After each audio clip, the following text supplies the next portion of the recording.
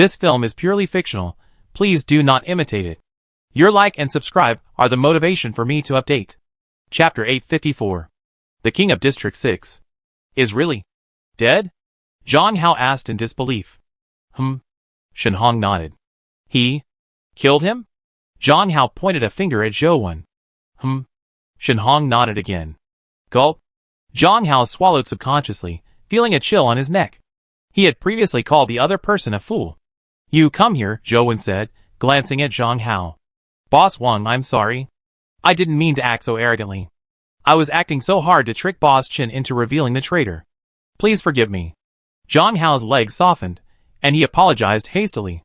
Don't give me any nonsense. Your transmogrified Leviathan has already detected the beacon's location.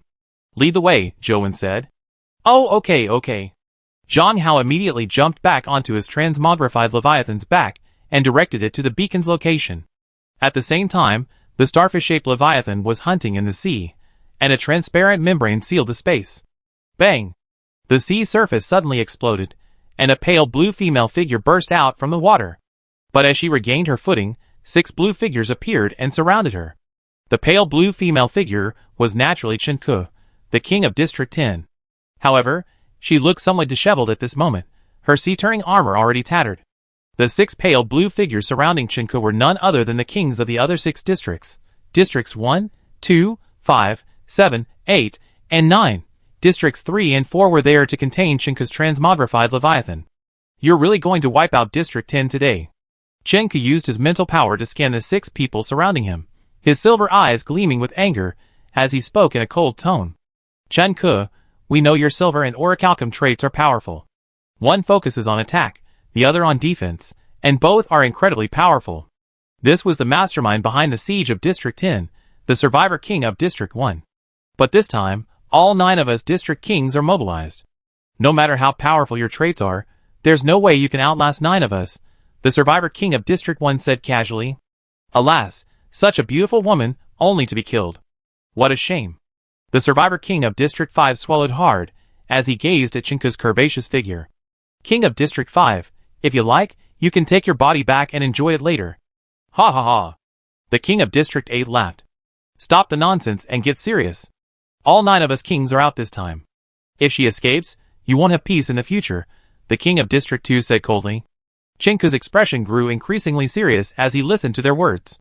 Previously, when the other districts attacked District 10, they'd been wary of her desperate efforts, but today, with all 9 kings on the scene, it was clear they were determined to destroy District 10. Since that's the case, let's see if you have what it takes, Chen Ke said gravely, immediately sheathing his tattered sea-turning armor, revealing his wild tan skin. Orichalcum attribute, activate. The next second, a layer of brass-colored lines appeared on Chen Ke's body. These lines, known as orichalcum lines, acted as a single-effect defensive abyssal-level energy, offering a much stronger defensive effect than standard, general-purpose abyssal-level energy. Colored silver attribute, activate. A silver light shimmering with rainbow colors emanated from Chen Ke's body. Her once jet-black hair, at this moment, turned a brilliant silver, dancing in the air with a surging momentum. Mad Demon attribute, activate. Her strength increased 6-fold, reaching 7,000 points. In an instant, her muscles swelled, and her veins bulged like tree roots. Meteoric Steel attribute, activate. Her physical strength increased 10-fold, reaching a terrifying 10,000 points. A dark metallic sheen spread throughout her body, making her look like she was cast in bronze and iron. Shadow attribute, activate. Her speed increased 5-fold, reaching 6,000 points. Grayish-white shadow energy, like clouds, swirled rapidly around her. If Chen Ke had been an athletic, wild beauty before activating her attribute, now she resembled a wild beast. Then, with a flick of her arms, 2 sea-turning broadswords appeared in her hands, their surfaces rapidly encrusted with colored silver energy. Boom boom boom. Terrorizing energies erupted from Chen Ke's beastly form, blasting the water beneath his feet into circular waves. Bang! The water beneath Chen Ke's feet exploded, and his figure suddenly vanished. Then, in an instant, he appeared before the king of Area 5, slashing down with his sea-turning blade. Open! The king of Area 5 had long prepared himself to be Chen Ke's primary target. The moment Chen Ke moved, he activated his 3 powerful attributes, increasing his strength, stamina, and speed by 5x, 10x, and 5x, respectively. He also utilized two types of abyssal-level energy. Bang! A sudden metallic collision resounded like the sound of a bell. The King of Area 5, his fist blade imbued with abyssal-level energy, collided with Chinku's sea-turning blade. Crack! Although the King of District 5's fist blade blocked the attack, the higher intensity of the colored silver energy damaged his weapon. Furthermore, Chinku's strength was even greater, and he was sent flying backwards. Bang! Bang! Bang! The King of District 5 bounced 3 times across the sea before finally coming to a stop. By the time he could steady himself, Chinku had reappeared before him. Startled, the King of District 5 used his mental power to sweep a 300-meter radius, but found no kings from other districts. Whoosh! A sharp, wind-breaking sound echoed as the sea-turning blade, imbued with colored silver energy, slashed down again in a vertical motion. The King of District 5 immediately raised his arms and crossed his fist blades. Bang! The sea-turning blade struck hard between the crossed fist blades, its terrifying force sending the King of District 5 plummeting downwards. The water beneath his feet exploded, sending a shower of water. Assholes! If you don't make a move, I surrender to District 10. The King of District 5 roared. After hearing the King of District 5's words, the other 5 survivor kings who were watching the show activated their various powerful abilities, transforming into streams of light of varying colors and charging towards Chinku. The King of District 2 was the fastest. When he was less than 100 meters away from Chinku, he suddenly launched himself into the air, a crystal-clear axe appearing in his hand. He gripped the handle with both hands, and fiery red abyssal energy quickly attached to the axe before fiercely slashing it towards Chinku's back. Swish!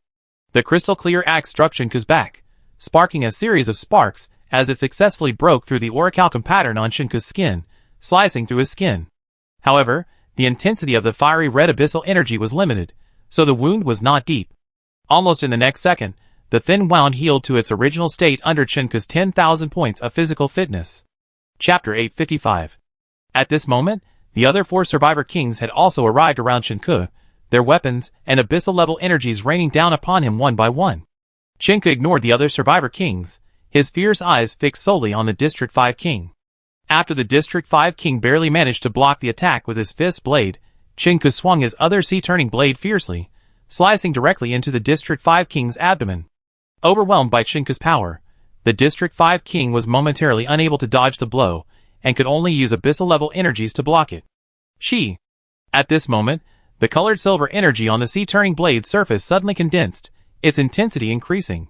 It instantly slashed through the abyssal-level energy covering the District 5 survivor's body, along with the District 5 king's abdomen.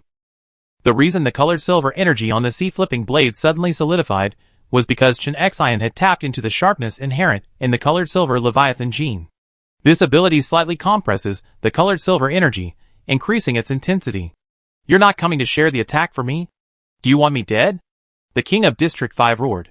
With a sudden force, he pushed Chinku's weapon away and immediately retreated. Chinku had already resolved to kill the King of District 5 at all costs. When the King of District 5 tried to gain distance and buy time to recover from his injuries, she immediately followed. But just as Chinku's broadsword was about to strike the King of District 5's head, the King of District 7 appeared in front of him. Immediately, a shield radiating black energy rose up, blocking the blow and buying him time to recover. In just a few seconds, with his physical strength recovering at 10 times his own, the King of District 5's abdominal injuries had largely healed. Seeing Chinku charging at him again, the King of Area 5 didn't dare confront her head-on and immediately retreated, creating distance. Chinku tried to follow, but the other 5 survivor kings kept attacking her, slowing her movement and temporarily preventing her from catching up with the King of Area 5, who was moving at the same speed. At this moment, the King of Area 8, with a thought, manifested a massive hammer shaped like golden and white jade. This was an abyss-level weapon. Infused with the appropriate abyss-level energy, the hammer rapidly expanded. Originally, the hammer, only 2 meters long, expanded to 10 meters before slamming down towards Chinku, who was pursuing the King of Area 5. Whoosh! The 10-meter hammer swung across the sea with terrifying force, its powerful wind pressure carving a deep gully in the surface. Boom! In an instant, a violent crash echoed, and the seawater around Chinku suddenly exploded. A 10-meter-long hammer struck Chinku from the side, attempting to send her flying and completely distance her from the King of Area 5. But after the explosion of water dissipated, Chinku remained steady. She had activated the supergravity inherent in her orichalcum Leviathan genes, which allowed her to instantly reach a mass of 300 tons. At this point, the King of Area 5, assuming that the King of Area 8's powerful attack would inevitably send Chinka flying, halted his escape, preparing to counterattack once Chinka was out of the way. But Chinka remained motionless, and the other survivor kings were stunned. Although they had gathered some information about Chinka's abyssal-level energy from the trader in Area 10, they were unaware of the inherent capabilities of her genes. After all, such abilities were not often used. Swish! Swish! In the moment, the other survivor kings were stunned. Chinka rushed in front of the District 5 king, swiftly swinging his two sea-turning swords imbued with condensed colored silver energy. Bang! The District 5 king hastily used his fist blades to block Chinka's first blow, but both blades were severed by the blow. However, Chinka's second blow was already heading for his head. In this urgent situation, the District 5 king could only pull out a shield from his equipment and imbue it with 2 layers of abyssal-level energy to block the blow. Crack! But the shield imbued with abyssal-level energy was instantly cut in half, and the District 5 king's arm holding the shield was also severed, spurting out a large amount of blood. Ah! The District 5 king screamed in pain, his eyes filled with panic and fear. At this moment, the other 5 survivor kings seemed to react and immediately rushed forward, attacking Chinka again, but beneath their armor, their faces wore a hint of smiles. For the next few minutes, Chinka continued to focus solely on attacking the King of Area 5, who, in turn, had lost all desire to attack and remained focused on escaping. During this process, Chinka's ocean-level energy was rapidly depleting. Although both of her ocean-level energy abilities were relatively strong, the other attackers were also using ocean-level energy. Using ocean-level energy against ocean-level energy was inherently energy-consuming, especially since Chinka was fighting 6 opponents alone. Furthermore, she had previously expended considerable energy in killing the starfish Leviathan, leaving her energy limited to begin with. Whoosh! The King of Area 8 hurled his 10-meter-long hammer at Chinka again, but this time, Chinka didn't utilize her supergravity ability. Her 2 genetic abilities were extremely energy-intensive, and she was running low on orichalcum energy. Bang! Chinka was sent flying by the hammer. Just as she was about to land, 2 figures suddenly appeared. A broadsword and a long sword, both imbued with abyssal energy, attacked Chinka directly. Chinka successfully blocked the attacks with the orichalcum patterns on her body, but then, they vanished, her orichalcum energy depleted. The 2 figures who suddenly appeared were the kings of Areas 3 and 4, who were restraining Chinka's Leviathan transformations. Chinka's Leviathan had already escaped, and the 2 figures did not pursue it, instead attacking Chinka directly. Earlier, when Chinka began fighting these survivor kings, she had already given her Leviathan a command. If the colored silver energy within her body was about to be depleted, it should leave her alone and flee immediately. Swish! Just as the 2 survivor kings from Areas 3 and 4 took turns attacking Chinka, a sharp sound of breaking wind echoed, and a javelin wrapped in white energy swiftly shot towards Chinka's heart. Chinka no longer had any orichalcum energy to defend herself, and her weapons imbued with colored silver energy had to deal with the attacks from the survivor kings from Areas 3 and 4. So, she used the limited amount of abyssal-level sea-turning energy within her body. Bang! The abyssal-level sea-turning energy successfully blocked the fatal attack. But then, the figure of the King of Area 2 appeared behind Chinka, swinging his axe directly down. The abyssal-level sea-turning energy dissipated, leaving a hideous wound deep enough to reveal the bone on Chinka's back. Bang! The King of Area 8 swung his hammer again. Just as Chinka was about to be struck by the hammer, he used another burst of abyssal-level sea-turning energy to protect himself. Chapter 856. Even with the energy to resist, Chinka's body was still ripped apart by the blow. As she stood up after landing, a long sword lunged in her heart. She reacted quickly, moving her body to avoid the blow, but the sword still pierced her. Whoosh! The King of Area 1 swung his long sword towards Chinka's head. Besides this blow, other kings were attacking nearby. Unable to avoid it, she unleashed another blast of abyssal-level sea-turning energy. This was her last. Chinka was sent flying again, leaving almost no intact flesh on her body. Although her body, with 10x her strength, had a strong recovery ability, the wounds were too extensive and deep to heal quickly. However, despite being covered in wounds, she immediately stood up. Chinka, what are you still holding on to? Are you trying to stall for time so your wave-chasing Leviathan can rescue the survivors of Area 10?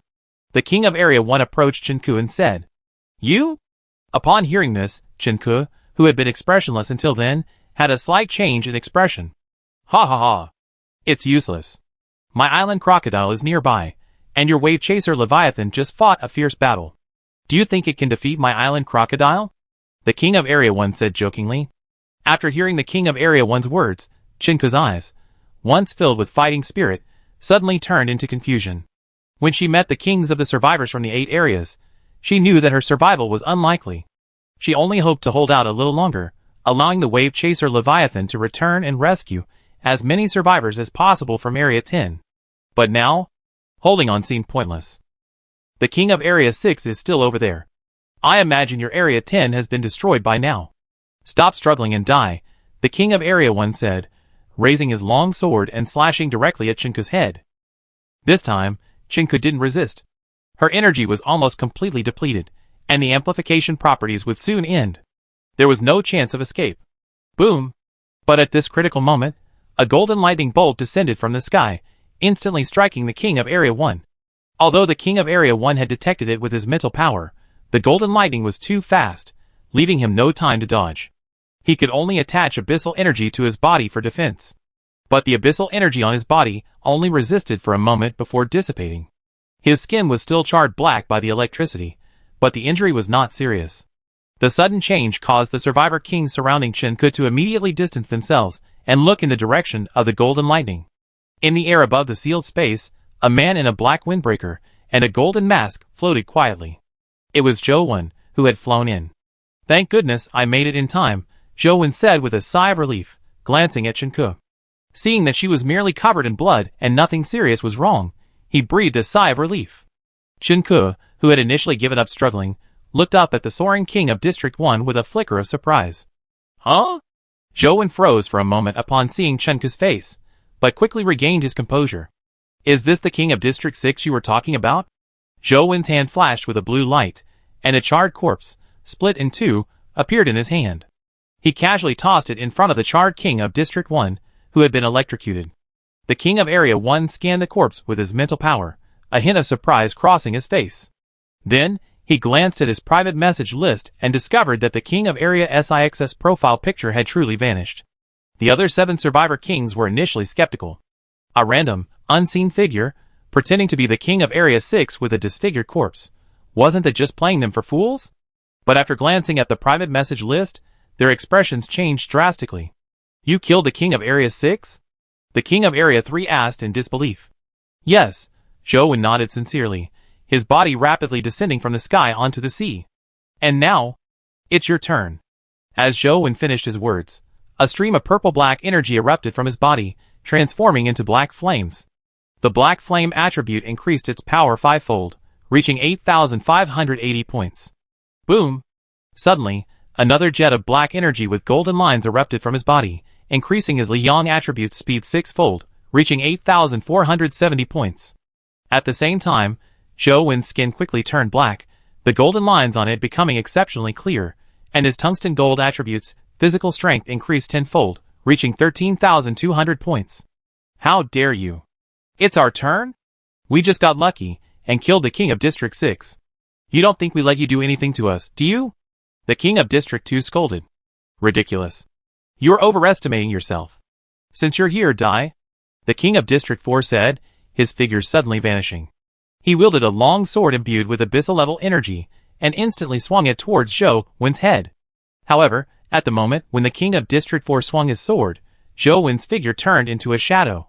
The next second, the king of District 4 only felt a big hand pressing on his face, and then his body suddenly spun around and slammed heavily onto the sea. Boom!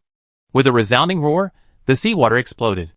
Immediately, from the shattering mist, a figure radiating black flames burst forth.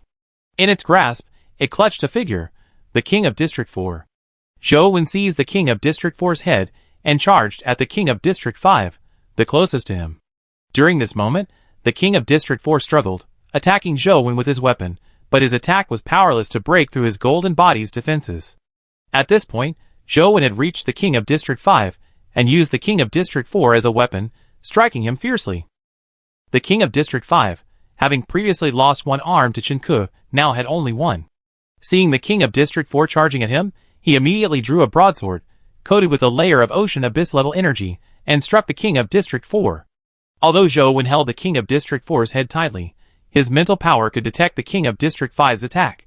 Seeing the imminent attack, he immediately coated his body with an additional layer of ocean abyss level energy. Bang! The King of Area 4's body successfully blocked the King of Area 5's attack, but Zhou, wielding the power of the King of Area 4, sent the King of Area 5 flying. Just as the King of Area 5 attempted to use the force of the backwards blow to escape, a dark shadow appeared before him, and a large hand gripped his head tightly. After capturing the two survivor kings, Zhou immediately rushed towards the King of Area 8. The King of Area 8, realizing that this mysterious survivor had suddenly appeared, turned and tried to flee, but before he could take a few steps, he was caught up. Chapter 857. Die! Seeing no escape, the King of District 8 spun abruptly, the sledgehammer in his hand expanding as it swiftly struck Zhou. Seeing this, Zhou also swung the King of District 4 with all his might. A second later, the two collided, and with a resounding bang, the King of District 4's body exploded, leaving only his head in Zhou's grasp. It doesn't even count as my kill. Zhou noticed no system notification sounded in his mind, so he immediately turned his gaze to the King of District 8 before him. Give me back my title of King of Survival. Zhou casually tossed the King of District 4's head aside, the Liang blade appearing in his hand. After channeling a stream of Xianyang energy into the blade, he slashed directly at the King of District 8. The King of District 8 no longer dared to fight alone. The sudden appearance before him was terrifyingly powerful. Not only was he immensely powerful and swift, but his golden energy was also incredibly hard. Seeing the opponent attack him, he immediately raised his Abyss-class hammer, hoping to use the force of the opponent's attack to create as much distance as possible, and then approach the location of the other survivor kings. Crack! With a crisp sound, the King of Area 8, still pondering how to coordinate with the other survivor kings to fight the enemy, suddenly froze, staring at Zhou in disbelief, his eyes widening. Bang! At this moment, the handle of the hammer used by the King of Area 8 to block the attack suddenly broke in two, and the shock on the king's face was instantly replaced by horror. How is this possible? My hammer is Abyss class. Woo! Before the King of Area 8 could finish his words, he felt his consciousness gradually blurring, and the vision of his left and right eyes gradually split down the middle. Pa! Pa! The King of Area 8, severed in two, fell to the sea, one on each side. Blood flowed out, staining the water crimson. Ding! 2 Survivor King title holders have been killed, earning 2 Survivor King titles. 5 left. Zhou lips curled up subconsciously when he heard the system notification. He already considered the Survivor King title of the King of Area 5, which he held in his hand, his own. At this moment, the remaining 5 Survivor Kings from Areas 1, 2, 3, 7, and 9 had gathered together and moved swiftly, putting as much distance as possible between them and the mysterious figure who had suddenly appeared in the distance. They wanted to run, but seeing the other party's terrifying speed, they knew there was no chance of escape. And even if they did, they wouldn't be able to escape the retribution from Area 10. Damn it, who the hell is that guy? The King of Area 7 said uneasily. In just a dozen seconds, 2 Survivor Kings had already fallen at the hands of the enemy. Such terrifying strength was simply unheard of. I don't know, but that guy must be connected to the King of Area 10. I should have captured the King of Area 10 earlier. The King of Area 2 said with some regret.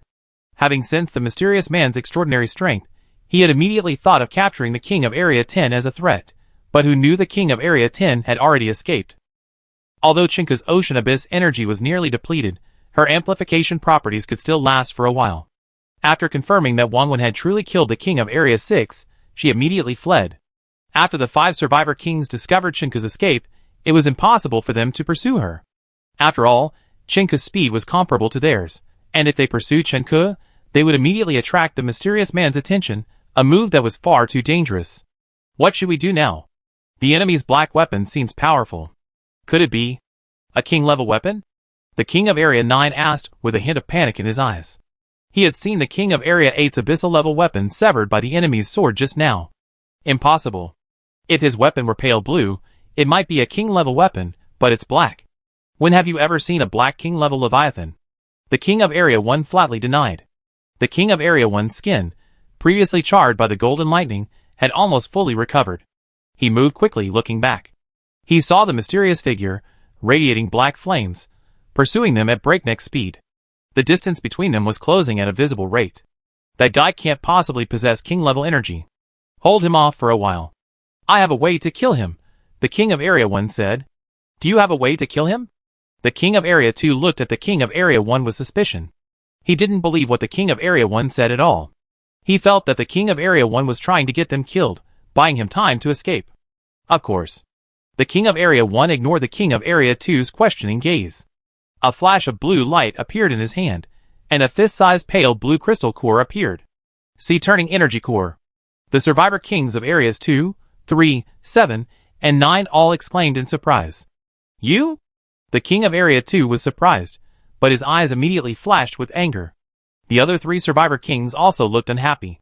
The King of Area 1 had spent so much money to exchange a sea-turning energy core with the sea-turning Leviathan. It was obvious that he wasn't going to use it against the King of Area 10, but was planning to use it against them later. Don't get excited. I'm just being cautious, not trying to kill you, the King of District 1 explained immediately. Humph. Since you have the sea-turning energy core as your trump card, why don't you just go and deal with that mysterious individual? Why do you need us to delay? The King of District 2 snorted coldly. King of District 2, if you want to wait for death, then we all die together. The opponent's speed is clearly far superior to ours. Even if I use sea-turning energy, I can't hit him, and I'd be exhausted to death in the end, right? The King of District 1 said coldly. After hearing what District 1 said, the King of District 2 fell silent. It was true. No matter how powerful the energy, if it can't hit the opponent, it's useless and will only be exhausted in the end. And the King of District 1 only has one sea-turning energy core, equivalent to a king-level energy. If it's kite, then this king-level energy will be meaningless.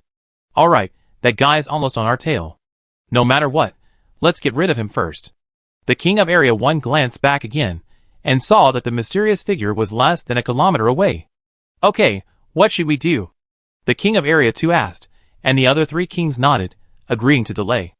Only by eliminating the threat now, would they not have to worry about Area 10 attacking their area. Whoosh! A scorching black wind suddenly swept across, leaving a deep gully on the sea surface. After the black wind left, the gully formed by the seawater could not be restored for a long time, as the water inside the gully was boiling and evaporating violently.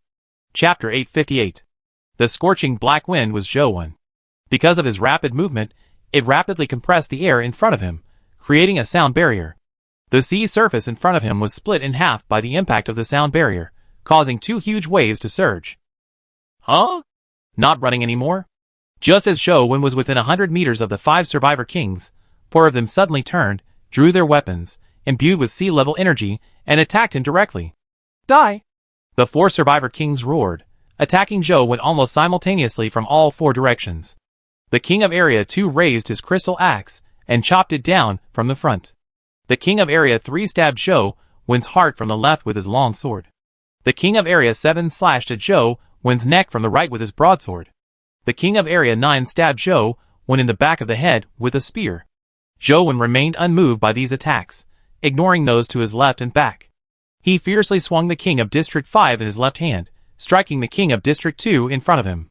The axe collided with the opponent's crystal axe, while his right hand swung the Liang blade, instantly slashing at the King of District 7. The King of District 5 immediately used his own abyssal energy to protect himself, but the King of District 2's fiery abyssal energy was no less powerful, piercing through his defensive energy and striking him. Furthermore, Zhou's powerful swings combined with his strength. Puff! The King of District 5's body was severed in half by the crystal axe, leaving him half dead. Bang! Simultaneously, the weapon of the King of District 7 on the right collided with the Liang blade and was instantly severed. When the Liang sword was about to hit the King of District 7, the King of District 7, who already knew the strength of the Liang sword, immediately retreated and barely avoided the attack, but a crack was cut in the armor on his body. Bang, bang. At this moment, the attacks of the King of Areas 3 and 9 had already landed on Zhou, but they did no damage. Just as Zhou was about to swing his Liang blade to attack the survivor kings, the King of Area 1 suddenly appeared in front of him, his long sword slashing down towards Zhou's head. Originally, Zhou didn't care much about this attack, believing that ordinary abyssal energy wouldn't be able to penetrate the defenses of a brilliant golden body. But suddenly, a layer of rich azure energy emerged from the falling long sword, and a sense of crisis suddenly overwhelmed him. Zhou's expression changed, but completely dodging the blow was impossible. In desperation, he could only avoid the vital part of his head, allowing the blade to strike his shoulder. Brilliant golden ability, activate. At the same time, Zhou Wen activated the brilliant golden ability, and then used a stream of golden energy within his body. In an instant, the brilliant golden patterns on Zhou Wen's body shone brightly. The previously fixed golden patterns now seemed to animate, shimmering with a golden glow. Die! The King of Area 1 exclaimed in delight, for this single strike was enough to chop the opponent in half. He paid no mind to the sudden flash of golden light and the shifting movements on the opponent's body, for king-level energy was unmatched. The long sword imbued with king-level energy sliced directly through Zhou Wen's left shoulder, slicing diagonally downwards into his chest, the blade reaching directly into his abdomen. The King of Area 1's expression changed. He had originally thought he could easily chop the opponent in half, but now he felt a strong resistance. By the time the long sword reached the opponent's abdomen, the force of the strike had been exhausted. The King of Area 1's pupils narrowed, and just as he was about to exert further force on his sword's hilt, he heard a sharp, cutting sound. Swish! The Liang sword swung rapidly, but the King of Area 1, already alert, immediately abandoned his long sword and quickly retreated. Although the King of Area 1 could use the sea-turning energy to block the blow, that would be a waste. A burst of sea-turning energy was already limited, so using it on defense was unworthy. The other 4 survivor kings, upon seeing the King of Area 1 succeed, immediately distanced themselves, fearing a counterattack from the dying. However, the 4 survivor kings did not stand with the King of Area 1. This mysterious figure had essentially been dealt with. However, the King of Area 1 might attack them next, so they had to remain vigilant. What's going on? Why didn't you chop him in half? The King of Area 2 demanded. This guy is truly extraordinary. The golden energy that suddenly emerged from his body can actually hinder king-level energy, the King of Area 1 exclaimed in surprise. Although it didn't completely cleave him in half, it was almost there. With this kind of injury, even the strongest man would surely die. The King of Area 1 stared at the mysterious figure in front of him, whose upper body was oozing golden blood. A glint of greed lingered in his eyes. If he could kill this mysterious figure, everything he possessed would be his. He's not dead yet. Why don't you go over and give him a few more strikes? What are you planning on doing with the remaining sea-turning energy? The King of Area 2 asked, his gaze fixed on the King of Area 1. Of course. The King of Area 1 nodded. A blue light flashed in his hand, and a weapon appeared. He then moved rapidly, but his target was the King of Area 3, who was closest to him. The King of Area 3, his face filled with fear, immediately distanced himself, narrowly dodging the sudden attack. TSK. The King of Area 1's expression darkened.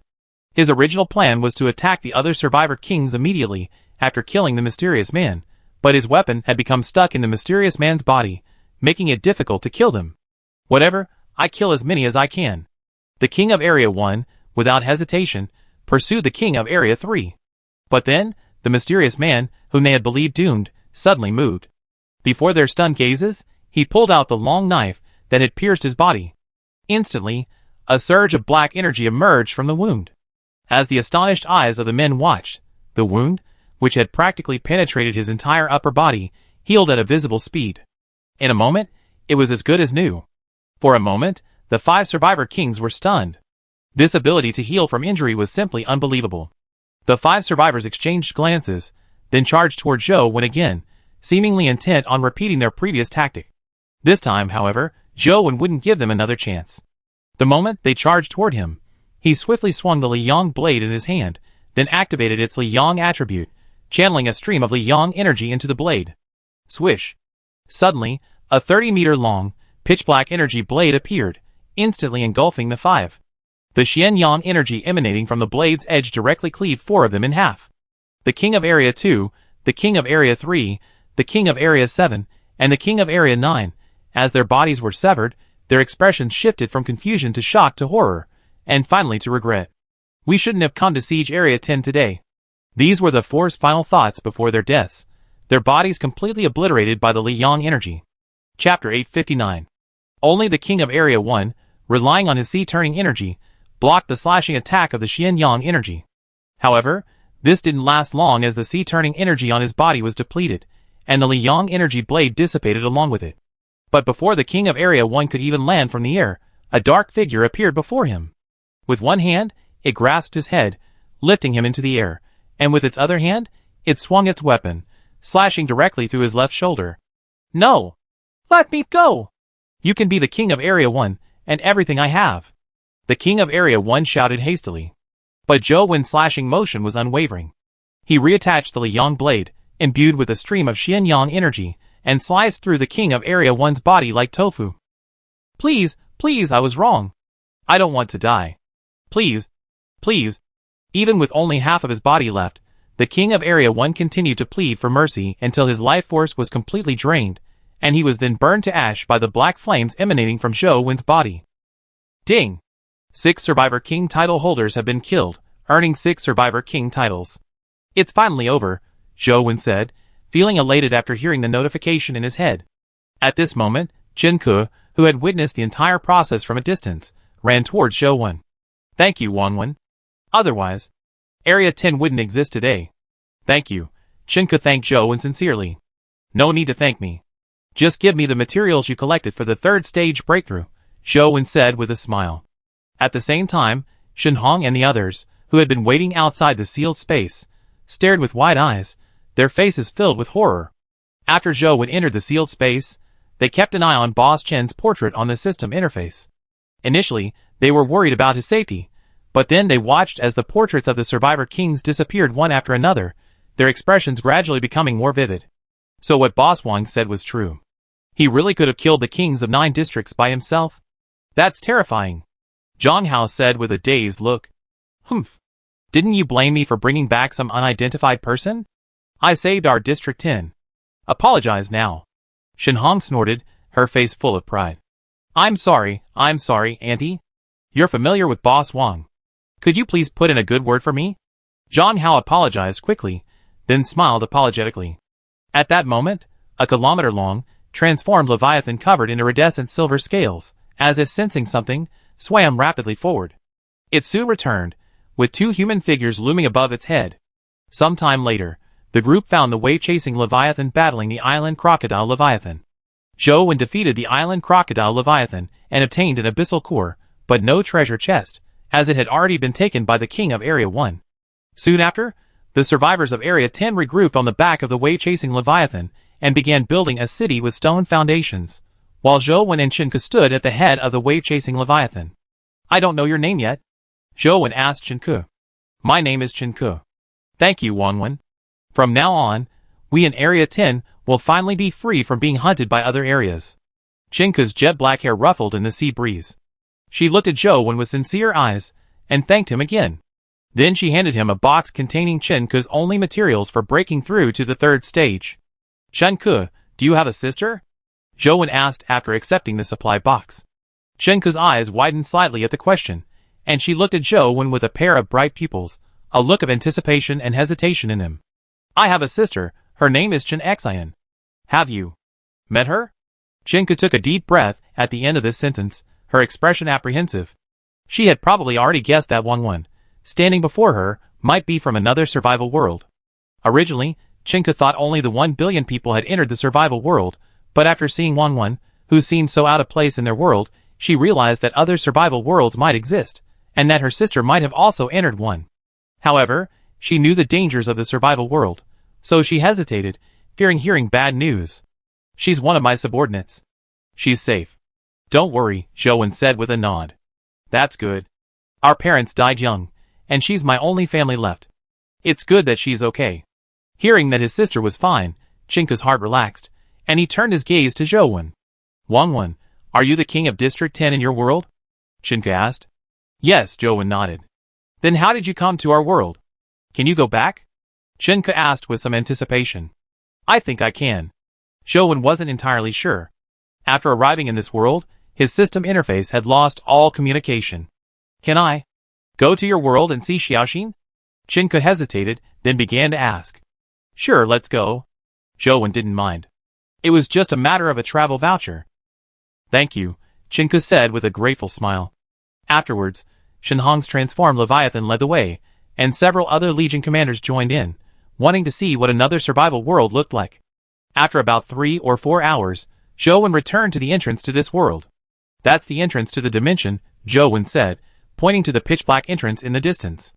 Through the entrance, he could see the dark world on the other side, the abyss. Where is it? Chen Ke looked in the direction Zhou Wen pointed, but saw nothing. Huh? Zhou Wen glanced at Chen Ke in confusion, then pointed at the dimension entrance again. It's right there, can't you see it? I don't see anything. Chinka shook his head, then jumped off his transformed Leviathan, and ran in the direction Zhou Wen pointed. Is it here? Chinka tried to run past the point Zhou Wen pointed, then turned back and asked. Zhou Wen's expression darkened as he watched Chinka pass through the spatial entrance, which seemed illusory. Then, Zhou Wen also jumped off the transformed Leviathan and headed towards the spatial entrance. But something strange happened. No matter how close he got, the distance between him and the entrance remained constant, as if he could never reach it. What's going on? Is this all an illusion? Zhou Wen's brows furrowed. Buzz! Zhou Wen unleashed his Wang Wei, covering a 300-meter radius. Suddenly, a slight ripple appeared in the space covered by Wang Wei. Zhou Wen's expression darkened, and then a sudden thought struck him, and he glanced at his right arm. When did my right arm return to its brilliant gold form? Previously, his right arm had been burned by the use of the flame ion crystal, requiring numerous brilliant gold patterns to heal, but now it had healed instantly. Suddenly, Zhou Wen's vision blurred, and his brilliant gold right arm had transformed into an ordinary golden arm. This is all an illusion. Chapter 860. Boss Wang, what's wrong? Why? Suddenly release Wang Wei? Shen Hong, pinned down by Zhou Wen's released Wang Wei above the sea, asked in a stern voice. Zhang Hao and the others were also pinned down by Wang Wei. What's wrong? Is there something wrong? Chen Ke, upon seeing Zhou Wen suddenly release Wang Wei, hurried back and released Wang Wei as well, eliminating the influence of Zhou Wen's Wang Wei for his men. Zhou Wen glanced indifferently at everyone present, his cold eyes tinged with a hint of surprise. To say this was all an illusion was too real. Moreover, the worldview of this illusion was distinct from his own, and it didn't seem at all like something fabricated based on his own thoughts and perceptions. What the hell is going on? Zhou Wen frowned as he looked at the people around him, their faces filled with confusion. But no matter what, the most important thing he needed to do now was to break through the illusion. Only then would he be able to understand what was really going on. Whoosh! The next second, white energy emerged from Zhou Wen's body, and he soared into the sky. He then unleashed his vibration and impact properties around him, but it was completely useless. Even Wang Wei was unable to cause fluctuations in the surrounding illusory space. Boom! Zhou Wen activated his Golden Thunder property, and released a Golden Thunder bolt towards the inaccessible spatial entrance. However, just as the Golden Thunder was about to pass through the spatial entrance, it vanished into nothingness. It seems that all my attacks were illusions. Zhou Wen was suddenly perplexed. Given the current situation, no matter what property he used, it was merely an illusion formed in his mind, and could not affect reality. Then are the weapons I pulled from my inventory through my mind real? Zhou Wen thought, and the dark gold broadsword and the Liang blade appeared in his left and right hands. Swish! Swish! Zhou Wen wielded each weapon, but felt no difference at all. He couldn't even tell if he actually had a weapon in his hands. Finally, he pulled out the flame-splitting blade. The moment the flame-splitting blade appeared in his hand, Zhou Wen realized something was wrong. With his current strength, he couldn't easily hold the blaze-splitting blade. In other words, in reality, he had no weapon in his hand. What kind of creature is this? The illusion it creates not only ignores the infallibility of my king of survival, but also creates a fantasy world that contradicts my perception. Could it be that I encountered an Emperor-class Leviathan? Zhou Wen's experiences over the past few days have shown that he's encountered a series of events related to Emperor-class Leviathans. First, the Deathly Silence Emperor, then the two terrifying phantoms within the scorching cold crystal. What should I do now? Zhou Wen gazed at the illusory world of blue sky, white clouds, and bright sunshine, momentarily unsure how to break free. And there was another thing that worried Zhou Wen deeply. After being trapped in the illusion for so long, was his body still intact? After all, it was likely an Imperial Leviathan that had trapped him in the illusion. Even under normal circumstances, encountering an Imperial Leviathan would have meant death, let alone this passive situation. What's this? Just as Zhou Wen was at a loss for what to do, Huan Lin's voice suddenly echoed in his mind. What's wrong with me? Why won't I come out? Huan Lin's doubtful voice echoed again. Won't come out. Where am I? Zhou Wen pondered. Huan Lin must have detected his true form through bioradar, and he was trapped in an illusion, so his true form had been inactive. Wait, so the spatial entrance I saw earlier was actually an illusion created by some creature? And I was trapped in the illusion shortly after entering? Zhou Wen suddenly recalled his experience entering the spatial entrance. When he first entered the spatial entrance, he was still wary and lingered at the entrance. At that time, he could still exit freely, but after going deeper into the spatial entrance, he was completely trapped in the illusion. If that's the case, then the creature that trapped me in the illusion can't be an Imperial Leviathan, Zhou speculated. If it was an Imperial Leviathan, there would be no need for such a trap.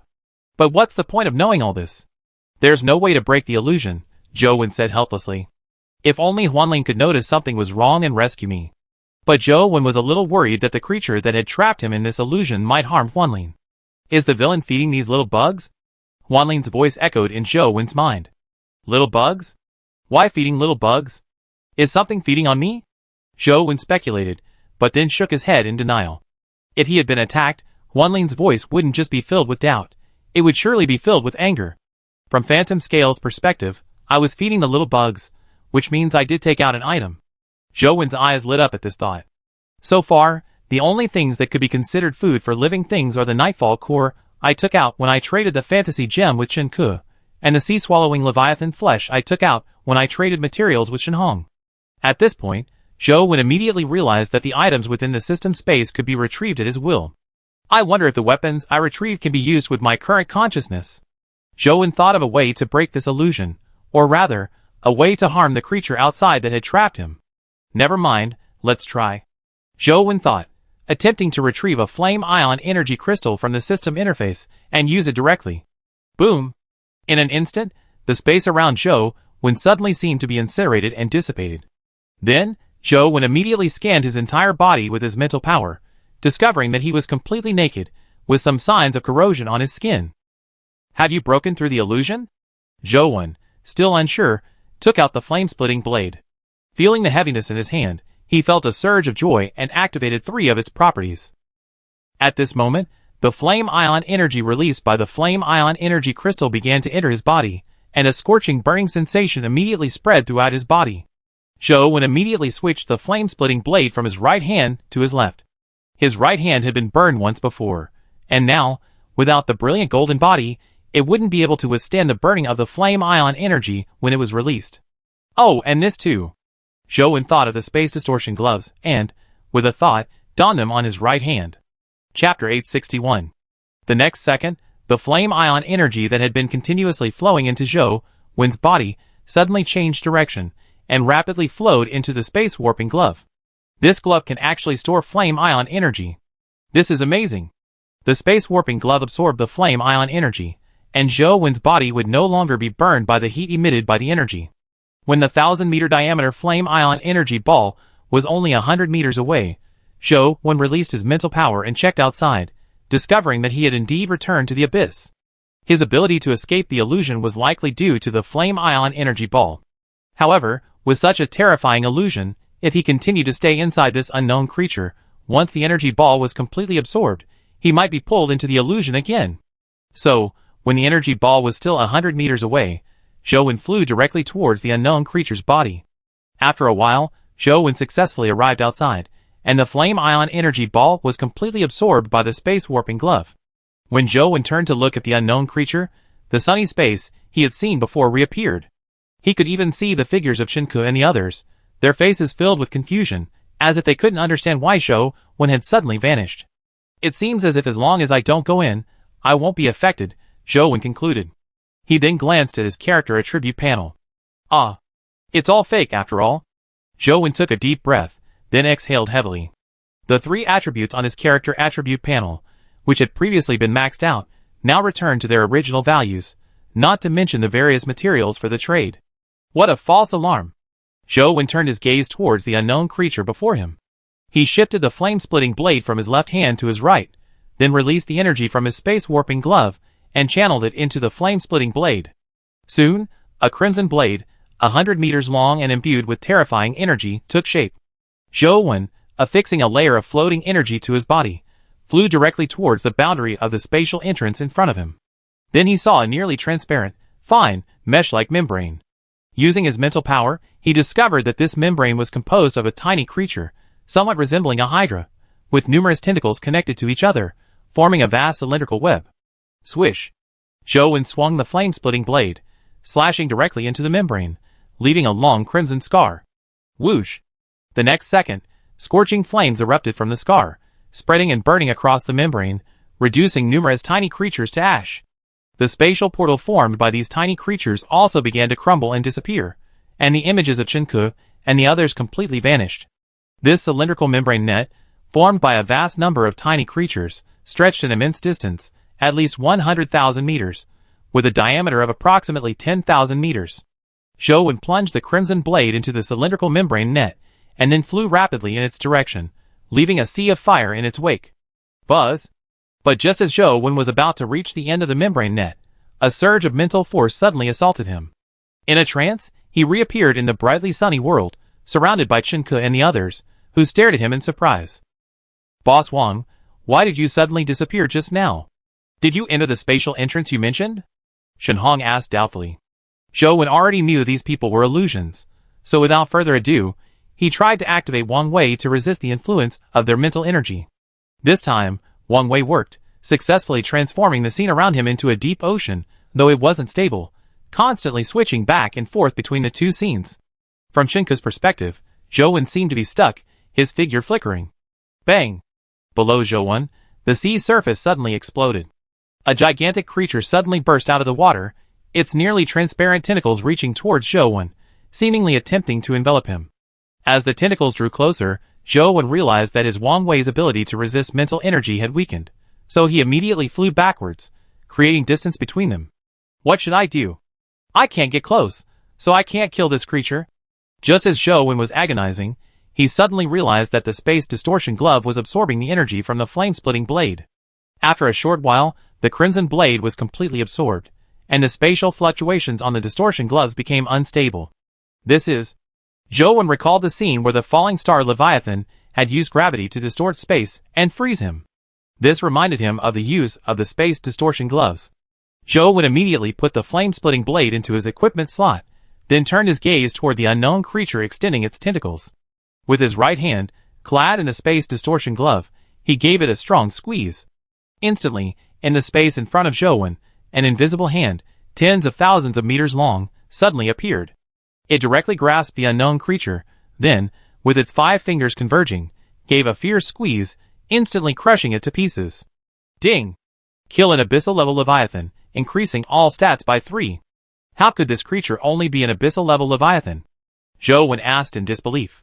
However, Zhou was somewhat surprised by the way the space distortion gloves were used. They actually directly distorted space, forming an invisible giant hand. The power displayed by this attack was very strong, but the experimental target was somewhat weak, so its true power was unknown. I wonder if it can crush a king-level Leviathan in one blow. Zhou asked, looking at the space distortion gloves in his hand. Huh? The spatial membrane on the gloves disappeared. No way. A meteoric Leviathan gravity factor can only be used once? Zhou had only obtained 4 meteoric Leviathan gravity factors so far. After using one, he still had 3 left. I have to use them sparingly in the future, Zhou said with regret. Such a rare item, just killing a meteoric Leviathan was really worth it. Zhou then retracted his space warping gloves and flew over to the corpse of the unknown creature that had been crushed to death. He first touched it to obtain information from the creature encyclopedia. Illusion Leviathan. Stage, juvenile. Length, 30,000 meters. Weight, 4.2 billion tons. Diet, carnivore. Description, an abyssal-level Leviathan creature that lives in the endless sea. It reproduces phantom worms, weaving a vast phantom space that traps creatures within. It then releases corrosive energy, corroding them. The phantom bubbles within its body are considered the material of the transformed Leviathan. It's indeed an intelligent abyssal-level Leviathan creature, but how could a Leviathan of this level negate my unfall ability? Zhou found this puzzling. Immediately afterwards, Zhou entered the Phantom Leviathan and began searching for the core and supply crate. Chapter 862. Ding! Obtained Illusion Core X1. Ding! Illusion Core, used to gain the illusion trait. When the illusion trait activates, survivors within the range of their mental power will be trapped in their own illusions, the duration of which depends on their mental power. There's no mention of an intelligence limit. Does that mean any survivor, regardless of intelligence, will be trapped in the illusion? Zhou speculated. After emerging from the heart, Zhou removed the layer of illusion energy on the heart's surface. This illusion energy made the heart disappear. If he hadn't released Wang Wei, finding the heart would have been difficult. Ding! Obtained illusion bubble X1. Ding! Illusion bubble. A material for the transformation Leviathan's food transformation stage. Next, Zhou entered the stomach wall of the illusion Leviathan. While finding the treasure chest, he also discovered a familiar crystal. Isn't this the illusion gem? Zhou eyes widened unconsciously as he gazed at the teardrop-shaped crystal before him. Am I at another illusion now? Zhou was still haunted by the real illusion he had just experienced, but he still touched the fantasy gem. Ding! Obtain fantasy gem X1. Ding! Fantasy gem.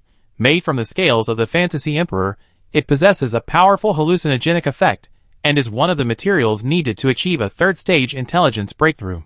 Fantasy emperor. The fantasy gem is actually a scale from an emperor-level Leviathan? No wonder this phantom Leviathan was able to pull me into this illusion. It seems it's all because of this fantasy gem, Zhou said with sudden realization. But is everything in this illusion truly fake? Zhou always felt that the fantasy world was very real. Zhou then began to disassemble the body of the illusionary Leviathan.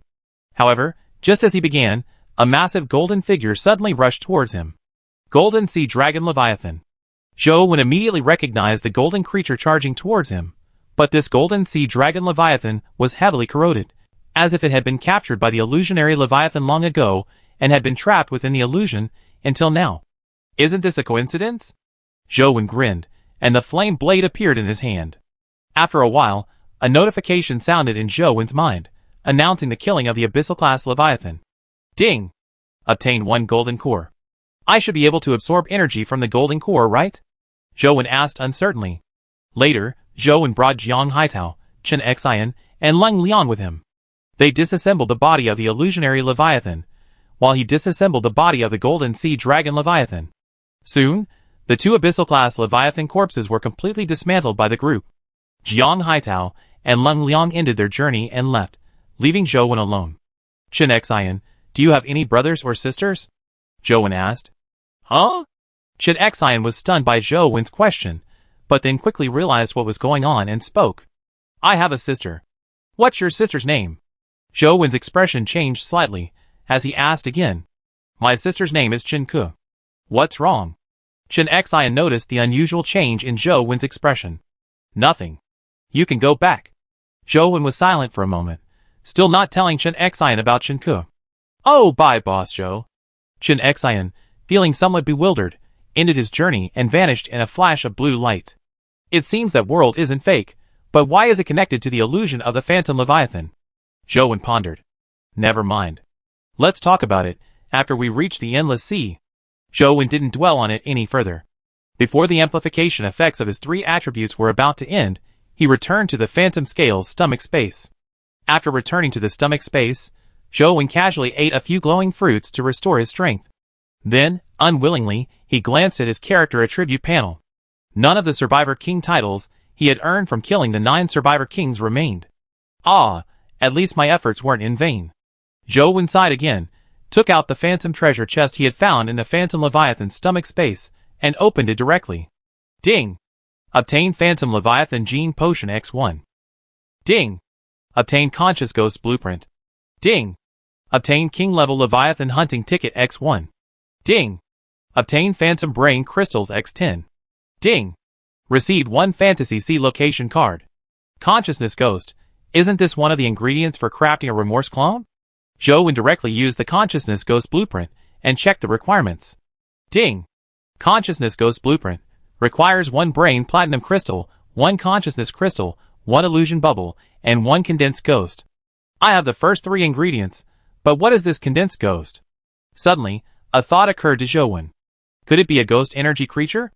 Zhou speculated. If it's a ghost energy creature, then the consciousness ghost can be crafted directly. Zhou decided to go to the blazing cold crystal tonight to try and find a ghost energy creature. Ding! Phantom Leviathan gene potion. After use, you gain the Phantom Leviathan gene. Consuming Leviathan flesh and blood restores your mental strength, while also gaining the ability of mental illusion. Ding! Mental illusion. When using this ability, you can use your mental strength to create multiple phantoms of yourself. This ability becomes available when your intelligence reaches 20 points. Each additional point of intelligence grants you 1 more mental illusion. This mental illusion ability seems quite useful, but my pool of genes is full. Zhou put away the Phantom Leviathan gene potion and continued to examine the remaining items. No need to look at the king-level Leviathan hunting ticket. Zhou directly picked up the Phantom Brain Crystal to obtain information. Ding! Phantom Brain Crystal. After use, it increases your intelligence limit by 1 point. It's actually an item that increases your intelligence limit. Not bad. Zhou gave one to each of Jiang Haitao, Chen Xian, and Leng Liang. It wouldn't be of much use to him, who was stuck in a bottleneck anyway. Finally, there was the Fantasy Seed location card. Zhou took it out and used it, but unsurprisingly, there was no reaction at all. Next, Zhou took out the Brilliant Gold treasure chest and opened it. Ding! Received Brilliant Gold Token X1. Ding! Received Brilliant Gold Sea Dragon Leviathan Gene X1. Ding! Received Brilliant Gold Armor Blueprint X1. Ding! Received Brilliant Gold Energy Ingots X10. Ding! Received King Level Leviathan Hunting Ticket X1. Ding! Received Inter-Region Expedition Ticket X1.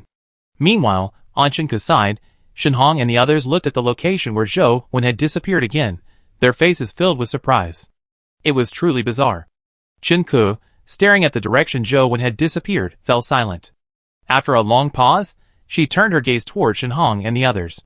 Do you have the feeling that District 10 was once destroyed by the other 9 districts? Shenhong and the others were completely bewildered by Shenku's question. They didn't quite understand what he meant. They exchanged glances before Shenhong finally answered. No, Shenhong shook her head. Chapter 863. Inside the Phantom Scale stomach wall, Zhou first took out the Brilliant Gold Order and gave it to Jiang Haitao. However, it would take Jiang Haitao a long time to complete the requirements for the Brilliant Gold Body.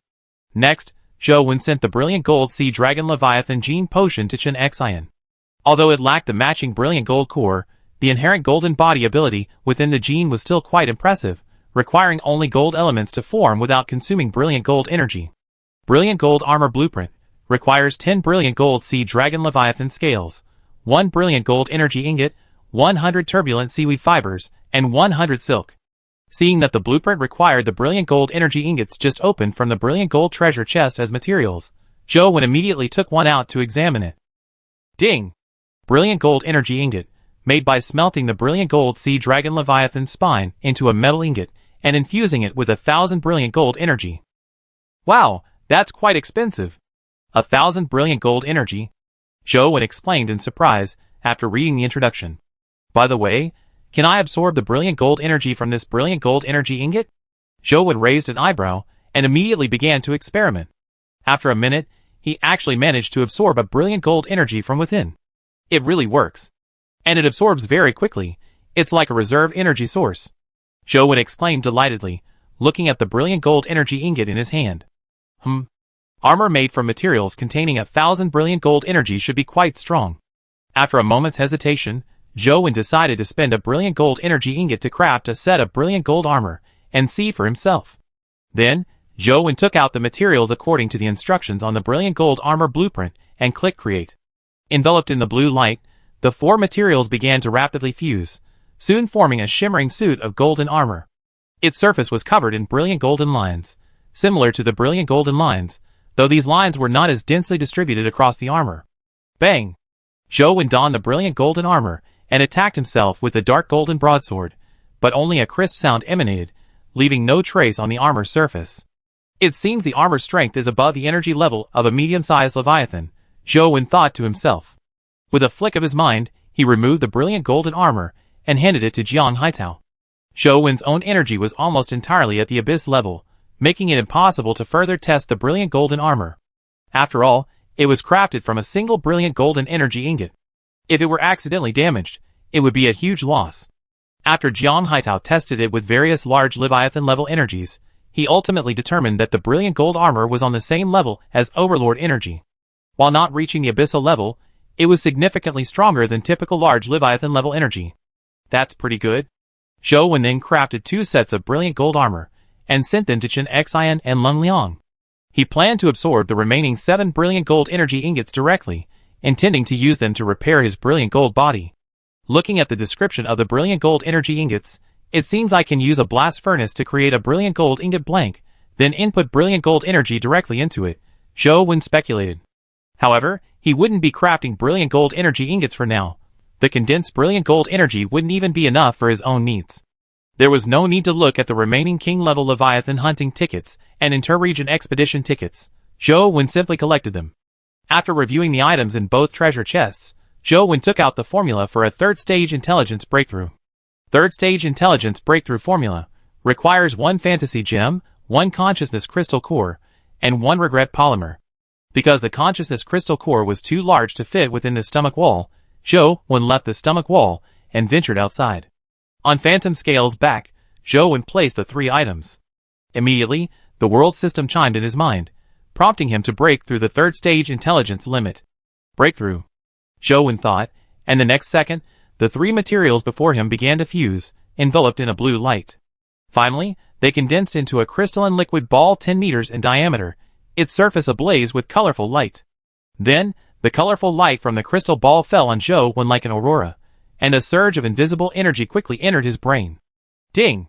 Successfully breaking through the third-stage intelligence limit.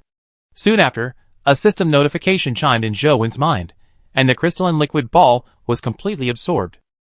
Zhou Wen immediately opened his character attribute panel, and saw that the upper limit behind his intelligence attribute panel had disappeared.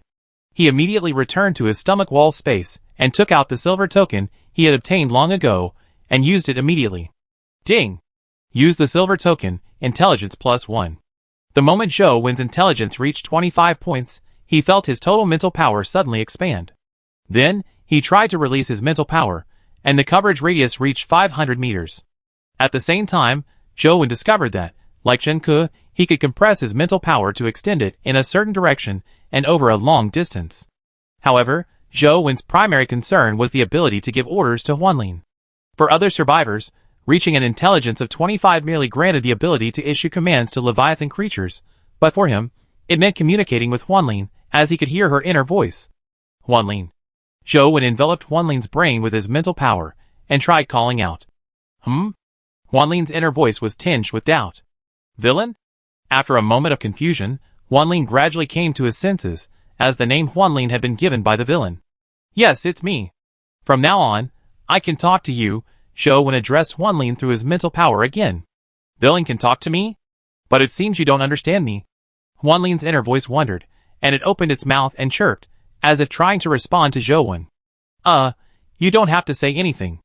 I can hear you, Zhou Wen said, somewhat speechless. Huanlin was clearly already speaking to him, yet he still hadn't reacted. Really? Little man? Huanlin, still a little unsure, tried calling out to Zhou Wen again. It's true. I can hear it, Zhou Wen replied. But just as Zhou Wen finished his reply, the entire stomach wall suddenly began to turn upside down. Immediately, Huanlin's joyful voice echoed in his mind. Ha ha. I can talk to little man now. Huanlin thought to himself, rolling over with joy. Chapter 864. Zhou Wen quickly stopped Huanlin, realizing his behavior was inappropriate, and stopping immediately. Hiss. Suddenly, Zhou Wen felt a sharp pain in his head and a slight daze, symptoms of excessive mental energy consumption. No way. I only spoke a few words to Huanlin, how could my mental energy be so depleted? Zhou Wen held his dizzy head, feeling completely dazed. It seems I can't talk to Huanlin freely just yet. After that, Zhou Wen explained his current situation to Huanlin, and began to consume the flesh and blood of ordinary Leviathan creatures to restore his mental energy. After the dizziness subsided, Zhou Wen took out the brilliant gold core, placed his hands on it, and began to absorb the brilliant gold energy from it. I hope it works, Zhou Wen said hopefully. If not, it didn't matter, he could still give it to Chen Xian. 10 minutes later, Zhou Wen successfully absorbed a stream of brilliant gold energy from the brilliant gold core into his body. Haha, I can absorb it. I just don't know how much brilliant gold energy this brilliant gold core can provide me. For the rest of the day, Zhou Wen continued to absorb the energy from the brilliant gold energy ingots. He also consumed the flesh and blood of the sea current Leviathan, condensing several other types of abyssal-level energy within his body. Soon it was night. After saying hello to Huanlin, Zhou Wen was transported to a rainbow-colored bubble space. Then, Zhou Wen went outside and piled the flesh and blood of the phantom Leviathan and the brilliant gold sea dragon Leviathan he had obtained today on the roots of the energy rainbow tree. After doing this, Zhou Wen headed to the area where the blazing cold crystal was located. After almost a day, many ghostly energy creatures had appeared near the blazing cold crystal. Zhou Wen looked toward a slowly moving fine bubble. The next second, a ghostly energy creature gradually materialized, transforming into Zhou Wen's form. This ghostly energy creature can't be captured, so I should be able to craft it directly using the world system, Zhou Wen thought to himself. He quickly took out the remaining 3 materials and, as the ghostly energy creature rushed toward him, immediately chose to craft it. Just as the ghostly energy creature was about to collide with Zhou Wen, a blue light appeared, enveloping the ghostly energy creature. Controlled by the blue light, the brain platinum crystal flew in front of Zhou Wen. Zhou Wen understood that this was a request for him to input his mental power, so he released his mental power and channeled it into the brain platinum crystal. During this process, his consciousness crystallized into a transparent energy stream, which, along with Zhou Wen's mental power, entered the brain platinum crystal. Then, an illusionary bubble, resembling both liquid and gas, enveloped the brain platinum crystal. The silvery glowing crystal gradually melted within the illusionary bubble, transforming from a solid crystal into the same substance as the illusionary bubble, and the two merged together. Finally, this strange substance, a fusion of 3 materials, flew into the ghost energy creature's body. Immediately afterwards, the ghost energy creature's appearance began to rapidly change and shrink, soon becoming a mist-like mass with a diameter of 1 meter. Ding! Obtained Conscious Ghost X1. Zhou Wen felt the weight of the consciousness ghost in his palm. It was extremely light, almost weightless, like holding a ball of cotton candy. Because Zhou Wen had just injected his mental power into the brain platinum crystal, he could feel a connection with the consciousness ghost, but he couldn't control it. Perhaps he needed to create a residual thought clone before he could do that. However, to create a remnant soul clone, another remnant soul polymer must be found. There should be one near the blazing coal crystal in Area 4, Zhou Wen thought to himself. With a thought, he stored the consciousness ghost in his hand into the system interface and returned to the colorful bubble space. That night, Zhou Wen continued as usual, absorbing the 3-color energy and the brilliant gold energy while simultaneously condensing the golden thunder energy. An uneventful night, and in the blink of an eye, it was already the morning of the 193rd day. Zhou Wen's 3-color energy was fully replenished, and after half a day and a whole night yesterday, the energy in the brilliant gold energy ingot had also been completely absorbed. With this massive supply of brilliant gold energy, Zhou Wen's right arm successfully restored to a brilliant gold body, with over 400 strands of brilliant gold energy remaining within his body. Great! Another rainbow bubble has been generated. Zhou Wen used his mental power to scan the colorful bubble space, discovering another rainbow bubble and storing it immediately. Afterward, Zhou Wen went out and deposited 1/10 of the sea-swallowing leviathan flesh and blood into the rainbow energy tree, then returned to Huanlin's stomach wall. After a quick breakfast and feeding Huanlin, he went out to fold up the resting platform and let Huanlin advance towards Area 4. While Huanlin advanced, Zhou Wen absorbed the immortal energy from the immortal Victoria's seeds and stopped absorbing the brilliant gold energy. This energy would be completely depleted once he activated the White Horse Leviathan form or used the Rainbow Cube, and storing too much energy within his body was not a good idea. Furthermore, brilliant gold energy could not be condensed simply by eating, so in the current abyssal sea, where golden leviathans were scarce, he had to conserve it. Zhou Wen was flipping through the messages sent by survivors from other zones in the Zone chat channel. One of the messages made him frown. Zone 8 Survivor, I have some breaking news for you. Do you want to hear it? Zone 1 Survivor, what breaking news? Did your Zone 8 King's transmogrified Leviathan enter the phagocytic phase? Zone 8 Survivor, no, I know your Zone 1 King's transmogrified Leviathan has entered the phagocytic phase. Can you guys from Zone 1 stop bragging? I'm talking about the news I saw last night in our Zone 8 chat channel. Zone 3 Survivor, you're talking too much nonsense. What exactly is the news? Zone 8 Survivor, this news will definitely shock you. The king of Zone 10 is not Jiang Haitao, but a survivor named Big Brother. Area 2 Survivor, TSK. That's it? Do you believe it? Well, let me tell you some even more shocking news. It also spread in our Area 2 chat channel last night. It's about 4 kings in Area 10. Do you believe it? Area 2 Survivor, this news was clearly spread by Area 10, who bribed some survivors with supplies. They're just trying to show off their power, but this is too much. Area 4 Survivor, who says it's not true? Someone in our Area 4 chat channel also spread the story about some big guy who possesses abyssal-level traits and is as powerful as a king-level Leviathan. It's simply insane. How could anyone make this up? Chapter 865. Area 1 Survivor. No, why is Area 10 suddenly spreading this fake news? Is it just to brag? There has to be a purpose. Area 7 survivor, who knows? It's the same in our area. They say the 3 guild leaders in Area 10 all hold the title of Survivor King. How is that possible? Area 9 survivor, is it possible that all this news is true? Don't you remember how the kings of the first 6 areas died? Weren't they also killed by Area 10? Area 9 survivor. And there's the mysterious master who killed the kings of the first 5 areas. His identity remains unknown. Could he be from Area 10? Area 5 survivor, impossible. How could Area 10 be this powerful? Area 9, did you steal Area 10's supplies? Zhou looked at the messages on the regional communication channel, his expression grim. He roughly knew the information was leaked by the Wavebreaker mech. But the problem was, the Wavebreaker mech wasn't built until after the 4th trial. How did it know that Jiang Haitao and Shen Xian were both kings? Wait a minute, isn't it an alien brain? Zhou suddenly remembered the alien brain he encountered while deworming the Yogwan Leviathan's brain on the survival planet. But that alien brain didn't infect me? After the alien brain's tentacles pierced his brain, he checked his character attribute panel and found that he hadn't been infected by the alien brain. Could it be dormant? Zhou thought of the oxygen-rich bacteria and green algae bacteria in his body. At first, when his physical attributes were low, the oxygen-rich bacteria would still show up in his character attribute panel.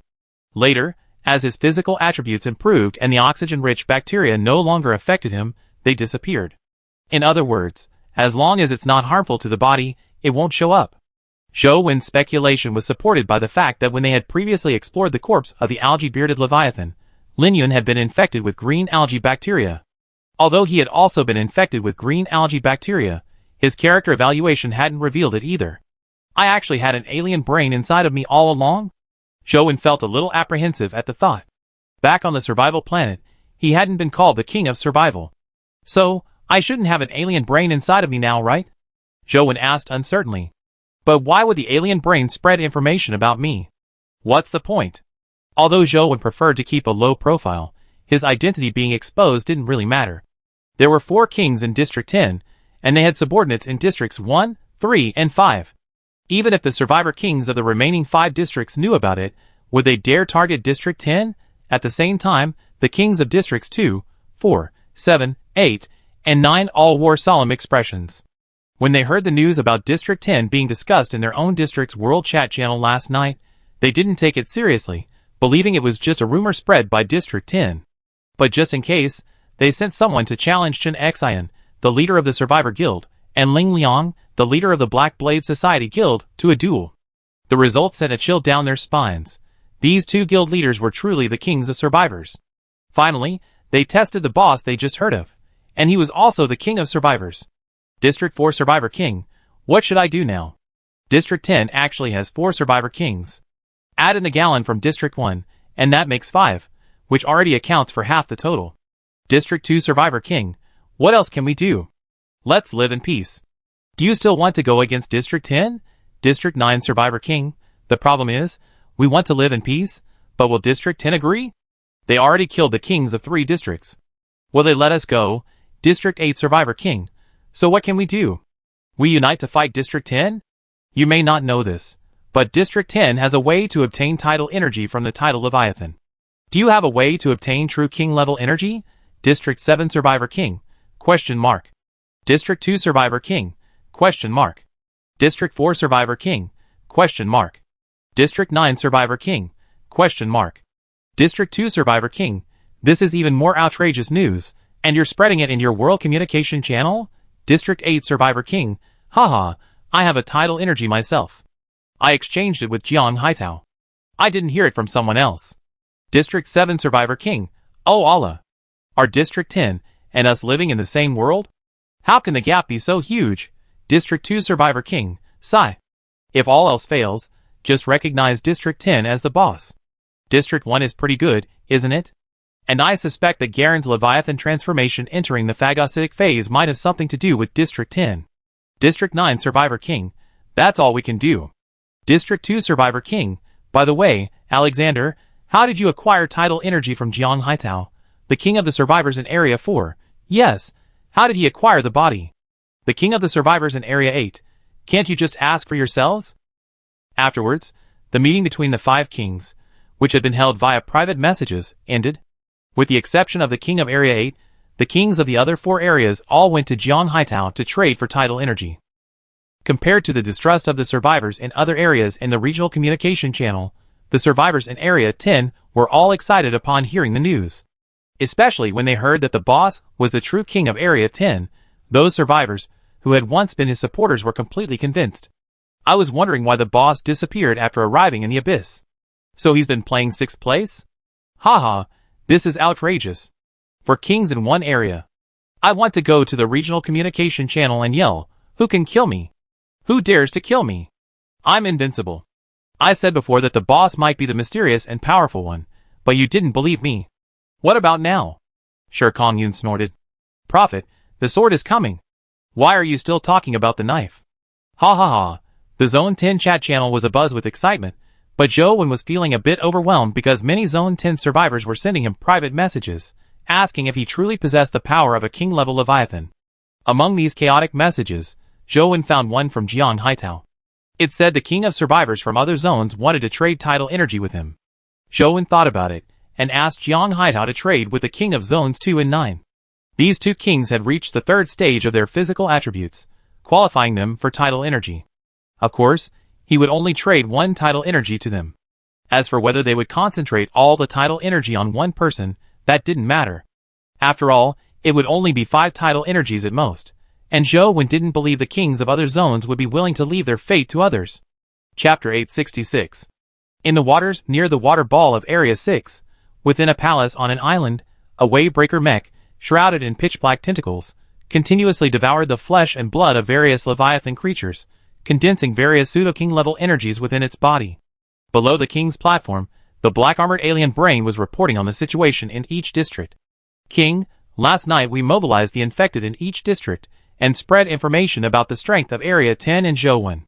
Judging from the reactions of the survivor kings in the remaining 5 districts, they don't seem prepared to clash with Area 10, and some even seem to be willing to submit to it. It seems our disclosure of information has backfired, black-armored alien brain analyzed. Isn't this perfectly normal? Area 10 has 4 kings, and with Area 1, that makes up half the total. The kings of the remaining 5 districts, unless they're fools, wouldn't dare confront Area 10, Miles said, as he devoured the flesh and blood of a Leviathan creature. But then, wouldn't exposing District 10's true strength be pointless? The black-armored alien brain wondered.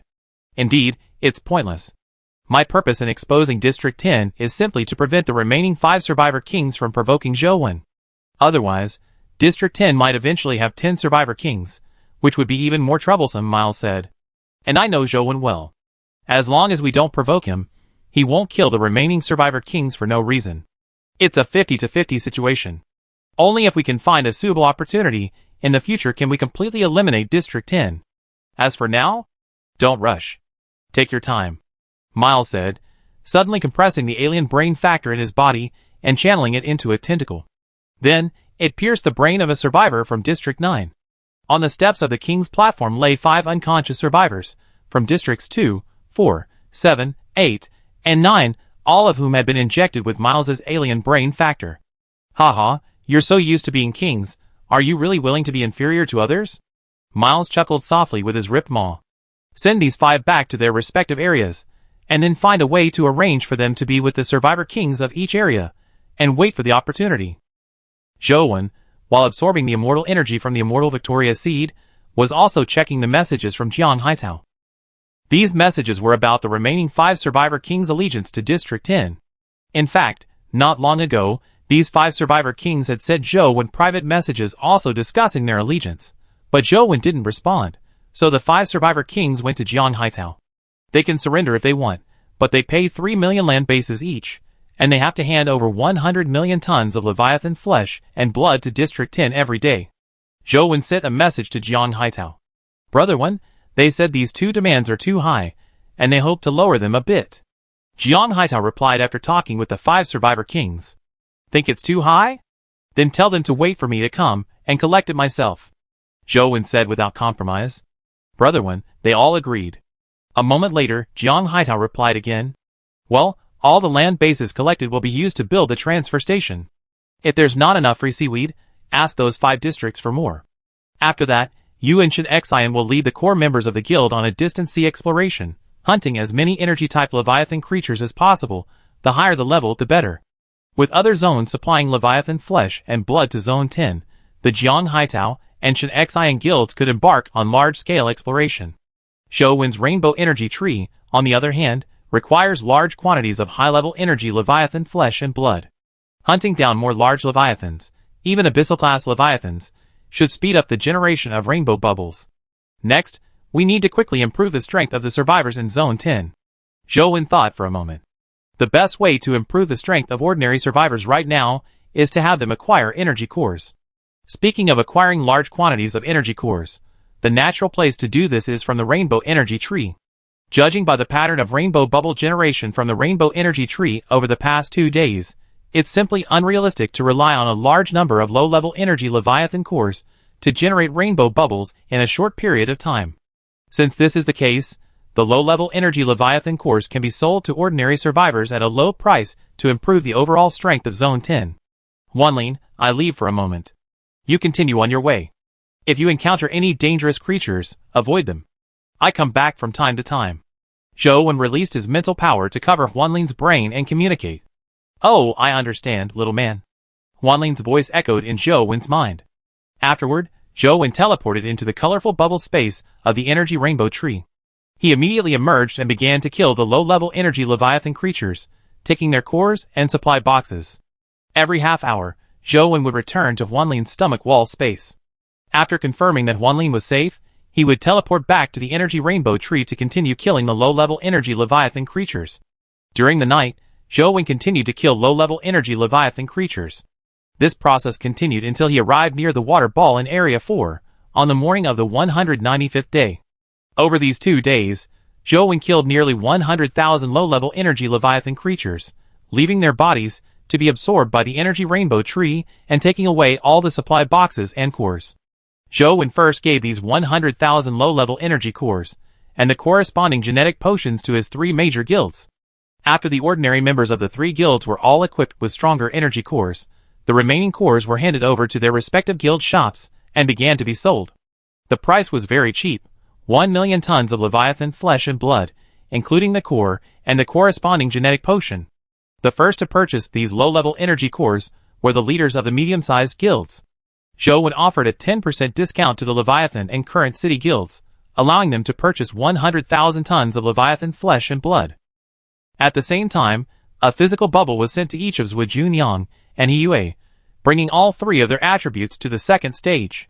At this time, outside the water sphere in Area 4, as Zhou Wen approached it, a survivor from Area 4 approached and asked if he was the king of Area 10. Shortly after he nodded, a Leviathan over 600 meters long swam out of the water sphere. The Leviathan opened its mouth, and a survivor in blood-red armor swam out. Upon seeing Zhou Wen, the survivor immediately swam forward. Chapter 867.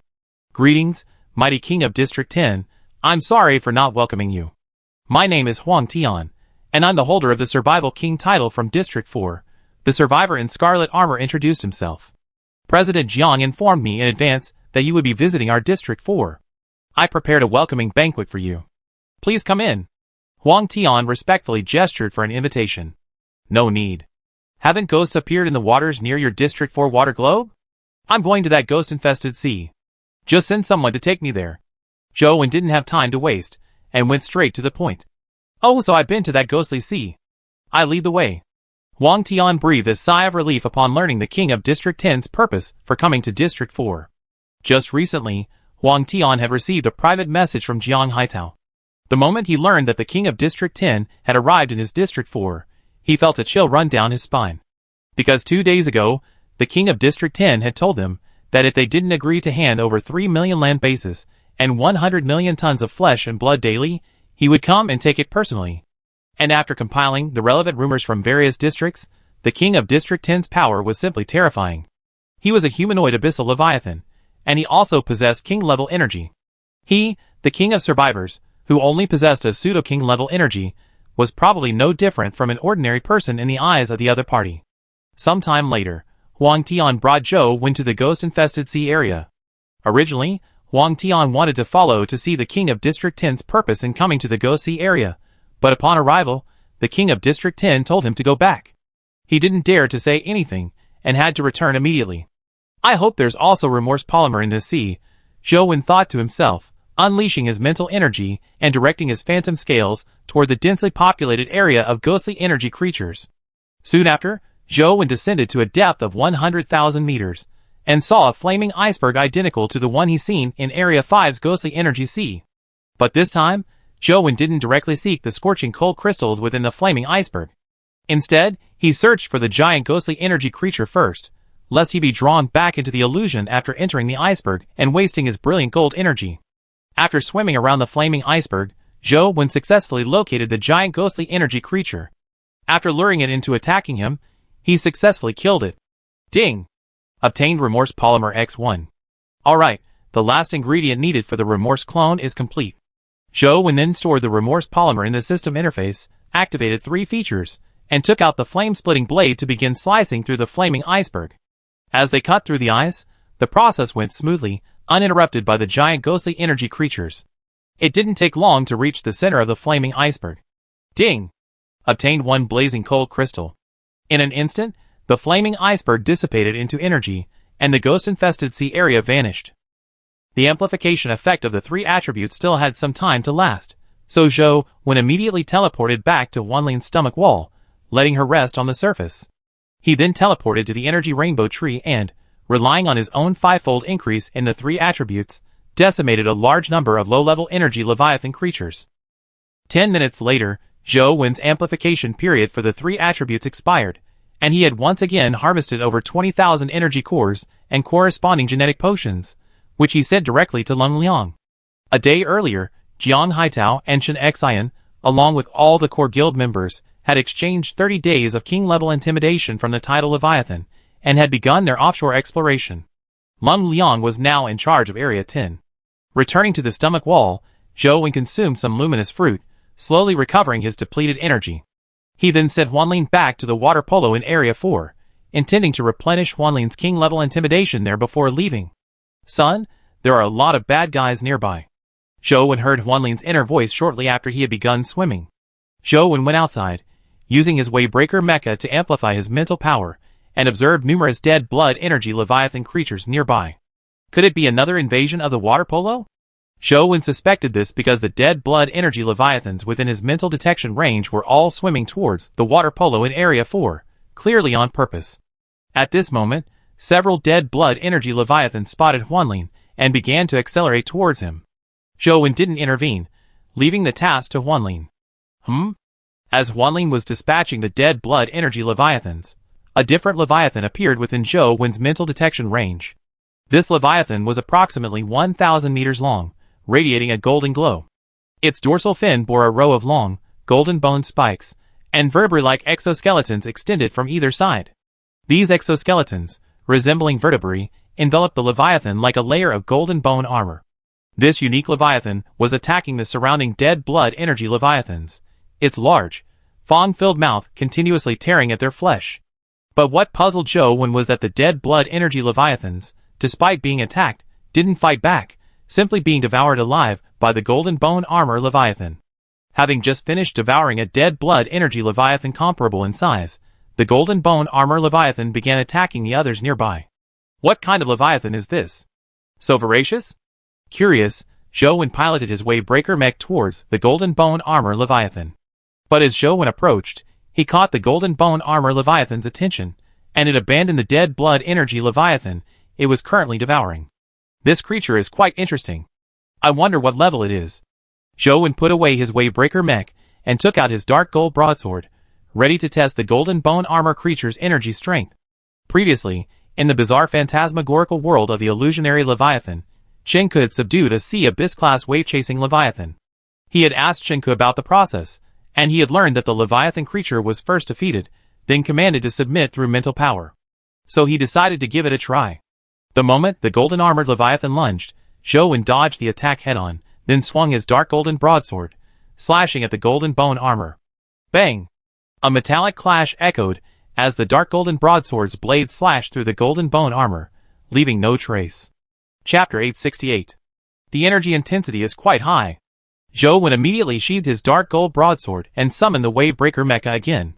He then replaced the free cube in the mecha's engine with the Immortal Victoria Cube. This Immortal Victoria Cube was something Zhou Wen had casually crafted while killing low-level energy Leviathan creatures at the Energy Rainbow Tree these past few days. Its energy intensity was somewhere between a large Leviathan and an Abyssal Leviathan. The moment the Immortal Victoria Cube was placed into the mecha's engine, a pink glow emanated from the Wavebreaker mecha's surface. This was because the energy armor on the Wavebreaker mecha's surface was made of materials related to the Immortal Victoria. Therefore, an energy shield formed automatically, consuming less energy than other energy cubes. Whoosh! A powerful torrent of water washed over, and the golden bone-armored Leviathan creature rushed towards Zhou Wen again. After dodging the attack, Zhou Wen controlled the Wavebreaker mecha to condense the Immortal Victoria energy in his fist, then struck the golden bone armor with a single punch. Boom! A pink light burst forth, followed by a powerful explosion. However, to Zhou Wen's surprise, the punch left no mark on the golden bone Leviathan surface. It's actually Abyssal level energy? Zhou Wen's face lit up with surprise. This golden bone Leviathan was only 1,000 meters long. It might be a nascent Abyssal level Leviathan. After defeating and taming it, it could serve as a guard for Huanlin. After confirming the golden bone Leviathan's energy strength, Zhou Wen decided not to continue testing it with Abyssal level energy. Instead, he drew his Liyang blade and channeled a stream of Xianyang energy into it. Crack! This time, Zhou Wen took the initiative, wielding the Liyang blade, imbued with Xianyang energy, and slashed at the golden bone Leviathan's skin, leaving a long scar on its golden armor. Swish, swish, swish. Zhou Wen then moved rapidly around the golden bone Leviathan, continuously swinging the Liyang blade, leaving scar after scar on its golden armor. After a while, Zhou Wen felt his intimidation was sufficient, and he compressed his mental power, transforming it into a thread, which he penetrated into the golden bone Leviathan's brain. Submit. Zhou Wen issued an irresistible command through the thread of mental power. However, the golden bone Leviathan seemed to have not heard him, and continued to attack Zhou Wen without hesitation. Isn't this how you tame it? Zhou Wen decided to increase the intensity of his attack. Puff! Zhou Wen then sliced through the golden bone Leviathan's flesh and burrowed into its brain. Standing before it, he again issued the command of submission. But when Zhou Wen left the brain and stepped outside, the creature still showed no sign of surrender and continued to attack him. So stubborn, could it be some rare Abyssal-class Leviathan? Zhou Wen wondered, opening the updated creature encyclopedia he had just retrieved when entering the golden bone Leviathan's brain. Lion-headed Leviathan. Stage, adult. Length, 300 meters. Weight, 110,000 tons. Diet, carnivore. Description, a Leviathan creature that lives in the deep sea. Its head is covered in a large number of bristle-like tentacles, resembling a lion's head. What the hell? Zhou Wen was stunned after reading the information in the biological encyclopedia. The lion-headed Leviathan in the encyclopedia and the Leviathan before him, aside from a slight resemblance in their heads, were completely different creatures in every other way. Is it a mutation? Why doesn't the biological encyclopedia mention it? Zhou Wen couldn't figure it out, and gave up trying. He rushed into the brain of the so-called lion-headed Leviathan again, and quickly destroyed its brain. Huh? Zhou Wen uttered another puzzled sound. After destroying the lion-headed Leviathan's brain, the golden energy within it surprisingly didn't dissipate. What's going on? Zhou Wen, puzzled, moved directly into the lion-headed Leviathan's body and found its heart, but there was no core-like object within it. What is this? Just as Zhou Wen entered the lion-headed Leviathan's stomach wall, he noticed something unusual. The stomach wall also contained golden bone armor similar to his spine, though it was thinner than the outer layer. At this moment, these delicate, spine-like bones burrowed into the flesh of the dead blood energy Leviathan that the lion-headed Leviathan had previously devoured, seemingly absorbing nutrients. Is this being parasitized by some plant? Zhou Wen wondered, raising his hand to touch a thin bone. Ding! Diamond dragon spine algae. Algae from the endless sea thrive and reproduce through symbiosis with living organisms. The symbiotic organisms are greatly strengthened, and a layer of dragon spine armor forms on their surface. Diamond dragon spine algae. Zhou Wen's face lit up with ecstasy after reading the introduction. This was because the formula for a third-stage physical attribute breakthrough included an ingredient called diamond dragon spine algae seeds. Zhou Wen immediately raised his head and gazed upward, then activated his levitation ability and flew to the top of the stomach wall. His mental detection revealed 3 spheres, approximately 1 meter in diameter, suspended from the top. These spheres were connected to a slender golden rhizome, covered in a golden, spine-like shell. Zhou approached and excitedly touched them. Ding! Obtained 1 Diamond Dragon-Rich Algae Seed. Ding! Diamond Dragon-Rich Algae Seed. Consumed, increases Constitution by 100 points. It's one of the materials needed to achieve a breakthrough in the 3rd stage Constitution attribute. Haha! Finally, another material that can break through the upper limit of the 3rd stage Constitution attribute. Zhou exclaimed happily, unable to conceal his smile. Furthermore, these Diamond Dragon Spine Algae Seeds are a symbiotic plant. If used on the transformed Leviathan, it would be equivalent to obtaining defensive abyssal level energy, which is of immense value. Of course, Zhou definitely wouldn't give this strange thing to Huanlin. He planned to give it to Siobhan to see if it could grow new seeds. Ding! Obtained Diamond Dragon Spine Seeds X2. After storing the other 2 seeds in the system interface, Zhou took the lion-headed Leviathan's exclusive supply box and left. Returning to Huanlin, who was still killing the dead blood energy Leviathan creatures, Zhou opened the lion-headed Leviathan supply box. It was a black box, and there were no good items inside, only the items from the dead blood energy Leviathan creature supply box. It seems this lion-headed Leviathan was a dead blood energy Leviathan before it became symbiotic with the Diamond Dragon-Rich algae. No wonder it wasn't attacked before. Afterwards, Zhou and Huanlin swam towards the water ball in Area 4, killing any dead blood energy Leviathans they encountered along the way, eventually returning successfully to the water ball in Area 4. Chapter 869. Shortly after Zhou and Phantom Scale entered the water sphere in Area 4, Huang Tian received a report from his subordinates and immediately came before Zhou. King of Area 10, if you're done with your work, why don't you rest on my island and let me show my hospitality? Huang Tian said respectfully. No, I'm entering the water sphere to exchange king-level pressure for my transformed Leviathan. I leave after I'm done. Zhou shook his head in refusal. By the way, when I came back, I discovered a large number of dead blood energy Leviathan creatures. They must be invading the water sphere. You should prepare to clean them up, Zhou reminded him. Huang Tian was briefly puzzled, then quickly glanced at the messages in Area 4's communication channel. However, everything was normal there, with no reports of survivors discovering large numbers of dead blood energy Leviathan creatures. Oh, okay, thank you for letting me know. However, Huang Tian quickly agreed and expressed his gratitude. He knew Zhou had returned from the Ghost Sea, and he hadn't encountered a large-scale swarm of dead blood energy Leviathan since then. This meant the swarm had only recently formed and hadn't yet been discovered by ordinary survivors. Yes, Zhou nodded briefly, and then he and Huanlin headed to the center of the Area 4 water sphere. After arriving before the tidal Leviathan, Zhou took out a large amount of Leviathan flesh and blood, replenishing Huanlin's king-level pressure to 30 days. Then, with Huang Tian's respectful farewell, he left the Area 4 water sphere. As Huanlin defeated another large number of dead blood energy Leviathans, breaking through the encirclement, Zhou returned to the stomach wall and began absorbing the immortal energy from the immortal Victoria seed. Soon after, ordinary survivors in various zones began to discover the dead blood energy Leviathan creatures and began discussing them in the zone chat channels. Zone 3 survivor. No, it seems like only 3 days have passed since the last dead blood energy Leviathan invasion. Another one so soon? Zone 4 survivor. I actually like to see more of him. We recently increased the amount of flesh and blood we must submit to Zone 4. We've been running out of money these past 2 days. When the dead blood energy Leviathan invades, the king's minions will let us disassemble them after killing them, and we receive some flesh and blood as a reward. Zone 2 survivor.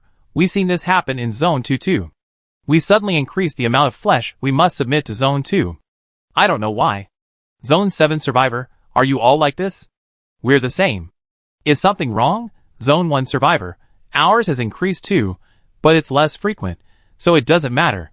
Having said that, the dead blood energy Leviathan invasions have become more frequent, which is definitely not normal. Area 9 survivor. Have you noticed the density of dead blood worms in the seawater has decreased recently? Area 5 survivor. Does this have anything to do with the dead blood energy Leviathan invading the channel? Isn't it because we sealed the Dead Silence Labyrinth with the immortal sponge during the 5th trial that the number of dead blood worms decreased? Isn't that a good thing? Area 3 survivor. Oh, I don't understand, but it doesn't matter. The king will take action anyway, so we just have to wait for the corpses to be decomposed. Then Zhou checked the messages in Area 10's communication channel. The survivors in Area 10 were even more calm. Because the three major guilds had recently sold energy cores and corresponding gene potions at low prices, the strength of the average survivors in Area 10 had increased rapidly. Ordinary dead blood energy leviathans no longer posed a threat to them. If Bylon hadn't sent a message in the communication channel, forbidding them from venturing out to hunt dead blood energy leviathans, all the ordinary survivors in Area 10 would have been out in force long ago. Seeing no significant news, Zhou closed the system interface and began to concentrate on absorbing the indestructible energy. Soon night fell. After building a resting platform for Huanlin, Zhou headed to the colorful bubble space of the energy rainbow tree. Going directly outside, Zhou glanced at the pile of Leviathan corpses piled high on the stone platform below. These were the corpses he had killed over the past 2 days, and the nutrients in them had been almost completely absorbed by the roots of the energy rainbow tree. Putting down another large amount of sea-swallowing Leviathan flesh and blood, Zhou headed to the black rock platform below. After gaining some distance from the energy rainbow tree, he took out the blazing coal crystal and regret polymer he had just acquired today. The regret clone blueprint requires 1 blazing cold crystal, 1 regret polymer, and 1 conscious ghost. I wonder if this regrettable clone will actually allow me to possess a clone similar to the ghost energy creature, Zhou said with some anticipation after opening the blueprint interface and scrolling to the regrettable clone blueprint. Make it. Finally, after taking out the previously crafted consciousness ghost, Zhou clicked make. The next second, all 3 materials were enveloped in blue light. The mist-like consciousness ghost, only 1 meter in diameter, began to expand rapidly, directly enveloping the regrettable polymer. As the two slowly merged, the consciousness ghost, which had originally resembled gray mist, began to emit a dazzling multicolored light, illuminating the surrounding darkness and rendering the sea a dreamlike rainbow of colors. Amidst the radiant light, Zhou could still sense a powerful spiritual force. Suddenly, a thought crossed his mind, and the surrounding scene shifted. A gentle breeze caressed his face, the sky blue and the sun warm. Zhou stood on an island, watching the white clouds drift freely in the sky. It seems this remnant of my soul still possesses the ability to transport me into a dreamlike world. Zhou smiled softly, and then his thought shifted again. This time, the previously peaceful scene began to drastically change. Suddenly, a raging wind blew across the sea, and huge waves surged. The sky was thick with dark clouds, and thunder roared. Zhou stood suspended in the midst of this turbulent sea, letting the wind and rain assault him. Suddenly, everything vanished, causing Zhou to frown. He hadn't commanded the ghost consciousness to cease its illusion. It seemed as if the ghost consciousness had ceased on its own. Having experienced the rebellion of the Wavebreaker Mecha before, Zhou remained wary of objects that might possess self-awareness. However, Zhou concerns were overblown. The ghost consciousness's illusion ceased because the blazing coal crystal was releasing a large amount of energy, which was then channeled into the ghost consciousness. Within the blazing coal crystal were 2 powerful mental forces, disrupting the ghost consciousness's illusion. 2 terrifying energies, 1 red and 1 white, continuously entered the ghost consciousness. Gradually, the ghost consciousness, which had originally resembled a ball of light without substance, gradually solidified under the infusion of these 2 energies. Chapter 870. After a while, the scorching coal crystal vanished, its entire energy entering the consciousness ghost, which then transformed into a multicolored crystal and slowly fell into Zhou hands. Ding! Obtained Regret Clone X1. Ding! Regret Clone possesses bipolar energy equivalent to a king-level Leviathan, can change its form at will, and can cast illusions over large areas, unable to resist by holders of the Survival King title. Oh my god! This is too powerful! Zhou explained in astonishment. With this Regret Clone, he had the equivalent of a king-level Leviathan-level helper. Then, with a flick of his mind, the crystal in his hand transformed once again into a colorful gaseous form. Under his will, this gaseous form began to condense again, gradually forming a humanoid form. The humanoid form condensed by the Regret Clone was naturally Zhou himself. This clone's appearance, including height, features, and clothing, was identical to Zhou and even had brilliant golden patterns on its skin. Will this brilliant golden pattern work? Zhou wondered, then took out the Liang blade and tried to attack. Bang! The brilliant golden pattern on the clone's body glowed with golden light, successfully blocking the Liang blade's attack, but Zhou expression was a little strange. Because the Liang blade's blade was imbued with the king-level Xianyang energy, the brilliant golden pattern would normally be unable to block it. This meant that the clone was merely simulating the effect of the brilliant golden pattern under attack. It was the king-level energy on its surface that actually blocked the attack. Alright, combined with the mental illusion, others shouldn't be able to tell the difference. Zhou decided to let the remnant clone appear in public from now on, while he himself would hide elsewhere. If the alien brain that had been ripped from his brain had any plans for him, the clone could also defend him. However, the king-level energy within this clone doesn't seem to be infinite. When Zhou had just struck the clone with the Liang blade, imbued with Xianyang energy, he felt a slight decrease in energy within it. Although it was subtle, he still noticed it. In this case, I can't use it casually, Zhou said helplessly, storing the remnant clone into the system interface. Afterwards, Zhou returned to the rainbow bubble space and began absorbing the three-color energy, while simultaneously condensing golden thunder energy and using his energy compression ability to compress the Liang energy that had accumulated within him over the past few days. Now, Zhou had the brilliant golden body for defense, the Liang blade for attack, and nightfall energy for recovery. Therefore, he had compressed all the abyss-level energy within his body, except for the floating energy, and especially the Liang energy that could be compressed into king-level energy. This was the only king-level energy he could use. At this time, the survivor kings of each district had already organized their forces to go out and clear out the dead blood energy leviathan that had invaded the water ball. This time, there were more giant leviathans wielding black and red energy than last time, reaching over 300. The number of regular dead blood energy leviathans was even greater. As usual, each area remained the same. The survivor king personally dispatched the giant leviathans, leaving the remaining dead blood energy leviathans to his subordinates to slowly clear out. In Area 10, since Jiang Haitao and Chen Xian were both out exploring, Lung Liang was the one clearing out the giant leviathans. Lung Liang now possessed two large leviathan-level abilities, Light and Shadow and Mysterious Yellow. However, to clear out the giant leviathans this time, he didn't need to use the energy from either of these abilities, because he possessed tidal energy. As long as the water in the floating sea area wasn't depleted, Lung Liang had unlimited tidal energy. He simply activated his speed ability, and easily dispatched over 300 giant leviathans. After Lung Liang spent some time slaying all 300 of them, the blue and white team lifted the restrictions on the ordinary survivors in Area 10, freeing them to slay the remaining dead blood energy leviathans at will. Overnight, the recent dead blood energy leviathan invasion in Area 10 was over. After all, with nearly 120,000 survivors possessing low-level energy abilities, even with all of them mobilized, there simply wouldn't be enough to take care of the dead blood energy leviathans in the invading water ball. The news that Area 10 had cleared out the dead blood energy leviathans quickly spread throughout the regional communication channel. Upon hearing this, survivors in other areas expressed their hope that the survivors from Area 10 would come to their respective areas to help. After all, the other zones had limited manpower to clear the dead blood energy leviathans. For the ordinary survivors in those zones, simply decomposing the corpses earned them a certain reward, and they didn't care who killed them. The faster the dead blood energy leviathans were cleared, the sooner they could venture out and explore.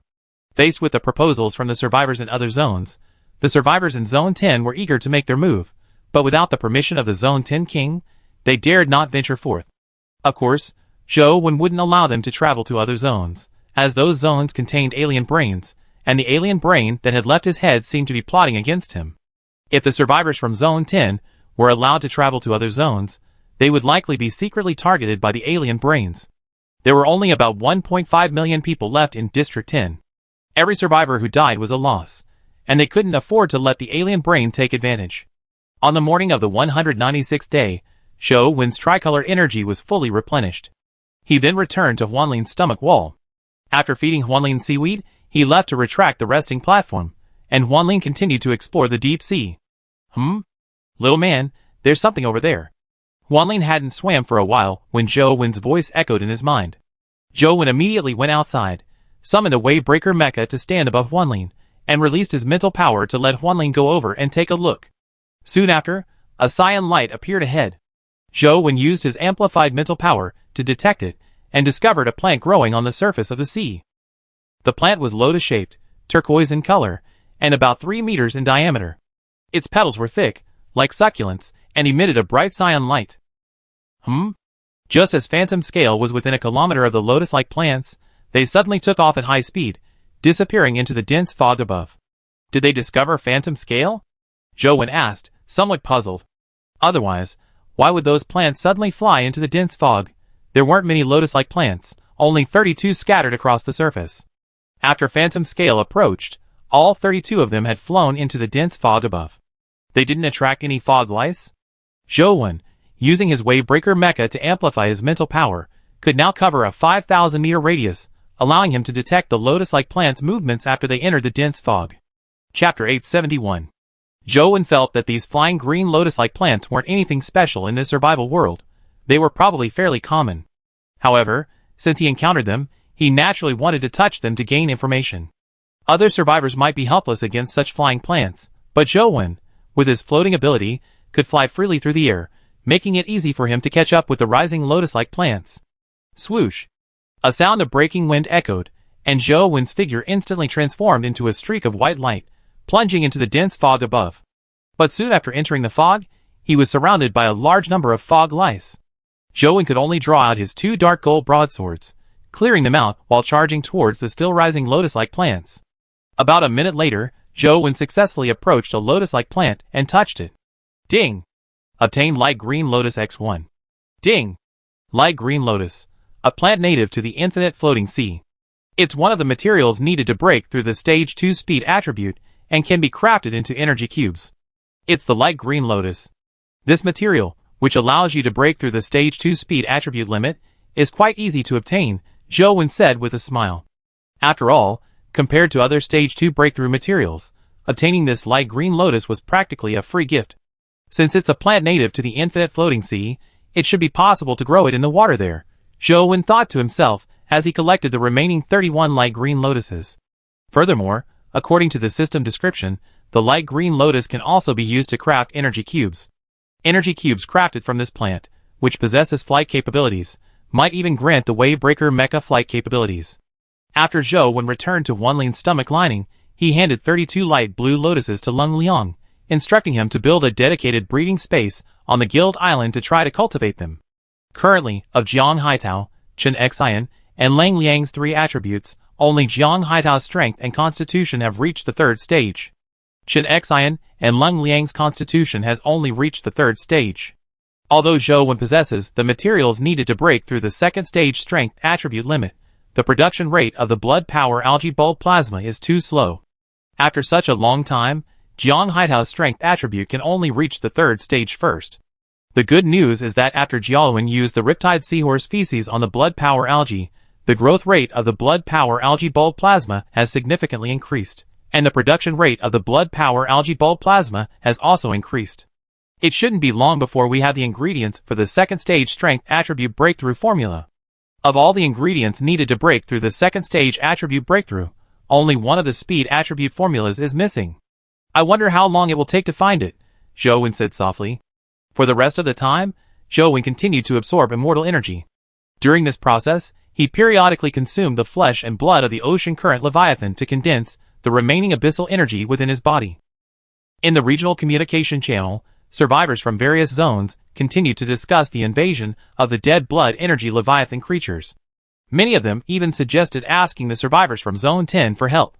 These people clearly had some issues. The day passed quickly, and by nightfall, the dead blood energy Leviathan creatures from other zones had been completely eliminated, and the survivors from each zone began to venture out and explore. After a simple dinner, Zhou sent a message to Shivam in Area 5, asking him to accompany Bai Lan. Once Bai Lan arrived in Area 5, he would have Bai Lan accompany him.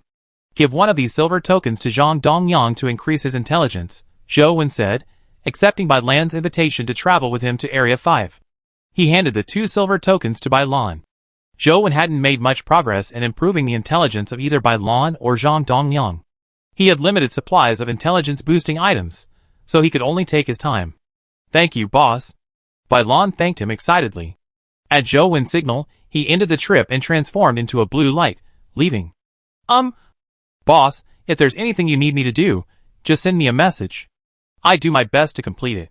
No need to bother coming in person, Shivam said respectfully. Take me to your Leviathan, Zhou said, having now arrived at Shivam's palace. Yes, please. Shivam made a gesture of invitation. Shivam immediately led the way, which surprised Zhou. The Leviathan is a common ailment for survivors. If a stranger approaches their Leviathan, they will be extremely wary, or even refuse to allow it. But Shivam didn't hesitate or ask why, and directly led him to his Leviathan, which surprised him somewhat. The reason was simple: Zhou was too powerful. If he truly intended to harm Shibum's Leviathan, even if Shibum tried to resist, it would be futile. After Zhou entered the stomach space of Shibum's Transfiguration Leviathan, he extracted the Diamond Dragon-Rich Algae Seed from the system interface and handed it to Shibum. Shibum took it respectfully, his expression startled as the description of the Diamond Dragon-Rich Algae Seed resonated in his mind. Suddenly, the material to break through the upper limit of the third stage's physical attributes. Shibum's eyes widened unconsciously, his tone filled with barely concealed shock. Shibum was only in the second stage, not even the third, and he was naturally thrilled to have received the material to break through from the third stage to the fourth. "Boss, what are you doing?" Zhou hadn't yet explained his purpose for giving him the Diamond Dragon-Rich Algae Seed, and Shibum didn't dare to assume it was for him, so he asked cautiously. "This algae is a symbiotic plant. I want your Transfiguration Leviathan to coexist with this Diamond Dragon-Rich algae," Zhou stated. Upon hearing that his Leviathan would be symbiotically linked to this unknown plant, Shibum's face showed a hint of embarrassment. "Don't worry, this Diamond Dragon-Rich algae will not only not harm your Leviathan, but will actually benefit it. This algae releases a golden energy with an intensity comparable to that of the abyssal ocean, and it can also strengthen your Leviathan," Zhou explained. "In that case, I am willing to allow my Leviathan to coexist with the Diamond Dragon-Rich algae." Although Shibum still had some concerns, he ultimately had no power to refuse, and could only accept. Chapter 872. "Well, let's begin," Zhou nodded. If Shibum didn't want to, he wouldn't force it. If not, he could just let Bai Lan or Zhang Dongliang's transformed Leviathan coexist with the Diamond Dragon-Rich algae. Shibum took a deep breath and slowly placed the Diamond Dragon-Rich Algae Seed in his hand on the ground in the stomach wall. Buzz!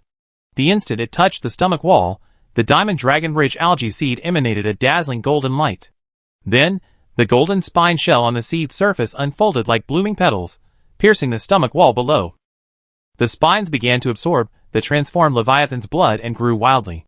Seeing this, Zhou, with a thought, pulled out a piece of sea flow Leviathan flesh from the system interface and dropped it onto the spines that were spreading like vines. The spines immediately seemed to have discovered something valuable and began to wrap around the sea flow Leviathan flesh, rapidly absorbing the nutrients within.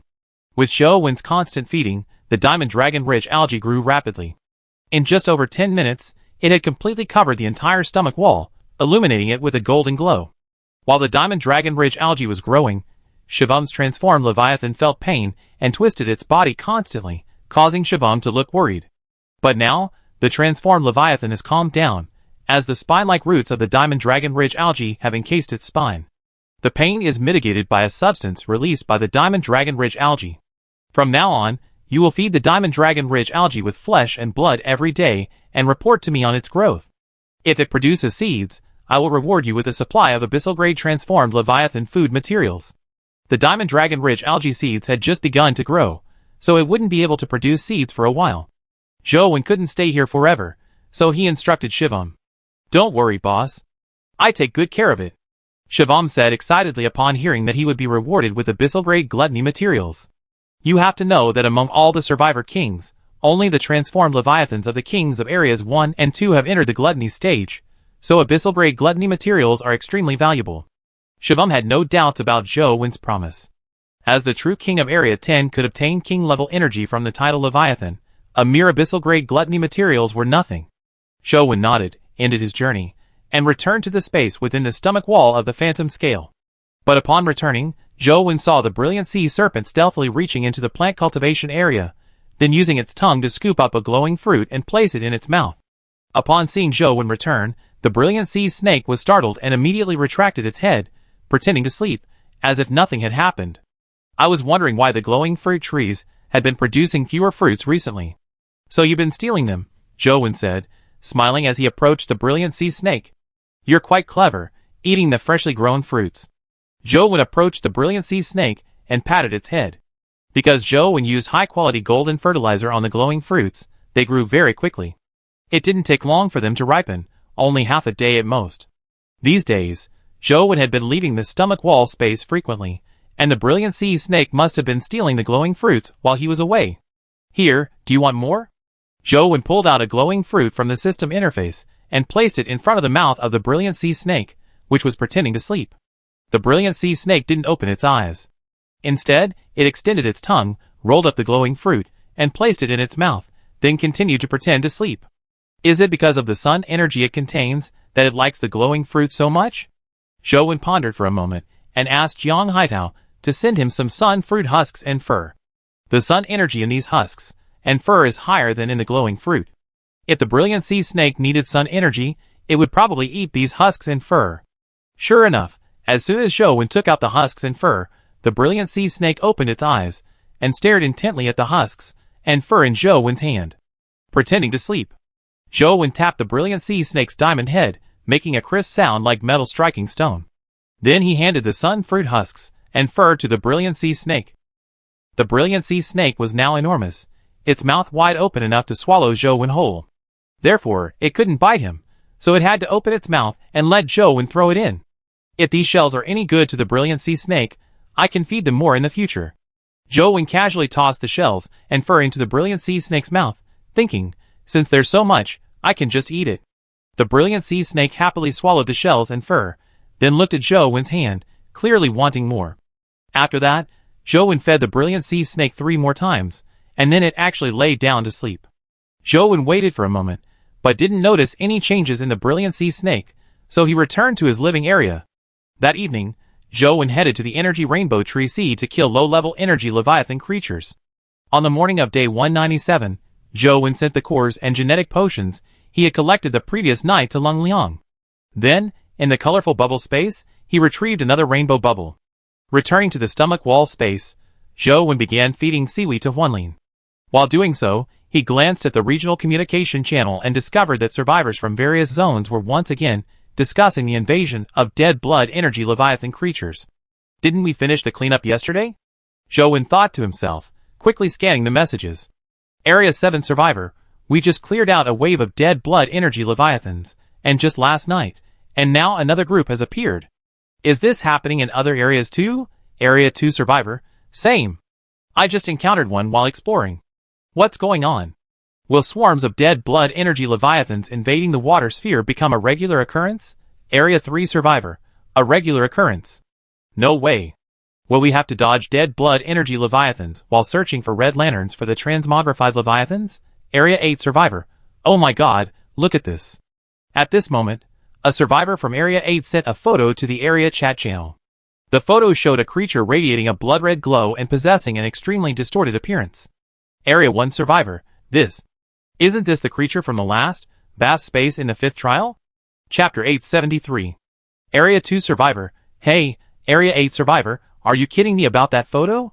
I tried to fight this twisted creature before, on the last level of the 5th trial, using the black gold energy transmitted to me by the immortal sponge. Area 9 survivor, what was the result? Area 2 survivor, the result? Black gold immortal energy couldn't even break through the defense. You're saying this thing is also in the dead blood energy leviathan group? Area 5 survivor, what's the specific strength of black gold immortal energy? Area 4 survivor, I don't know. In the 5th trial, I only upgraded the immortal sponge to gold, and I don't know the specific strength of gold energy. Area 2 survivor, I'm not sure exactly what the strength is either. It's likely abyssal energy. Because most ordinary survivors in each area don't have energy-related traits, they have no idea of the strength of the immortal sponge's different energy levels. Area 5 survivor, abyssal level shouldn't be a problem, right? Our Area 5 king is capable of killing the meteoric leviathan. There's no need to be surprised. Area 2 survivor, didn't you understand my message? I said that black gold immortal energy can't penetrate defenses.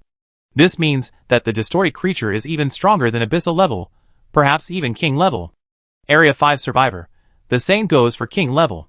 The meteoric leviathan is emperor level, 1 level higher than king level. Area 7 survivor, this Area 5 guy might be a little overconfident, but he does have a point.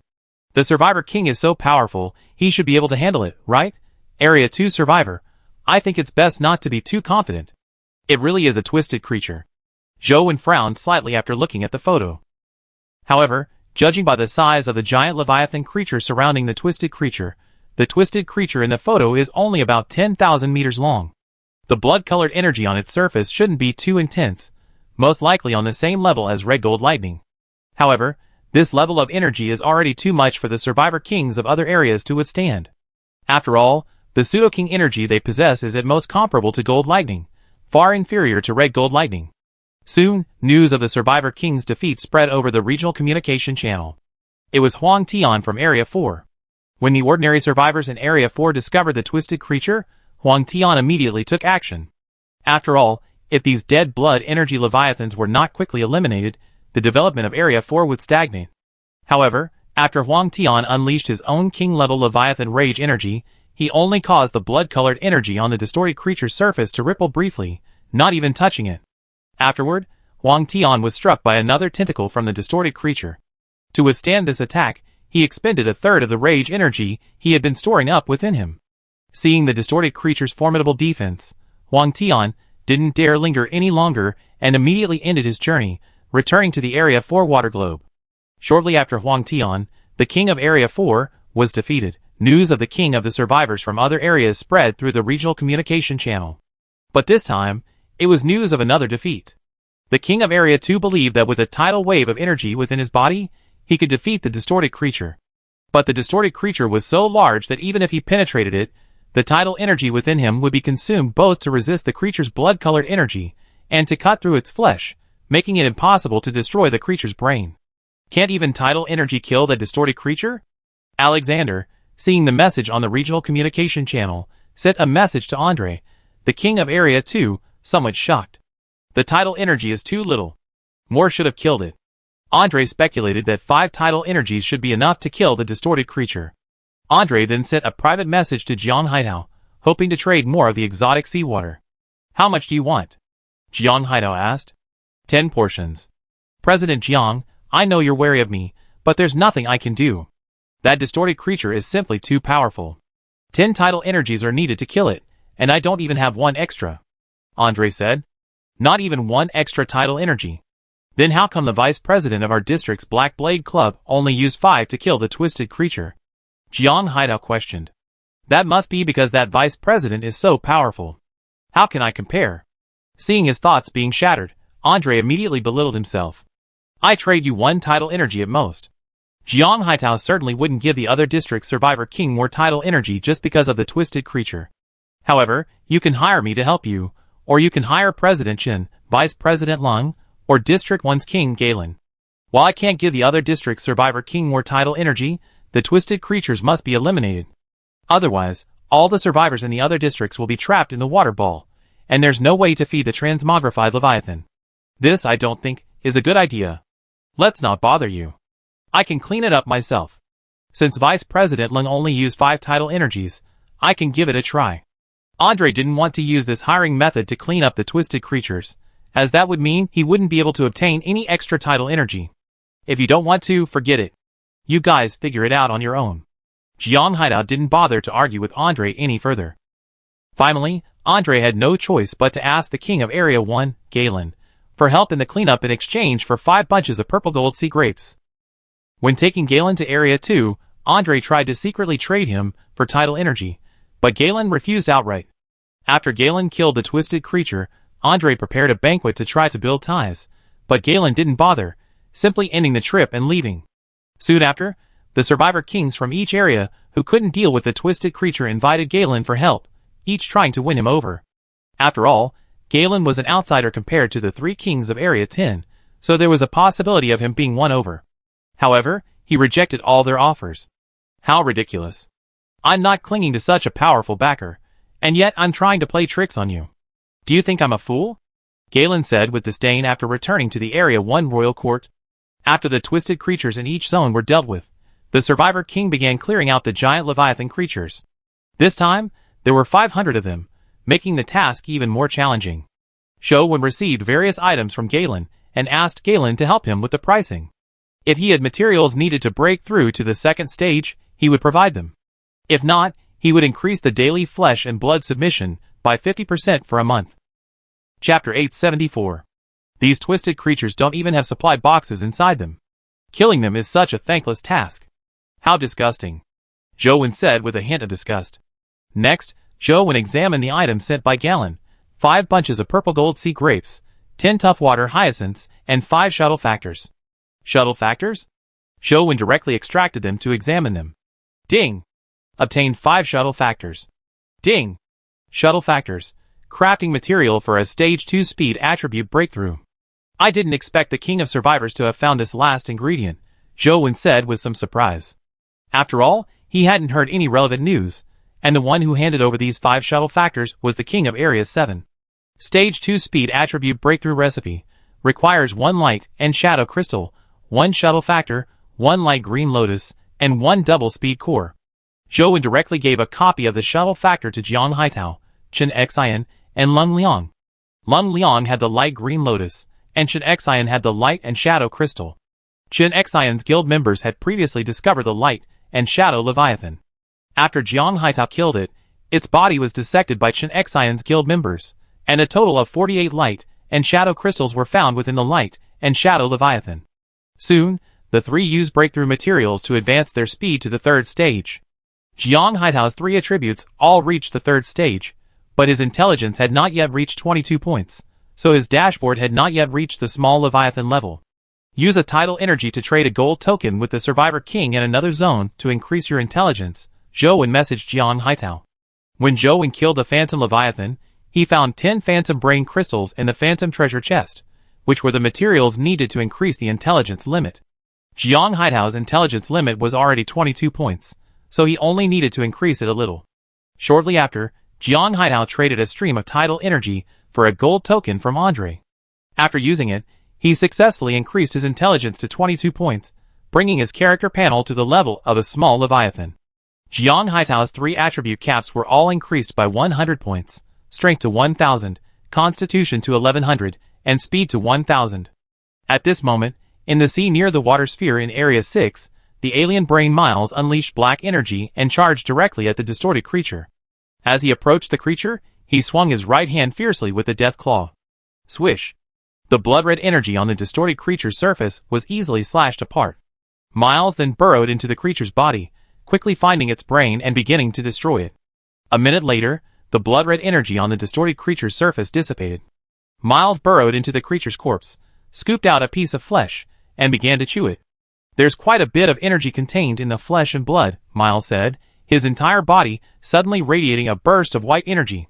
Soon, a group of blue-eyed leviathans swam over from afar, and on their backs stood a large number of alien brains. Dismember this corpse, and have the survivors in Area 6 collected, Miles ordered, then returned to his island. After arriving at the royal court, Miles summoned the black-armored alien brain and inquired about the situation in Area 10. Have Jiang Haitao and Chen Xian been away from Area 10 for a long time? Do you know which direction they're heading? Miles inquired. Yes, they're worried about getting lost and unable to return to Area 10, so they left landmarks along the way, the black-armored alien brain said. I wonder what would happen if I killed these 2 men I trained along the way. Miles' smile nearly split the Waybreaker's head in half. But the next second, Miles shook his head. It wasn't strong enough to fight Zhou right now. If Zhou got angry, he would definitely hunt it relentlessly. It was hiding in Area 6, and Zhou must have guessed it. After all, information about it had spread to every survivor zone overnight. It could only be an alien brain, and Area 6 was the alien brain's headquarters. Let's wait until I build up the power of the Death Claw to the Emperor level, Miles said, watching the Death Claw in his right hand emitting black energy. That night, the survivor kings of each zone discovered a serious problem. The dead blood energy leviathan creature seemed endless and impossible to kill.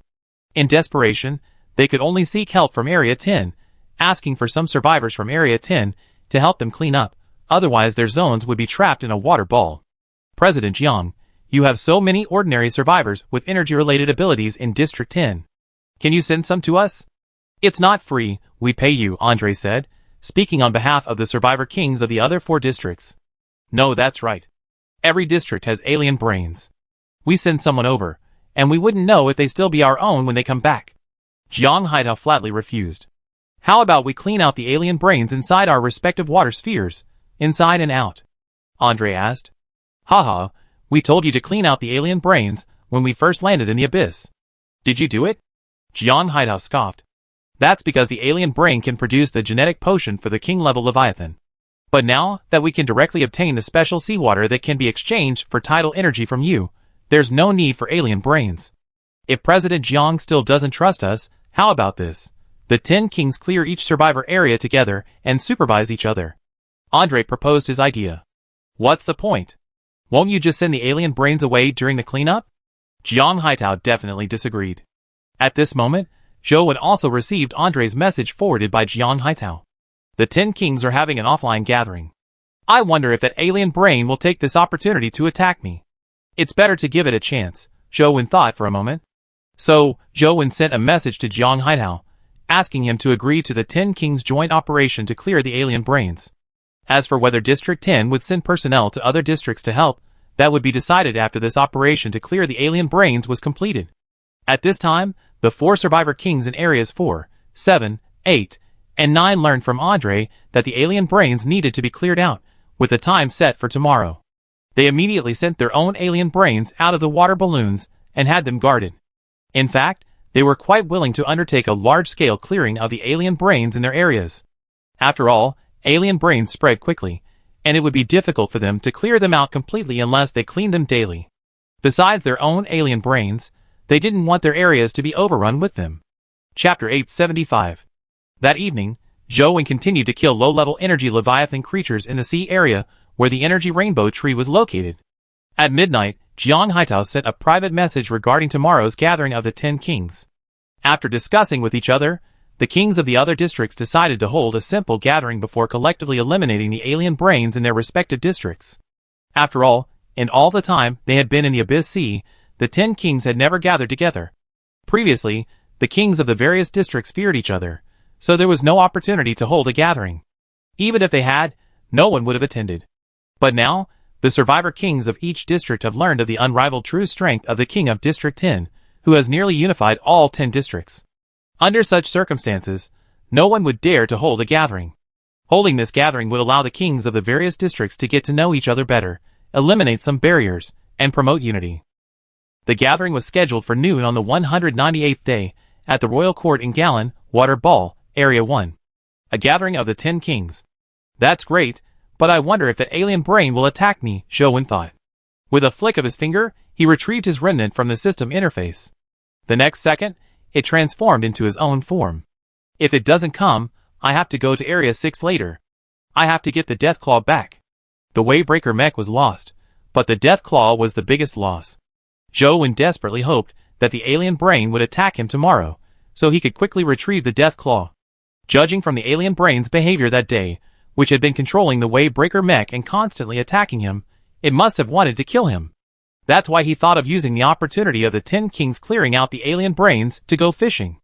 On the morning of the 198th day, Zhou Wen had spent the night collecting over 20,000 energy cores and corresponding genetic potions, sending them directly to Lung Liang for sale.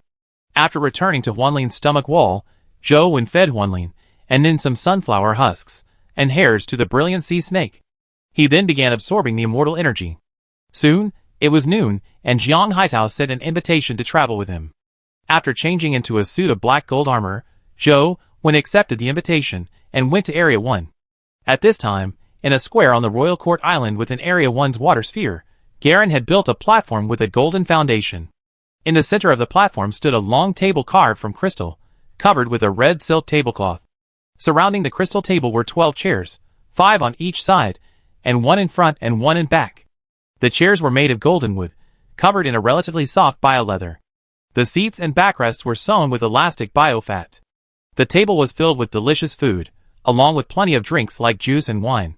At this moment, a blue light flashed around Jiang Haitao, and 5 figures emerged from it. Zhou Wen, Chen Xian, Lung Liang, Bai Lan, and one of Chen Xian's subordinates. Each survivor king could bring 1 subordinate to this gathering. Zhou Wen was Jiang Haitao's subordinate, and Bai Lan was Lung Liang's. Seeing his own people already arriving, Galen began to have his subordinates invite the subordinates of the survivor kings from other districts.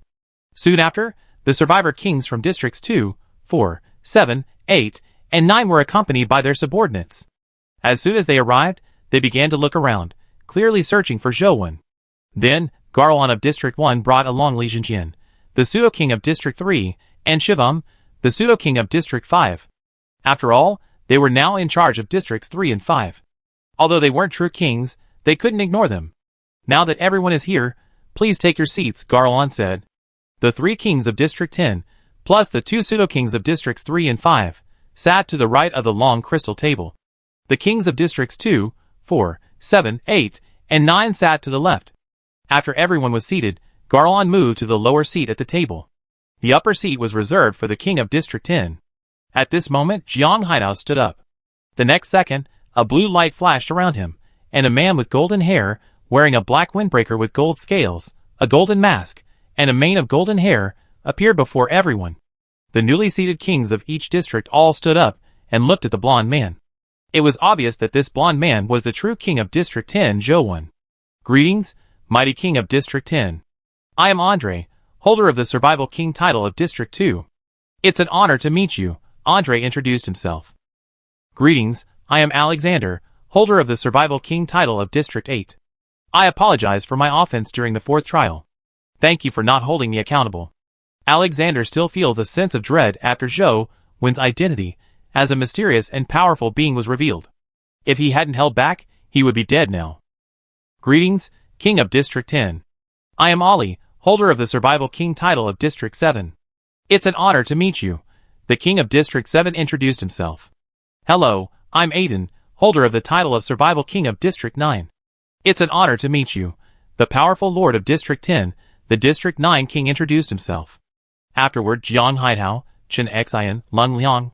Several others also introduced themselves, but they weren't introducing themselves to Zhou Wen, but to the survivor kings of each district present. Since they were all gathered together, they definitely had to introduce themselves and get to know each other.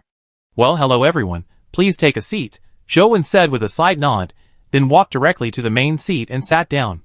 Your time is limited, and all districts are currently under invasion by the dead blood energy Leviathan creatures, so I won't waste any more time. I just say one thing, as long as you don't mess with me, we can all live in peace.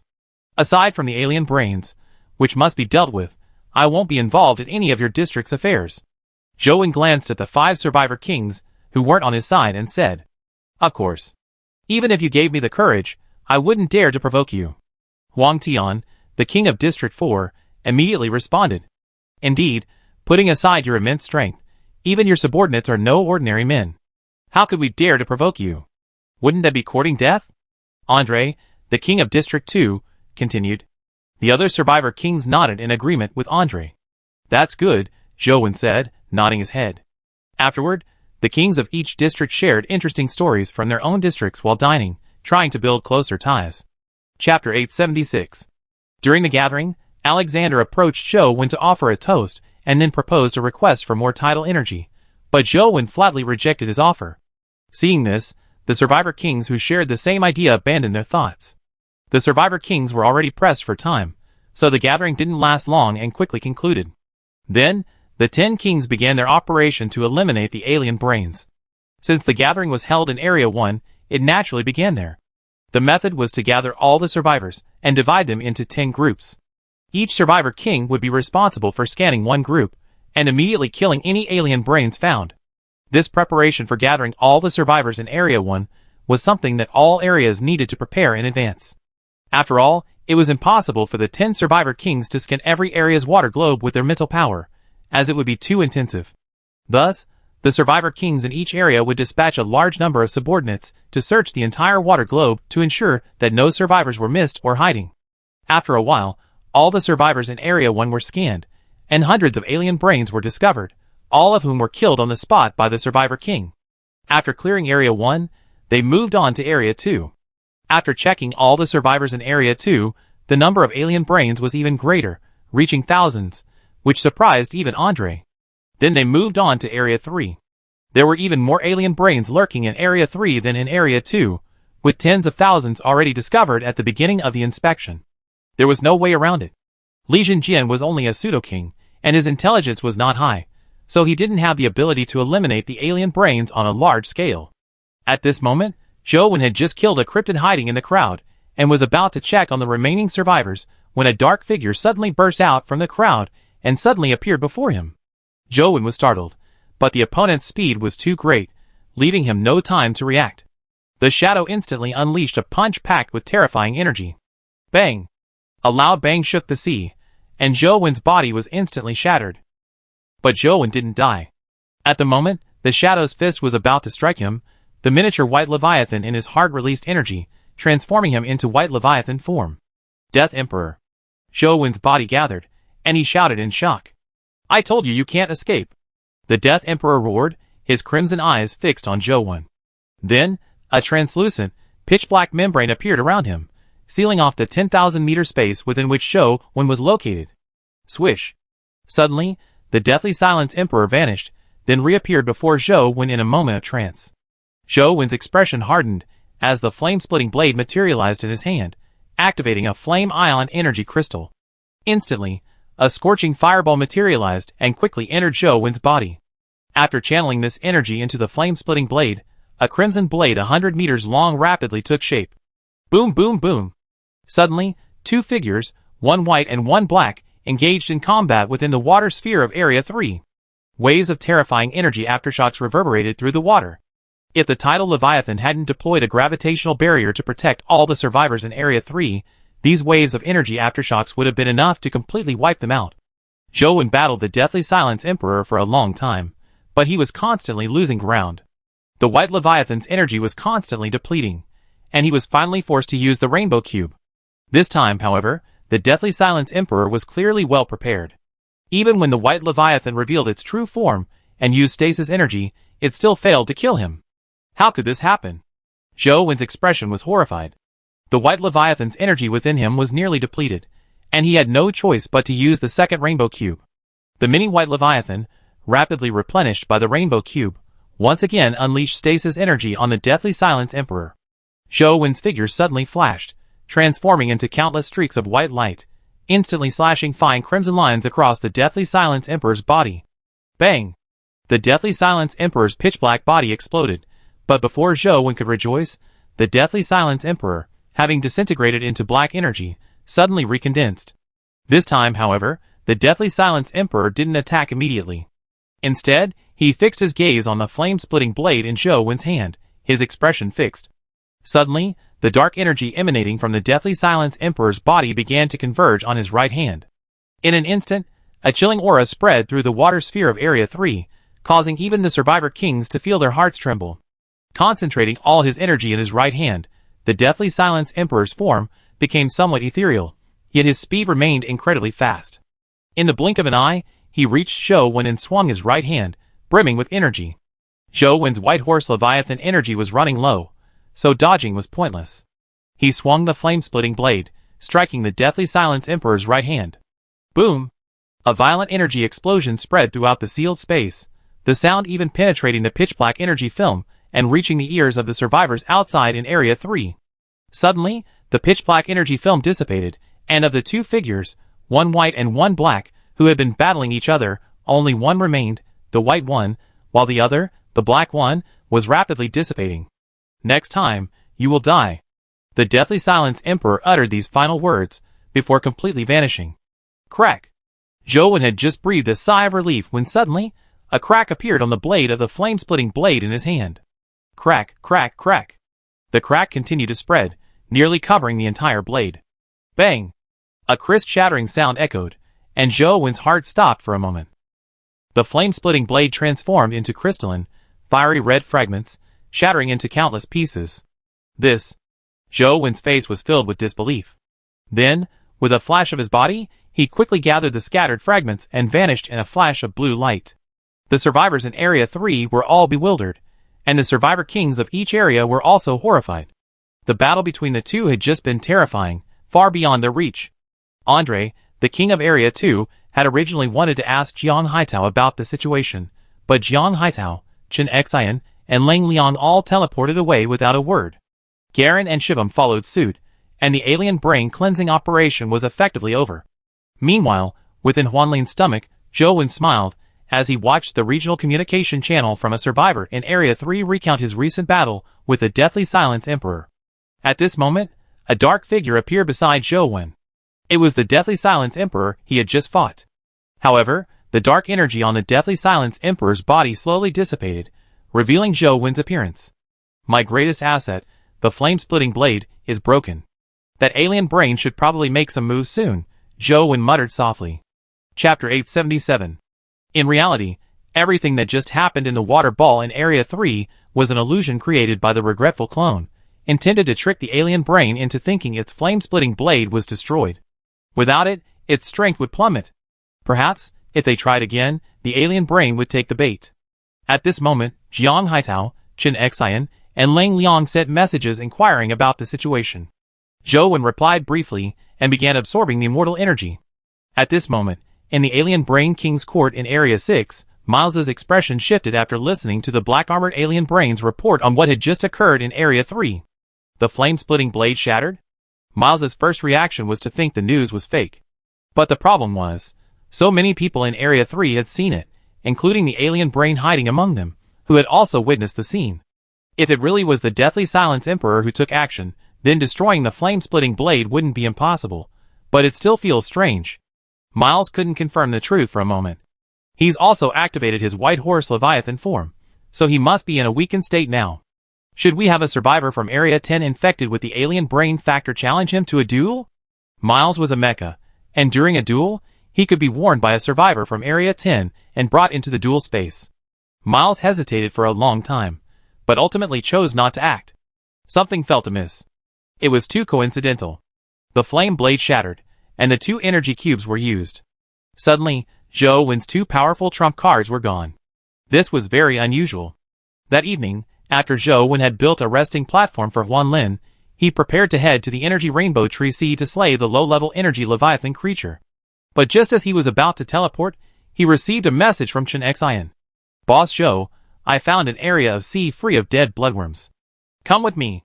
Immediately afterwards, Zhou Wen received Chen Xian's invitation to join him. He immediately accepted and teleported to Chen Xian's side. As soon as Zhou Wen emerged from the blue light, he felt strong waves of seawater washing over his body. He used his mental power to detect the surrounding water and found that there were indeed no dead bloodworms. Boss Zhou, are you okay? Chen Xian looked at Zhou Wen and found that he seemed in good condition, not weak from the battle. It's okay. It was all fake.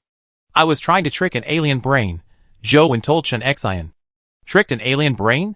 Chen Xian was a little confused, but then she thought of the sudden exposure of Zhou Wen's strength. Did the alien brain reveal Boss Zhou's true strength? Chen Xian asked in surprise. But how did the alien brain know? Chen Xian was puzzled again, because the rumors about Zhou Wen's strength contained details that even she, a subordinate, didn't know. Because that alien brain escaped from my head. Huh? Forget the alien brain. What's going on in this sea? The sea is surging so violently, it feels like giant creatures are fighting in the distance? Zhou Wen asked Chen Xian. I don't know. I just arrived in this area, and it feels special, so I brought you along. Chen Xian shook her head. Then let's go deeper and take a look. Zhou Wen summoned the Wavebreaker mecha, increasing its detection range tenfold. He began to observe the surroundings, while Chen Xian directed her Leviathan to venture deeper into the sea. After a while, the sea gradually brightened, and looking ahead, one could see a faint green glow emanating from the water in the distance. As they advanced deeper, the green light grew more pronounced, until Zhou Wen and Chen Xian spotted a single green dot of light. As they approached the green dot, surprise crossed their faces. It was incredibly large, resembling a sun-green planet. Is that a twisted creature? Chen Xian suddenly noticed 3 blood-red spheres of light surrounding the green planet. Upon closer inspection, they resembled twisted creatures, though significantly larger than those seen in the final stage of the 5th trial. They are indeed twisted creatures, and possibly wielding dark energy. Chen Xian, please exit this sea area first. I take a closer look, Zhou Wen said to Chen Xian. If those 3 twisted creatures truly possessed Imperial-level dark energy, it would be extremely dangerous for Chen Xian to remain here.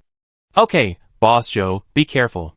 Chen Xian nodded without further ado, commanding his transformed Leviathan to depart. After Chen Xian disappeared from view, Zhou Wen piloted the Wavebreaker mech toward the green light, slowly approaching it. The 3 distorted creatures, resembling red dots, became increasingly distinct. They truly are those distorted creatures possessing Imperial-level energy. After closing in for a distance, Zhou Wen could confirm that the 3 distorted creatures were all adult forms, each reaching a length of 100,000 meters. What's that sphere emitting green light? Based on the lengths of the 3 distorted creatures, Zhou Wen estimated the diameter of the green sphere to be around 1 million meters. Could it be a king-level Leviathan? Zhou Wen's expression shifted as he suddenly wondered. What is that? Suddenly, a rapidly moving tricolor light appeared around the green luminous sphere. The three colors of light were orange, white, and silver. The silver was in the center, with the orange and white flanking it. The silver light was the main component, with the orange and white colors seemingly attached to it. The three-color light was approximately 100,000 meters long. Bang! The tricolor light slammed fiercely into a twisted creature. The silver light, seemingly solidified into a substance, pierced through the blood-red energy coating the creature's surface, slicing through the pitch-black flesh. As the tricolor light sliced through the creature's surface, it also severed a large number of tentacles.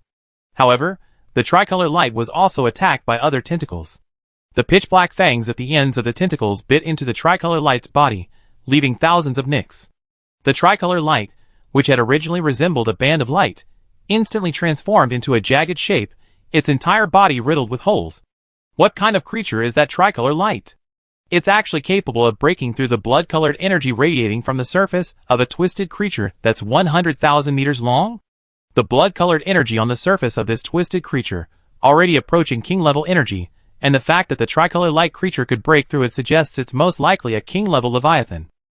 But even a king-level Leviathan wouldn't stand a chance against three twisted creatures wielding Emperor-level energy, Zhou said, looking at the tricolor light creature, its body already tattered by bites. However, the next second, a miraculous scene unfolded. A ray of yang green energy shone from the tricolor light creature's surface, and then, its body healed at an incredibly fast rate.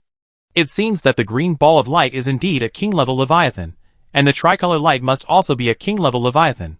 One recovers, the other attacks, Zhou immediately surmised. For a moment, the three twisted creatures, and the two king-level Leviathans were stuck in a stalemate. The twisted creatures also had very strong recovery energy, and the fangs on their tentacles were completely capable of breaking through the king-level energy protection. Chapter 878.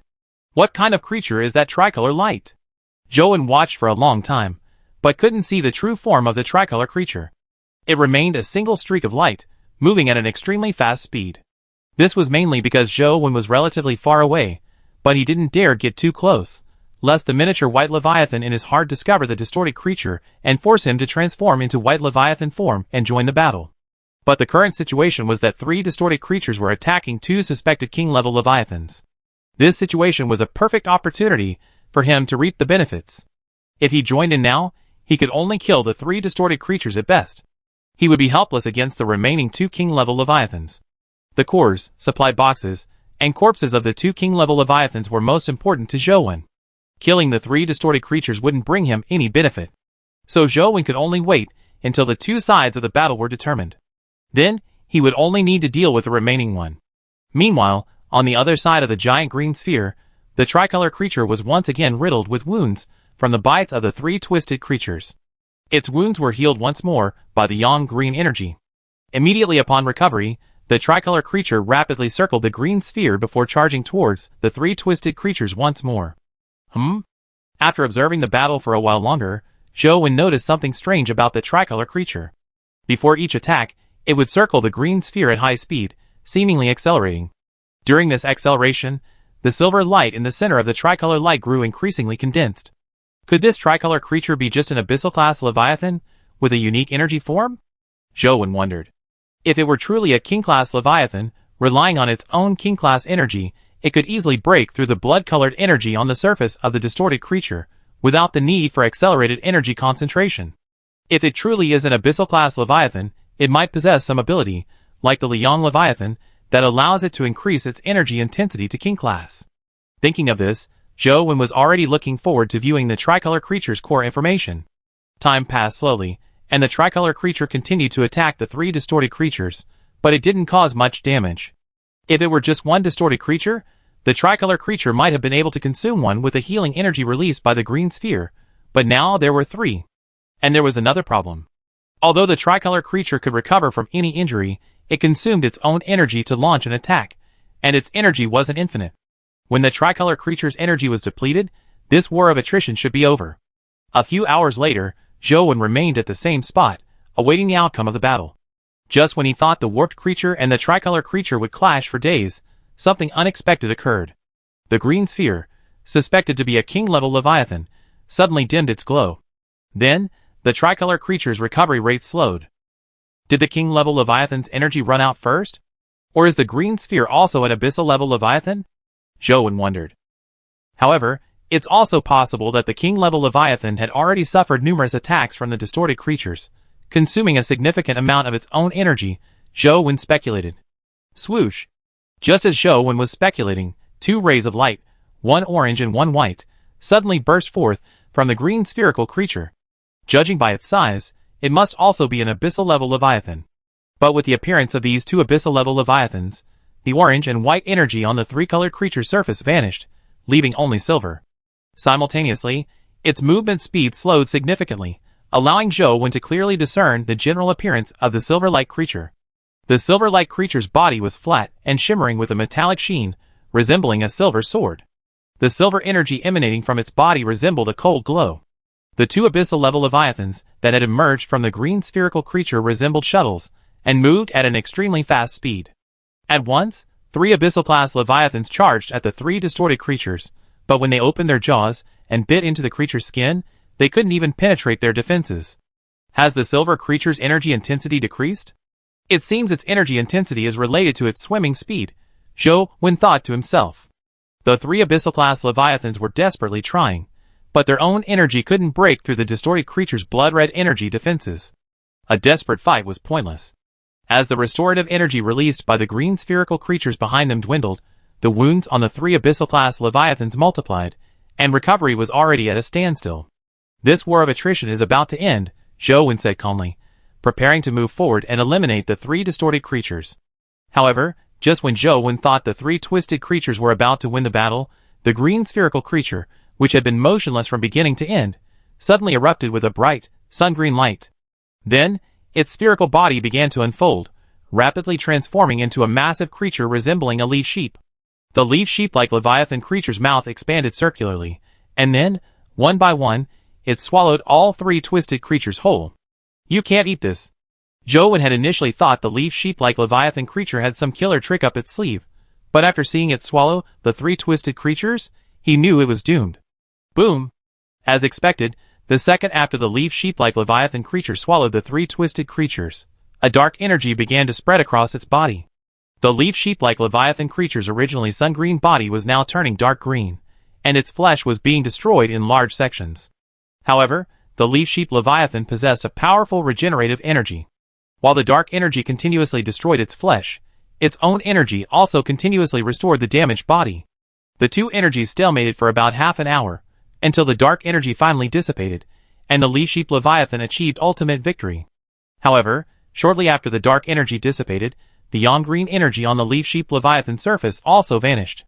The sea area, once illuminated by green light, was plunged back into darkness. Mutually destroyed? Zhou mind suddenly trembled. Mutual destruction was the best outcome for him. From then on, he only needed to deal with the three abyssal-class Leviathans. After waiting for another 10 minutes, confirming that the leaf sheep Leviathan had indeed ceased emitting light, Zhou immediately piloted the Wavebreaker mecha forward. Chapter 879. Soon, the Wavebreaker mecha was within 100,000 meters of the leaf sheep-shaped Leviathan creature, and the three abyssal-class Leviathan creatures also spotted Zhou, their tiny uninvited guest. Swish! Two spindle-shaped Leviathan creatures, one orange and one white, rushed towards Zhou at breakneck speed. Zhou instantly retracted the Wavebreaker mecha and activated three special features, increasing all three of his attributes fivefold. Then, with a flick of his wrist, the flame-splitting blade appeared.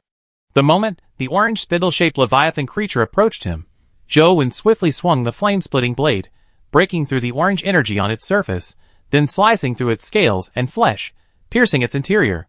Shortly after, the orange energy on the orange spindle-shaped Leviathan creature dissipated, and a system notification sounded in Zhou mind. Ding! Successfully killed an abyssal-class Leviathan, increasing all three attributes by 3 points each. After emerging from the orange spindle-shaped Leviathan, Zhou charged into the white spindle-shaped Leviathan. Soon, the system notification chime echoed in his mind again. Ding! Successfully killed an abyssal-level Leviathan, increasing all three attributes by 3 points. Finally, the silver-glowing Leviathan with a unique energy form also charged forward. But with Zhou's current strength, the abyssal-level Leviathan was no different from an ordinary energy-type Leviathan. The silver-glowing abyssal-level Leviathan at this moment lacked the acceleration energy of the other two abyssal-level Leviathans, and its own energy intensity could not reach the king level, so the result would naturally remain unchanged. Ding! Successfully killed an abyssal-level Leviathan, increasing all three attributes by 3 points. It took Zhou Wen only 3 minutes to kill 3 abyssal-class Leviathans. He used a companion ticket to bring Jiang Haitao, Chen Xian, and Leng Liang along. After each of them dismembered a corpse, he charged directly at the Leaf Sheep Leviathan. In seconds, Zhou Wen reached the Leaf Sheep Leviathan and landed directly on its massive body. The Leaf Sheep Leviathan's surface was soft, like stepping on rubber. Zhou Wen squatted down and touched it, obtaining information from the creature's encyclopedia. Life Leviathan. Stage Adult. Length 1.3 million meters. Weight 10 trillion tons. Diet photosynthetic. Description: a king-class Leviathan that lives in the eternal daylight zone of the endless sea. Its vitality energy can rapidly heal the injuries of other creatures, leading to its frequent presence in large numbers. The vitality gel within its body is a material for achieving a breakthrough in the third stage physical attributes. Living Leviathan.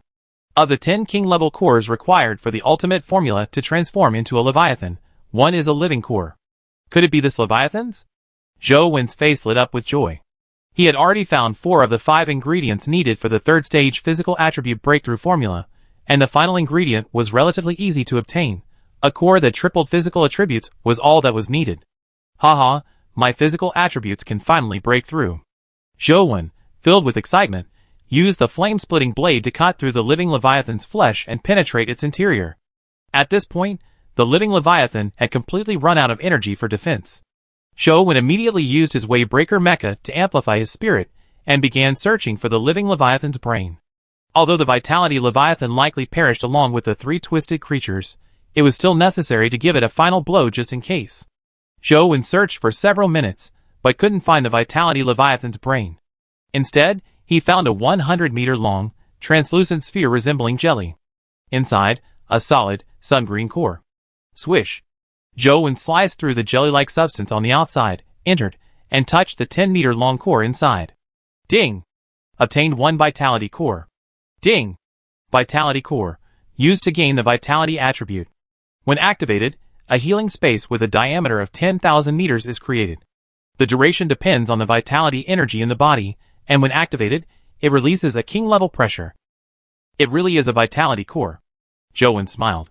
He had now collected the 3 king-level cores required for the ultimate formula of the food transformation stage: the Daylight Core, the Immortal Core, and the Vitality Core.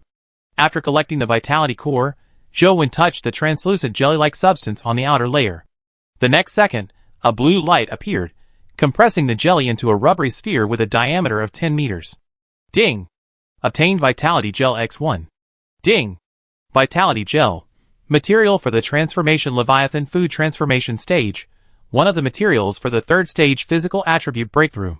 Time is limited, and Zhou Wen still needs to allow some time to decompose the Vitality Leviathan's corpse. So, after collecting the 2 key items, he immediately began searching for the location of the stomach wall space. A minute later, Zhou Wen entered a space where 3 huge, twisted creatures' corpses lay. Zhou Wen conducted a quick inspection, and found that all 3 twisted creatures had died due to exhaustion of their internal energy. Although each of these creatures possessed Imperial-level energy, the amount was certainly limited. The living Leviathan, being a restorative type, was able to use its remaining energy to completely drain the Imperial-level energy within the twisted creatures. After confirming that the 3 twisted creatures were empty, Zhou Wen began searching within the vast stomach wall, quickly finding a treasure chest tinted entirely in yang green. After storing the yang green treasure chest in the system interface, Zhou Wen immediately began decomposing the living Leviathan's corpse. After a while, Jiang Haitao, Chen Xian, and Leng Liang finished decomposing the 3 abyssal-level Leviathans, and moved on to the living Leviathan's corpse, working at top speed. The 4 of them, along with a Waybreaker mech and the Remnant's clone, spent a total of an hour decomposing the living Leviathan's corpse. Zhou Wen then returned to the space within the Phantom Scale's stomach wall, and opened the creature encyclopedia to examine the 3 abyssal-class Leviathans. Sun Shuttle Leviathan. Stage Adult. Length 90,000 meters. Weight 500 million tons. Diet Carnivore.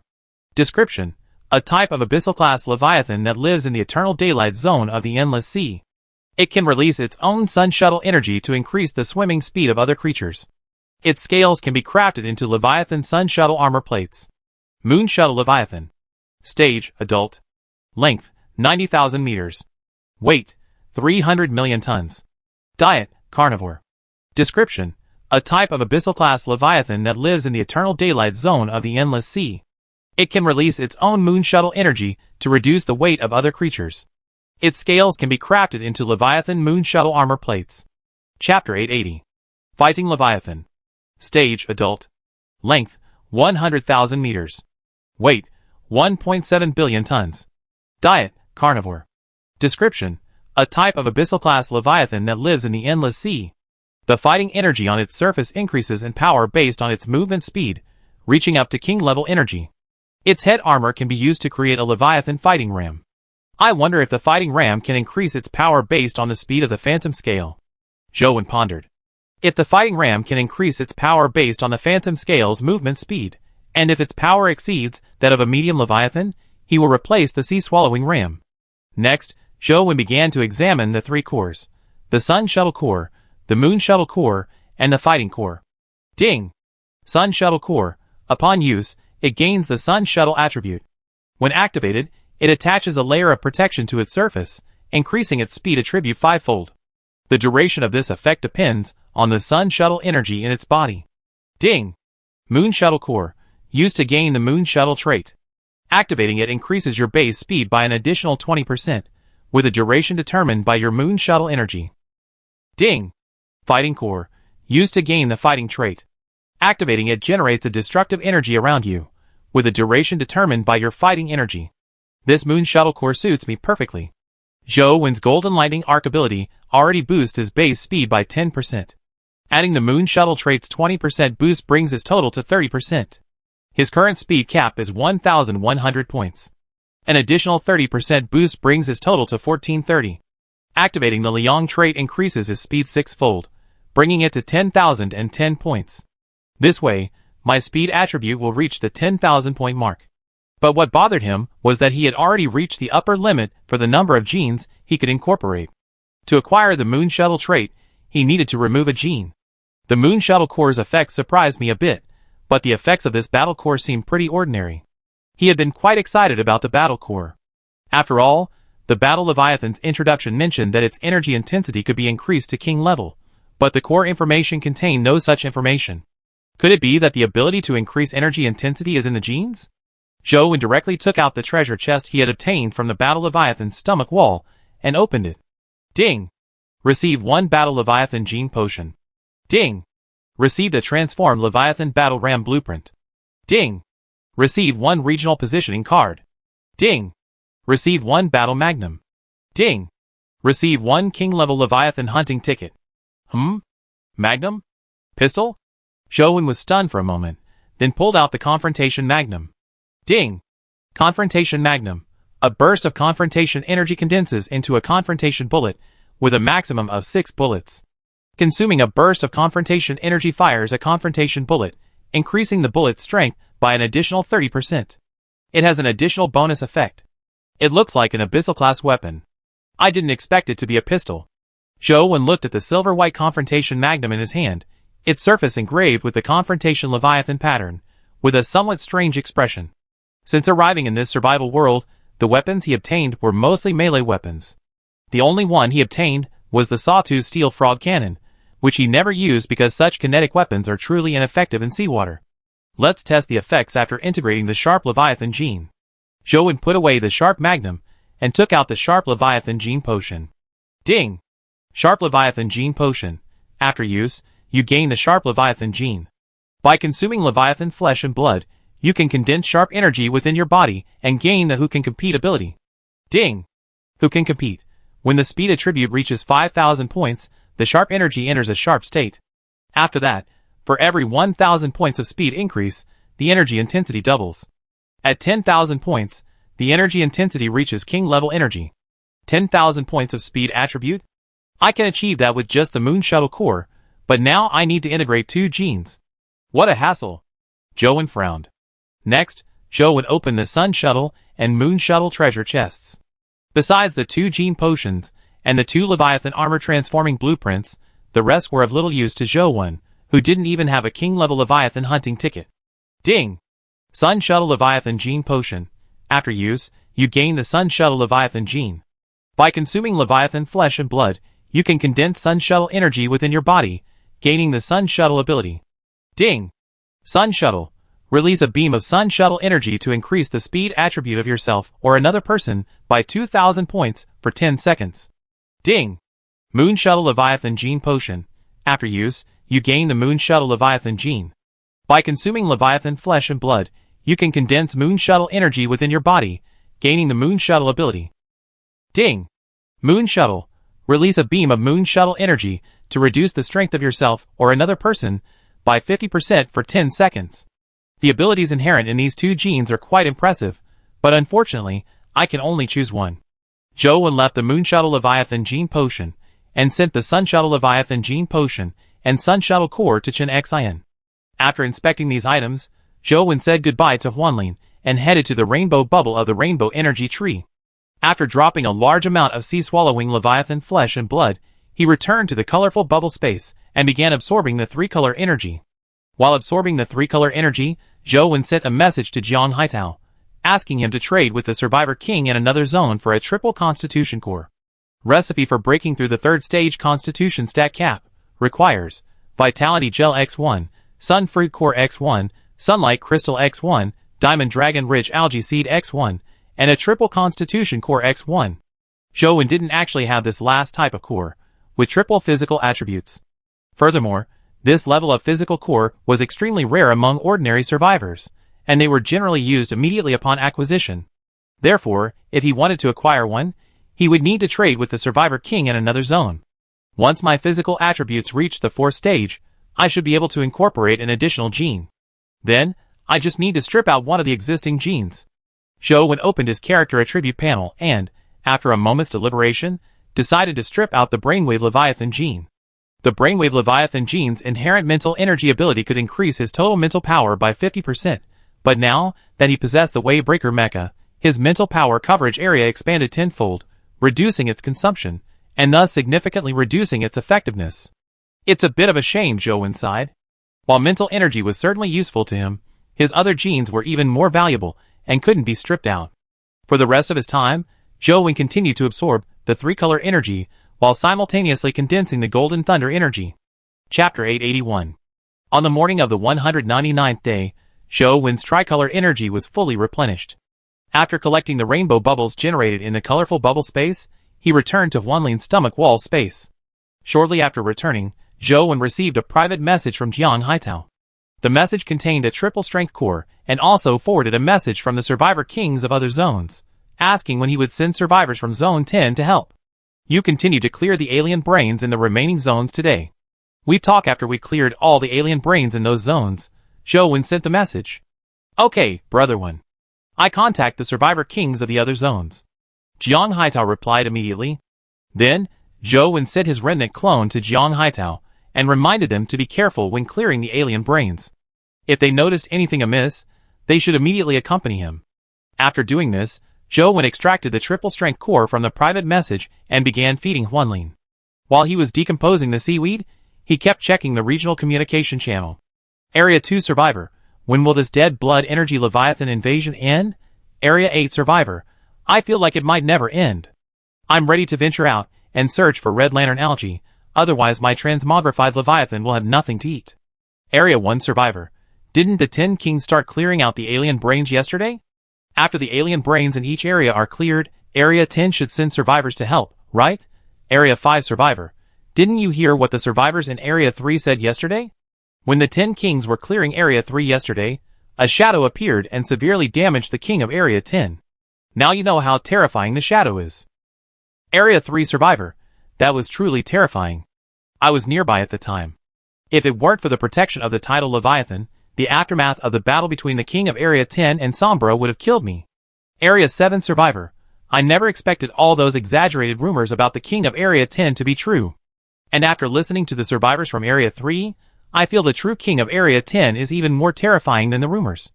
Area 3 Survivor, I was close, and I heard the King of Area 10 yell Emperor of Death. Could it be an Imperial Leviathan? Area 9 survivor. Isn't it a humanoid shadow? How did it become an Imperial Leviathan? Area 3 survivor. Maybe Imperial Leviathans can change their appearance at will. Area 8 survivor. How is that possible? Isn't the Starfall Leviathan also an Imperial Leviathan? Why didn't it transform into a human form? Area 3 survivor. Even though the Starfall Leviathan is an Imperial Leviathan, it's still in its nascent stage. And how do you know it hasn't transformed into a human form? Perhaps one of us survivors has transformed into a Starfall Leviathan and is hiding in the crowd. Area 1 survivor. I told you there were aliens among us, you lunatic. Joe1, seeing no useful information in the regional communication channel, simply closed the system interface. After feeding Phantom Scale and the brilliant sea snake some sunflower husks and hair, he went out to fold up the resting platform. Phantom Scale began to swim. Next, Joe1 climbed onto Phantom Scale's back and pulled out a regional location card. He had obtained 3 regional location cards from opening 3 abyssal-level treasure chests yesterday. Joe1 directly used a location card and began selecting the area he wanted to locate.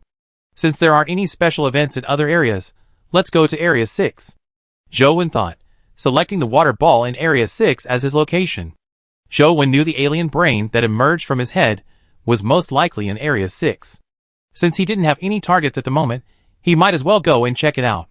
If he could retrieve the Death Claw, that would be great. If it escaped, he could also eliminate the alien brains in Area 6. Alien brains do have certain benefits for survivors, but because ordinary survivors are not immune to the alien brain factor, they pose significant disadvantages.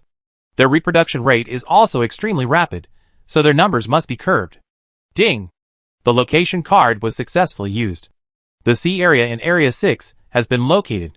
Based on the current swimming speed of the Leviathan, it will arrive in 3 days. Only 3 days, pretty fast.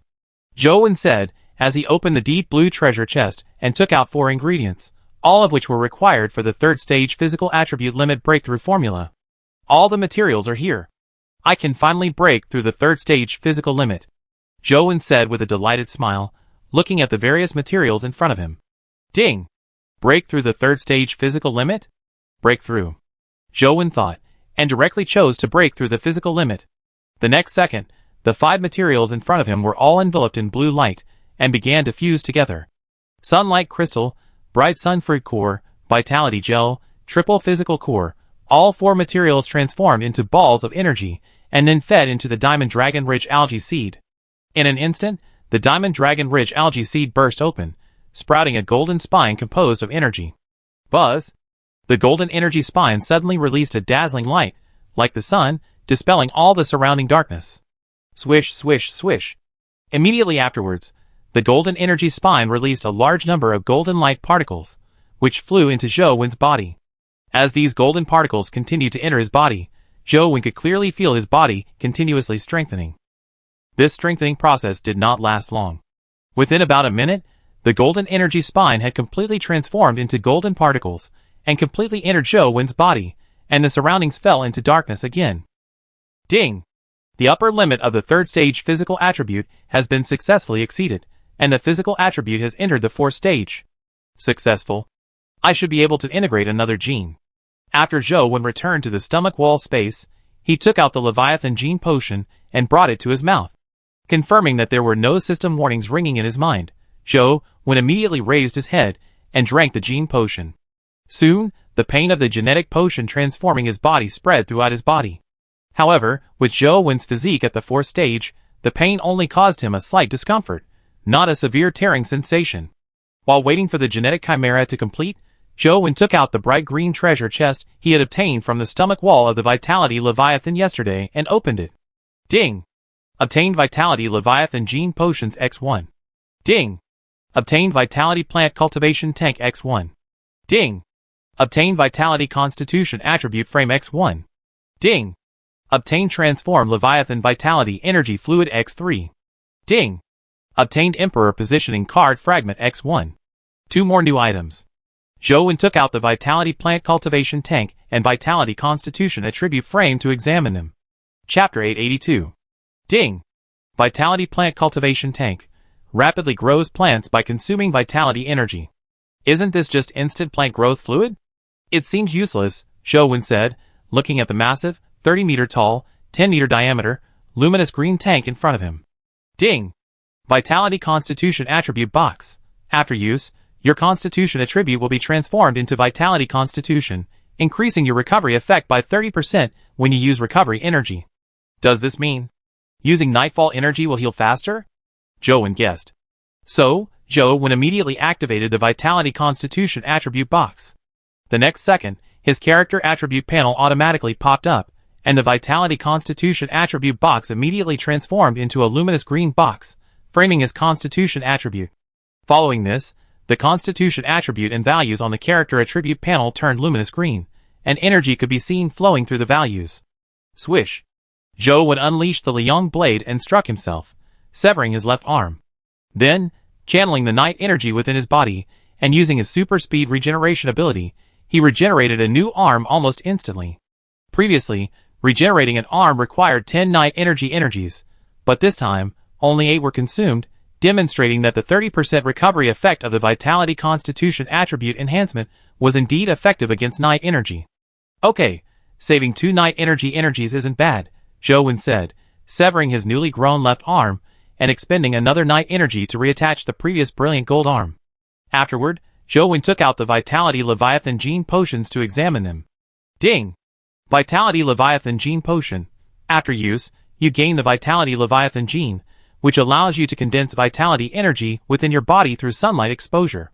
This gene can only be used if your Constitution reaches 1,000 points, and your character's panel reaches the medium Leviathan level. It's a great gene to be able to condense energy through sunlight exposure. Unfortunately, the Vitality Core is for Huanlin, so it's useless, Joe said helplessly, shaking his head. The remaining Transfiguration Leviathan Vitality Energy Fluid is for Huanlin to gain King-level energy, and there's no need to bother with the Emperor Positioning card. Joe simply put both items away. For the rest of the time, Joe had nothing else to do, so he began absorbing immortal energy. Because his Constitution had entered the 4th stage, his absorption rate was even faster. Not only did the energy absorption speed increase, but the speed at which various abyssal-level energies were condensed within his body after consuming the flesh and blood of the Sea Flow Leviathan had also increased. Previously, condensing a single Liang energy took 7.5 minutes, but now it only takes 5 minutes.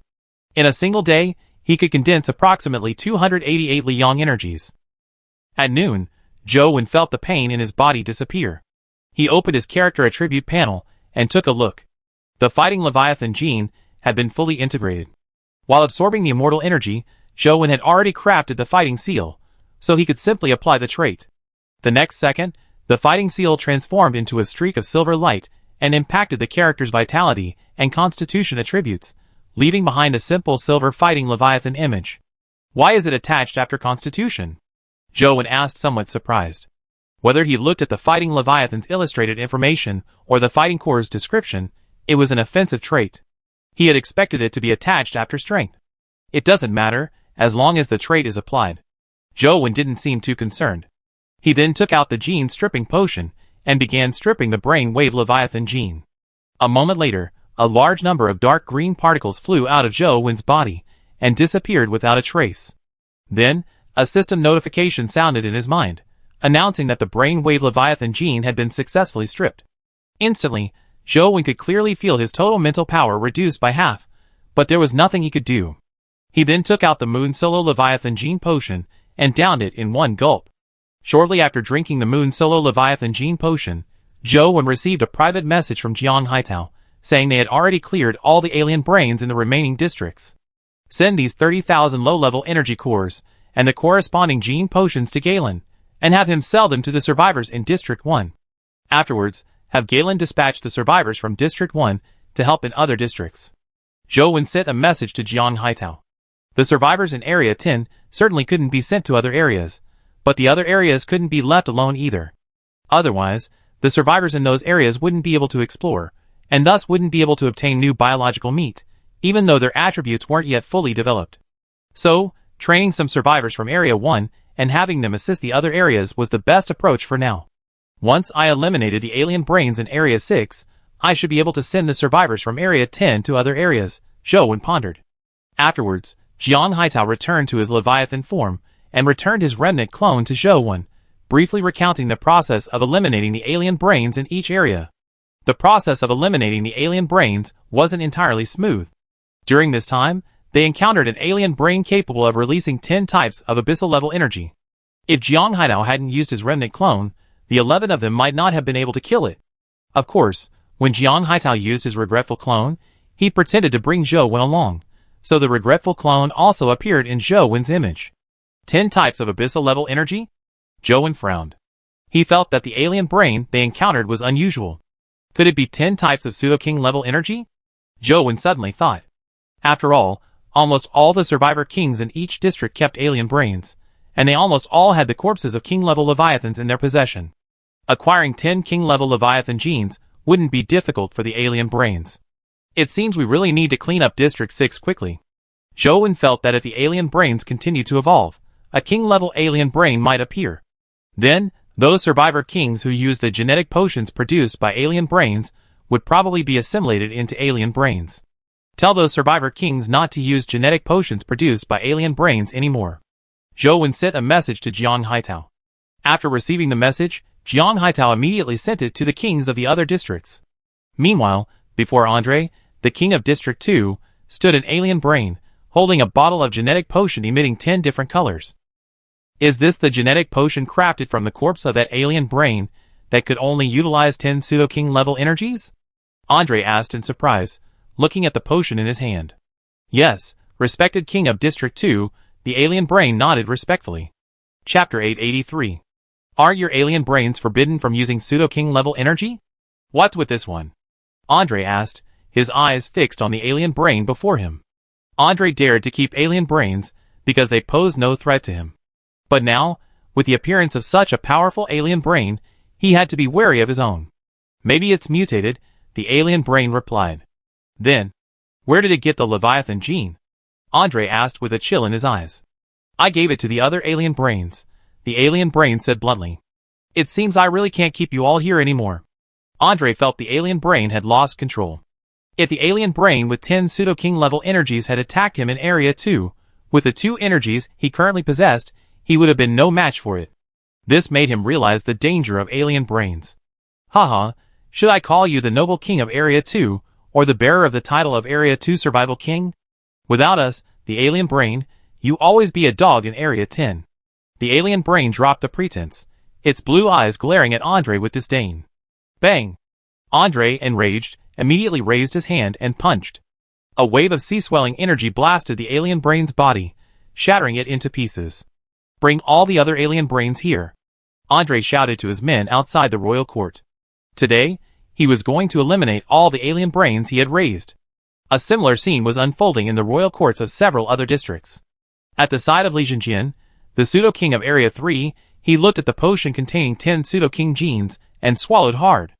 Can I really gain 10 types of pseudo-king level energy by using this potion? Li Jinjian asked the alien brain in front of him, his eyes fixed on the genetic potion in his hand.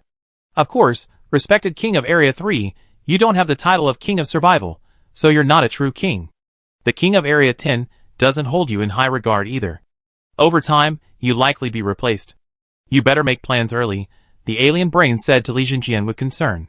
Will I be replaced? Impossible. The king of Area 10 won't replace me.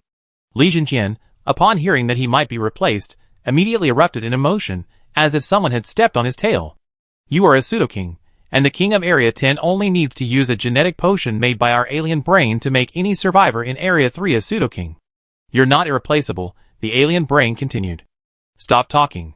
Leave, Li Jinjian interrupted the alien brain with a hint of annoyance. After the alien brain left, Li Jinjian looked at the genetic potion in his hand, his expression fierce, and poured it directly into his mouth. That evening, Zhou Wen's pain subsided. After confirming that the Moon Shuttle Leviathan gene had been successfully integrated, he used the Moon Shuttle seal to add the trait to his character attribute panel. But as soon as the Moon Shuttle seal released energy, the energy retracted into the seal the next second. By the way, the speed attribute can only be added to 5 traits. Zhou Wen immediately took out a trait stripping seal and used it, selecting the Arc Light trait. The Arc Light trait was quickly restored to the Arc Light seal, and the Moon Shuttle trait was successfully added to the end of the speed attribute, leaving a simple white Moon Shuttle Leviathan pattern. Then Zhou Wen carefully reviewed his character attributes. Zhou, Leviathan Hunter plus 100, Abyss Hunter plus 10, King of Survival, normal human attributes are 10, see Devouring Pattern. Intelligence, 25, maximum, Concussion attribute. Impact attribute. Strength, 1092. Burning attribute. Explosive attribute. Black Flame attribute. Golden Thunder attribute. Nightfall attribute. Constitution, Vitality 1176. Tungsten Gold attribute. Copper Diamond attribute. Brilliant Gold attribute. Luminous attribute. Fighting attribute. Speed, 993. Shadow attribute. 3 attributes. Floating attribute. Liang attribute. Moon Shuttle attribute. Genes, Tungsten Disc Snail gene. Brilliant Golden Sea Dragon gene. Black Flame Dragonfish gene. Golden Thunder Leviathan gene. Floating Leviathan gene. Nightfall Leviathan gene. Fighting Leviathan gene. Moon Shuttle Leviathan gene. Liang Leviathan gene. Evaluation. A humanoid Leviathan that has reached the level of a small Leviathan. My strength attribute cap is now 1,300 points, my constitution attribute cap is 1,400 points, and my speed attribute cap is 1,100 points. I need to quickly increase my attributes. Previously, Zhou hadn't consumed the Diamond Dragon Ridge algae seeds because his constitution attribute was about to reach its limit. But now that his constitution attribute cap has increased by another 200 points, he naturally doesn't have to worry about wasting any extra attribute points. However, Zhou only has one Diamond Dragon Ridge algae seed left. The Diamond Dragon Ridge algae in Shivam hasn't matured yet, and there's no guarantee it will produce seeds, so he doesn't dare to rashly consume this single seed. Can the Vitality Plant Cultivation tank I opened earlier be used to cultivate Diamond Dragon Ridge algae? At this moment, Zhou thought of the newly acquired device he hadn't used yet. Next, Zhou took out the Vitality Plant Cultivation tank. However, he didn't cultivate the Diamond Dragon Ridge algae seed directly. After all, there was only one. If the device failed to produce a seed, wouldn't that be a waste? The Vitality Plant Cultivation tank had a 2-meter-high circular base. Zhou scanned it with his mental power, and spotted a bright green cube in the center. Vitality Cube? Zhou felt that the bright green cube looked very much like an energy cube. The Vitality Plant Cultivation tank was made of some kind of gel-like substance. Zhou passed through the gel layer and entered the interior. He then took out a neuroalgae bubble seed and placed it in the center, then exited the device and went outside. After waiting for a while, the device didn't activate. Soon, Zhou realized the problem. There was no seawater inside the device, and the neuroalgae bubble seed was an algae plant that needed seawater to grow. So, Zhou entered the device again, and had Lung Liang send the seawater from the water ball to fill the entire interior. This time, as Zhou exited the device, a bright green light emanated from within. Immediately afterwards, the neural algae bubble seed began to grow at a visible rate, maturing in seconds, with a neural algae bubble seed sprouting from its root. It looks like it can produce seeds. Zhou entered the device, and collected the neural algae bubble and seeds. After a moment's hesitation, he placed the Diamond Dragon Ridge algae seed. I hope so. Zhou wasn't sure if Diamond Dragon Ridge algae could produce seeds in the organic plant cultivation tank. After all, the growth environment and the seed's habits were different. Chapter 884. As Zhou emerged from the device's gel-like tank, a rich, yang green glow emanated from its interior. These streams of energy instantly filled the entire tank. Then, the Diamond Dragon Ridge algae seed, placed in the center of the tank's bottom, began absorbing the energy within. Soon, the golden ridges on the seed's surface began to unravel, and skeletal algae sprouts emerged from the seed, rapidly growing. In just a dozen seconds, the Diamond Dragon Ridge algae had completely filled the entire tank. However, the living plant cultivation tank must have some sort of height limit. When the Diamond Dragon Ridge algae's golden ridges nearly filled the entire tank, they gradually ceased growing. The Diamond Dragon Ridge algae, after all, is a symbiotic plant, possessing a degree of autonomous movement. The growing algae trunks constantly twisted within the tank, resembling tentacles, creating a strange sensation. As the yang green energy continued to flow into the Diamond Dragon Ridge algae, 3 golden seeds soon sprouted from the top of the thickest of the hundreds of Diamond Dragon Ridge algae trunks.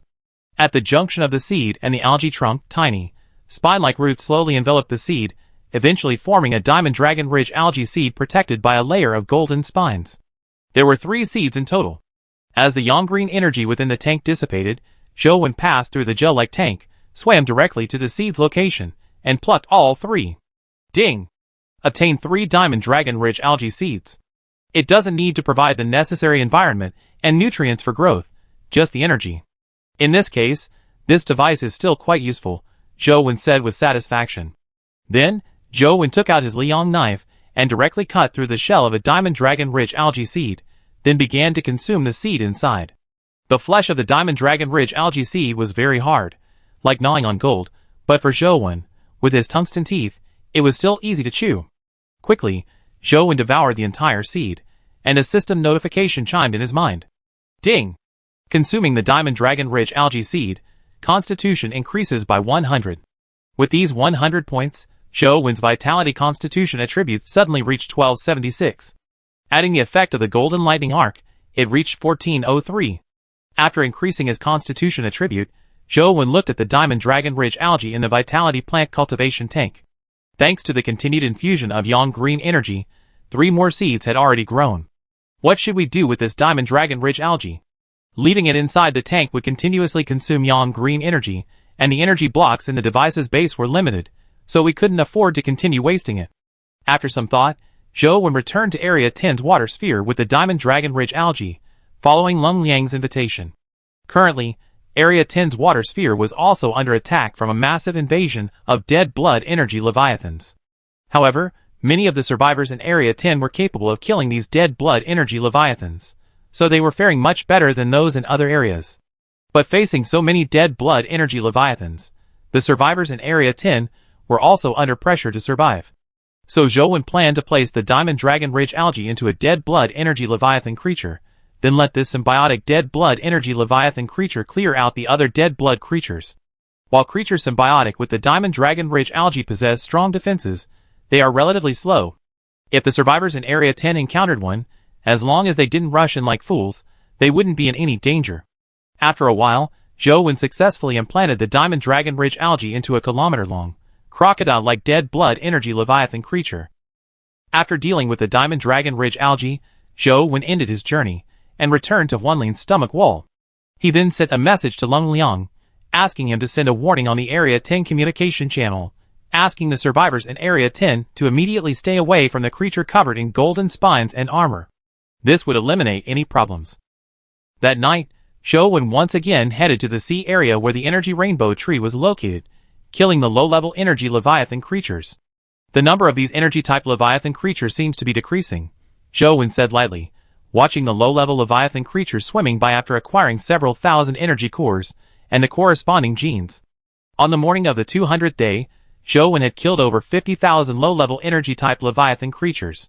Considering that the number of low-level energy-type leviathan creatures might continue to decrease, he deployed the Waybreaker Mecha and the Remorse clone last night to hunt down as many low-level energy-type leviathan creatures as possible and prevent the black rock platform below from transforming into dead blood creatures. After sending over 50,000 low-level energy cores and the corresponding potions to Lung Liang, Zhou Wen returned to Huanlin's stomach wall.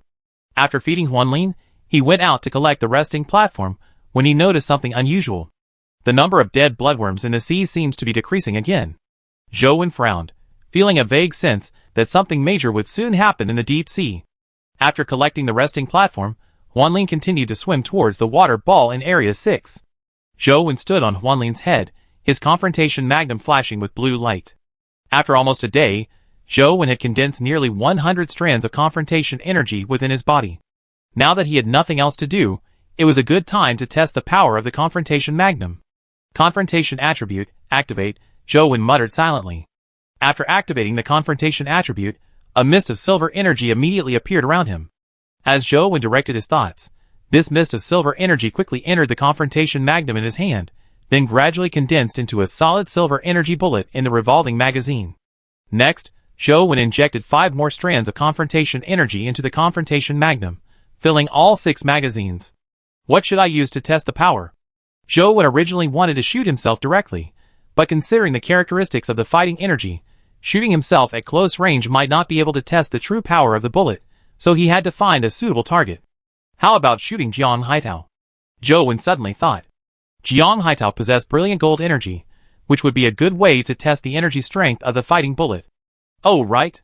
I just had the Diamond Dragon Ridge algae symbiotically coexist with a crocodile-like leviathan yesterday. We can try it directly on the crocodile-like Leviathan.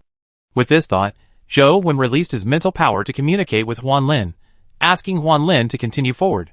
He then sent a message to Lung Liang, asking him to accompany him to the water ball in Area 10. Chapter 885. At this time, the survivors in Area 10's water ball were all out exploring. Lung Liang asked the survivors in the Area 10 chat channel if anyone had encountered a Leviathan creature covered in a golden skeletal shell. Soon after, a survivor messaged him. Zhou Wen directly sent him a companion voucher, asking him to accompany him. After they arrived, the survivor was overjoyed to see Zhou Wen in person and immediately asked to take a photo with him.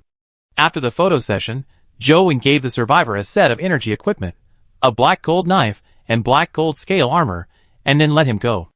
After finding the crocodile-like Leviathan creature covered in golden bone armor, Zhou Wen raised his combat magnum and channeled another burst of combat energy into it. He then pulled the trigger, and the revolver magazine began to rotate. Bang! A gunshot echoed through the seawater. The moment the strikeout bullet left the barrel, it vanished in a flash of silver light, almost instantly striking the golden carapace of the crocodile-like Leviathan. Bang! A violent energy explosion echoed, reaching the strength of the abyssal level. A dent, approximately 1 meter in diameter, appeared on the surface of the golden carapace, though the damage was minimal. Zhou Wen wasn't surprised by this. After all, the strikeout energy he was currently using was equivalent to ordinary abyssal level energy. Bang, bang, bang. Zhou Wen then fired his remaining 5 rounds. After confirming their power was comparable, he activated the Moon Shuttle ability, increasing his base speed by 20%. He then immediately activated his Liang attribute, increasing his speed 6-fold. In an instant, Zhou Wen's speed reached 9,036 points. Almost 1,000 points short.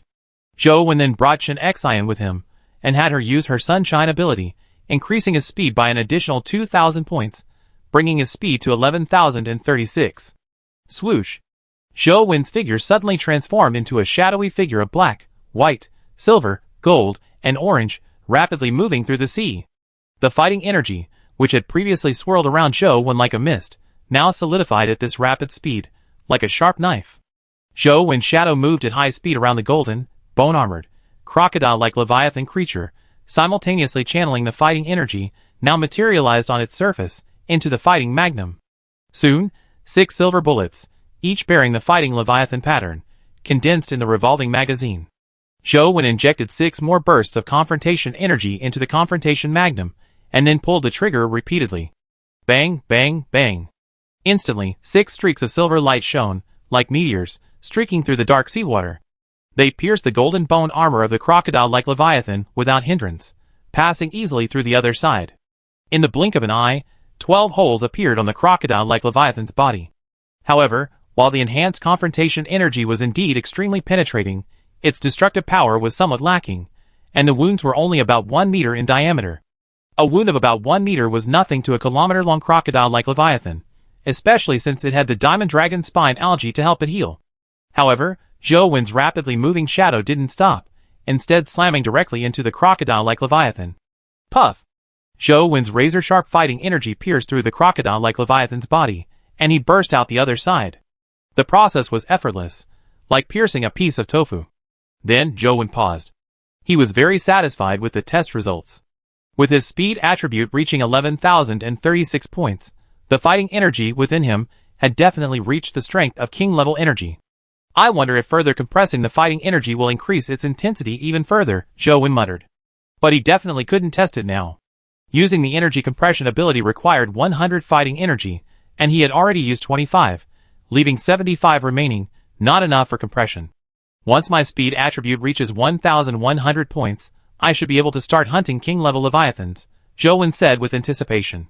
The crocodile-like Leviathan, which Zhou Wen had used as a target for a round of attacks, appeared unharmed, but was clearly enraged by his actions and charged directly at him. This crocodile-like Leviathan still needed to help Area 10 clear the dead blood energy Leviathans, so Zhou Wen would not kill it. Instead, he simply ended his journey and left. After consuming some glowing fruit to restore his strength, Zhou Wen once again arrived at Huanlin's head. He then used his Moon Shuttle ability to reduce his weight by half and activate his floating ability. Swish! Zhou Wen flew swiftly through the dense fog, his speed doubling as he flew. The Moonrush ult ability really does work with the levitation attribute, Zhou Wen said with surprise. Because his flight speed wasn't tied to his own speed attribute, Zhou Wen's speed had always been fixed. Often, when he encountered faster creatures in the air, he could only passively counterattack. Now, with the Moonra Assault ability, his flight speed had finally increased significantly. After just a short flight, a swarm of mist lice surrounded him. Zhou Wen, too lazy to deal with these annoying creatures, landed directly on top of the phantom scale. At this moment, Lung Liang sent a private message containing 300,000 silver ingots. Silver ingots are crafted from the scales of the phantom leviathan, smelted in a blast furnace. The materials for the phantom bump horn are finally complete, Zhou Wen said, opening the blueprint interface and flipping to the leviathan phantom bump horn blueprint. Transmogrified leviathan fighting rammer recipe requires 1 fighting leviathan blade head guard, 1 fighting crystal, and 300,000 fighting silver ingots. Fighting crystal is a C abyssal grade transmutation stage material. A ramming horn crafted from it should possess C abyssal grade energy, Zhou Wen thought to himself, taking out all the materials and clicking create. Instantly, all the materials, enveloped in a blue light, flew into the air and began to fuse. Boom! The fighting crystal exploded, transforming into a mist of silver energy that quickly adhered to the surface of the fighting leviathan blade head guard.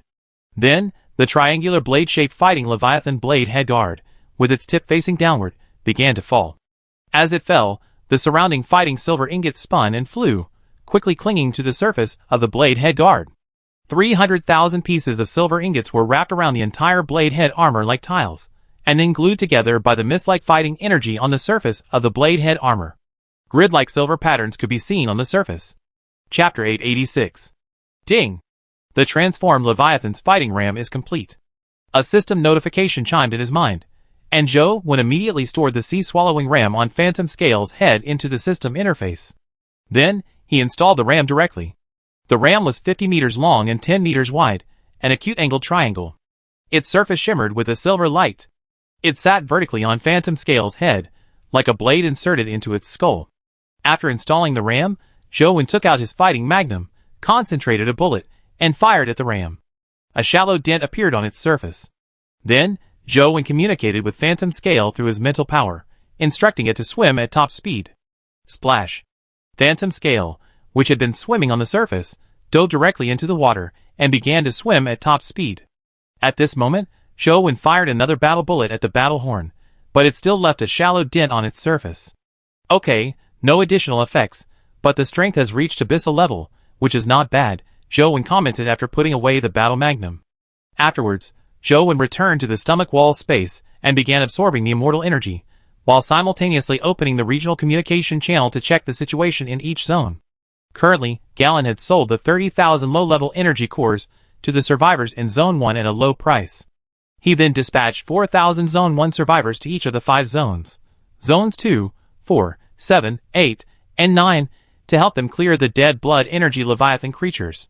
As for Zones 3 and 5, Zhou Wen gave each of them 10,000 low-level energy cores and the corresponding genetic potions, allowing the survivors in those 2 zones to clear the dead blood energy Leviathan creatures themselves.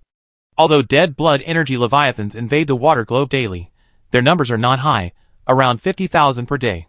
With the help of 4,000 survivors dispatched from Area 1, the survivors in Areas 2, 4, 7, 8, and 9 can now explore. Area 2 survivor, how on earth do Areas 10 and 1 acquire so many energy cores? Although we have an Area 1 survivor accompanying us on our journeys to protect us, he has to share half of all the resources we find. That's just too shady. Area 1 survivor, if you guys from Area 2 can't accept this, why don't you tell your king that you don't need our help from Area 1? Just deal with those dead blood energy Leviathans directly. Area 8 survivor, we're all human. Facing a common enemy like the dead blood energy Leviathan, are you still human when you demand such a high reward from Area 1? Area 1 survivor, again, we're not forcing you. If you can't accept this, you don't have to seek help from Area 1. Area 10 survivors, selling Red Lantern algae in bulk, 10,000 per strength crystal fragment. Contact me if you're interested. For a time, many Area 10 survivors began selling Red Lantern algae on the regional chat channel, offering 10,000 per strength crystal fragment. While survivors in other areas can now explore, their efficiency is certainly lower than before. The amount of Red Lantern algae available has greatly decreased, and survivors in other areas can only trade with survivors in Area 10. While survivors in Areas 1, 3, and 5 can also sell Red Lantern algae, they simply can't compete with those in Area 10. For the survivors in Area 10, exploring outside was now largely the same as usual. The dead blood energy Leviathan creatures invading the water globe could be easily defeated by just one survivor possessing low-level energy traits. After ensuring that the survivors in the other areas had resumed their exploration, Joe closed the system interface. Since the Diamond Ridge algae, which requires biological symbiosis, can be grown in the Vitality plant cultivation tank, then, can sunflower seeds also be grown? Joe would approach the large planter box where the sunflower seeds had been planted and dug out the seeds buried in the soil. He then used his mental power to scan the sunflower seeds in his hand. The seeds were intact and in good condition. After placing a sunflower seed at the center of the bottom of the Vitality plant cultivation tank, Joe withdrew. The next second, a large amount of yang green energy filled the tank and then flowed into the sunflower seed.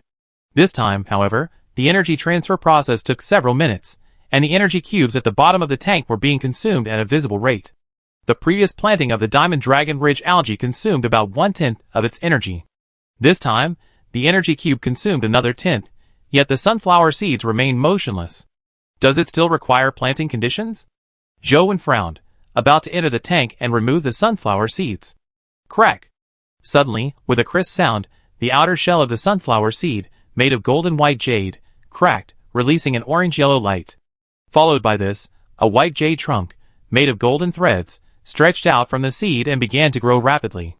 When the trunk reached 20 meters in height, a small, white jade gold bud sprouted from its crown. Infused with yang green energy, the bud continued to grow. When the bud reached 5 meters in diameter, it slowly opened, revealing its inner orange-yellow petals. Suddenly, the sunflower released a dazzling orange-yellow light, resembling a tiny sun, illuminating the already bright stomach space with a whitish glow. At this point, the energy cubes in the base had consumed approximately 2/10 of their energy, and the sunflower had finally matured. Joe swept his mental power over the sunflower, revealing a total of 100 seeds. So many seeds in one go? No wonder it consumes so much energy. Joe explained, then immediately entered the tank and plucked the 10-meter diameter sunflower. Ding! 100 sunflower seeds. So many! I could easily eat them like sunflower seeds, Joe said with a smile. Just as he was about to store the sunflower in his hand into the system interface, the brilliant sea snake approached and stared at it. Here you go. Joe had originally intended to keep the sunflower as a lighting tool, but since it was useful to the brilliant sea snake, he decided to give it to it. After all, the brilliant sea snake was also a lighting tool. Next, Joe put away the Vitality plant cultivation jar and tossed the remaining sunflower stems to the brilliant sea snake. However, after the brilliant sea snake devoured the entire sunflower, no changes were seen. Joe stopped paying attention and simply took out a sunflower seed and tossed it into his mouth. Crunch! Crunch! The shell of the sunflower seed was hard, like stone, and tasteless, but after swallowing it, he immediately felt a warm energy spreading through his body, and the slight weakness he had felt from using the Li Yang attribute disappeared instantly. Ding! Consume the sunflower seed, and your physical fitness will increase by 50. Chapter 887. Joe directly sent 10 sunflower seeds to each of Jiang Haitao, Chen Xian, and Lung Liang. Now that they had the Vitality plant cultivation tank, they would definitely have no shortage of sunflower seeds. Next, he asked Chen Xian to send him some rainbow seaweed, which he consumed directly, increasing his constitution by another 20 points. His Vitality Constitution attribute had now reached 1346, just 54 points away from the upper limit. Right now, I need to quickly increase my speed attribute to 1100, Joe thought to himself. Just as Joe opened the system interface and was about to send a message to Jiaowen, asking him to contact the survivor kings in other zones to request some of the newly acquired biological meat that increased its attributes, Wanling's questioning voice echoed in his mind. What's wrong? Did you discover something? Joe immediately released his mental power to inquire of Wanling. Something fell from the sky, Wanling's voice echoed in Zhou mind again. Something fell? A meteoric leviathan? Zhou frowned, then immediately left the stomach wall and headed outside. Because the sky was thick with fog, Zhou couldn't see what Wanling was talking about with his naked eyes. So he summoned the Wavebreaker mecha, connected the tentacles to the mecha's intelligent brain, and increased his mental detection range tenfold, covering a radius of 5,000 meters. A moment later, a Leviathan creature entered Zhou Wen's mental detection range. Judging from its size, it was only a few thousand meters long, making it a small Leviathan. Leviathan corpse? Zhou Wen discovered through mental detection that the Leviathan creature that had fallen from the sky was missing half its head, as if it had been bitten off by something. It's just an ordinary Leviathan, so it shouldn't be a problem. Zhou Wen had just heard Huanling's inner voice, and thought another meteoric Leviathan had fallen from the sky. However, Zhou Wen didn't immediately return. Leviathans rarely fell in the thick fog. Since this Leviathan had suffered a fatal attack, there might be other Leviathans in the fog. It might even be a meteoric Leviathan. Suddenly, Zhou Wen's eyes widened, a hint of surprise in their eyes. A huge gaping hole suddenly appeared on the Leviathan's body, similar to the one on its head, caused by a bite. But to Zhou Wen's surprise, his mental power didn't detect any creature. What? The appearance of some unknown creature immediately alerted Zhou Wen. At this moment, within Zhou Wen's mental detection range, gaps continued to appear on the Leviathan's body. Slowly, the entire body disappeared as it fell through the air. It was quite strange. What the hell is that? Zhou Wen felt unsafe staying here, so he immediately communicated with Huanling, telling her to dive into the water and head out at full speed. Splash. Huanling dove headfirst into the water and began swimming at full speed. Zhou Wen remained in control of the wave breaker mech, clinging to the current armor on Huanling's head. Before leaving the area, he wanted to ensure Huanling's safety from outside. About an hour later, Huanling had completely left the area where the unknown creature had appeared, and Zhou Wen breathed a sigh of relief. At this moment, Garlon sent a private message, requesting various stat-enhancing creature meats from various zones. However, due to the recent influx of dead blood energy Leviathans, newly discovered creature meats were few and far between, totaling only 13 types across the several zones. Zhou Wen then contacted Jiang Haitao, ancient Xian, to request the creature meats they had acquired over the past few days. They were now far from Zone 10's water sphere, and in the open sea, unaffected by the dead blood energy Leviathans. Additionally, with a large number of core members conducting extensive exploration, a relatively large amount of new creature meat had been acquired, totaling 15 types. 28 new creature meats. Even if the speed attribute can't be maxed out, it should be close, Zhou Wen thought expectantly, looking at the two private messages in the system interface. Just as Zhou Wen was about to return to the stomach wall dimension, he felt the space ahead of him suddenly warp. Immediately, a large mouth covered in metallic, triangular fangs emerged from the warped space and bit down on Huanling's head. Zhou Wen's expression changed drastically.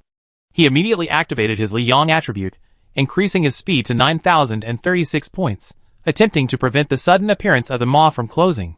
The maw was biting Huanling's head. If half of his head was bitten off, Huanling would surely die on the spot. He absolutely could not let that happen. However, everything happened too quickly. Even with Zhou Wen's maximum speed, it was too late to stop it. He could only watch helplessly as the sharp metal fangs fell. Bang, bang, bang. At this critical moment, Zhou Wen unleashed his magnum and instantly unleashed 6 rounds. Bang! The magnum bullets pierced the metal armor of the suddenly appearing maw. Buzz! The instant the fighting bullet struck, the giant mouth suddenly vanished, and the distorted space returned to normal. What kind of creature is this? How did it appear so suddenly? Zhou Wen was now in a state of extreme tension. He simultaneously channeled 6 more bursts of fighting energy into the fighting magnum, condensing them into 6 bullets. Puff! But just as the bullets condensed, Zhou Wen heard the sound of flesh tearing. Turning around, he saw a massive triangular bite mark appear on Huanling's side, nearly 100 meters of flesh lost in an instant. Asshole! Zhou Wen's eyes widened in anger, but he couldn't leave Huanling's head. Otherwise, if the unknown creature attacked again, he wouldn't be able to react immediately. The most urgent task was to heal Huanling's injuries, so Zhou Wen used a companion voucher to bring Jiang Haitao with him. He then had him enter Huanling's stomach wall and feed him the transformed Leviathan instant growth energy crystals. Bang! Just as Huanling opened his mouth to let Jiang Haitao enter the space between his stomach walls, the unknown creature reappeared above his head, but was struck directly by a single shot from Zhou Wen's strike bullet, vanishing once more. Quickly, Huanling's injuries healed at a visible rate thanks to the energy crystals of the transformed Leviathan's instant growth. However, no sooner had he recovered than another large chunk of flesh was suddenly bitten off from another part of his body. Is this a space creature? Zhou Wen speculated, as each appearance of this unknown creature was accompanied by a spatial distortion. Also, because of the spatial distortion, his mental power was unable to detect the unknown creature's presence.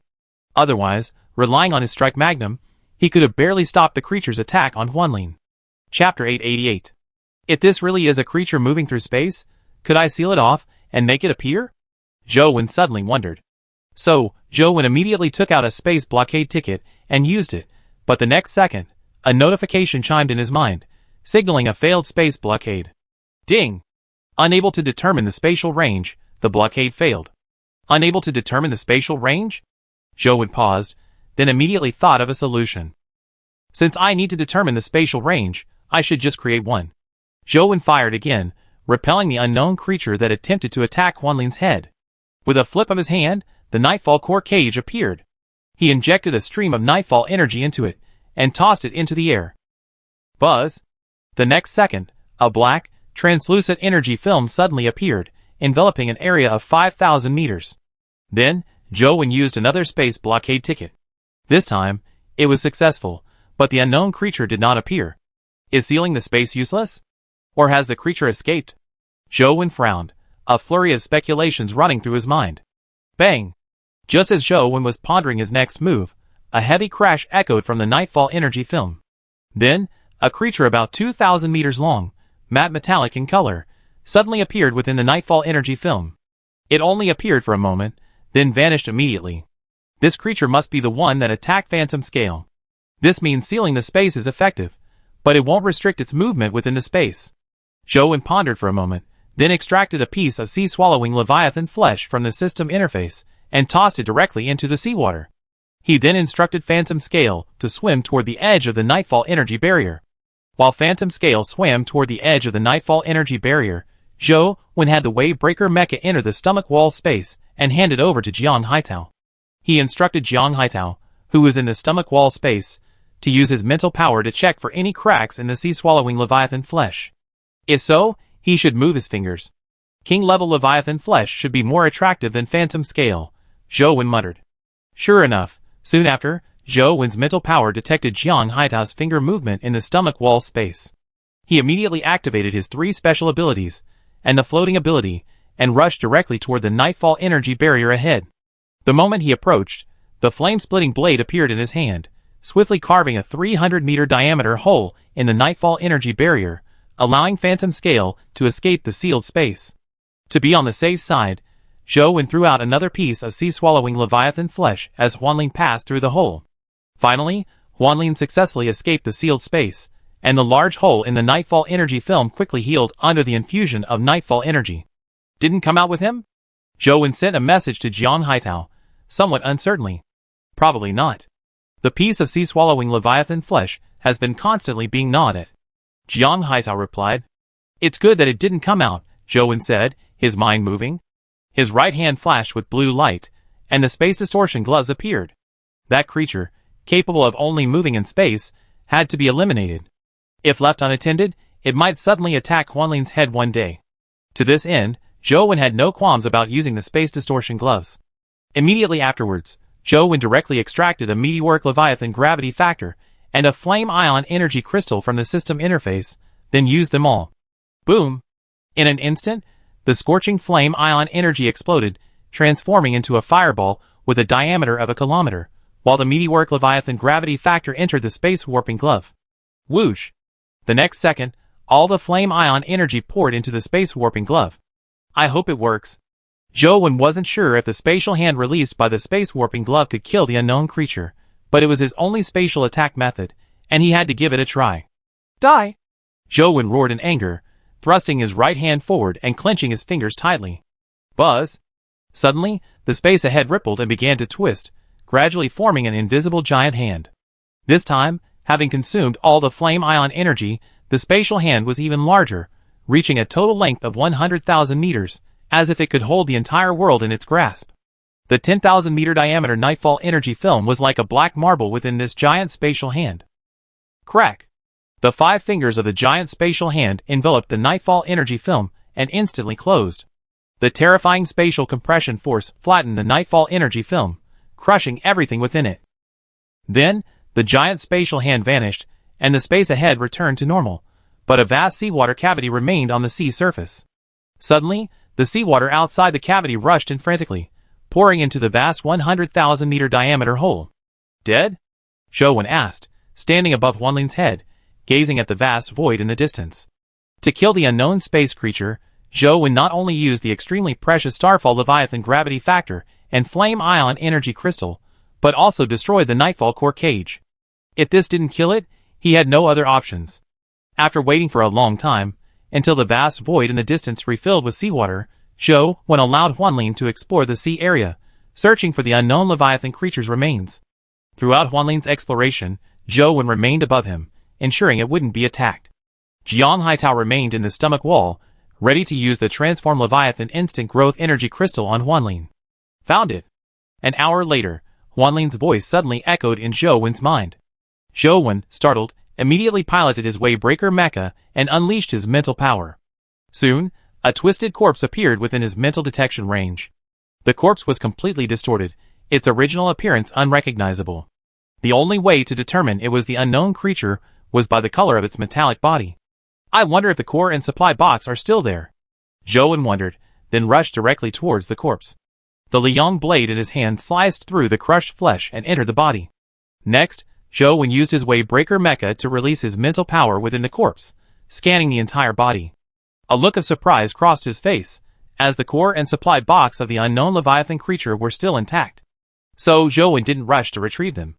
After putting away his Waybreaker mecha, he placed his hand on the corpse to obtain the information in the encyclopedia of the unknown Leviathan creature. Chapter 889. Void Leviathan. Stage, Adult. Length, 2,300 meters. Weight, 30 billion tons. Diet, meat, dark matter. Description, a small Leviathan creature that lives in the endless sea. It possesses the ability to travel through space, making its whereabouts elusive and extremely dangerous. A creature that can actually travel through space. But why is the weight figure so exaggerated? Zhou Wen asked in surprise, considering the weight figure of 30 billion tons. After all, this weight was already on par with an abyssal-class Leviathan. Afterwards, Zhou Wen navigated through the corpse of the Void Leviathan and successfully located a black, round sphere with a diameter of 10 meters. Ding! Obtained Void Core X1. Ding! Void Core, after use, you gain the Void ability. When activated, you can travel freely within a 10,000 kilometer radius. Each travel consumes 1 void energy. Travel freely within 10,000 kilometers. Isn't that much faster than my 10,000 point speed? And it can ignore all obstacles, Zhou Wen explained in surprise after reading the introduction. After putting away the Void Escape Core, Zhou Wen once again moved through the shapeless pile of corpses, reaching the location where his spiritual power had discovered the supply box.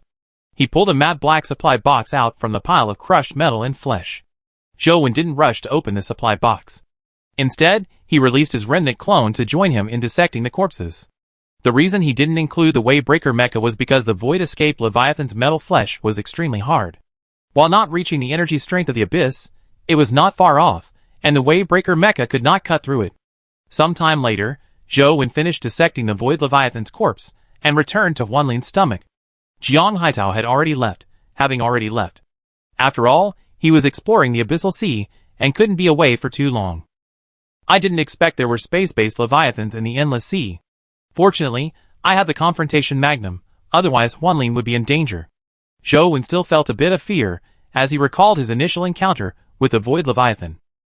Having previously activated 2 attributes that increased various properties, Zhou Wen's body was slightly weakened. However, he now had a large supply of sunflower seeds, and a single one would instantly restore him. Zhou Wen extracted a sunflower seed from the system interface, and was about to put it in his mouth when a thought struck him.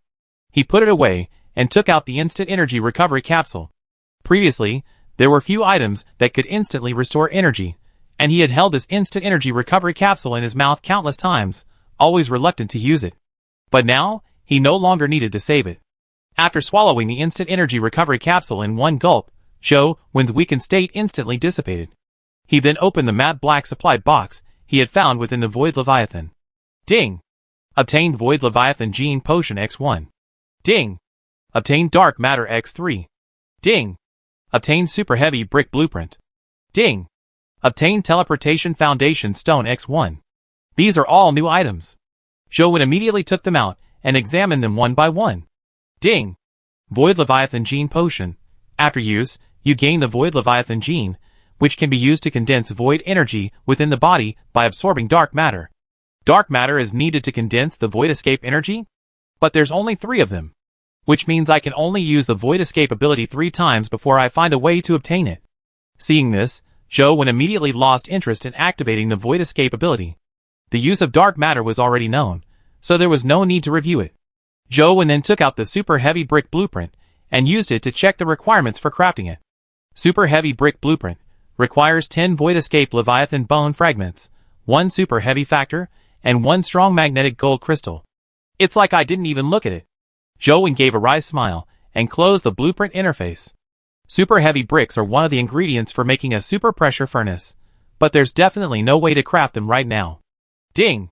Teleportation Foundation Stone. Once placed, it will create teleportation coordinates, allowing you to teleport anywhere using the system interface. You also receive 10,000 teleportation slots, which can also be used by survivors who have been granted slots. This is a great thing. If I want to wipe out other zones in the future, I just place a teleportation foundation there, and I'd be able to instantly teleport 10,000 survivors from the same zone. Zhou said with delight. After reviewing these gains, Zhou still felt a bit shortchanged, but there was nothing he could do. Later, he extracted the 28 types of biological meat from the private message and cooked them in batches in an iron pot. While waiting for the biological meat to cook, Zhou opened the regional communication channel. Seeing no significant news from the various zones, he found Shi Kongyun's erotic novel and began to criticize it. Meanwhile, on an island in the sea near the water ball in Zone 6, Miles's entire body of black energy was frantically pouring into the Death Claw. The black energy on the surface of the Death Claw gradually turned pitch black, and a terrifying aura gradually spread across the entire island. Had those survivor kings really wiped out all the alien brains they raised? Miles asked the black-armored alien brain beneath the throne, while transmitting energy. The black-armored alien brain sensed this terrifying aura, and fear filled its blue eyes. It took a while for it to adjust, then began to report on the situation of the survivor kings in other zones. Yes, except for the pseudo-kings in Zone 3, all other zones have been cleared. But before that, they all accepted the 10 Kings Gene Potion you condensed, said the black-armored alien brain. That's good. After a while, we send a few alien brains with the power of the 10 Kings to each zone to cause trouble. That way, they should be able to use the 10 Kings Gene Potion themselves. Miles nodded. After all, in the survivor king's understanding, alien brains could not infect the king. Where's Zhou? Has there been any news about him from Zone 10? Miles asked again. Zhou seems to have returned to Zone 10 a few times, but I don't know what he was doing specifically, said the black-armored alien brain. How's the investigation going into what happened in Area 3 that day?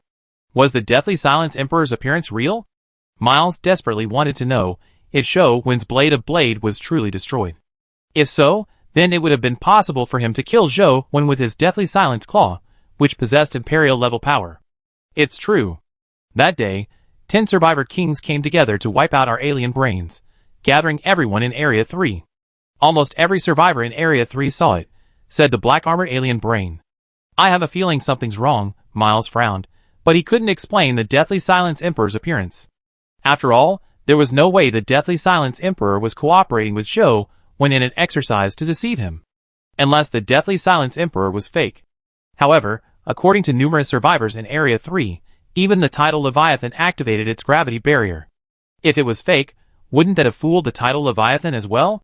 Let's find another opportunity to test it later, Miles muttered, then let the black-armored brain retreat. He continued to feed on the Leviathan's flesh and blood, gathering black energy within his body. Chapter 890.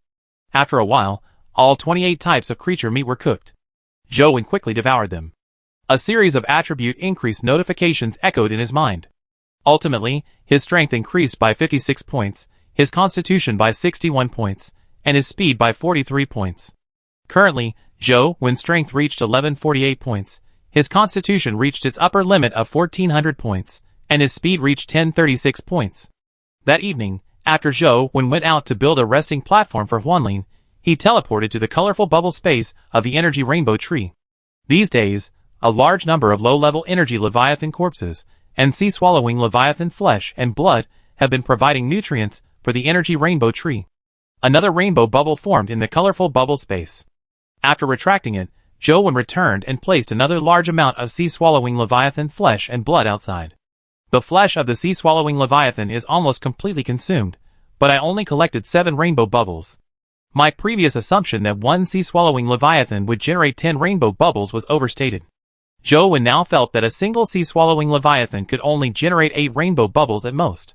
Next, Zhou extracted a portion of the flesh of the Senseo leviathan and placed it on the stone platform before returning to the colored bubble space, preparing to absorb the 3-color energy. These past few days, perhaps because Zhou had been feeding the energy rainbow tree with the flesh of the sea-swallowing leviathan, the energy rainbow tree had grown exceptionally rapidly, almost reaching 10,000 meters in height, and the colored bubble space had also expanded accordingly. The colored bubble space now had a diameter of 500 meters. However, due to the breeding of a flying mist insect, the space was constantly shrouded in mist, which was then dyed a rainbow of colors by the light emitted by the colored bubbles. Swish, swish, swish. Zhou had just arrived at the center of the colorful bubble space and sat down, holding the 3-colored energy thread in his mouth to absorb the energy within. A swarm of multicolored triangular fireflies flew in and began circling him. As usual, Zhou took out some levitation factors for the triangular fireflies to absorb. Currently, their number had reached over 100. A thin layer of energy had already coated their bodies, influenced by the energy within the colorful bubble space. I wonder what the energy level of these triangular fireflies will eventually reach, Zhou observing the colorful triangular fireflies absorbing the levitation factors in his palm. Their current energy level was still too weak, perhaps even inferior to dead blood energy. However, Zhou hadn't considered what else he would do with the triangular fireflies. Previously, on the survival planet, the triangular fireflies had helped clear out parasites that had entered the stomach wall, but now they were just ornamental creatures. After the triangular fireflies had absorbed enough levitation factors, they flew back to the hive, and Zhou continued to absorb the 3-colored energy. Oh right, now that my mental power can communicate with leviathan creatures, should I be able to communicate with the mini white leviathan in my heart? Zhou thought. In fact, ever since his previous battle with the Deathly Silence Emperor, Zhou had become less disgusted with the mini white leviathan in his heart. However, the mini white leviathan was completely out of his control and constantly absorbed his energy without permission, which was a major problem. But if he could communicate with the mini white leviathan and prevent it from absorbing his energy without permission in the future, then the mini white leviathan would become a powerful aid to him. White Horse Leviathan, can you hear me? Zhou released his mental power, covering his heart, and then used it to transmit his words. As soon as Zhou finished speaking, the miniature White Horse Leviathan, which had been curled up in the cocoon woven by the White Horse Leviathan seed roots within his heart, slowly opened its eyes, but then closed them again. What do you mean, pretending not to hear? Zhou saw from the miniature White Horse Leviathan's expression that it had clearly heard him, but seemed to be ignoring him. Since you can hear me, let me talk to you. You can stay in my heart and absorb tidal energy, but can you leave some for me? Zhou sent his thoughts to the miniature White Horse Leviathan using his mental power. However, this time, the miniature White Horse Leviathan didn't move, completely ignoring Zhou. Whether you agree or not, at least give me a reply. This is really putting me in a difficult position, Zhou said helplessly. If they refused to communicate, there was really nothing he could do. But this time, the mini white leviathan suddenly opened its eyes, then vanished, reappearing in the area within Zhou's body where the Xianyang energy was stored. It devoured all 5 strands of Xianyang energy he had painstakingly compressed over the past few days. Damn you! Zhou's expression suddenly changed. He activated his explosive power, drew his blade, and was about to stab the mini white leviathan, but after a moment's hesitation, he held back. After all, with the mini white leviathan's speed, he couldn't possibly hit it, and in the end, it would only be self-inflicted. After swallowing all 5 strands of Xianyang energy, the mini white leviathan flashed once more, returning to the cocoon within its heart. Its small eyes, seemingly made of light, revealed a look of deep disdain. Then, it closed its eyes and curled up in the cocoon motionless. Zhou witnessed the entire scene, leaving him furious. However, he didn't dare use his mental power to say anything, lest the remaining energy within him be lost. How abominable! Zhou cursed inwardly. After calming his anger, he focused on absorbing the tricolor energy, while simultaneously condensing the golden thunder energy. The evening passed quickly, and in the blink of an eye, it was the morning of the 201st day. Zhou Wen's tricolor energy had been replenished. After collecting the newly generated rainbow bubbles, he prepared to return to the stomach wall space. Wait, if I place the teleportation foundation stone in the colorful bubble space, and then grant teleportation slots to others, can they freely travel between the colorful bubble space? Zhou Wen wondered. Lately, whenever Zhou Wen had time, he would come to the Rainbow Energy Sea to kill low-level energy-type Leviathan creatures, but this greatly delayed his ability to absorb immortal energy. If the teleportation foundation stone could be used in the colorful bubble space, then he could assign the task of killing low-level energy-type Leviathan creatures to Jiang Haitao, Chen Xian, and Ling Liang.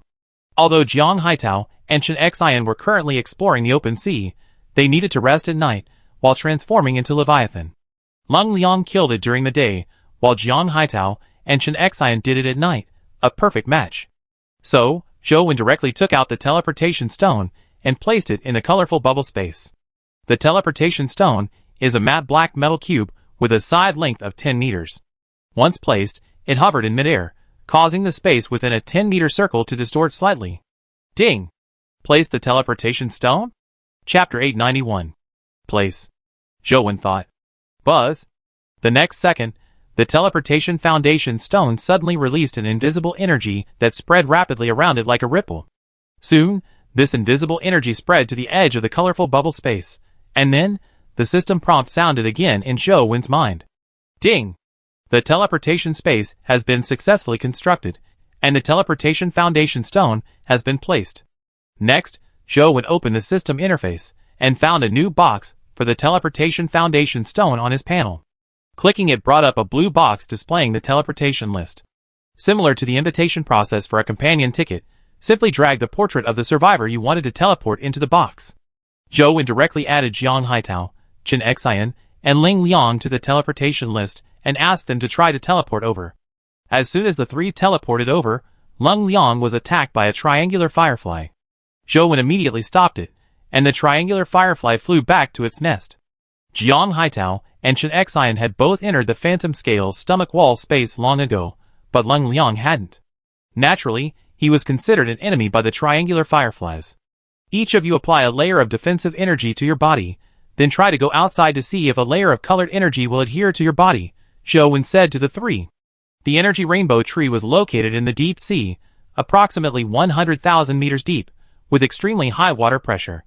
Furthermore, they hadn't been teleported here through the energy rainbow tree's invitation, so Zhou Wen wasn't sure if the energy rainbow tree would provide them with protective energy. Afterward, Jiang Haitao applied a layer of overlord energy to his body, Chen Xian applied a layer of purple mist energy, and Ling Liang applied a layer of mysterious yellow energy. Then, they all left the colored bubble space one after another. As expected, the three of them indeed lacked the protective energy provided by the energy rainbow tree. They could only rely on their own defensive energy to withstand the water pressure, but this consumed a significant amount of energy. After all, their mission to the energy rainbow tree sea was to kill low-level energy Leviathan creatures, requiring them to remain there for a long time. Relying on their own concentrated energy was definitely not cost-effective. Ultimately, the three decided to use tidal energy to resist the water pressure. Tidal energy is a king-level energy, and it consumes less energy to resist water pressure. When the energy is almost depleted, they can exchange it for tidal Leviathans, which is much more cost-effective. Alright, when you three have time, come here and kill some low-level energy Leviathan creatures. Try to make sure all the survivors in Area 10 possess a low-level energy trait, Zhou Wen said, and then teleported away. After returning to the stomach wall space, he quickly fed Huanlin, and then went out to pack up the resting platform, allowing Huanlin to continue on to the water ball in Area 6. Afterward, Zhou Wen had nothing else to do, so he began absorbing the immortal energy. When the Li Yang energy within his body reached 100, he used his energy compression ability to compress it into Xian Yang energy. At noon, after consuming the flesh and blood of the sea flow Leviathan, Zhou Wen had already condensed 200 strands of fighting energy within his body. He then used his energy compression ability to compress the fighting energy. After a while, a strengthened fighting energy was compressed. The energy remained silver, but its state had changed from mist to liquid, equivalent to the fighting energy intensity Zhou Wen could generate with a speed attribute of 5,000. Next, Zhou Wen moved out onto Huanlin's head and activated his Li Yang and Moon Shuttle attributes, increasing his speed to 9,427 points. Swish! Zhou Wen left Huanlin's head, and moved at top speed through the seawater.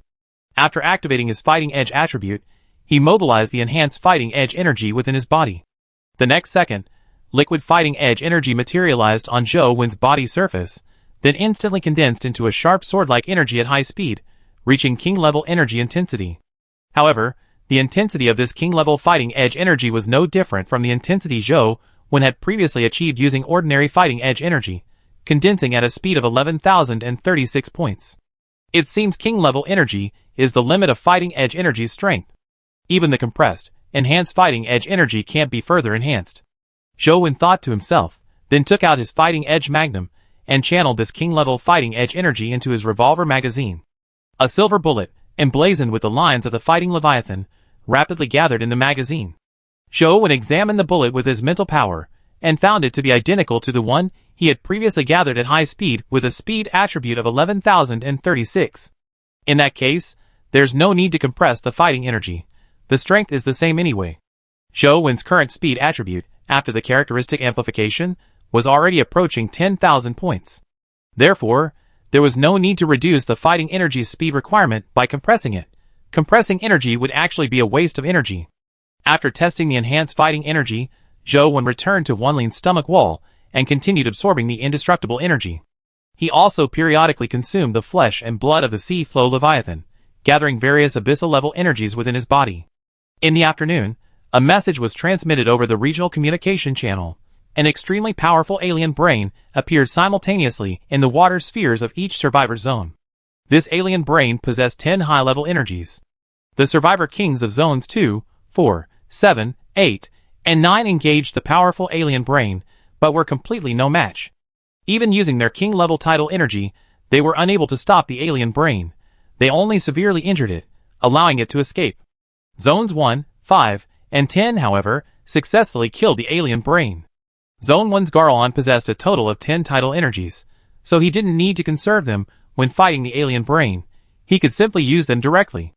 Although Zone 5 Shivon was no match for the alien brain, he held out until Garlon arrived, and it was Garlon who ultimately helped him kill the alien brain. District 10 goes without saying. Lung Liang had consumed his title energy while killing a low-level energy Leviathan creature in the energy Rainbow Tree Sea, so Jiang Haitao accompanied him back and used title energy to kill the alien brain. District 3 was somewhat different from the others. Li Jinjian also possessed 10 types of pseudo-king level energy, and he directly repelled the alien brain. Where did Li Jinjian get these 10 pseudo-king level energies? Zhou Wen frowned after reading the news from District 3. At this moment, the survivor kings of Districts 2, 4, 7, 8, and 9, upon seeing the news from District 3, began privately messaging each other, discussing whether or not to use the 10 King Gene Potion. Chapter 892. Survivor King of Area 7, Li Jinjian from Area 3 is from Area 10. He's already used the 10 King Gene Potion, but Jiang Haitao saying something about king-level alien brains and the dangers of genetic potions. What does Area 10 mean? Are they worried we're too powerful to control? Survivor King of Area 9, since Li Jinjian from Area 3 has used it, the 10 King Gene Potion should be fine, right? Survivor King of Area 8, the 10 King Gene Potion definitely can't be used. Don't you think it's too coincidental? It's like someone deliberately designed this to make us feel threatened, and use the 10 King Gene Potion. Survivor King of Area 2, it's truly a coincidence. It seems like it's just as Jiang Haitao said, a king-level alien brain has appeared among the alien brains. If Jiang Haitao hadn't warned us in advance, we would probably have already used the 10 King Gene Potion. The king of the survivors in Area 4, even if it's a king-level alien brain, can it really infect us? Survivor kings are mutually immune, so a king-level alien brain shouldn't be able to infect us either. The king of the survivors in Area 2, the question is, do you dare to gamble? If it really can infect us, we're doomed. The king of the survivors in Area 9, but without the alien brain's genetic potion, we'd probably always be under the control of Area 10. Are you really willing to accept that? The king of the survivors in Area 8, what does it matter whether we're willing or not? Even with the 10 kings genetic potions, we can't be a match for Zhou Wen, the king of Area 10. He truly possesses king-level energy, and even with pseudo-king energy, we can't defeat him. The king of survivors in Area 2, don't be so anxious. When the 10 kings of us just started to clean up the alien brains, the king of Area 10 was attacked by the Deathly Silence Emperor in Area 3. In the end, even his Emperor-level weapon was broken. But the Deathly Silence Emperor is not dead yet, and he will definitely look for the King of Area 10 again. The survivor King of Area 4. Yes, we just need to be patient for now. That Deathly Silence Emperor is probably truly an Imperial Leviathan. Now that the Emperor-level weapon of Area 10's King has been destroyed, we'd definitely be no match for the Deathly Silence Emperor next time. The survivor King of Area 7. I really can't understand how the Emperor of Area 10 obtained an Imperial weapon. If he hadn't provoked the Deathly Silence Emperor, we would have been ruled by him forever. After the 5 survivor kings finished their conversation, they went to Jiang Haitao to trade their resources for the title Leviathan. Zhou Wen sent Shivam a set of materials to break through the upper limit of his second stage constitution statistic, allowing him to reach the third stage. He then had Jiang Haitao send him some floating seawater that could be exchanged for 5 tidal energies. Soon after, Shivam sent a message of thanks, along with a private message containing a bottle of genetic potion glowing with 10 different colors. It seems a king-level alien brain has truly evolved within the alien brain, Zhou Wen said solemnly, looking at the genetic potion in his hand. At night, Zhou Wen stopped absorbing the immortal energy and instead took out a brilliant gold energy ingot and began absorbing the brilliant gold energy within. He would arrive at the water ball in Area 6 tomorrow, and he needed to store more brilliant gold energy in his body for emergencies. After storing approximately 500 strands of brilliant gold energy and 2 strands of flowing gold energy within his body, Zhou Wen teleported to the colorful bubble space of the energy rainbow tree. After activating the Li Yang and Moon Shuttle attributes, Zhou Wen found Chen Xian, who was killing a low-level energy Leviathan creature, and used the Day Shuttle ability on him, increasing his speed attribute to 11,427 points. Then, Zhou Wen began moving at high speed, strengthening his battle energy into king-level energy and channeling it into his battle magnum, condensing 5 king-level bullets. Together with the one he had previously condensed, his 6-round magazine was fully loaded. The night passed quickly, and at noon on the 202nd day, a system notification chimed in Zhou Wen's mind. Ding! Successfully arrived at the waters of Area 6. Positioning complete. After hearing the notification, Zhou Wen immediately left the stomach wall space and arrived above Wanlin. He then used a companion voucher to bring Chen Xian along, then handed Chen Xian the Wave Breaker Mecha and the Remnant clone. Soon after, Zhou Wen spotted the Area 6 water ball in the distance and stopped Wanlin. Protect Wanlin. If you spot another Wavebreaker mecha, send me a companion invitation immediately, Zhou Wen told Chen Xian. Understood, Boss Zhou, Chen Xian nodded solemnly. Swish. Zhou Wen leaped from the phantom scale's head and sprinted towards the Area 6 water sphere. Bang! When Zhou Wen was less than 10,000 meters away, a kilometer-long dead blood energy Leviathan creature suddenly burst from the sea's surface.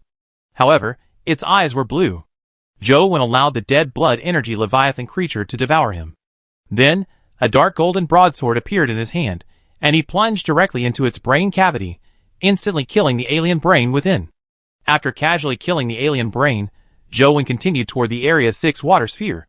Along the way, dead blood energy Leviathan creatures infected by the alien brain continued to attack him, but he easily defeated them all. A few minutes later, Zhou Wen entered the Area 6 water sphere and immediately used a space blockade ticket to seal off the entire Area 6 water sphere. Area 6 not only contained alien brains, but also survivors controlled by them. If the space wasn't sealed off, the alien brains would be teleported to other areas by these survivors. As soon as the space was sealed off, a large number of alien brains within the water sphere began to approach Zhou Wen.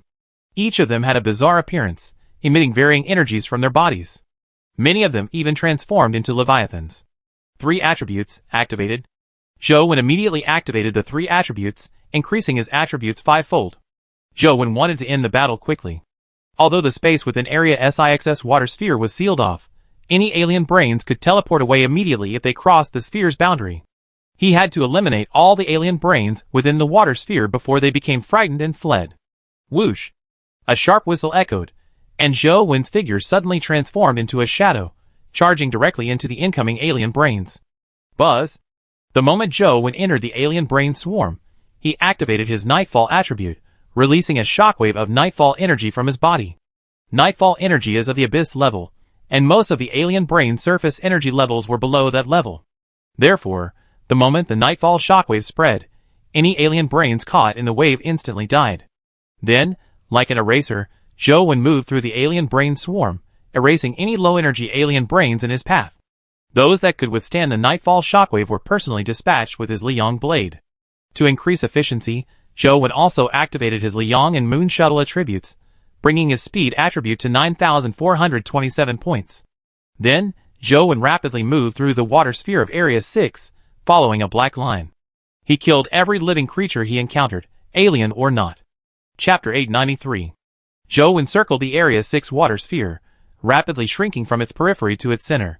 In the process, he instantly killed any living creature he encountered, whether it was an alien brain, a transformed Leviathan, or even a survivor from Area 6. He had come to Area 6 to eliminate the alien brains. He couldn't let go of the survivors and transformed Leviathans from Area 6, who might have been injected with the alien brain factor, otherwise this cleanup would be meaningless. Just as Zhou Wen was about to approach the center of Area 6's water sphere, 10 cyan figures suddenly burst out from an island near the tidal Leviathan. Immediately afterwards, a burst of white energy emanated from the bodies of these 10 figures. This white energy, carrying an extremely cold air, instantly froze the surrounding seawater. Moving at high speed, Zhou Wen saw the seawater ahead frozen and rapidly spreading towards him.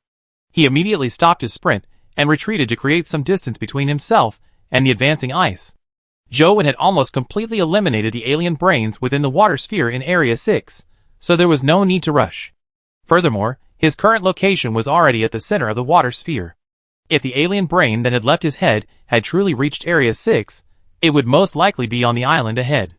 Zhou Wen wasn't entirely sure what rank the Death Claw was, but before it accumulated energy, its strength was equivalent to King level energy. With sufficient energy, its strength would surely be above King level. Zhou Wen remained vigilant to avoid being attacked by the Death Claw, which could appear at any moment. Is it him? After Zhou Wen stopped moving, the 10 figures almost simultaneously expressed surprise and astonishment. All 10 of them had blue eyes, clearly alien brains. I didn't expect him to arrive in Area 6 so soon. Is he here to see Lord Miles? One alien brain asked. Area 6 is sealed off, so word can't get out. The 9 of us will work together to hold him back. You take this opportunity to escape the water ball and tell Lord Miles that Zhou Wen, the king of Area 10, has arrived, another alien brain said to the first. In reality, these 10 alien brains were all transformed by Miles using his own alien brain factor. However, their minds and personalities were not uniform, and they would develop different minds and personalities depending on who transformed them. However, since they were all separated by Miles, they naturally followed his lead. Attack! Suddenly, all 10 alien brains simultaneously unleashed their full energy, releasing 10 types of pseudo-king level energies. 9 of the alien brains, coated in a layer of fiery energy, charged into the ice ahead. Storm energy and sea surging energy surged around them, accelerating them to the limit. The remaining alien brain, facing the opposite direction, transformed into a streak of cyan light and rushed towards the edge of the water ball at top speed. Zhou Wen was too far away to detect the alien brain's plans within his 500-meter mental detection range. However, upon realizing there were only 9 alien brains charging towards him, he immediately realized the remaining one might be trying to escape. Swish! Zhou Wen immediately moved, then activated his Fighting Edge ability. In an instant, his Fighting Edge energy took the shape of a sword, effortlessly breaking through the ice and swiftly moving through it. Boom! Boom! Suddenly, a series of thunderous cries echoed. As the 9 alien brains approached Zhou Wen, they simultaneously unleashed their lightning energy, sending 9 silver bolts of lightning pelting him. Ziz! Instantly, a terrifying burst of electricity erupted, engulfing Zhou Wen. The surrounding ice layer, scattering the current, formed a needle-like, irregular space. Swish! However, these 9 silver lightning bolts inflicted no damage at all on Zhou Wen. While the strength of pseudo-king level lightning energy was only at the abyss level, at a high speed of 9,427 points, the fighting energy approached king level strength. What kind of energy is that? The 9 alien brains stared in shock. They had no memory of Zhou Wen possessing such energy. Just as the 9 alien brains were about to unleash their second round of attacks, Zhou Wen had already rushed in front of one of them. The alien brain immediately coated its body with a layer of gilded energy, and then used frigid energy to condense a layer of ice armor, hoping to use these 2 defensive energies to block Zhou Wen's impending attack. Their mission was to delay Zhou Wen and drain his energy, regardless of whether they would die. At this moment, Zhou Wen, his body condensed with a layer of sword-like fighting energy, charged directly at the alien brain in front of him. Even after coating its body with defensive energy, the alien brain still attempted to attack Zhou. Although it knew its attack might not harm Zhou, it would still consume some energy. Swish. However, the moment the alien brain and the fighting energy came into contact, its blue eyes suddenly widened, but before it could say anything, its body was obliterated by the rapidly passing fighting energy. The remaining 8 alien brains were stunned by this scene and immediately abandoned their attack, attempting to retreat and evade. However, Zhou current speed was simply no match for them. Swish, swish, swish. Zhou shadow flickered several times, and the 8 alien brains vanished from the ice. After instantly dispatching the 9 alien brains, Zhou immediately began to move swiftly within the water sphere, searching for the escaping alien brain. He soon located the fleeing alien brain, leveraging his own speed to catch up, and then using the surviving energy within his body to ram it head-on into the alien brain. Then, Zhou swiftly moved through the islands in the center of the water sphere, eliminating all the hiding alien brains and the survivors in Area 6. That alien brain isn't in Area 6's water sphere? Zhou had now thoroughly cleared the water sphere, but he never found the alien brain piloting the Wavebreaker mech. If I'd known earlier, I should have let that alien brain escape the water sphere, Zhou frowned. Forget it, let's get Wanlin into the water sphere in Area 6 first. Zhou stopped dwelling on it, and deactivated the 6x speed amplification effect of his Liang attribute. Relying on the 5x speed boost from his 3 attributes, he quickly rushed out of the water sphere in Area 6. As soon as he left, Zhou glanced at the system interface. Chen Xian hadn't sent any messages, indicating she wasn't in any danger. So, he rushed directly to Wanlin's location. Soon after, Zhou found Wanlin, and had him enter the water sphere in Area 6. Then, using his Wavebreaker mecha, he scanned the area inside and out. After confirming that no alien brains had been missed, he arrived at the tidal Leviathan. Chapter 894. Boss Zhou, all the survivors and alien brains in Area 6 are dead. What should we do with this tidal Leviathan? Chen Xian asked Zhou, looking at the tidal Leviathan before him. We take over Area 10. From now on, the water sphere in Area 6 will be used exclusively for growing various seaweeds. Zhou said, as he lifted the spatial blockade on the water sphere in Area 6 and teleported into the colorful bubble space. After Lung Liang, who was killing low-level energy Leviathan creatures, returned to Area 10, he collected the teleportation foundation stone and returned to the water sphere in Area 6, where he placed the foundation stone. Afterwards, Zhou added the members of the 3 major guilds to the teleportation list, and had 2,000 of them teleported in to begin clearing the bodies from the water sphere in Area 6. The majority of these bodies were those of the Transfiguration Leviathans. The bodies of the survivors and alien brains in Area 6 were few, as they had all been destroyed by Zhou's Night Shroud energy shockwave, making the cleanup swift. 3 hours later, all the corpses in Area 6's water sphere were fed to the Abyssal Leviathan, and the 2,000 guild members were teleported back to Area 10. Chen Xian also left the group. After Zhou stored the teleportation foundation stone, he found a random island to rest. He planned to stay in Area 6's water sphere for a few days. He knew there were likely many alien brains out there, and he wanted to wait for them to return and clean up the mess. He might even encounter the alien brain controlling the Wavebreaker mecha. Meanwhile, on an island near Area 6's water sphere, Miles had received news of Zhou's arrival. Combined with the fact that the survivors in Area 6's water sphere had lost contact with his own survivors, he knew the sphere had been sealed off, and the alien brains inside were likely gone. You arrived in Area 6 so quickly.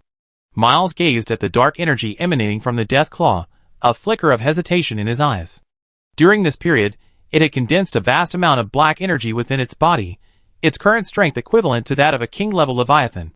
Combined with the Death Claw's concentrated death energy, it could already crush Zhou, even without his Blaze Blade and Rainbow Cube. However, it couldn't be sure whether Zhou's Blaze Blade was truly destroyed, or whether the 2 Rainbow Cubes had also been consumed. To have killed all the alien brains in Area 6 in such a short time, he must have activated his 3 special abilities, and the Liang special ability. He need to consume more energy, Miles murmured.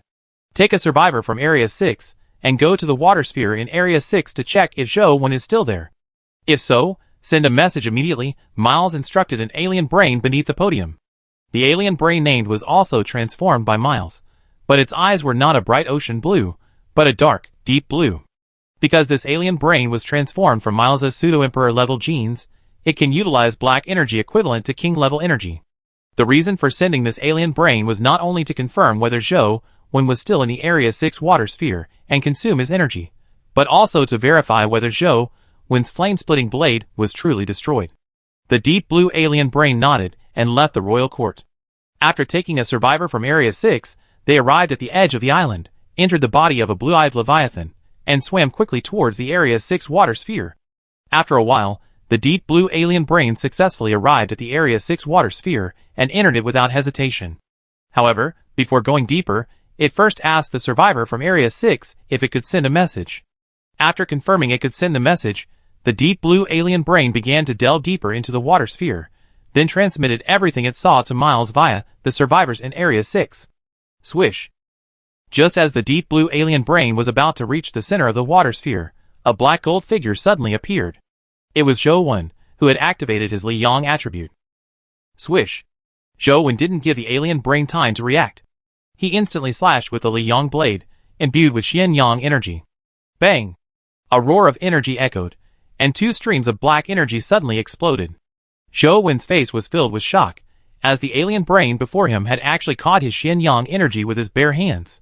This black energy. Could it be that the alien brain has acquired the genes of the Deathly Silence Emperor? Zhou Wen asked in disbelief. Boom! At this moment, the deep blue alien brain erupted with pitch-black energy, its movement speed suddenly increasing. In a flash, it appeared before Zhou Wen, its fist imbued with black energy, striking directly at his head. Zhou Wen reacted immediately, dodging the attack. A flash of blue light appeared in his hand, and a contest magnum appeared. He then channeled a burst of contest energy and pulled the trigger. Bang! With a bang, the king-level contest bullet blasted out of the barrel, striking the deep blue alien brain in the head the next second. Bang! The king-level contest bullet exploded, its terrifying energy sending the deep blue alien brain flying backward. However, its head remained unpierced by the king-level contest bullet, only the black energy on its surface becoming thinner. Next, Zhou Wen and the deep blue alien brain moved rapidly within the water ball. Although the deep blue alien brain was fast, it was still somewhat slower than Zhou Wen's.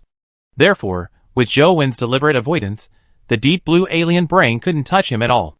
The deep blue alien brain was struck several times by Zhou Wen's king-level contest bullets, and the black energy on its surface gradually diminished. Bang! Another gunshot rang out, and Zhou Wen fired the last king-level contest bullet in his contest magnum magazine. Boom! The king-level contest bullet exploded, but this time, the deep blue alien brain's body was instantly pierced by the contest energy, and its upper half instantly disappeared. Huh? Fortunately, I prepared 6 king-level contest bullets in advance, otherwise I might not have been able to kill it. Zhou Wen exhaled deeply. Then, Zhou Wen turned his gaze to the survivor from Area 6, who had entered the Area 6 water ball with the deep blue alien brain. His figure suddenly flashed, appearing directly in front of the survivor, and he slashed down with the Li Yang blade in his hand. But at this moment, a dark shadow suddenly emerged from the deep blue alien brain's body, directly in front of Zhou Wen, and suddenly extended more than a dozen dark blue tentacles, tightly wrapping around Zhou Wen's body. Not dead. Zhou Wen's expression changed drastically. He immediately activated his Moon Shuttle ability, increasing his speed to its maximum. He then activated his Fighting Edge ability, condensing a layer of Fighting Edge energy nearing king-level power on his surface, attempting to kill the alien brain that was entangled with him. But the deep blue alien brain was protected by a layer of black energy, and the Fighting Edge energy was temporarily unable to harm it. At this moment, the energy on the deep blue alien brain's surface suddenly became violent, and its body began to swell. Zhou Wen's pupils constricted, and he continuously released various offensive energies, but he could not escape the alien brain. At this moment, the energy within the alien brain had lost control, and a destructive aura emanated from it. Chapter 895. Boom! With a resounding bang, a terrifying black energy spread within the water sphere of Area 6, instantly pushing a large amount of seawater out of the sphere. A figure was blown backwards by the exploding black energy, finally crashing heavily onto an island. It then slid across the island's surface, creating a 10-kilometer deep and long gully. Puff! Zhou Wen, lying in the gully, violently spat out a mouthful of golden blood. His injuries were severe.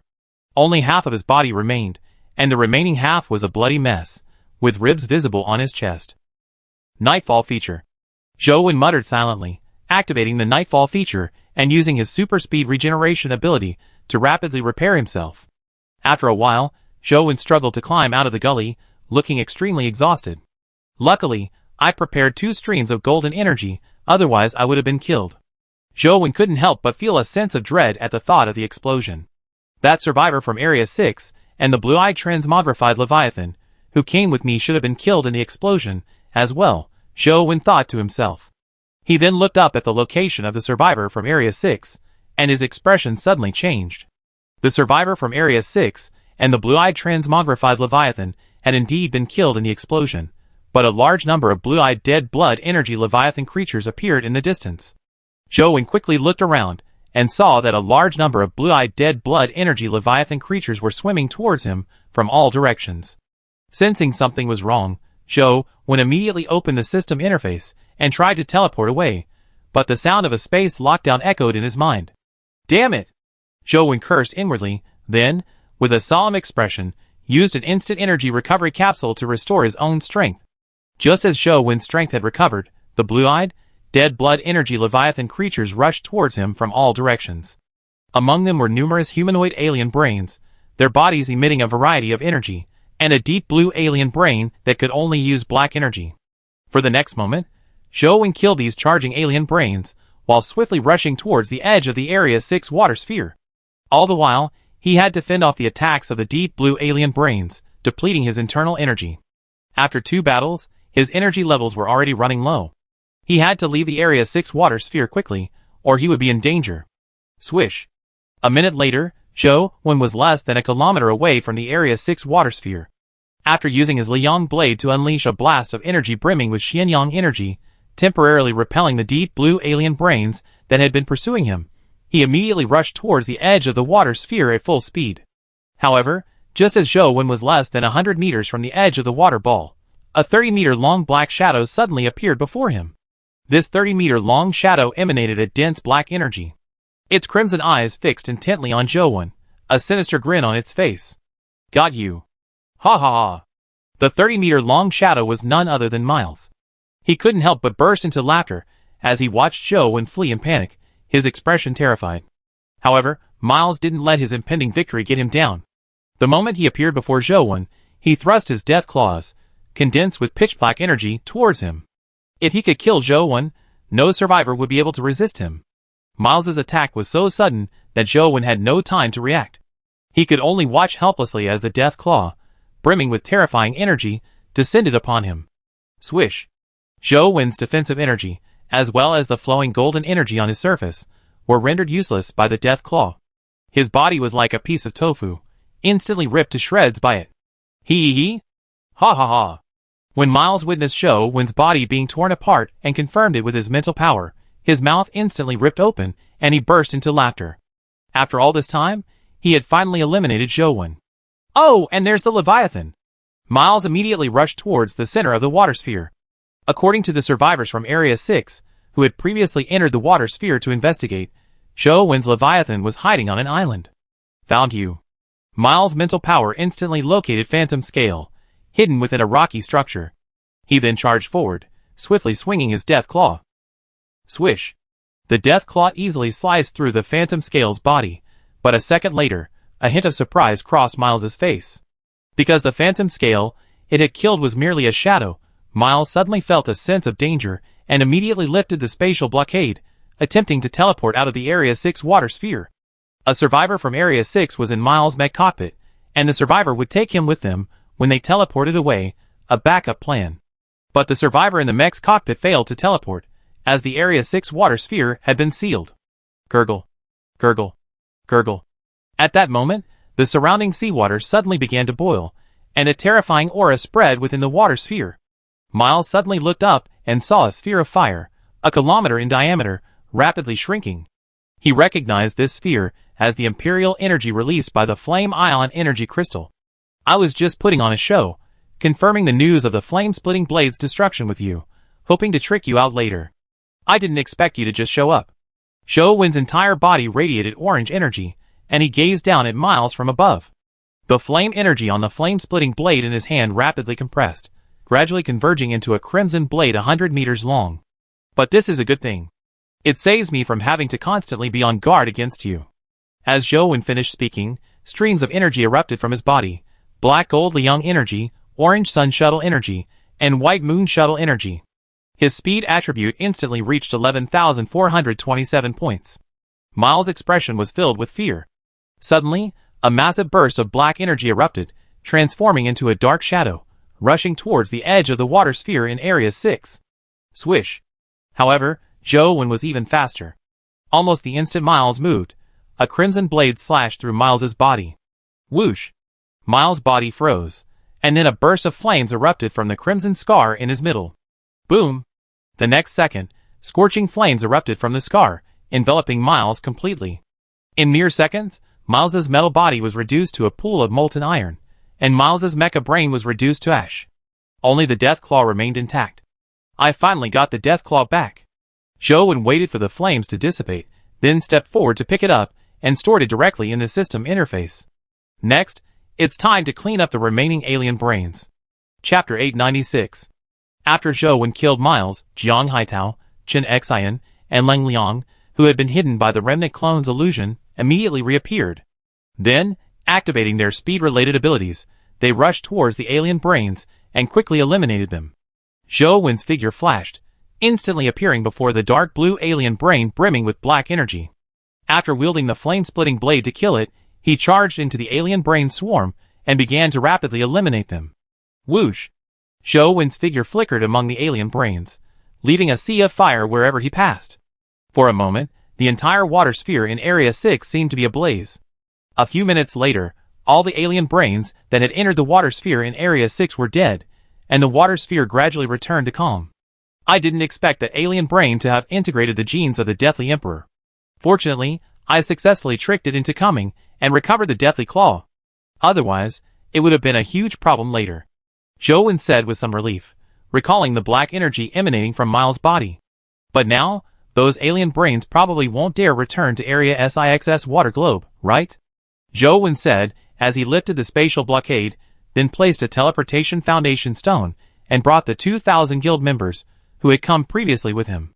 This time, in addition to clearing the bodies, the 2,000 guild members were also tasked with planting various seaweeds on the islands within Area SIX's water globe.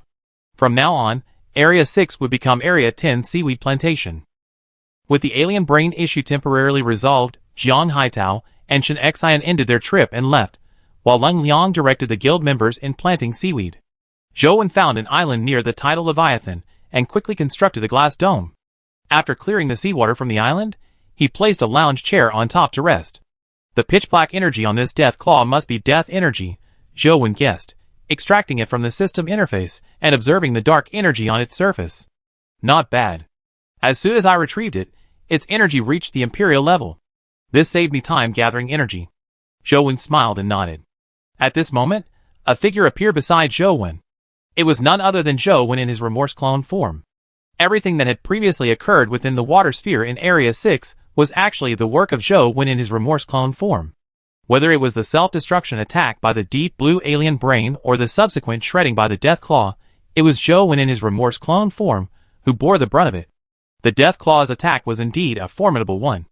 Zhou Wen could sense that his remorse clone's internal energy had been depleted by almost half, even though it had taken the direct hit from the Death Claw.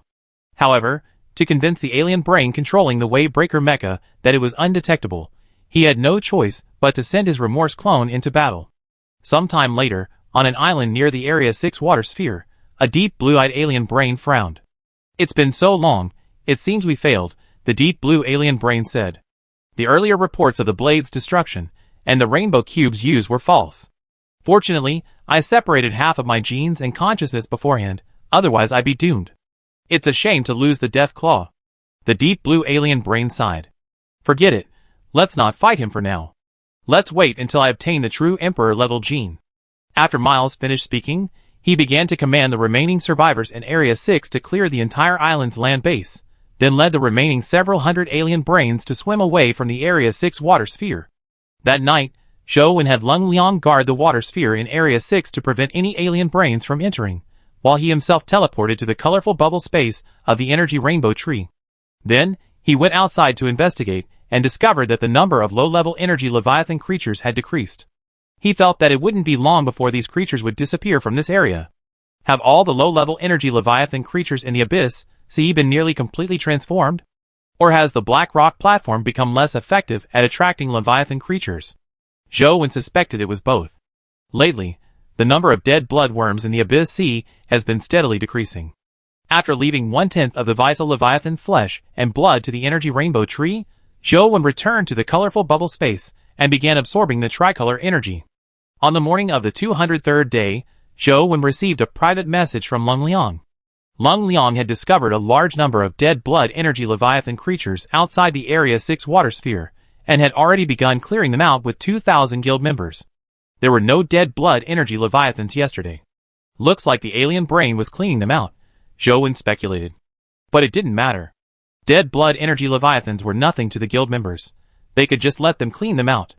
Now, every member of the 3 major guilds has a set of energy equipment, so they don't need to use their own energy to defeat dead blood energy Leviathans. Currently, Zhou tricolor energy was fully replenished. After collecting the newly generated rainbow bubble, he returned to the stomach wall of Wenlin. Fearing that the alien brain in Area 6 might return to the water ball, Zhou wouldn't leave for the time being. Furthermore, he hadn't had a proper rest in days, so this was a good opportunity to rest up. Today is already the 203rd day. I wonder when I reach the endless sea.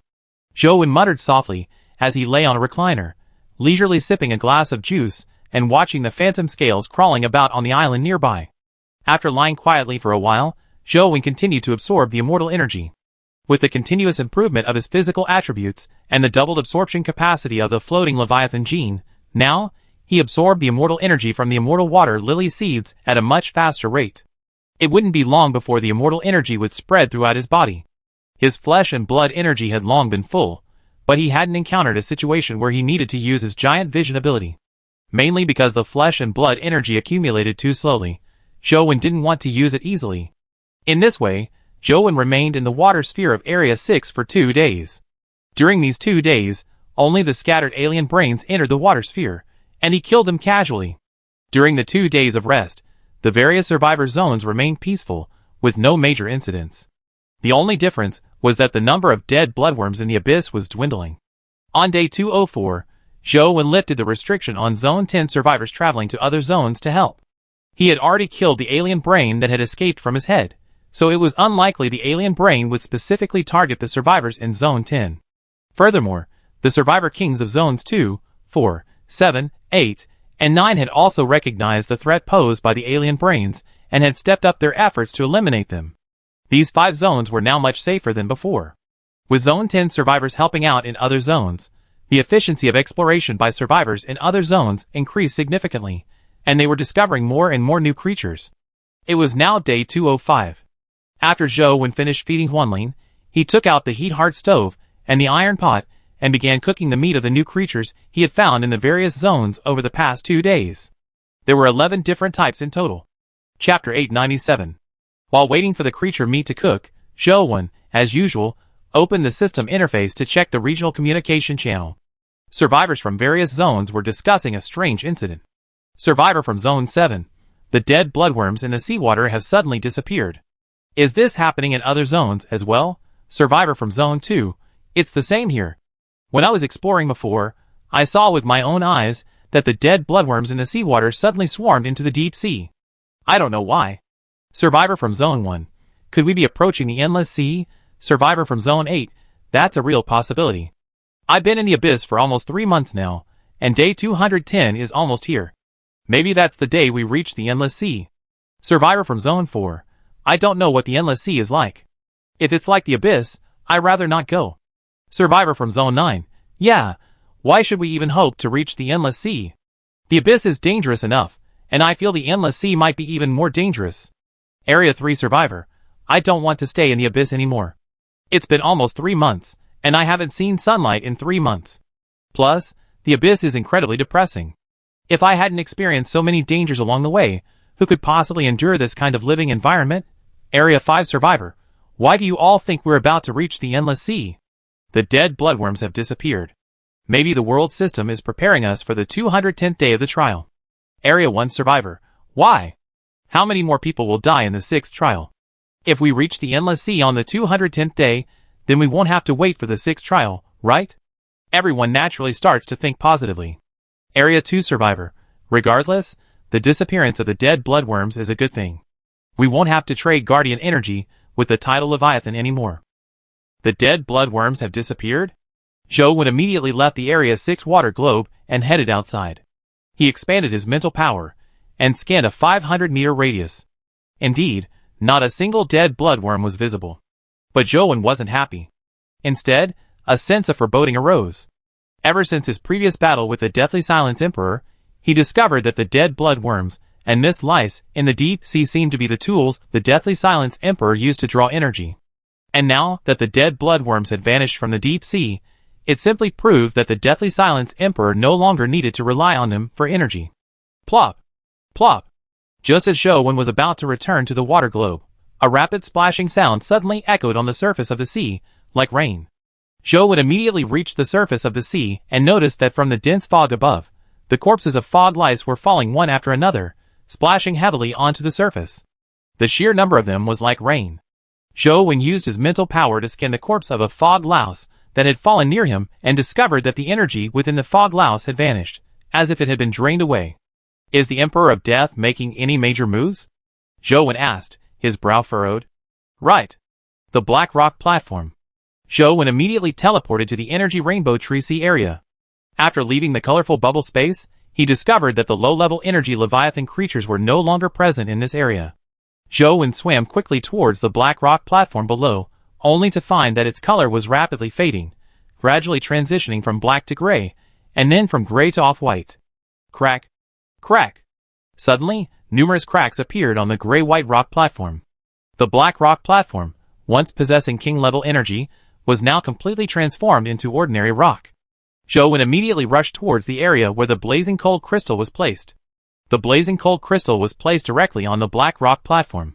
If the platform collapsed and fell into the deep sea, the blazing cold crystal would likely fall with it. Swish, swish, swish. Arriving at the area where the blazing cold crystal was located, Zhou activated his 3 abilities, quickly killing the newly generated ghostly energy creatures, and then collected the blazing cold crystal. Crack, crack, crack. Shortly after Zhou collected the blazing cold crystal, large cracks began to appear on the gray-white rock platform below. Huge chunks of rock fell towards the deep sea, disappearing into the abyss. Even the energy in the energy platform has been drained. What on earth is the Deathly Silence Emperor planning to do? Zhou asked solemnly. He felt that in 5 days, on the 210th day, they, the survivors, might face an extremely terrifying trial. The gray-white energy platform completely collapsed. Zhou returned to the platform of the Energy Rainbow Tree, deposited a large amount of Vitality Leviathan's flesh and blood, and teleported away. As soon as he returned to the water sphere in Area 6, a world system notification chimed in Zhou's mind. Ding! Attention all survivors. The Lord of the Deep Sea, the Emperor of Death, is about to resurrect. Please help tidal Leviathan accumulate energy. The Emperor of Death is resurrected? Zhou said in disbelief. The Emperor of Death, possessed by the King of Area 6, had already proven terrifyingly powerful. But he hadn't yet fully revived? Zhou suddenly realized that the dead blood energy Leviathan creatures invading the water spheres in each zone were likely attracted by the world system to accumulate energy for the tidal Leviathan. But the tidal Leviathan is only a king-level Leviathan. How could it possibly be a match for an Emperor-level Leviathan like the Deathly Silence Emperor? Zhou pondered for a long time, unable to conceive of the possibility that the tidal Leviathan could defeat the Deathly Silence Emperor. There was no point in continuing to speculate, so Zhou immediately sent a message on the Zone 10 communication channel, instructing all survivors in Zone 10 to go out and kill the dead blood energy Leviathan creatures, and feed all the flesh they obtained to the tidal Leviathan. At this moment, the survivors in each zone were in an uproar on the regional communication channel. They had previously thought that the worst-case scenario might be a 6th trial on the 210th day. But after the world system notification sounded, they realized their wishful thinking was too good to be true. On the 210th day, they would likely face an Emperor-level Leviathan resurrected by harnessing the energy of the entire planet. Area 5 Survivor, what does the world system mean? Are we all going to die? Area 1 Survivor, Emperor Leviathan. Haha, we haven't even seen the second type of King Leviathan yet, and we're expected to deal with Emperor Leviathans. This survival world is deliberately torturing us and then sending us to our deaths. Area 3 Survivor, Deathly Silence Emperor? The black shadow that fought the Area 10 King in our Area 3 water sphere before seemed to be the Deathly Silence Emperor. The Area 10 King defeated the Deathly Silence Emperor back then. Don't give up, everyone. We still have a chance. Chapter 898. Area 2 Survivor, what a chance. Didn't you hear the world system announcement? The Deathly Silence Emperor is about to be resurrected. That means he was still in the resurrection phase during his previous battle with the Area 10 King. Furthermore, the Area 10 King's Imperial level weapon is destroyed. What chance do we still have? Area 8 Survivor, haha, everyone, stop struggling. Just wait to die. Area 4 Survivor, yeah, we struggled in this survival world until now. These are the last few days. Let's enjoy life to the fullest. The survivors from all areas in the regional communication channel were filled with despair. Many had given up. After hearing these comments, Zhou Wen immediately put on his unused Survival King avatar frame and sent a message in the regional communication channel. Area 10 Survivor King, I am Zhou Wen, Area 10 King. My true strength is far greater than the rumors suggest. Along the way, I killed over a dozen Starfall Leviathans and possess several Imperial level weapons. A mere Imperial level Leviathan is nothing to worry about. Area 1 Survivor, really? Area 10 Survivor King, of course. Just complete the world system missions. I take care of the Deathly Silence Emperor. After Zhou Wen sent this message, he severed the heads of 2 Starfall Leviathan corpses he had acquired long ago, took a photo, and posted it on the regional chat channel. Some survivors in the regional chat channel initially doubted Zhou Wen's words, but upon seeing the photo of the 2 Starfall Leviathan heads, they were all energized. At this point, the Survivor Kings of each area immediately issued a mission on their respective chat channels to defeat the Blood Energy Leviathan creatures. Suddenly, all 9 survivors took action. Survivors with low-level energy traits were tasked with defeating the Blood Energy Leviathans. Those without were tasked with decomposing the corpses and sending them back as water balls to feed the tidal Leviathans. Luckily, I kept the 2 meteoric Leviathan corpses I obtained earlier. Otherwise, just talking about it wouldn't have had such a positive effect, Zhou Wen said with a sigh of relief. In reality, the 2 meteoric Leviathan corpses Zhou Wen had were quite small, only a little over 100 meters long. However, to make their heads appear larger, he intentionally photographed them close up, making them appear larger. Additionally, with no other reference points besides the 2 meteoric Leviathan heads, survivors in other zones would certainly not be able to discern their size. As for whether Zhou Wen had the strength to fight an Emperor-level Leviathan, of course not. Even a meteoric Leviathan today could kill him instantly. But if the survivors in other zones gave up out of hope, then there would be no chance at all. Zhou Wen wasn't one to sit back and wait for death. He'd fight for every ounce of hope. To prevent that possibility from vanishing, he personally stepped forward to boost the morale of the survivors in each zone. Next, Zhou Wen ordered the 2,000 guild members remaining in Zone 6 to go out and defeat the Leviathan, then used the teleportation keystone to transport 8,000 ordinary survivors from Zone 10 to decompose the bodies. After completing this, Zhou Wen returned to his island for rest. The 11 different creatures he previously cooked in the iron pot were now cooked. He quickly devoured them, a series of reminders echoing in his mind. Finally, Zhou Wen's strength increased by 22 points, his constitution by 28 points, and his speed by 20 points. Ever since the world system notification sounded in all survivors' minds, the number of dead blood energy Leviathan creatures has increased significantly.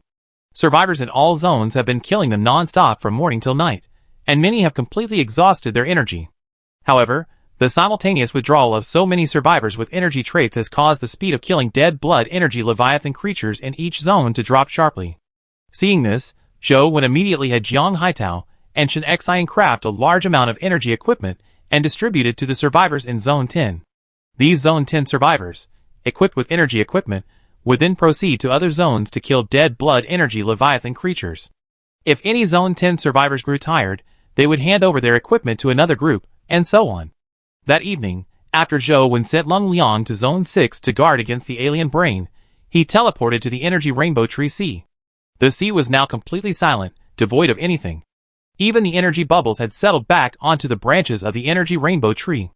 After placing a large amount of vitality Leviathan flesh and blood on the rainbow energy tree, Zhou Wen entered the colorful bubble space and began absorbing the tricolor energy. On the morning of the 206th day, a rainbow bubble appeared in the colorful bubble space. This was the 11th, and only one more was needed to create another rainbow cube. So Zhou placed more vitality Leviathan flesh and blood on the rainbow energy tree before returning to the Area 6 water ball. After feeding Huanlin, he continued absorbing the immortal energy. Around noon, Zhou received a message from Jiang Haitao. After reading it, he asked Jiang Haitao to accompany him. Jiang Haitao found the sea area where Zhou had previously encountered the ghost energy creatures. Beneath this sea, a blazing cold crystal also lay. Zhou activated his 3 special abilities and, with unerring speed and familiarity, first slew the giant ghost energy creature, obtaining the remorse aggregate, and then the blazing cold crystal. Before the amplification effects of the 3 special abilities wore off, Zhou had also slain tens of thousands of ghost energy creatures, harvesting tens of thousands of condensed fluids. Afterward, Zhou, through Lang Liang's companions, invited him back to the Area 10 water globe. Arriving before the tidal Leviathan, he began exchanging large quantities of floating seawater for tidal energy, which the mini white horse Leviathan within his heart absorbed. After releasing thousands of tidal energies, the tidal Leviathan became unwilling to provide Zhou with any more. The sight of Zhou frantically absorbing thousands of tidal energies left the members of the Brother Jiang Guild, who were pouring floating seawater into the tidal Leviathan, stunned. This member of the Brother Jiang Guild had been pouring floating ocean seawater into the tidal Leviathan. He had also seen their guild leader exchange tidal energy, but he could only absorb 25 at most. Yet, the boss could absorb thousands. It was simply incredible. Would king-level Leviathan flesh and blood be of any use to you? Seeing that the tidal Leviathan was unwilling to release any more energy, Zhou held out a piece of life Leviathan flesh and blood. The moment the life Leviathan flesh and blood appeared, it immediately caught the tidal Leviathan's attention. Then, a stream of colorful energy attracted the surrounding seawater, sucking the life Leviathan flesh and blood in Zhou's hand into the tidal Leviathan's mouth. The tidal Leviathan then gave Zhou another tidal Leviathan. It seems that life Leviathan flesh and blood is also beneficial to the tidal Leviathan. Zhou decided to wait until the energy rainbow tree produced another rainbow bubble before feeding the remaining life Leviathan flesh and blood to the tidal Leviathan. After all, the remaining flesh and blood wouldn't be enough to generate 12 rainbow bubbles. Chapter 899. The tidal Leviathan in Area 10 is significantly larger than those in other areas, and the multicolored light emanating from its surface is also brighter. Ever since feeding the tidal Leviathan with floating seawater, the diameter of Area 10's water sphere has been increasing, from an initial 200,000 meters to its current 250,000 meters. Zhou thought about it, and decided to feed the tidal Leviathan even more floating seawater. He had Shen Xian dispatch several guild members to the floating sea to bring back large quantities of floating seawater, which would then be fed to the tidal Leviathan. The sudden increase in the amount of floating seawater caused the tidal Leviathan, which had been sleeping with its eyes closed, to open its eyes. After a moment of confusion, it looked at Zhou, assuming that he was increasing the feeding amount in an attempt to gain energy from it. Its eyes were filled with reluctance. "All right, I don't want your energy," Zhou said with a smile and a wave of his hand. "But can you tell me what substance you need in this seawater?" Zhou approached the tidal Leviathan's head, compressed his mental power into a thread, extended his detection range, and probed into the tidal Leviathan's brain. "There's a faint gravitational energy." Then, a commanding voice passed through Zhou's mental thread and into his mind. "Gravitational energy? What level of energy? Imperial level?" Zhou continued to ask. Zhou believed it was Imperial level because the tidal Leviathan was somewhat obsessed with the floating sea water. To ensure a constant supply of floating sea water, it was willing to transfer its energy to other king-level Leviathans. "Yes." The majestic voice of the tidal Leviathan echoed again in Zhou's mind. "Then is there a way I can obtain this gravitational energy?" Zhou asked. If he could obtain Imperial-level gravitational energy, he might actually be able to fight the Death Emperor later. "No, it's too weak," the tidal Leviathan replied. "How about using this?" Zhou transmitted his words through the mental thread. A flash of blue light flashed in his hand, and the space distortion glove appeared on his right hand. "No," the tidal Leviathan's enormous eyes glanced at the space distortion glove in Zhou's hand. Zhou put away the space distortion glove with some disappointment. The space distortion glove was also a gravity manipulating weapon. He had thought he could use the seawater from the floating sea to recharge it. "Then can you defeat the newly resurrected Death Emperor?" Zhou finally asked the most important question.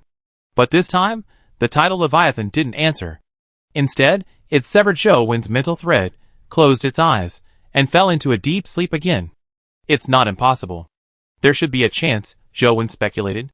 As for how big the chance was, it probably depended on whether the tidal Leviathan had accumulated enough energy. Afterwards, Zhou ended his journey and returned to the Area 6 water globe. He then fed the Area 6 tidal Leviathan some floating seawater. At first, the Area 6 tidal Leviathan was quite willing to transfer tidal energy to Zhou, but upon sensing the white horse Leviathan in Zhou's heart, it immediately stopped, even a hint of anger in its enormous eyes. So, Zhou assigned a guild member to specifically feed the Area 6 tidal Leviathan with floating seawater. Among all the tidal Leviathans in each zone, the one in Zone 6 is the smallest, practically unchanged from when it first landed in the abyss. This is because after Zhou slew Zone 6's first survivor king, the water sphere in Zone 6 was quickly overrun by alien brains. Although the alien brains initially fed the tidal Leviathan with flesh and blood, the quantities were limited. After all, the alien brains were not afraid of the dying bloodworms. Their primary purpose was to exchange king-level pressure for the transmogrified Leviathans of the Zone 6 survivors under their control. Later, Qianmu's incursion into Zone 6's water sphere and his rampage in slaughtering the alien brains made the alien brains feel threatened, and they began to regularly feed the tidal Leviathan with large quantities of flesh and blood. However, after Qianmu's death and the emergence of king-level alien brains among the alien brains in Zone 6 naturally no longer needed the tidal Leviathans, and even sought to convert them into alien brains themselves. Consequently, they stopped feeding flesh and blood thereafter. Had Zhou not arrived in Area 6 and killed all the alien brains within the water sphere, the tidal Leviathan in Area 6, starved of energy, might have been transformed by the king-level alien brains. This is why the tidal Leviathan didn't protect Zhou when he arrived in Area 6's water sphere to slaughter the alien brains and the survivors. Afterward, nothing happened. Zhou continued to absorb immortal energy, and the day passed quickly. That evening, Zhou had a simple dinner, and then headed to the colorful bubble space of the energy rainbow tree. As soon as he activated his mental power, he discovered a rainbow bubble. 12.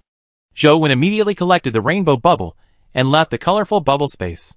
He took out the energy cube condenser, poured a portion of condensing liquid into it, and began to compress the rainbow cube. Bang! Shortly after, a boom echoed from the energy rainbow tree C. The 13 energy compression balls in the energy cube condenser exploded, sending a dazzling rainbow cube flying into Zhou's hands. Ding! Obtained rainbow cube X1.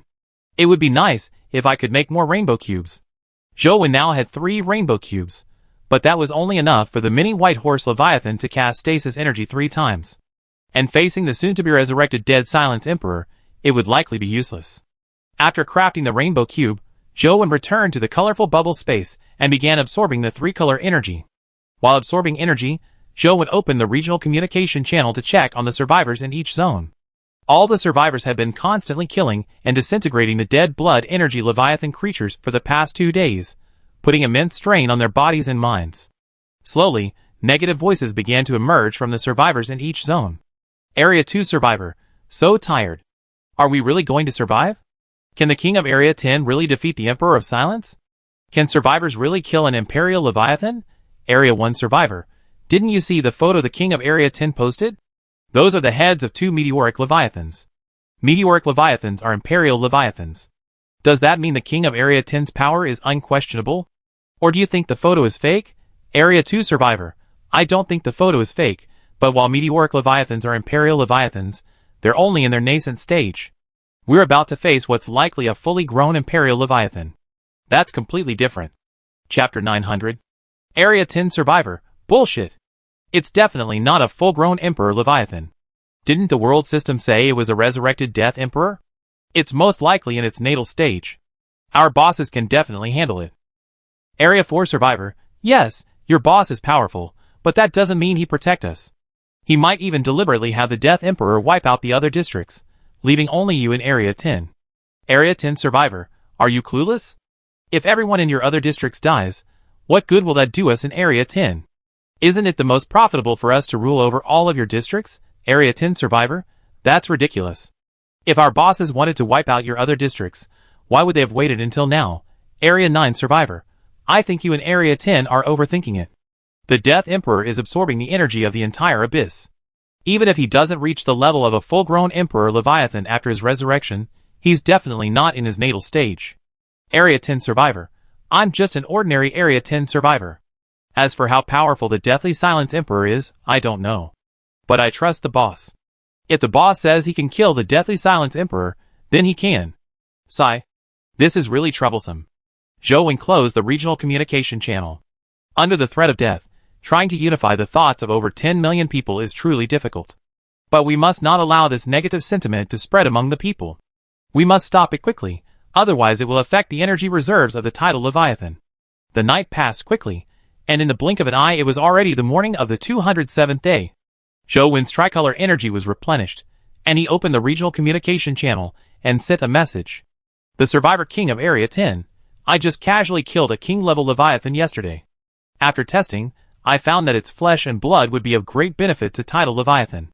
I distributed to the other areas and feed it to tidal Leviathan. After Zhou Wen sent the message, he posted the sea-swallowing Leviathan's illustrated image to the regional communication channel. He then took a photo of the remaining sea-swallowing Leviathan's head and uploaded it as well. After seeing the sea-swallowing Leviathan's illustrated image, the negative comments in the regional communication channel gradually subsided, but Zhou Wen couldn't be sure how long they would last. After all, the survivors in each area were like prisoners about to be executed. The process of waiting for death was extremely agonizing.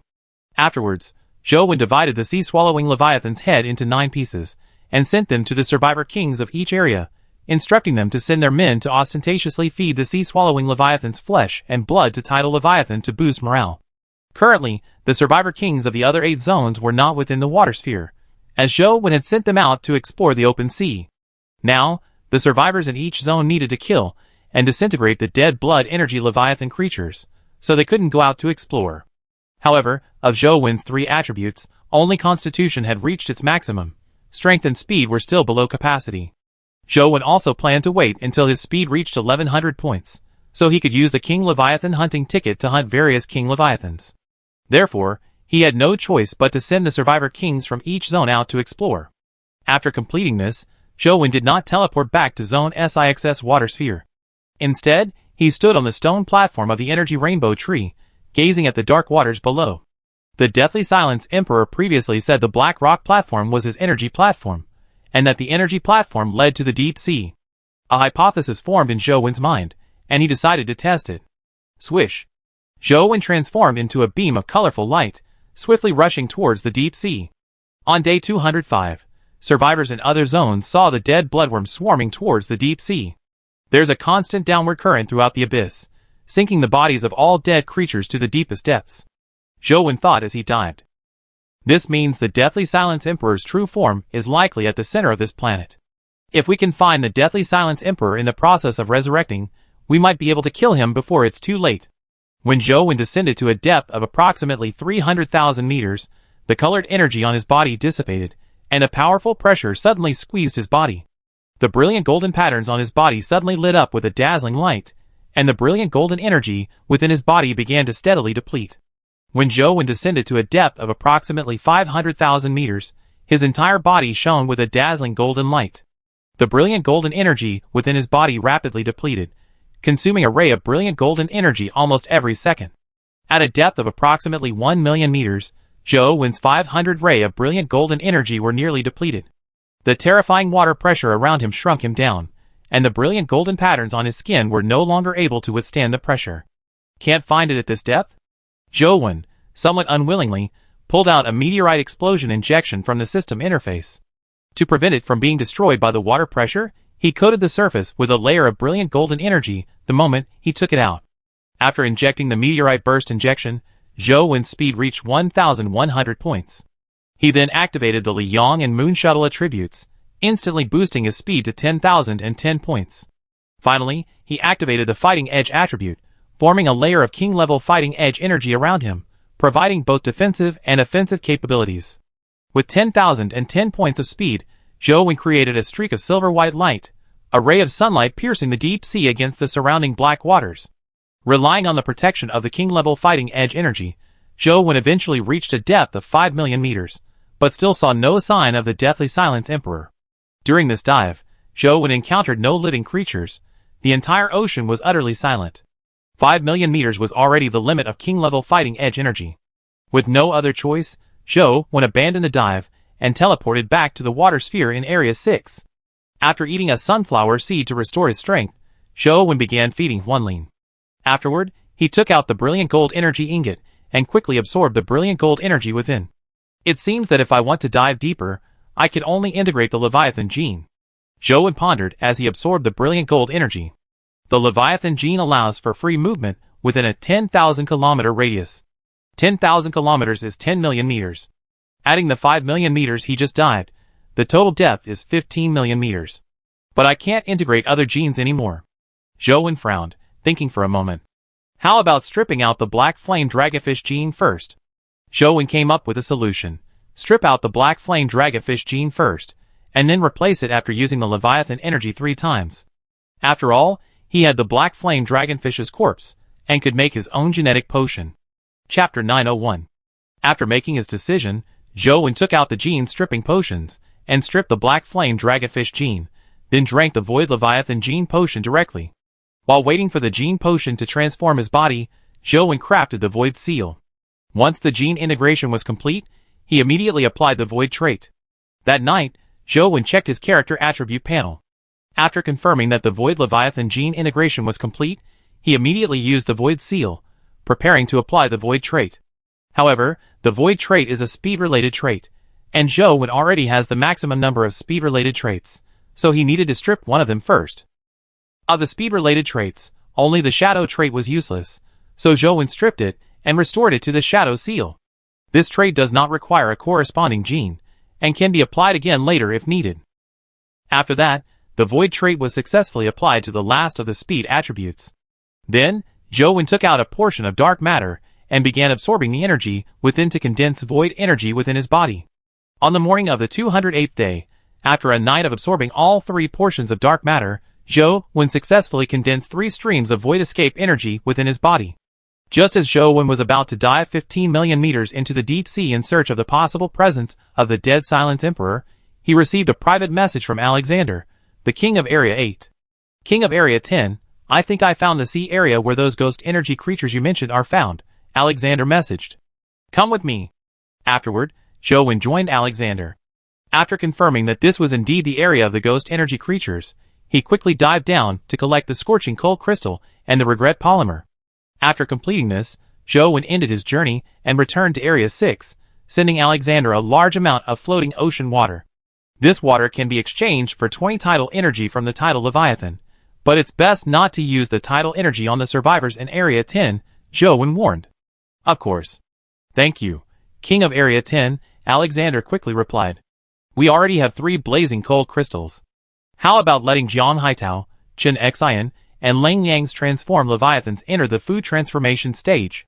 If it weren't for facing the deathly Silence Emperor on the 210th day, Zhou would have waited a little longer. The blazing coal crystals can serve as reserve energy for his remnant avatar, and considering the potential dangers he might face later, he definitely wanted to keep some on hand. But in the current situation, there was no way to keep these 3 blazing coal crystals. If he couldn't survive the 210th day, everything would be meaningless. Zhou then sent 3 blazing coal crystals to Jiang Haitao, Chen Xian, and Lang Liang, allowing their transformed Leviathans to enter the food transformation stage and gain king-level energy. After receiving the blazing coal crystals, the 3 were astonished after reading the description. This material, possessing 2 king-level energies, was definitely the top-tier material for the food transformation stage. However, none of them dared to use the blazing coal crystals. Zhou's transformed Leviathan hadn't even entered the food transformation stage yet, and it seemed inappropriate for them to directly grant their transformed Leviathans dual king-level energy. Finally, Zhou told them he had even better food transformation materials. Finally, the 3 of them felt relieved and used the blazing coal crystals, allowing their transformed Leviathans to enter the food transformation stage. At that moment, within the water sphere of Area 10, on the Black Blade Society's Guild Island, a terrifying aura suddenly erupted. Immediately afterwards, a red and white figure suddenly burst forth from the island, arriving at a location far from the crowd.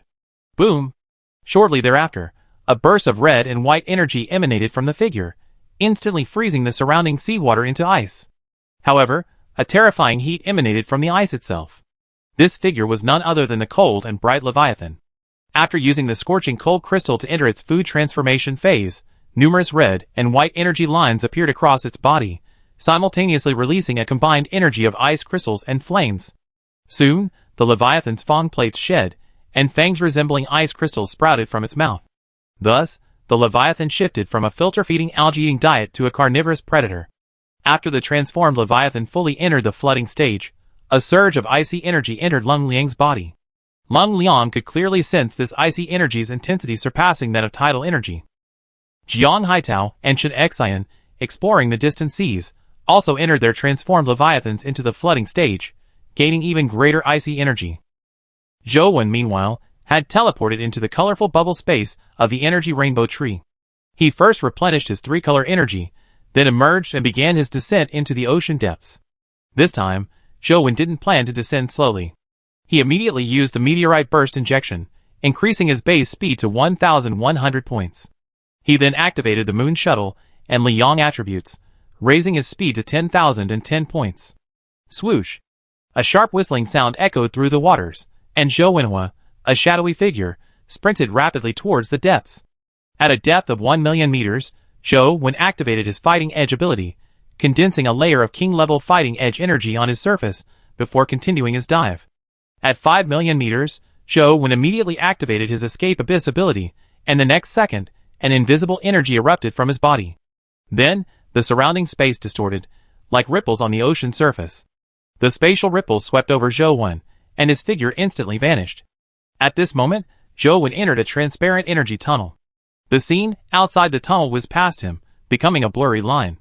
Huh? But in an instant, Zhou Wen burst out of the transparent energy tunnel again. Bang! Suddenly, the water pressure around him increased dramatically, and the king-level fighting edge energy around him ruptured, crushing him from all directions. Zhou Wen sensed something was wrong.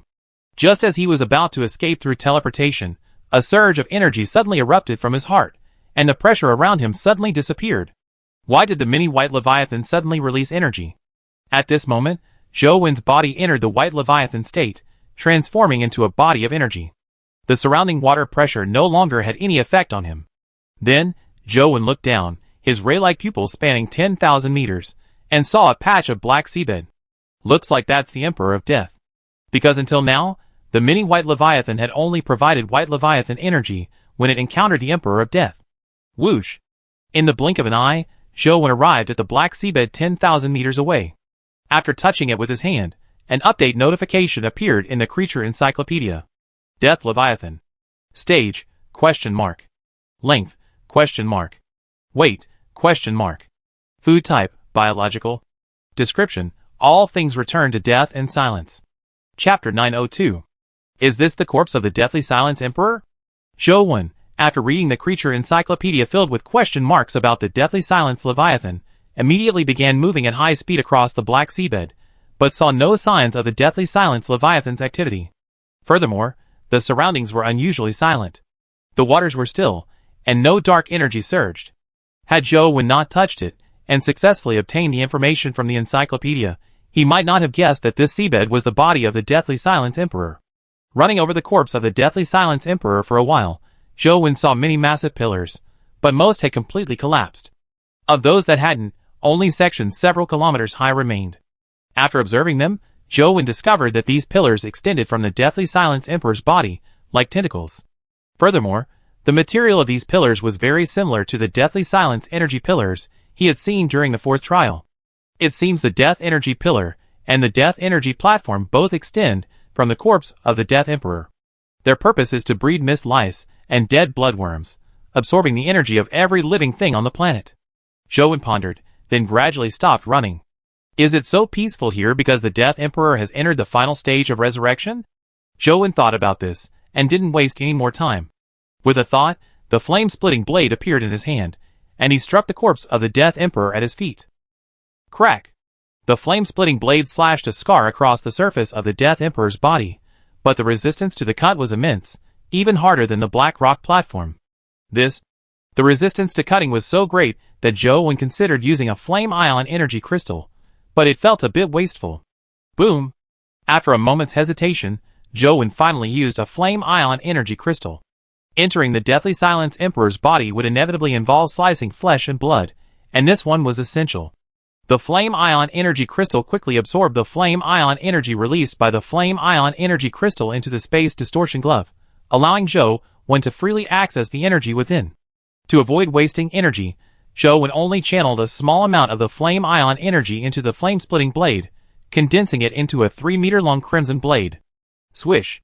This time, the crimson blade easily sliced through the Deathly Silence Emperor's body, and Zhou Wen began to advance rapidly inside. After traversing tens of thousands of meters of flesh and blood, Zhou Wen finally entered a channel resembling a blood vessel.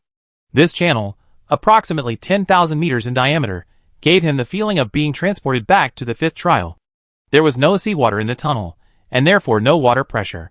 Zhou Wen immediately summoned the Wavebreaker Mecha to amplify his mental power, covering a 5,000-meter radius and allowing for early warning of any danger. Next, Zhou Wen released his remnant soul clone, had it transform into the Wavebreaker Mecha, equipped with the Death Claw, and led the way. Haven't you noticed me yet? Zhou Wen walked through the vascular tunnel for a long time, remaining calm. He had previously assumed that the Death Emperor would discover him and attack him shortly after entering his body. Is it because he's at the critical juncture of resurrection? Zhou Wen speculated. Otherwise, the Death Emperor wouldn't have failed to detect him. After all, he knew about his destruction of the Death Energy Pillar and the Death Energy Platform during the previous 2 trials. If that's the case, then I was right to risk diving into the deep sea to search for the Deathly Silence Emperor's true form. Since that was the case, Zhou Wen stopped being cautious and simply instructed the remnant clone in front of him to use its Deathly Silence claws to slice through the flesh and continue advancing deeper. Earlier, due to the intense water pressure, Zhou Wen was worried that releasing the remnant clone would rapidly deplete its energy, so he didn't have it use its Deathly Silence claws to dig. As for the Wavebreaker Mecha, it would be even less likely to withstand the pressure of 15 million meters of water. It would likely be crushed the moment it was summoned.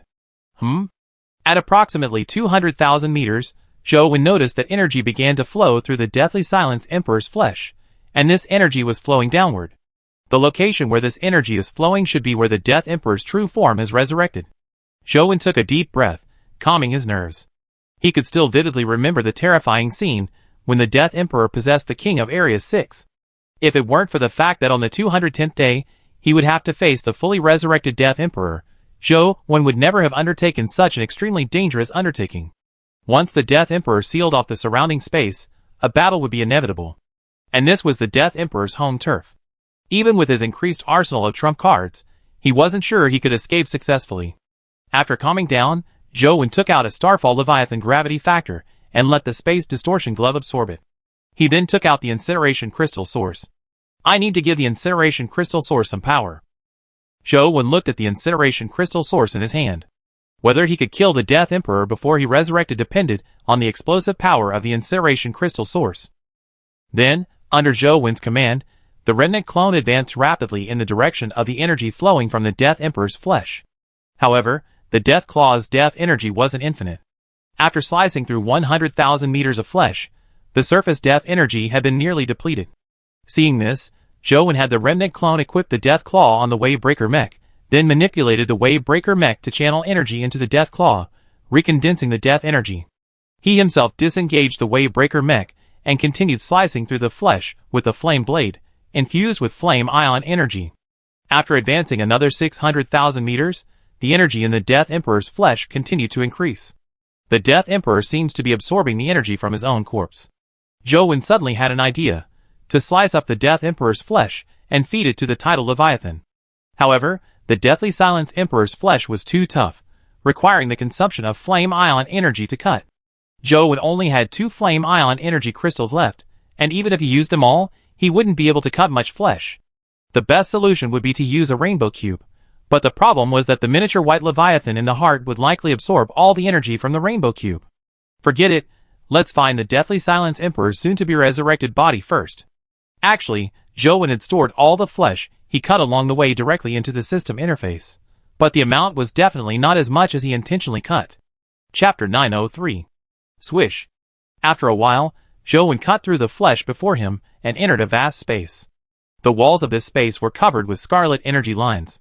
Upon entering, Zhou Wen immediately piloted his Wavebreaker Mech, amplifying his mental power, and scanning everything within a 5,000-meter radius. The energy in the flesh is still flowing elsewhere. This shouldn't be the location of the Deathly Silence Emperor's true form. So what is this space? Zhou Wen suddenly thought of a possibility. Could it be the stomach wall? Zhou Wen's emotions involuntarily grew excited. If he could find the Deathly Silence Emperor's exclusive supply box, he would be making a fortune. So, Zhou Wen piloted the Waybreaker mech at top speed through the space, scanning it continuously with his mental power. This space was enormous, perhaps 100,000 meters in diameter. After spending some time exploring the entire space, he still couldn't find the supply box. Zhou Wen wasn't disappointed. After all, the Deathly Silence Emperor wasn't dead yet, so it was understandable that he couldn't find the supply crate. Then, Zhou Wen continued forward, following the direction of the energy flow. Along the way, the flame ion energy stored in his space distortion glove ran out, forcing him to use only one more flame ion energy crystal. Plop! Plop! Zhou Wen advanced another 500,000 meters. The flesh around him began to tremble slightly, and the faint sound of a heartbeat could be heard. The energy within the flesh grew increasingly dense. Very close. Zhou Wen unconsciously grew nervous. After retracting his Waybreaker mech, he continued forward. After advancing another 100,000 meters, Zhou Wen entered another open area. In the center of this area stood a massive black sphere resembling a heart. Dense veins of blood-colored energy, like blood vessels, dotted the sphere's surface. As the black sphere expanded and contracted, a surge of dark energy from his flesh and blood gushed frantically into its interior. Buzz! Suddenly, a powerful mental force suddenly spread out, enveloping Zhou Wen. Zhou Wen immediately felt dizzy, as if his head had been struck by a sledgehammer. Then, a furious voice exploded in his mind. Looking for death. Zhou Wen was familiar with the voice. It was the Deathly Silence Emperor. Buzz! Just as Zhou Wen was being suppressed by the Deathly Silence Emperor's mental power, unable to advance even a little, another mental force, released by the Remnant Memory Clone, protected him. However, the Remnant Memory Clone's mental power wasn't enough to completely block the Deathly Silence Emperor's mental power. It only gave Zhou Wen a slight reprieve, preventing him from being completely suppressed and unable to move. But the regretful clone couldn't protect Zhou Wen any longer, as its energy was rapidly depleting, potentially draining out in a matter of seconds. Time was running out, and Zhou Wen abruptly stood up, enduring the excruciating pain in his brain. With a single thought, he injected a stream of flame ion energy into the incineration crystal source. Boom! The next second, a destructive aura emanated from the incineration crystal source, followed by a sudden surge in temperature and a distorted atmosphere. Zhou Wen, momentarily startled by the destructive aura, immediately threw the incineration crystal source at the black sphere streaked with energy. Buzz! The Deathly Silence Emperor seemed to sense the threat, and the black sphere suddenly released a jet-black energy shockwave, attempting to push the incineration crystal source away. But Zhou Wen would not allow this to happen. He immediately mobilized the remaining flame ion energy in his space-warping gauntlet, and thrust his palm forward. In an instant, a gigantic, invisible hand, 30,000 meters long, pushed the incineration crystal source, which was already gleaming with white light, towards the black sphere. Boom! A blinding white light suddenly illuminated, and the incineration crystal source exploded. A terrifying shockwave suddenly spread throughout the space, followed by a burst of destructive energy, instantly dispersing the Deathly Silence Emperor's energy shockwave and Zhou Wen's giant gravitational hand. Zhou Wen's expression changed drastically. He gathered up his remaining remnant soul clone and prepared to teleport away, for the energy released by the incineration crystal source was extremely terrifying. At the moment the incineration crystal source exploded, the surrounding space had already reached a terrifying level, and the Deathly Silence Emperor's flesh and blood burst into flames. His white Leviathan energy body also shrank at an extremely rapid rate under this heat. The energy released by the mini white Leviathan in his heart was completely incapable of restoring his body. Ding! Space is blocked, unable to teleport. Damn! Zhou Wen cursed inwardly, then transformed into a streak of white light, rapidly flying through the passage he had opened upon his arrival. Whoosh! Shortly after Zhou Wen left, crimson flame surged into the passage like a raging wave, burning the surrounding flesh and blood wherever they passed. At this point, Zhou Wen had already reached the space previously suspected to be the stomach wall, away from the terrifying heat. His energy body, powered by the mini white Leviathan, began to rapidly recover. The incineration crystal source is so powerful? Zhou Wen had previously thought the explosion was as powerful as the Starfall Leviathan self-detonation, but now it seems to be more than 10 times more powerful. He was nearly 100,000 meters away from the explosion, And if the giant hand of gravity hadn't blocked some of the explosive energy, he would probably be dead by now. What is that? Zhou, having just entered the vast space that resembled a stomach wall, instinctively glanced around with his ray-like pupils. He then spotted a black and red crystal about 1 meter in diameter at the top of the space. Ding! Obtained Power Amber X1. Ding! Power Amber, used to instantly surpass the 3rd stage power attribute limit. Lucky I looked around, otherwise I would have missed it. Zhou previous search with the Wave Breaker mech had primarily focused on finding supply boxes, which were all on the ground in the stomach wall, so he hadn't looked above. After storing the Power Amber into the system interface, Zhou continued his flight toward the passage he had come from. He occasionally attempted to teleport, but the space remained blocked. It seems the Deathly Silence Emperor wasn't killed by the explosion. After all, the black sphere had a diameter of 100,000 meters, and the maximum damage range of the incinerating crystal source was 10,000 meters. Still, a serious injury is good enough. Soon after, a beam of white light burst out from the Deathly Silence Emperor's corpse, entering the sea, and then rapidly moving upward without hesitation. Roar! The next second, a roar of utter fury emanated from the Deathly Silence Emperor's corpse, causing the surrounding water to surge violently. Chapter 904. Zhou felt his heart leap into his throat. If the Deathly Silence Emperor pursued him, he would surely perish. Therefore, he constantly attempted to use teleportation during his escape. Swish! Finally, 200,000 meters away from the Deathly Silence Emperor's corpse, he successfully escaped the sealed space, transforming into a streak of blue light and appearing within the colorful bubble space of the energy rainbow tree. But upon returning to the colorful bubble space, the miniature white leviathan within his heart ceased supplying energy, and a wave of weakness instantly spread throughout his body. Zhou immediately consumed a sunflower seed to restore his stamina, then used the Power Amber within the colorful bubble space. Ding! Use the Power Amber? Use, Zhou said without hesitation. Immediately, the Power Amber released a large amount of black and red energy, entering Zhou's body. A moment later, a system notification chimed in his mind. Ding! The power attribute has surpassed the 3rd stage and successfully entered the 4th stage. Now, of the 3 attributes, only speed remains to be broken through. Zhou said, a smile barely concealed as he looked at his character's attribute panel. This risky operation not only severely damaged the soon-to-be-resurrected Deathly Silence Emperor's true form with the burning crystal source, but also unexpectedly obtained an item that surpassed the upper limit of the 3rd stage strength attribute, successfully advancing his strength attribute to the 4th stage. Once his speed attribute reaches the upper limit, his character panel will reach the level of a medium leviathan, allowing him to integrate a king-level gene and a king-level core. I wonder if I can find another item that can directly break through the upper limit of my speed attribute, Zhou said whimsically. After breaking through the upper limit of his strength attribute, Zhou began absorbing tricolor energy.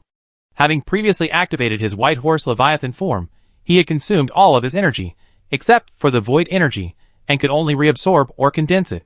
That evening, Zhou's tricolor energy was fully replenished. After leaving some Moon Solomon leviathan flesh and blood for the rainbow energy tree to provide nutrients for its growth, he returned to the Area 6 water sphere. Next, Zhou approached the Area 6 tidal leviathan and ordered his men to stop dumping the floating sea water. The tidal leviathan, which had been enjoying absorbing the floating sea water with its eyes closed, opened its eyes in confusion when it realized the floating sea water had disappeared. Give me tidal energy, and I continue to give you gravitational energy. Otherwise, Zhou threatened. After hearing Zhou's words, the Area 6 tidal leviathan's eyes flashed with anger, staring at him for a long moment before finally relenting.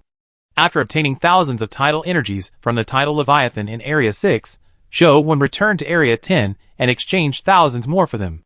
He fed all of this tidal energy to the mini white horse leviathan in his heart. At night, Zhou absorbed immortal energy while simultaneously consuming the flesh and blood of the ocean current leviathan, gathering various abyssal-level energies. On the morning of the 209th day, the immortal Victoria seeds turned to ash. Zhou had completely absorbed the immortal energy within, his entire flesh and blood brimming with immortal energy. Finally absorbed it. Zhou felt a sudden sense of relief. He had a chance to revive. Later, when the tidal leviathan fought the Deathly Emperor, if given the opportunity, he would try to help. Today was the last day. Survivors from all regions in the regional communication channel were extremely anxious, all questioning Zhou's chances of victory. Seeing this, Zhou immediately sent the illustrated information for the two king-level Leviathans, the Vitality Leviathan and the Daylight Leviathan, to the regional communication channel. He then distributed the remaining Vitality Leviathan flesh and blood to the survivor kings in each region. It's the last day, hold on a little longer. Zhou didn't send the creature illustrated information for the Deathly Silence Emperor to the regional communication channel.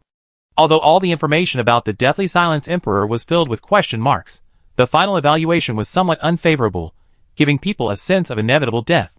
Just after sending the Vitality Leviathan flesh and blood, Zhou received a private message from Andre, the survivor king of Area 2. Andre had also discovered an area of the sea infested with ghost energy creatures. After Zhou went there, he obtained the Scorching Cold Crystal and the Regret Polymer, and also gave Andre a large amount of floating sea water, which could be exchanged for 20 tidal energy. After returning to the water globe in Area 6, Zhou directly handed the newly acquired Blazing Cold Crystal to his Remnant Avatar. The Remnant Avatar, its energy now so low it couldn't even condense, quickly absorbed the Blazing Cold Crystal. Its floating form gradually solidified, its energy replenished. After doing this, Zhou, just like yesterday, first went to the Tidal Leviathan in Area 6 to exchange for a large amount of tidal energy, then went to Area 10 to continue. But for some unknown reason, the Tidal Leviathan in Area 10 refused to release any more tidal energy to Zhou. Zhou had no choice but to offer the flesh and blood of the Deathly Silence Emperor he had obtained yesterday. The Tidal Leviathan, which had initially ignored Zhou, suddenly opened its eyes. Upon seeing the flesh and blood of the Deathly Silence Emperor, its huge pupils shrank sharply, and it released a stream of colorful energy, manipulating the seawater, and sweeping away the flesh and blood of the Deathly Silence Emperor. After devouring the flesh and blood of the Deathly Silence Emperor, the Tidal Leviathan reluctantly gave Zhou some more tidal energy. Afterward, Zhou headed to the colorful bubble space of the energy rainbow tree to absorb the three-color energy, while simultaneously condensing various abyssal-level energies. At noon, Jiang Haitao, Chen Xian, and the survivor kings from each zone sent him the newly harvested creature meats of the past few days, a total of 16 types. In the evening, with the three-color energy fully replenished, Zhou returned to the water ball in Zone 6, cooked all 16 types of creature meat, and quickly devoured them. A series of attribute increase notifications rang out, and Zhou's strength increased by 30 points, his constitution by 55 points, and his speed by 42 points. Zhou opened his character attribute panel and carefully examined it. Zhou, Leviathan Hunter plus 100, Abyss Hunter plus 10, King of Survival, normal attributes are 10, see Devouring Pattern. Intelligence, 25, maximum, Shockwave attribute, Impact attribute. Strength, 1200/1600, Combustion attribute, Explosion attribute, Black Flame attribute, Golden Thunder attribute. Constitution, Vitality 1400/1400, maximum, Tungsten Gold attribute, Brilliant Gold attribute, Luminous attribute, Nightfall attribute, Fighting attribute. Speed, 1098/1100, 3 attributes, Levitation attribute, Liang attribute, Moon Shuttle attribute, Escape attribute. Genes, Tungsten Disc Snail gene, Brilliant Golden Sea Dragon gene, Golden Thunder Leviathan gene, Levitation Leviathan gene, Nightfall Leviathan gene, Fighting Leviathan gene, Moon Shuttle Leviathan gene, Escape Leviathan gene, Liang Leviathan gene. Evaluation, a humanoid Leviathan reaching the level of a small Leviathan. At midnight, the dead blood worms in the bodies of the dead blood energy Leviathan creatures outside the water balls in each survivor area suddenly broke away and rushed into the deep sea, and all the dead blood energy Leviathan creatures died instantly. Chapter 905. The dead blood worms suddenly detached from their bodies, instantly killing all the dead blood energy Leviathans. Almost all of their energy was drained away, leaving behind only shrunken corpses. However, even so, the corpses of these Leviathans could still be converted into energy by the Abyssal Leviathan, and the survivors could decompose the corpses at maximum speed, eliminating the risky process of killing them. But the Leviathan corpses were too numerous, and all died simultaneously. Even with the survivors activating speed-based abilities to accelerate decomposition, most of the corpses still sank into the deep sea. On day 210, at 1 a.m., all the Leviathan corpses that could be decomposed had been decomposed, and the survivors in each zone returned to the water spheres, enjoying a rare rest. However, the survivors in each zone did not feel relaxed because of the rest. Instead, their faces were filled with deep anxiety. Many of the survivors swam in front of the tidal Leviathan, with their own transformed leviathans, staring at it in a daze. They hoped the tidal leviathan could defeat the silent emperor, but they felt the hope was slim. After all, the tidal leviathan was a king-level leviathan, and they didn't know the exact difference between it and the emperor-level leviathan. However, along the way, they had seen many leviathans of various levels, and the gap between each level was huge. If they were all energy leviathans, the gap between the two levels would be even greater. A low-level energy creature could do no harm to a high-level energy creature. Although the King of Area 10 had been sending out morale-boosting messages recently, many people knew that if the King of Area 10 could truly defeat the Silent Emperor with ease, there would be no need for them to help the tidal leviathan store energy. Most of the survivors who survived to this point wouldn't willingly wait for death. So, even though many believe the words of the Area 10 King might be untrue, few delve into the details. Area 10 Survivor, what do you think the Endless Sea is like? Area 1 Survivor, it's huge, after all, it's called the Endless Sea, haha. Area 2 Survivor, I just hope the Endless Sea has sunlight, not the pitch-black darkness of this deep sea. Area 8 Survivor, actually, I've been wondering this whole time. Besides those of us who entered this survival world, are the rest of us on Blue Planet, or have we also entered the survival world? Area 5 Survivor, why would I even bother wondering about that? The rest of us are definitely on Blue Planet. Aren't we the only survivors in this world? Area 3 Survivor, it's good that the rest of us didn't come to this world. At least our family and friends can live well. Maybe if we survive to the end, we can even return to Blue Planet and reunite with them. Area 4 Survivor, I know what the Area 8 Survivor means. He means there might be other survival worlds. Weren't our 10 districts scattered across various survival planets from the beginning? Area 3 Survivor, can you please stop talking? I just hope my family and friends can survive on Blue Planet. If they end up in a survival world, we might never see them again. Area 7 Survivor, at the beginning, each district had 100 million survivors, so 10 districts would make a billion. Now, there's only a little over 10 million left. Thinking of a reunion? Forget it. Area 9 Survivor, I hope survival in the Endless Sea will be easier in the future. On Zhou Wen's side, after the survivors in Area 10 had nearly decomposed the Leviathan's corpse, he had them return to the Area 10 water sphere and collected the Teleportation Foundation Stone. Next, he teleported into the colorful bubble space of the Energy Rainbow Tree and found that the Energy Rainbow Tree hadn't moved at all. We're almost to the Endless Sea. Why hasn't the Energy Rainbow Tree condensed its rainbow heart yet? Zhou Wen asked with a hint of confusion. After all, after the battle with the Deathly Silence Emperor, they would most likely be heading to the Endless Sea, and if they didn't condense the rainbow heart now, he wouldn't be able to take it with him. Zhou Wen thought for a moment, released his mental power, and probed into the Energy Rainbow Tree, trying to see if he could communicate. The Energy Rainbow Tree could manipulate a large number of energy bubbles to attack passing Leviathan creatures, so it must have some intelligence. If he could communicate with it to condense its rainbow heart, he wouldn't have to worry about losing the Energy Rainbow Tree. Zhou Wen sent several messages via his mental thread, but received no response. Desperate, he left some Moon Soul Leviathan flesh and blood at the Rainbow Energy Tree and teleported away. The night wore on, and as dawn approached, the messages on the regional communication channel dwindled, until they practically disappeared. Ding! Defeat the Emperor of Death and Silence, and journey to the Endless Sea. At 6 a.m. on the 210th day, the World System notification chimed in the minds of all the survivors. The message was concise, and the mission was clear, yet the survivors felt a wave of trepidation. When the World System notification ended, Zhou Wen and Huan Lin were enveloped in a blue light, and immediately appeared within the water sphere of Area 10. Jiang Haitao and Chen Xian, who were out exploring the open sea, along with 2 core guild members and their transmogrified leviathans, were all teleported back to the water globe. The same was true for the survivor kings and their minions in other zones, leaving Zone SIX's water globe completely empty. While some survivors in Zone 6 still survived, their transmogrified leviathans had essentially been replaced by the alien brains. Even if a few transmogrified leviathans had escaped the alien brains transformation, they had likely been away from Zone SIX's water globe for a long time, completely overrun by the dead blood worms. Previously, these transmogrified leviathans infested with dead blood worms might have survived, but at midnight tonight, all the dead blood worms suddenly emerged from their bodies.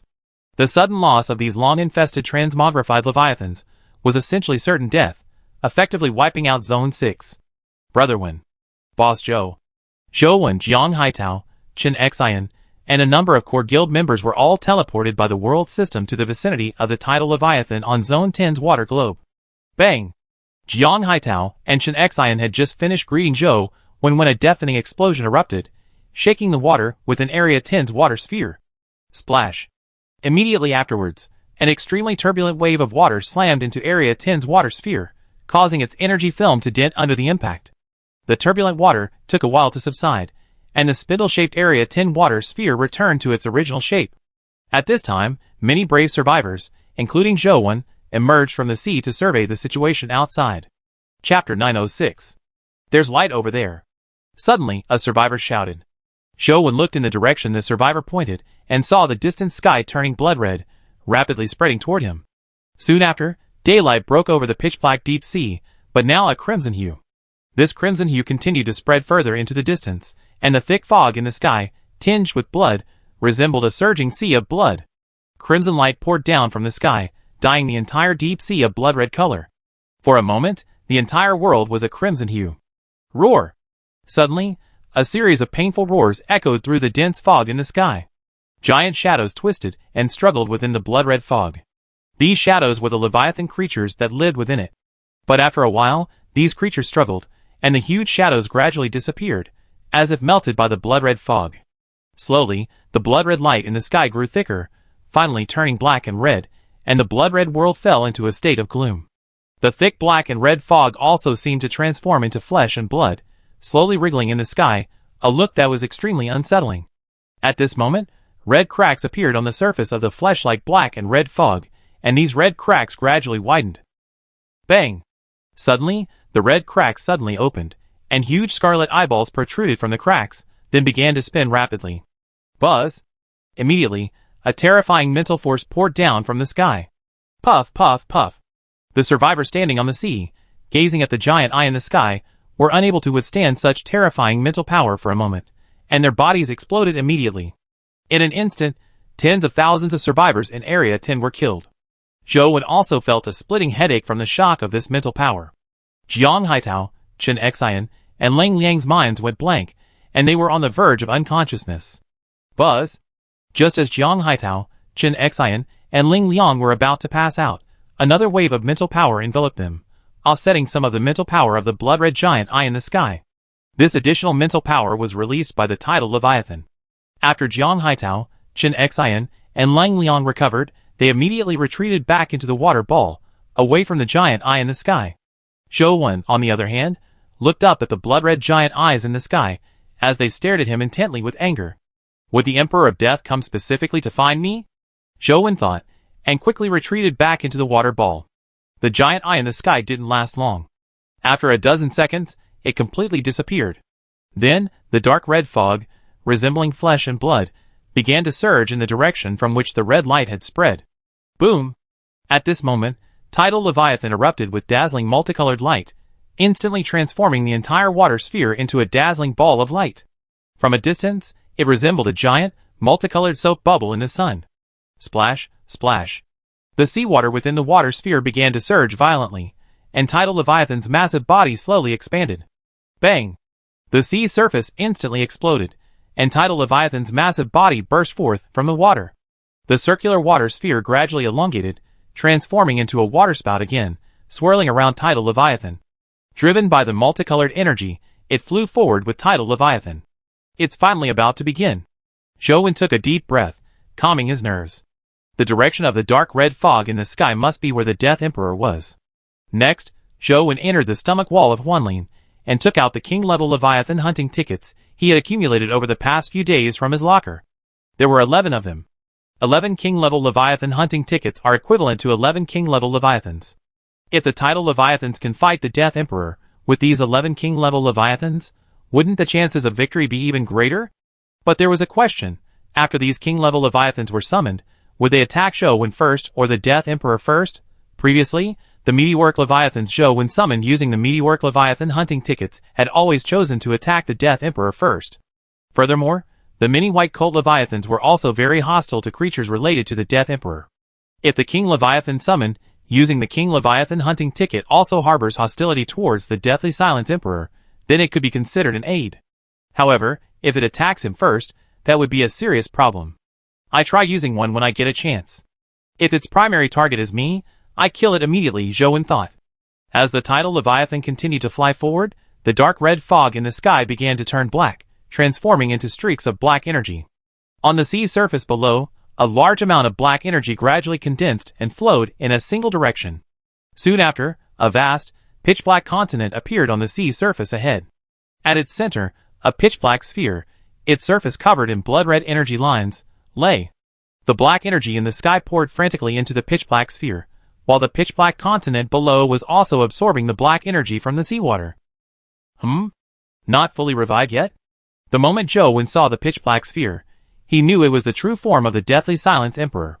Is it because of the severe damage sustained by the burning crystal source? Zhou's heart skipped a beat at this thought. According to the World Systems announcement on day 205, the Deathly Silence Emperor should have been fully revived today, yet he was still in the resurrection phase. Roar! Roar! Roar! At this moment, roars echoed in the distance, followed by colorful dots of light rapidly approaching. They were the tidal leviathans from other zones. All 10 zones tidal leviathans had arrived, though their sizes varied. The largest was naturally the tidal leviathan from Zone 10, reaching a length of 1 million meters, a fully grown king-level leviathan. The smallest was the tidal leviathan in Area 6, measuring only about 500,000 meters long. If it weren't for the survivors from Area 10 feeding it flesh and blood and water from the floating sea these days, the tidal leviathan in Area 6 would likely be even smaller. The tidal leviathans in the other 8 areas ranged in length from 700,000 to 900,000 meters. Boom! The 10 tidal leviathans simultaneously erupted with colored energy, injecting it into their respective waterspouts. Then, the waterspouts detached from the tidal leviathans and recontracted into water spheres in midair. After this, the 10 tidal leviathans transformed into streaks of colorful light, rapidly charging towards the Deathly Emperor's main body. Buzz! Just as the 10 tidal leviathans were within 100,000 meters of the Deathly Emperor's main body, a dense jet of dark energy erupted from the inky spheres, instantly spreading outward, attempting to block the tidal leviathan's approach. Chapter 907. But just as this dark energy was about to impact the tidal leviathan's body, an invisible energy emerged from its sphere, distorting the surrounding space. The spreading dark energy, drawn by this invisible force, began to swirl around the tidal leviathan, but was unable to reach its body. The 10 tidal leviathans successfully approached the Deathly Emperor's main body, but the colorful light on the Area 6 tidal leviathan surface dimmed slightly. Clearly, using gravitational energy to interfere with the Emperor's energy was taking a heavy toll on it. But then, the abyssal leviathans within Area 6 tidal leviathan transformed into balls of white light and merged into its body. Energy was replenished, and the light on its surface brightened once again. Boom, boom, boom! The 10 tidal leviathans shone with colorful light, then opened their mouths and began to accumulate energy. At this moment, the Deathly Silence Emperor unleashed another shockwave of dark energy, but it was still pulled by the gravitational energy surrounding the tidal leviathans, having no effect at all. The colored energy in the mouths of the 10 tidal leviathans grew increasingly dense. Then, the tidal energy balls condensed in their mouths transformed into rings, and an invisible energy enveloped these tidal energy rings. Buzz, buzz, buzz. 10 tidal energy rings, wrapped in invisible energy, emanated from the tidal leviathan's mouths and instantly rushed towards the Deathly Silence Emperor's position. However, these tidal energy rings were not targeting the Deathly Silence Emperor himself. Instead, they flew above the Deathly Silence Emperor's body and instantly expanded, encircling the Deathly Silence Emperor in circles, like a hoop. 10 tidal energy rings were evenly distributed from top to bottom. Then, the invisible energy on the surfaces of the tidal energy rings dispersed, rapidly merging with the invisible energy on the surfaces of the other tidal energy rings. Boom! At this moment, the Deathly Silence Emperor's body was completely engulfed in invisible energy, directly blocking out the black energy that continuously surged from the sky. Buzz! The Deathly Silence Emperor's body released another shockwave of pitch-black energy, attempting to break open the surrounding invisible energy shield. However, just as the pitch-black energy shockwave had expanded the invisible energy shield by tens of thousands of meters, the 10 tidal leviathans unleashed a series of multicolored energy beams. The moment these beams landed on the invisible energy shield, they merged into it, clearly replenishing it. Boom! Boom! After a minute of continuous spewing of multicolored energy from the 10 tidal leviathans, the black continent beneath the Deathly Silence Emperor suddenly trembled. The invisible energy shield that enclosed the Deathly Silence Emperor slowly rose under the control of the 10 tidal leviathans. Are they trying to pull the Deathly Silence Emperor's true form from its corpse? Zhou speculated. Although the black energy in the sky had been blocked, the Deathly Silence Emperor's corpse beneath the sea surface continued to absorb the black energy from the water, providing the energy needed for its resurrection.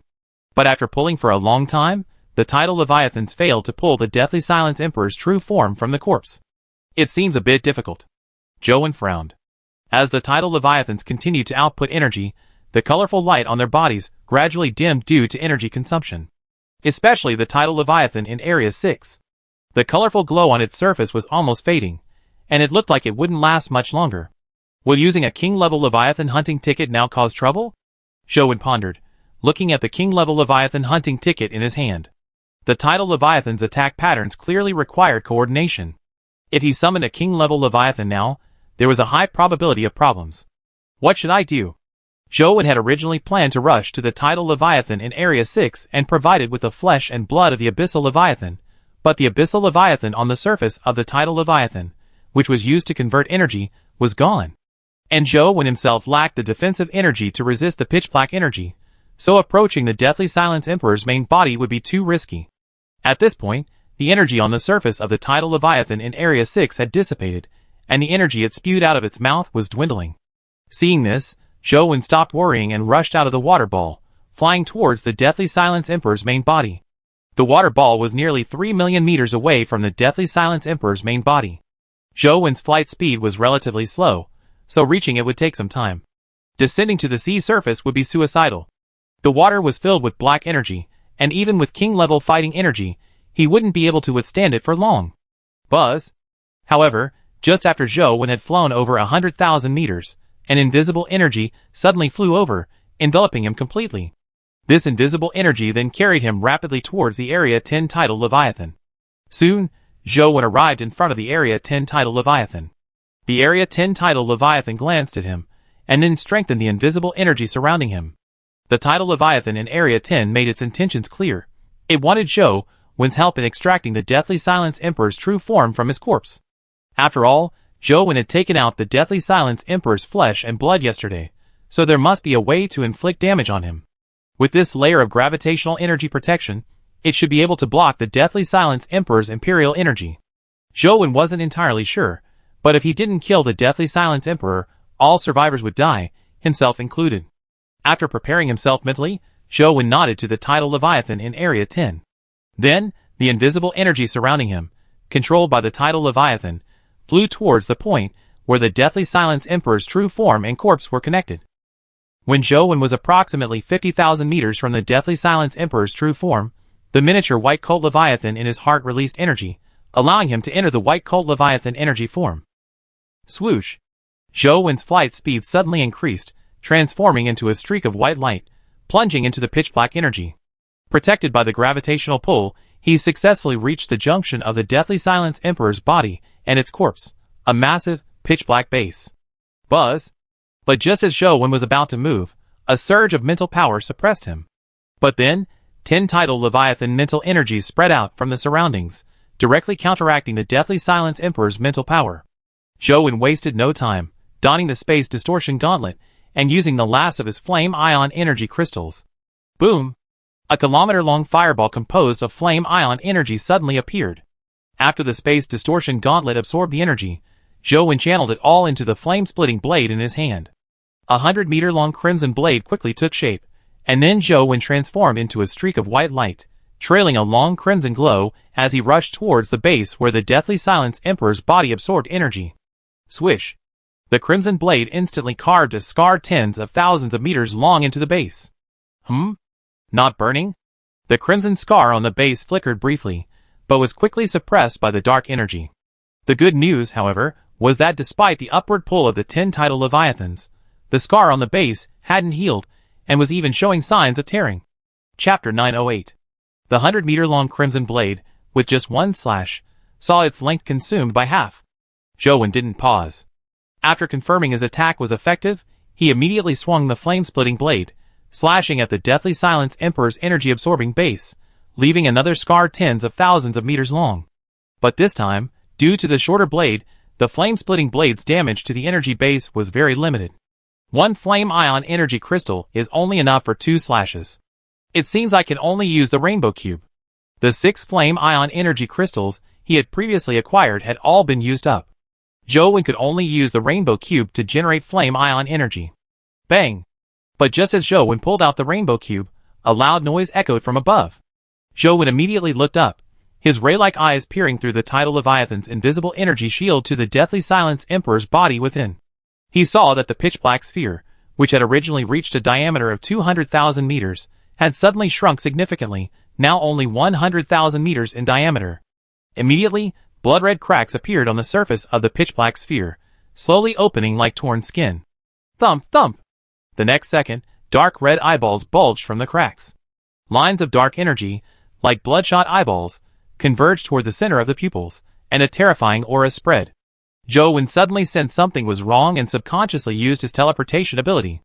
The moment his body transformed into a blue glow, a jet of dark energy suddenly shot towards him. The invisible energy on Zhou's body was instantly shattered, but fortunately, he was in White Horse Leviathan form, moving swiftly. Upon noticing the incoming jet of dark energy, he immediately dodged. Although much of his body was still destroyed, his body was in energy form, and would quickly recover.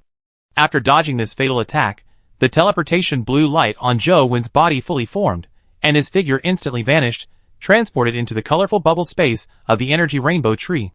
Buzz buzz buzz. Not only was Zhou attacked by the pitch-black energy beams, but the 10 tidal Leviathans were also attacked simultaneously. The tens of thousands of eyeballs sprouting from the deathly silence Emperor's body released tens of thousands of pitch-black energy beams. The pitch-black energy beams directly penetrated the invisible energy shield, sweeping towards the 10 tidal Leviathans like cutting lasers. Boom boom boom. The tidal Leviathans also knew the terror of Emperor-level energy. The moment the pitch-black energy beams penetrated the invisible energy shield, they erupted with colored energy, then rapidly transformed the colored energy into gravitational energy, creating a layer of distorted space around them. Swish! 9 of the 10 tidal Leviathans used the space distortion around them to redirect the attacking dark energy beams, thus avoiding damage. However, the tidal Leviathan in Area 6 was shattered by the thousands of dark energy beams. Bang! The colorful energy ring enveloping the deathly silence Emperor's body exploded, a gap appearing in the invisible energy shield. Whoosh! The black energy in the sky surged, like gusts of black wind, pouring through the circular gap and into the deathly silence Emperor's body. However, the circular gap in the invisible energy shield did not last long.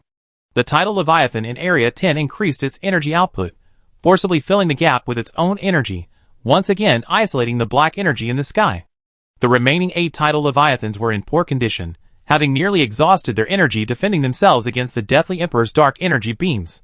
At this point, the abyssal Leviathan within them had transformed into energy and entered their bodies, but even so, the colored light on their bodies remained dim. Boom! Suddenly, the core of the Area 6 tidal Leviathan exploded, instantly engulfing it with a colorful energy sphere. It then transformed into a stream of pure energy and flew towards the Area 10 tidal Leviathan. After absorbing the energy from the Area 6 Leviathan, the colored light on the Area 10 tidal Leviathan's body shifted slightly, becoming slightly less vibrant. At this moment, Zhou teleported back into the Area 10 water sphere, still in his White Horse Leviathan form. All the survivors in Area 10 witnessed his current appearance. Big Boss? The survivors asked uncertainly. Wait, isn't that dazzling white light the same creature that killed the 10 meteoric Leviathans chasing us while we were flying through space? That creature is actually the Big Boss. A survivor exclaimed. So, what the Big Boss said in the regional communication channel was true.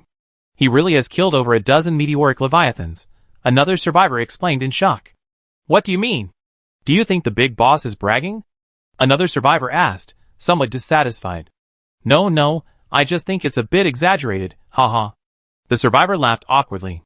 Just now I saw a small light beam on that black continent. Could that be the Big Boss? A more attentive survivor said. It should be, but the current situation seems a bit unfavorable for the tidal Leviathan. I wonder if the boss has any solutions. After discussing Zhou's white cold Leviathan form, the survivors in Area 10 quickly turned their attention to the battle between the tidal Leviathan and the deathly silence Emperor. With the death of the tidal Leviathan in Area 6, the current situation was bleak, and the survivors all turned their attention to Zhou. But Zhou had no good solution. Of the remaining 9 tidal leviathans, except for the tidal leviathan in Area 10, the remaining 8 were losing more and more energy under the repeated attacks of the Deathly Silence Emperor's dark energy beams. The tidal leviathan in Area 10 seems to have undergone some changes after absorbing the tidal leviathan in Area 6. Zhou Wen's vision in white cult leviathan form allowed him to see far ahead, so he could clearly see the change in the color of the light on the surface of the tidal leviathan in Area 10. Could it be that tidal leviathan possesses the potential to evolve to the Emperor level? Based on the information he had previously communicated with tidal leviathan, Zhou Wen felt it was highly likely. Swish! Zhou Wen burst out of the water ball again, arriving at the side of Area 10's tidal leviathan at breakneck speed. Area 10's tidal leviathan cast another layer of invisible gravitational energy around him. After receiving this gravitational protection, Zhou Wen took out the rainbow cube and used it immediately. Boom! A surge of immense energy instantly filled his body. Zhou Wen immediately channeled the flame ion energy within his body into the space warping glove to prevent the miniature white horse leviathan in his heart from absorbing all the energy from the rainbow cube. Chapter 909. But to Zhou Wen's surprise, this time the mini white leviathan didn't frantically absorb the energy provided by the color cube like last time. It seems the mini white leviathan really has no way of defeating the Deathly Silence Emperor this time, Zhou Wen speculated. The last time the mini white leviathan used its stasis energy, the large-scale stasis only lasted for a short time, and the range of its last sustained stasis was only about 3 meters. Clearly, the mini white leviathan stasis ability only works on small creatures. It would be useless against the pitch-black sphere with a diameter of 100,000 meters before him. After confirming that the mini white leviathan wouldn't absorb a large amount of the energy released by the rainbow cube, Zhou Wen breathed a sigh of relief and directly transferred the flame ion energy stored in his space warping glove into the flame-splitting blade. Boom! A massive, scorching tornado of flame shot up into the sky, instantly dispersing some of the surging black energy in the sky. Immediately afterwards, the flame tornado began to shrink rapidly, gradually condensing into a 10,000-meter-long crimson blade. While the crimson blade of the flame-splitting blade was condensing, the Deathly Silence Emperor's main body unleashed thousands of black energy beams at him, but these were all deflected by the nearby tidal leviathan of Area 10, which used gravity to distort space and redirect its attacks. Swish! Finally, the 10,000-meter-long crimson blade was completely condensed. The next moment, Zhou Wen's figure vanished, charging towards the Deathly Silence Emperor's energy base. Buzz buzz buzz. The moment Zhou Wen approached the Deathly Silence Emperor's base, tens of thousands of pitch-black energy beams suddenly attacked, interweaving like a giant web, enveloping him. Escape ability, activate. Zhou Wen silently chanted, activating the escape ability. The next second, an invisible energy released from his body, distorting the surrounding space and spreading like ripples on water. Boom boom boom. A beam of dark energy landed on the corpse of the dead emperor below, causing a series of explosions. A large amount of dark energy spread out, completely enveloping an area tens of thousands of meters away. But Zhou Wen's figure had already disappeared. When he reappeared, he was already in front of the dead emperor's energy base. Swish! A flash of white light, and in an instant, across tens of thousands of meters, the crimson blade left a scar on the energy base. This time, the 10,000-meter-long blade caused far greater damage than before. This time, the crimson blade would not shorten due to lack of energy, so Zhou Wen's white light figure did not pause. Almost instantly, the surface of the dead emperor's energy-absorbing base was covered with dense scars. Whoosh! Flames erupted from the dense scars, and soon the entire base burst into flames. The swirling flames even spread to the Deathly Silence Emperor's body. Crack! Under the pull of the invisible energy shield, the pitch-black energy base, already shattered by Zhou Wen, broke apart, and the Deathly Silence Emperor's body was yanked into the air. Buzz! Suddenly, a surge of extremely angry mental power spread, and every eyeball on the Deathly Silence Emperor's body stared intently at Zhou Wen. I will kill you! Bang, bang, bang. In an instant, all the eyeballs on the Deathly Silence Emperor's body shattered, and streams of pitch-black energy rapidly flowed along the blood-colored energy lines on its surface, condensing into 9 pitch-black energy balls with scarlet energy lines. This was true Emperor-level Deathly Silence energy. Buzz, buzz, buzz! The next second, 9 beams of deadly energy, each 10,000 meters in diameter, erupted, piercing through the gravitational energy on the 8 tidal leviathans' bodies and piercing their bodies. Only the tidal leviathan in Area 10 managed to withstand the blow, but its energy was nearly depleted, and the colorful glow on its surface completely vanished. After the abyssal Leviathan transformed into energy and merged into its body, the tidal Leviathan in Area 10 regained a faint glow. At this moment, scarlet energy lines suddenly spread from the wounds of the 8 tidal Leviathans struck by the deadly energy, rapidly spreading throughout their bodies. These crimson energy lines seemed to devour the tidal Leviathan's flesh and energy. Boom, boom, boom! Instantly, all 8 tidal Leviathans chose to self-destruct their course, and the released energy poured into the body of the tidal Leviathan in Area 10. Crack, crack, crack! After the Deathly Silence Emperor's body released 9 bursts of Deathly Silence energy, large cracks appeared on the surface of the pitch-black sphere, like a shattered eggshell. Puff!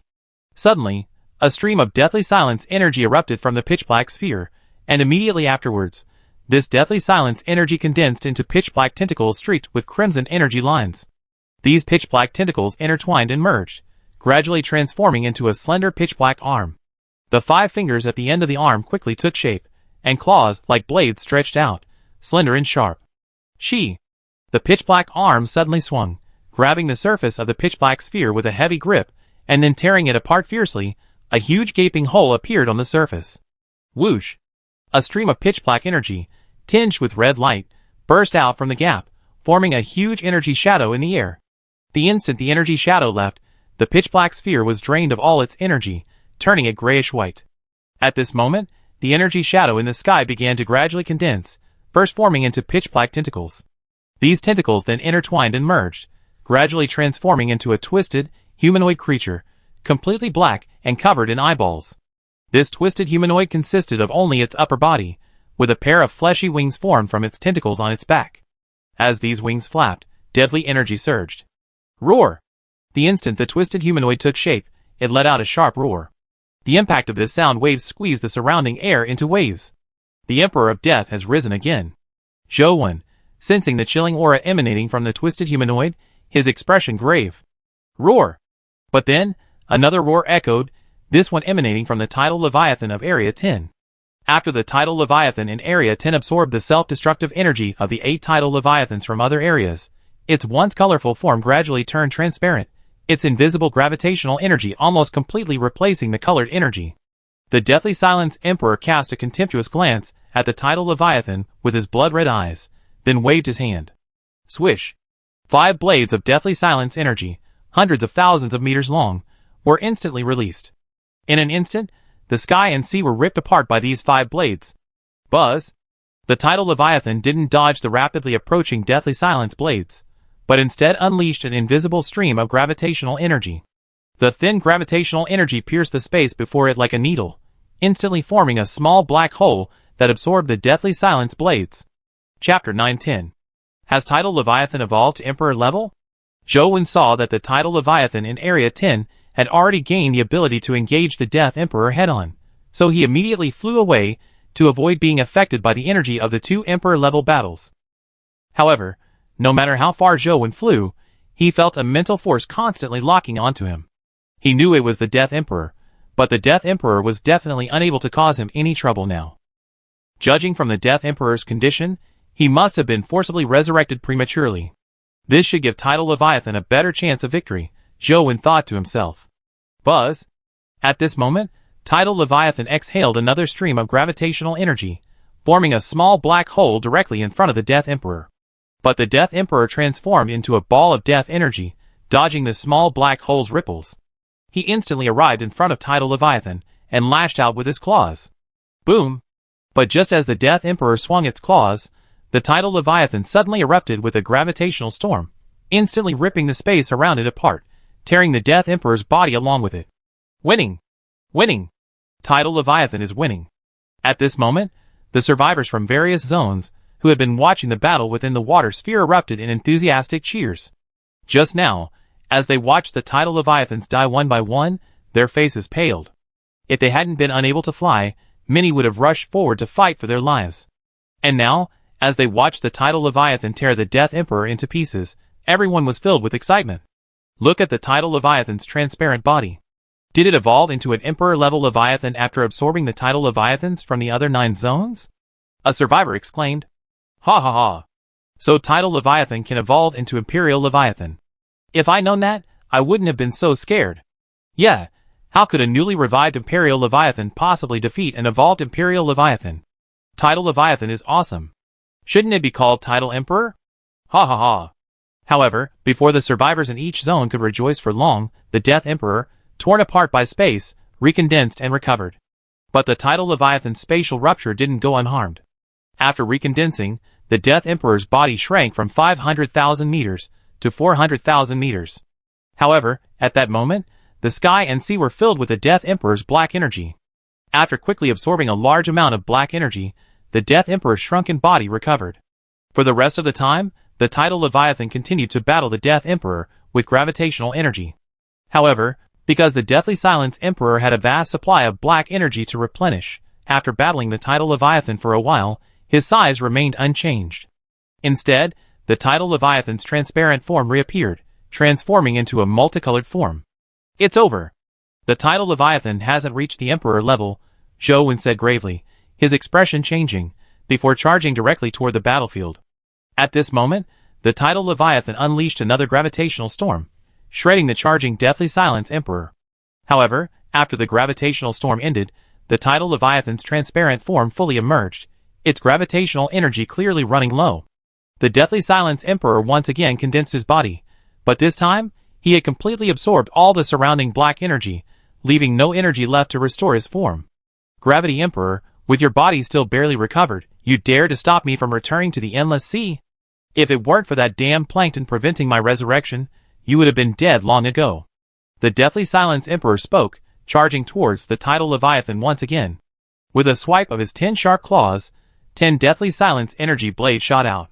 Just as the 10 Deathly Silence energy blades were about to strike the Tidal Leviathan, a 300,000-meter-long spatial hand suddenly appeared, blocking the Deathly Silence energy blades and reaching for the Deathly Silence Emperor.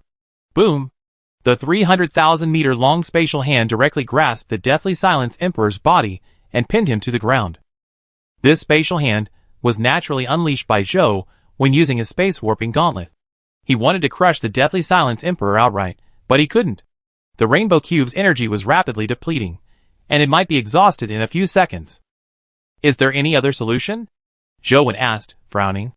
Although he had suppressed the Deathly Silence Emperor, the Tidal Leviathan lacked the power to strike him, and his flame-splitting blade certainly couldn't cut him now. Looks like I have no choice but to fight tooth and nail. Zhou Wen had always had a killer weapon, the Meteoric Leviathan Gene Potion and the Flame Ion Core. Zhao Teng had once been able to forcibly fuse a lightning core, and with his character stats now nearly reaching the level of a medium Leviathan, he might also be able to forcibly fuse a Flame Ion Core. But the risks of fusing an Emperor-level Flame Ion Core were too great, and he really didn't want to use it unless absolutely necessary. Buzz! Just as Zhou Wen was about to take out the Meteoric Leviathan Gene Potion, the Tidal Leviathan suddenly looked up at the distant sky and shot a beam of multicolored energy in its direction. Boom! A beam of multicolored energy beam pierced 1,000,000 meters, dispersing the dense fog in its path. As the fog dissipated, a floating ocean emerged. Floating sea? Zhou Wen's spirits trembled. The beam of multicolored energy beam shot into the floating sea, then exploded, pulling the water toward the Tidal Leviathan. Recognizing the urgency of time, the Tidal Leviathan rushed forward, then opened its maw and frantically devoured the water from the floating sea, its aura rapidly rising. This should allow the Tidal Leviathan to reach the Imperial level, right?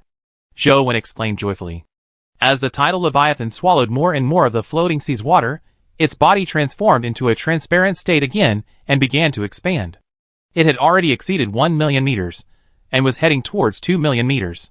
After a dozen seconds, the Tidal Leviathan had finally absorbed all the water from the entire floating sea area, and its body reached 3,000,000 meters in length, surpassing the maximum length limit for a king-level Leviathan, and successfully entering the Emperor level.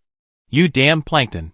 Seeing this, the Deathly Silence Emperor glared at Zhou Wen with a gloomy expression, his murderous intent practically tangible. As soon as the Deathly Silence Emperor finished speaking, his body suddenly shrank from over 400,000 meters to around 10,000 meters. A strange energy permeated its body. Deathly Silence. The shrunken Deathly Silence Emperor temporarily freed himself from the giant spatial hand's restraints, then suddenly raised his hand and grasped the Tidal Leviathan through the air. Instantly, the Tidal Leviathan's 3,000,000-meter body froze, then vanished into ashes. Chapter 911. Deathly Silence. The Emperor of Deathly Silence's crimson eyes gazed at the tidal Leviathan. The deathly gray energy emanating from its body began to converge on its palm. It then extended its hand forward and clenched it fiercely. The tidal Leviathan, now 3 million meters long, suddenly changed its expression. It immediately used its gravitational energy to attempt a spatial shift, but it was too late. A wave of deathly gray energy instantly enveloped it. Suddenly, the surrounding space became pitch black and silent. The tidal Leviathan felt as if it had lost all senses, unable to move its body or mobilize its energy. It could only watch helplessly as the deathly gray energy devoured it. Whoosh! The moment the deathly gray energy invaded its body, the tidal Leviathan's massive form suddenly dissipated, vanishing without warning, like a wisp of smoke blown away by the wind. Not long ago, survivors from all regions breathed a sigh of relief when they saw the tidal Leviathan swallow the entire floating ocean, rapidly expanding and surging in power. Because even before the tidal Leviathan truly evolved to the Imperial level, it already possessed the ability to battle the Death Emperor. Now that it had completely broken through the limitations of the King Leviathan and entered the Imperial level, the battle was naturally a sure thing. Thus, the moment the tidal Leviathan suddenly vanished, everyone's joy froze. For a moment, a deathly silence fell within the 9 water spheres, and the survivors stood motionless, as if under a spell. What's going on? Why is the tidal Leviathan gone? Did it kill the Death Emperor? After a moment of silence, a survivor asked. I just saw the Deathly Silence Emperor shrinking, and then I couldn't see him anymore. Was he killed by the tidal Leviathan in some way? Another survivor asked. That's probably right. I can't see the Deathly Silence Emperor anymore, another survivor replied. Then, can we head to the Endless Sea? A survivor asked, a smile once again on his face. Gradually, the solemn atmosphere within each zone's water spheres dissipated, replaced by a joyful and excited mood. Many survivors began to celebrate. Because the survivors were far away from the battlefield, they could still see the Deathly Silence Emperor when it was several 100,000 meters in size. But when it shrank to 10,000 meters, it became a black dot in their eyes. Combined with the darkness, the small black dot was naturally invisible. As the survivors in each zone joyfully celebrated their victory, Zhou, who was on the battlefield, paused for a moment, then immediately released his regretful clone. Buzz! The next second, the powerful mental power of the Deathly Silence Emperor poured out, leaving Zhou with a splitting headache and a drowsy consciousness.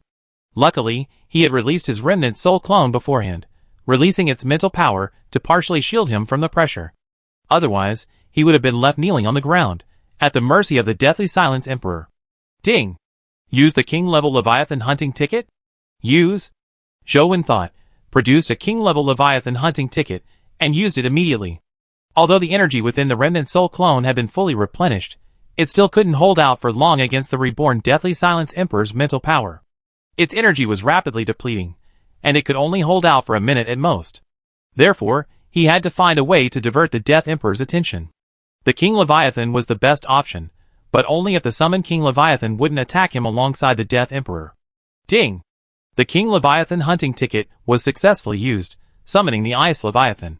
The moment the notification chimed in Zhou mind, a massive blue light flashed in the air. Immediately, the surrounding air plummeted. For a moment, thick fog gathered, the sea froze, and snowflakes drifted down. The blue light dissipated, and a massive, crystal-clear creature, seemingly carved from an iceberg, gradually emerged from the sky. White ice energy swirled around it like clouds and mist, and a pair of enormous, icy blue eyes stared directly at Zhou. But suddenly, as if sensing something, the Ice Leviathan shifted its gaze, and looked towards the Death Emperor. Whoosh! The icy energy surrounding the Ice Leviathan suddenly became violent, transforming into a blizzard that rushed directly towards the Deathly Silence Emperor, encircling him. Crack, crack, crack! As the icy energy swirled, the space around the Deathly Silence Emperor was rapidly covered in ice. Soon, the Deathly Silence Emperor was completely frozen. Seeing that the Deathly Silence Emperor had been temporarily restrained by the Ice Leviathan, Zhou immediately retracted the giant spatial hand that had been suppressing the Deathly Silence Emperor. The energy in the Rainbow Cube had been depleted, and the energy within the glove was also nearly depleted. Using the giant spatial hand required consuming a Starfall Leviathan gravity factor, and he had already used up the last of it. If the energy in the space warping glove ran out, he would no longer be able to use the giant spatial hand, so he had to leave some. Excellent! The King Leviathan summoned by the King Leviathan hunting ticket will primarily target the Deathly Silence Emperor. That's easy. The second after Zhou Wen retracted his giant spatial hand, he retrieved the remaining 10 King Leviathan hunting tickets from the system interface. Ding! The King Leviathan hunting ticket was successfully used, summoning the King Leviathan Ginge Leviathan. Ding! The King Leviathan hunting ticket was successfully used, summoning the King Leviathan Thunder Leviathan. Ding! The King Leviathan hunting ticket was successfully used, summoning the King Leviathan Ethereal Leviathan. Ding! The King Leviathan hunting ticket was successfully used, summoning the King Leviathan Vast Sea Leviathan. Ding! The King Leviathan hunting ticket was successfully used, summoning the King Leviathan Burning Flame Leviathan. A series of beeps echoed in Zhou Wen's mind, followed by a series of massive blue lights, each revealing a massive King-level Leviathan. After confirming the successful summoning of the 10 King-level Leviathans, Zhou Wen transformed into a streak of white light and fled, refusing to participate in the ensuing battle. In an instant, 10 mental energies attacked Zhou Wen, but quickly vanished. The 10 King-level Leviathans all turned their gazes towards the Deathly Silence Emperor. 10. 11 King-level Leviathans? The survivors, who had been cheering, were stunned by the sudden appearance of 11 behemoths in the distance. Didn't we already successfully kill the Deathly Silence Emperor? How come so many King-level Leviathans have appeared? The survivors' expressions changed drastically. Does it mean that after the tidal Leviathans defeat the Deathly Silence Emperor, we still need to kill these 11 King-level Leviathans? One survivor speculated. Chapter 9:12. After all, the survivors had no involvement in the battle between the tidal Leviathan and the Deathly Emperor. According to the world system's usual style, it was impossible for them to be allowed to travel to the Endless Sea so easily. It's just a King-level Leviathan. Shouldn't it be a problem? The King of Area 10 can kill it. At this point, the survivors weren't overly afraid, because the King of Area 10 could definitely kill a King-level Leviathan. They had witnessed the flesh and blood of 2 King-level Leviathans being fed to the tidal Leviathan from various areas. Where did the tidal Leviathan go? A survivor asked in confusion. Could it have gone directly to the Endless Sea? After all, it's already Emperor level, another survivor replied. Something feels off. The Deathly Emperor is dead, so why didn't the world system notify me? And what about the sudden appearance of these 11 King-level Leviathans? Some survivors had a bad feeling. Just as the survivors were confused as to what was happening, the water spheres suspended in the air suddenly lost their energy and began to plummet towards the sea below. Bang, bang, bang. 9 massive water spheres crashed onto the surface of the ocean one after another. Without the sustaining energy of the tidal Leviathan, the spheres burst upon impact, sending the survivors within scattering in the surging waters. Thankfully, the spheres weren't falling too quickly, so the survivors and the Leviathan within didn't suffer significant damage. Survivor from Area 1, what's going on? Our Area 1 water spheres are suddenly falling. What about you in the other areas? Area 2 survivor, the water ball in our area is also falling. What happened? Why did it fall? Area 3 survivor, us too. Area 8 survivor, us too. Because the water ball exploded, the survivors in each area were scattered by the surging water. They began to communicate on the area communication channel, but they were still confused. At this time, a different message appeared in the area communication channel. After seeing this message, there was a brief silence in the area communication channel. Area 10 Survivor King, the Death Emperor is not dead yet. Now that the water ball has fallen, all survivors in your area should gather together, and then converge on the location of Area 10. Do not approach the battlefield. Area 2 Survivor King, King of Area 10, what's going on over there? The Death Emperor is alive. But what about the tidal Leviathan? Area 10 Survivor King, the tidal Leviathan was killed by the Death Emperor using some special means. The Survivor King of Area 8, tidal Leviathan is dead. How could this happen? Didn't tidal Leviathan just reach the Emperor level? The Survivor King of Area 7, the Deathly Silence Emperor isn't dead. Are those 11 King-level Leviathans that just appeared all his minions? The Survivor King of Area 10, no, I summoned those 11 King-level Leviathans to fight against the Deathly Silence Emperor. The Survivor King of Area 2, question mark. The Survivor King of Area 4, question mark. The Survivor King of Area 7, question mark. After learning that those 11 King-level Leviathans were summoned by Zhou Wen, the Survivor Kings of each area were all filled with confusion. This is simply insane. Area 9 Survivor King, you actually summoned all 11 King-level Leviathans. Area 2 Survivor King, Area 10 King, your power is truly formidable. You're able to summon so many King-level Leviathans. I wonder what the situation on the battlefield is like now. Where's the Deathly Silence Emperor? Area 10 Survivor King. The Deathly Silence Emperor is within the battlefield, but it's shrunk to about 10,000 meters. You're just too far away to see it. Area 8 Survivor King. The Deathly Silence Emperor is only 10,000 meters. It's impossible for him to survive under the siege of 11 king-level Leviathans, right? Area 10 Survivor King. I don't know. Forget about this for now. Take the survivors from your area to Area 10 and get away from the battlefield. After sending the message, Zhou Wen logged out of the regional communication channel and sent a message to Jiang Haitao, Chen Xian, and Leng Liang, asking them to take Phantom Scale with them when they leave the battlefield. Huanlin knew the three of them, and Zhou Wen had previously instructed Huanlin through telepathy to listen to them. After briefly explaining the current situation to the survivors in Area 10, Zhou Wen closed the system interface and watched from afar as the 11 king-level Leviathans battled the Deathly Silence Emperor. At this point, the Deathly Silence Emperor had already broken free from the ice and snow Leviathans' hold, and was moving back and forth between the 11 king-level Leviathans, leaving massive wounds on their bodies. After using the deathly gray energy that had obliterated the tidal Leviathans, the Deathly Silence Emperor had become noticeably weaker. Facing these king-level Leviathans, it no longer used its Deathly Silence energy blade, opting for close combat. Buzz! At this moment, the Golden Leviathan erupted with golden light. The golden light then detached from its body, transforming into a phantom of energy identical to itself, charging towards the Deathly Silence Emperor. The Deathly Silence Emperor didn't even dodge the attack from the Golden Leviathan, instead using his body to withstand it head-on, easily tearing it apart. Whoosh! As the Golden Leviathan dissipated, a black hurricane suddenly swept towards the Deathly Silence Emperor. Like a blade, the wind continuously sliced through the Deathly Silence Emperor's body, leaving no trace. Boom! Boom! Shortly after the black hurricane formed, streaks of blue lightning fell from the sky, striking the Deathly Silence Emperor's body. The 11 king-level Leviathans continuously launched various energy attacks against the Deathly Silence Emperor, but were unable to inflict any damage. Instead, more and more crimson energy lines appeared on their bodies.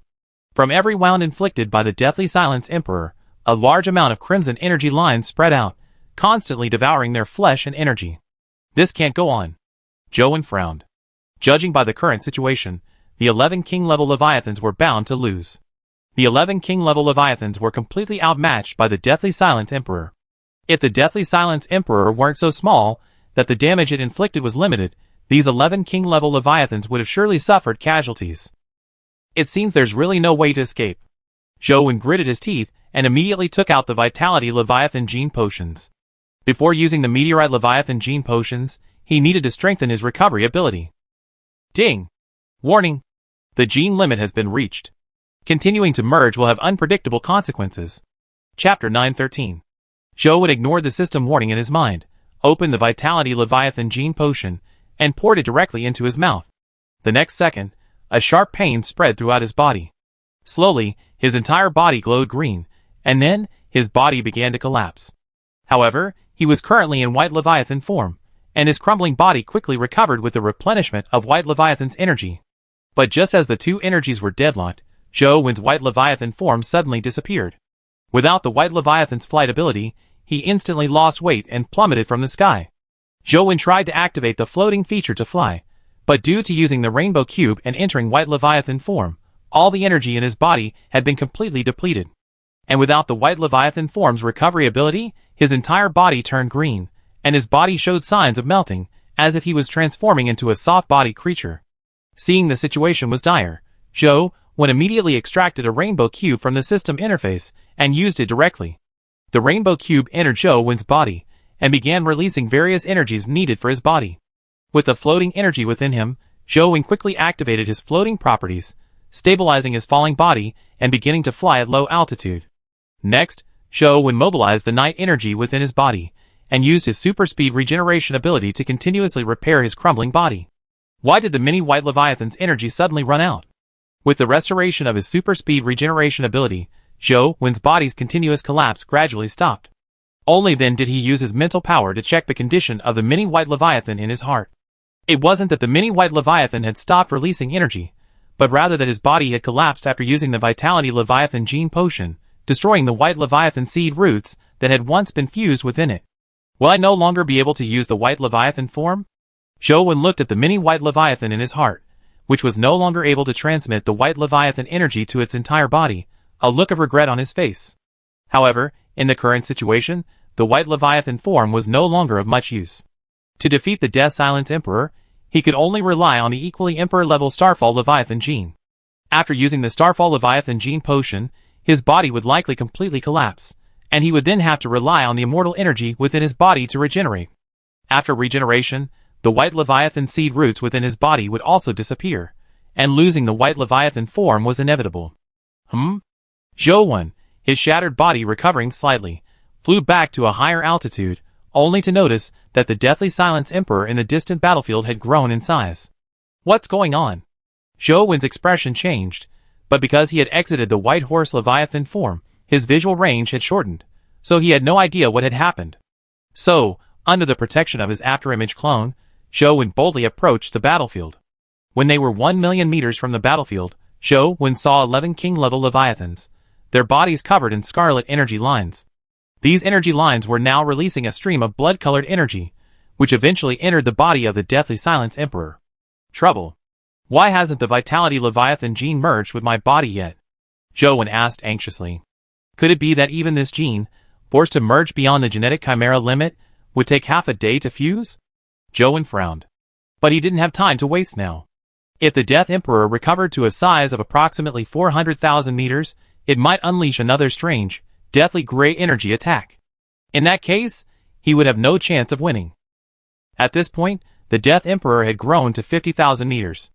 After a moment's hesitation, Zhou took out the Meteoric Leviathan gene potion from the system interface.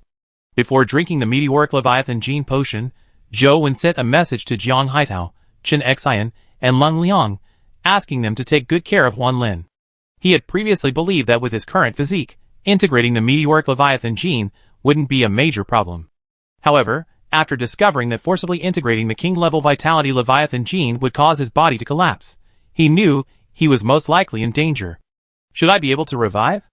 Zhou last resort was the immortal energy.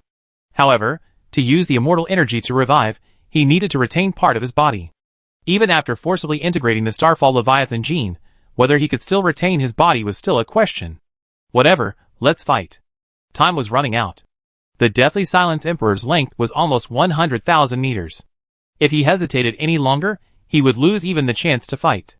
Just as Zhou was about to drink the Starfall Leviathan gene potion, a sudden burst of green energy erupted from his body, and his collapsed body began to recover at a visible speed. The Vitality Leviathan gene fusion was successful. Zhou was overjoyed. The restorative effect of vitality energy was far greater than that of Nightfall energy. With king-level restorative energy, he felt even more confident in fusing the Starfall Leviathan gene.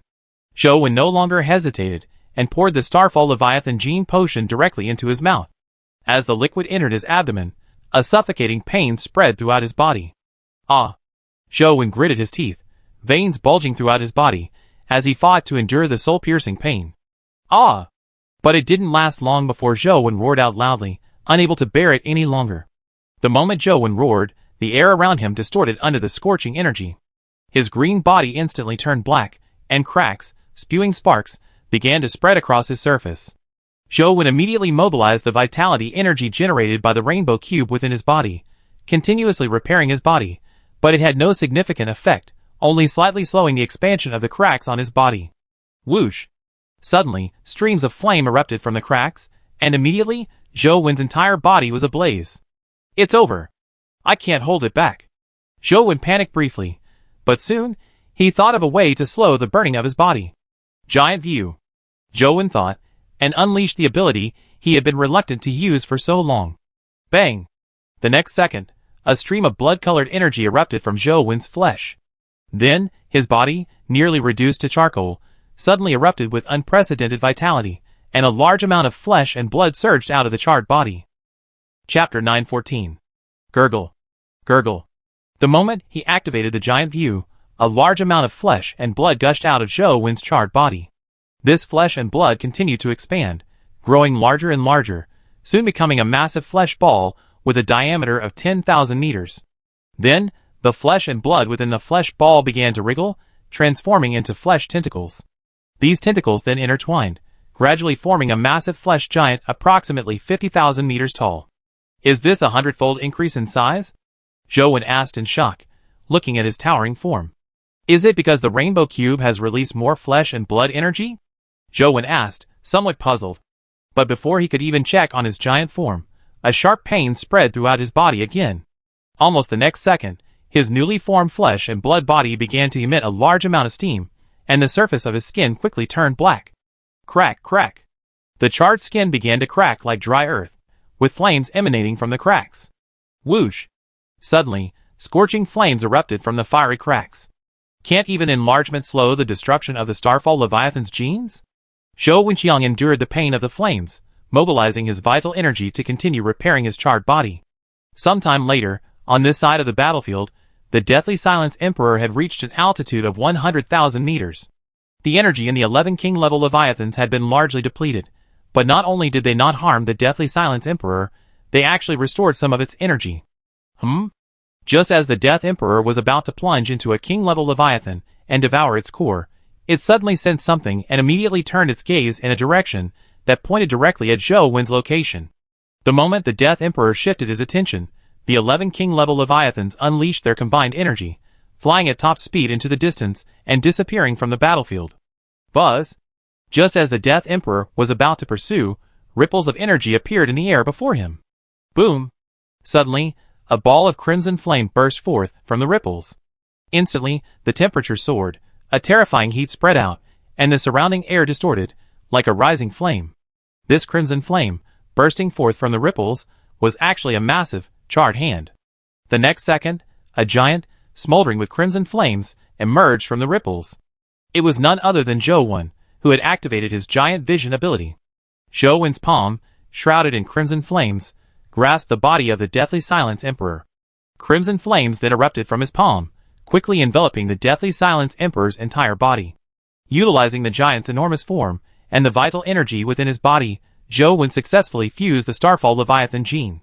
However, because the Starfall Leviathan gene was too powerful, even with the successful fusion, his body was still on the verge of collapse. So, he didn't proceed with the fusion of the Flame Ion core. Instead, he planned to rely on the Flame Ion energy released from the Rainbow Cube to kill the Deathly Silence Emperor. The best method, of course, was to use the Flame Ion energy to incinerate the Deathly Silence Emperor's body, completely consuming it. To ensure complete safety and avoid wasting the energy within the Rainbow Cube, Zhou Wen used the last of his ethereal energy, activating his ethereal ability. He traversed space and directly captured the Deathly Silence Emperor. You again! The Deathly Silence Emperor, sensing Zhou Wen's presence, erupted in fury. He hated this man who had repeatedly hindered his resurrection. Zhou Wen didn't respond, but instead used the third Rainbow Cube. In an instant, a massive amount of Flame Ion energy surged from his body, unleashing it all towards the Deathly Silence Emperor. Instantly, a massive fireball with a diameter of 100,000 meters appeared in the sky, illuminating the surrounding darkness like daylight. You? The Deathly Silence Emperor roared, but it was unable to break free from the flaming sphere. The Emperor-level Flame Ion energy was rapidly burning through its body, and it could only use its own Deathly Silence energy to resist. Hurry! Hurry! Zhou Wen frantically thought. The Rainbow Cube's generation of Imperial-level Flame Ion energy wouldn't last an hour, only a minute at most. The 100,000-meter-long body of the Deathly Silence Emperor shrank continuously under the incineration of the Flame Ion energy, while the energy within Zhou Wen's Rainbow Cube was rapidly depleted. Just as the Deathly Silence Emperor's body shrank to 80,000 meters, it suddenly contracted dramatically, shrinking to 1,000 meters in length. A strange, deathly gray energy emanated from it. Zhou Wen's fiery eyes fluttered open upon seeing this. He immediately ceased releasing Flame Ion energy and quickly retreated. However, after condensing a strange, grayish-gray energy, the Deathly Silence Emperor didn't release it at Zhou Wen. Instead, it spread the grayish-gray energy around him, instantly neutralizing the fireball of Flame Ion energy. Zhou Wen consumed an entire Rainbow Cube's worth of fireball and vanished. The Deathly Silence Emperor, its length reduced to 1 kilometer, glared fiercely at Zhou Wen and immediately flew towards its own corpse. After landing on its own corpse, the Deathly Silence Emperor began rapidly absorbing the remaining energy. Boom! But before it could absorb much, a 50,000-meter tall flaming giant landed heavily in front of the Deathly Silence Emperor. A massive crimson flaming hand descended from the sky and quickly grabbed the Deathly Silence Emperor. Swish! The Deathly Silence Emperor immediately retreated to avoid the attack, continuing to absorb energy from the corpse, its size steadily increasing. Boom! Zhou Wen reached out again, aiming for the Deathly Silence Emperor, but the Emperor's speed was too great for him to catch. Unless he could use his escape ability again, he had no more escape energy left. The pitch-black corpse of the Deathly Silence Leviathan beneath his feet was rapidly turning pale. The Deathly Silence Emperor's body continued to grow taller, now reaching approximately 30,000 meters. Meanwhile, Zhou Wen's Rainbow Cube was nearly depleted. Boom!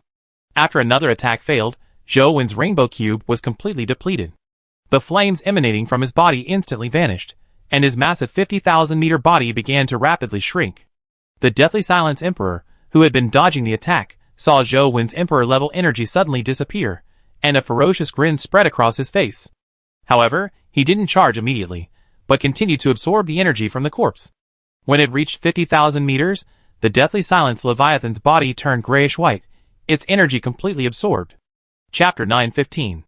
Immediately afterwards, the scarlet energy lines all over the Deathly Silence Emperor's body radiated light. Soon after, vast amounts of scarlet energy appeared in all directions. This energy was drawn from the bodies of the 11 fleeing king-level Leviathans. After absorbing this scarlet energy, the Deathly Silence Emperor's body began to grow rapidly. 60,000 meters, 80,000 meters, 100,000 meters. It's endless. Zhou Wen, who had shrunk to 100 meters, observed the Deathly Silence Emperor, whose energy had once again been restored, his expression grave. This isn't even a normal resurrection. If he hadn't attacked before, he probably wouldn't even have a chance to struggle now. Zhou Wen took a deep breath and exhaled a stream of hot air tinged with sparks. Without further hesitation, he retrieved the flame ion core from the system interface and tossed it directly into his mouth. Ding! Warning! Incorrect use of the core will result in unpredictable consequences. Zhou Wen ignored the system warning and immediately swallowed the flame ion core.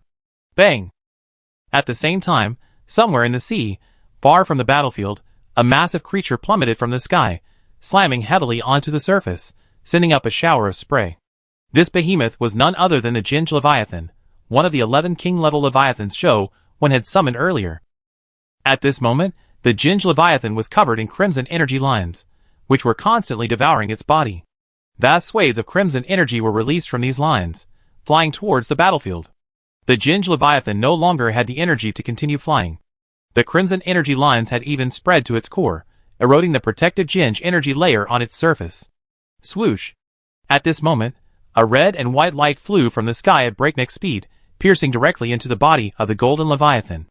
After locating the core, he swung the flame-splitting blade, slicing through the crimson energy lines, and directly taking the Golden Leviathan's core. The moment the Golden Leviathan lost its core, the Golden Leviathan energy that had been resisting the crimson energy lines dissipated, and its flesh and blood were instantly devoured. Swoosh! After retrieving the Golden Leviathan's core, the red and white figure immediately flew towards the location of another king-level Leviathan. This red and white figure was none other than the Remorse clone. After witnessing the 11 king-level Leviathans flee, Zhou Wen handed the flame-splitting blade to the Remorse clone, instructing it to collect the cores of those king-level Leviathans that were running low on energy. Many of these 11 king-level Leviathans contained ingredients for the ultimate formula for the Transformation Leviathan Food Transformation stage. They couldn't escape. To ensure his remnant clone collected as many king-level cores as possible, Zhou Wen only instructed it to collect them, and didn't send it to search for the supply boxes. After all, king-level Leviathans are incredibly large, and finding them would take time. If one of them, containing transmutation stage materials, escaped, it would be a huge loss. The direction of each king-level Leviathan was easy to determine, as the Deathly Silence Emperor was absorbing the crimson energy released by them. Therefore, he simply needed to fly in the direction of the crimson energy to find it as quickly as possible. The remaining 10 king-level Leviathans, like the Golden Leviathan, were similarly devoured by the crimson energy lines on their bodies, leaving them with little energy left to escape. They could only quietly await their death in the sea. When the regretful clones found them and took their cores, the King Leviathans offered no resistance. Thus, all 11 King Leviathan cores were taken. The Deathly Silence Emperor's body, which had been steadily growing, suddenly expanded rapidly, as the crimson energy transmitted back from the 11 King Leviathans suddenly increased. Now, the deathly silence Emperor's body length had reached 300,000 meters. Its crimson eyes, gleaming with ferocity, glared at Zhou. Die! The deathly silence Emperor waved his arm, and a 10,000-meter-long deathly silence energy blade appeared, instantly flying towards Zhou. Buzz! Just as the deathly silence energy blade was about to strike Zhou, a blinding white light suddenly ignited within his 100-meter-long frame. Whoosh! In an instant, a raging fire suddenly erupted within a 10,000-meter radius. The seawater below burned like gasoline, transforming into a sea of fire. The corpse of the deathly silence Leviathan beneath Zhou's feet was instantly vaporized by the extreme heat. Boom! The white sphere of flames rapidly expanded, instantly reaching approximately 100,000 meters. The blazing white fireball radiated an extremely dazzling light, so bright that even the survivors over 3 million meters away from the battlefield could clearly see it, like a rising sun. Roar! A terrifying roar suddenly erupted from the white fireball, and then, an energy form, the Starfall Leviathan, emerged from it. The Starfall Leviathan glanced at the Death Emperor, and the next second, the space around him suddenly solidified. The Death Emperor's expression changed, and he immediately unleashed all his death energy, but it was unable to shake the solidified space around him. Whoosh! Then, a strange black flame emitting a white glow ignited on the surface of the solidified space, carrying with it the Emperor of Death and Silence, trapped within. Death! The Emperor of Death's face darkened, and he immediately compressed his energy, condensing a deathly gray energy around him. Boom! The deathly gray energy spread, successfully dispersing the solidified space. The Emperor of Death, having shrunk to several thousand meters once again, escaped the blockade and fled directly into the distance. After releasing its spatial combustion energy, the energy form, the falling star Leviathan, began to shrink rapidly, gradually transforming into a humanoid energy form 10,000 meters long, radiating crimson flames. Swish! The crimson flame energy form, in an instant, expanded 10,000 meters, and appeared directly before the fleeing Emperor of Death. It's over, Zhou said calmly, extending his hand forward, and a giant flaming hand tens of thousands of meters long instantly took shape. The Emperor of Death, who was still trying to turn and flee, was immediately enveloped by the flaming hand, being pinched like a fly. This time, the deathly silence Emperor completely lost its ability to resist. Its body was rapidly consumed by the flames, its thousands-meter-long frame quickly reduced to just a few hundred meters. But what puzzled Zhou was that, despite the fact that the deathly silence Emperor clearly had no chance of survival, it showed no sign of unwillingness. Confirming it couldn't escape, it simply gave up resistance, allowing the flames to consume its body, its crimson eyes fixed on him. Finally, the deathly silence Emperor's body completely dissipated, and a system notification chimed in Zhou's mind. Ding! Killing an Emperor-level Leviathan increases all 3 attributes by 3 points. Ding! Attention all survivors, the deathly silence Emperor has been successfully killed, and is about to enter the Endless Sea. Chapter 916. The world system notification chimed in the minds of all the survivors. Having already given up hope, the survivors froze for a moment upon hearing it. Then, all the survivors cheered excitedly. This time, with the world system notification, the outcome was beyond doubt. Area 8 survivor. The Emperor of Death is truly dead. Great. Ha ha. Area 2 survivor. How could the Emperor of Death die so suddenly? I saw those 11 king-level Leviathans flee earlier. I was completely devastated. Area 7 survivor. Ha ha ha, me too. It feels even more like a dream. Area 5 survivor. Wait. Are we really dreaming? Area 10 survivor. Area 5 survivors. Can you please be more serious? Are all of us dreaming? Area 10 survivor. It must have been the boss. That white ball of light, like the sun, wasn't that the boss's form radiating white light earlier? Area 10 survivor. The boss is awesome. Area 4 survivor. The king of Area 10 actually possesses the power to kill an Emperor-level Leviathan. I thought he was just trying to boost our morale. Area 7 survivor.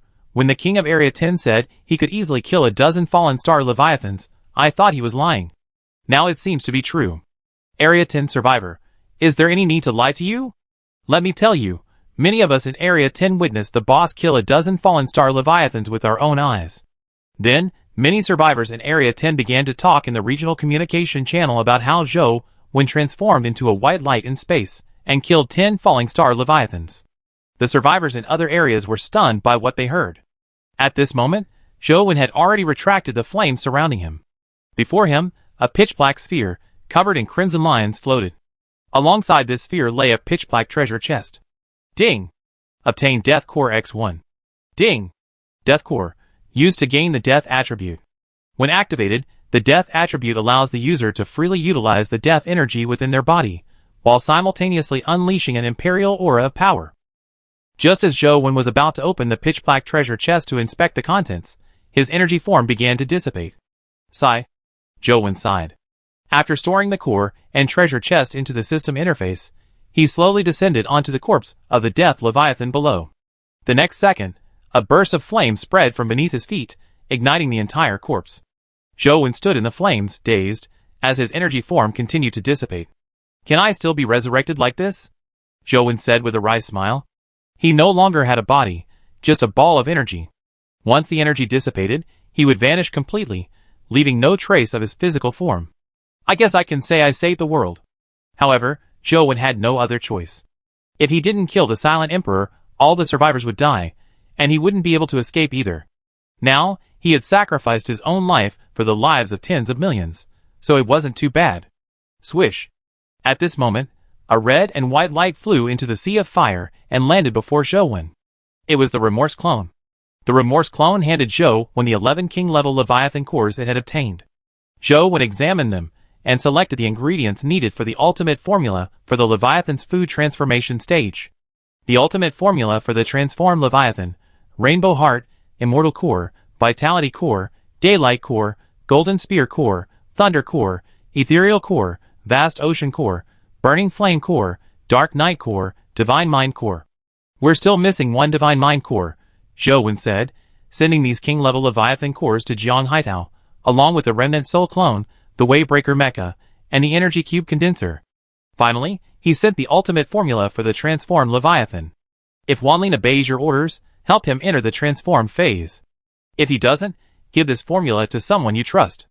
Zhou Wen sent a message to Jiang Haitao, Chen Xian, and Leng Liang. Brother Wen, what's wrong with you? Jiang Haitao had been overjoyed at Zhou Wen's victory, but after seeing the items and message Zhou Wen had sent, he sensed something was amiss.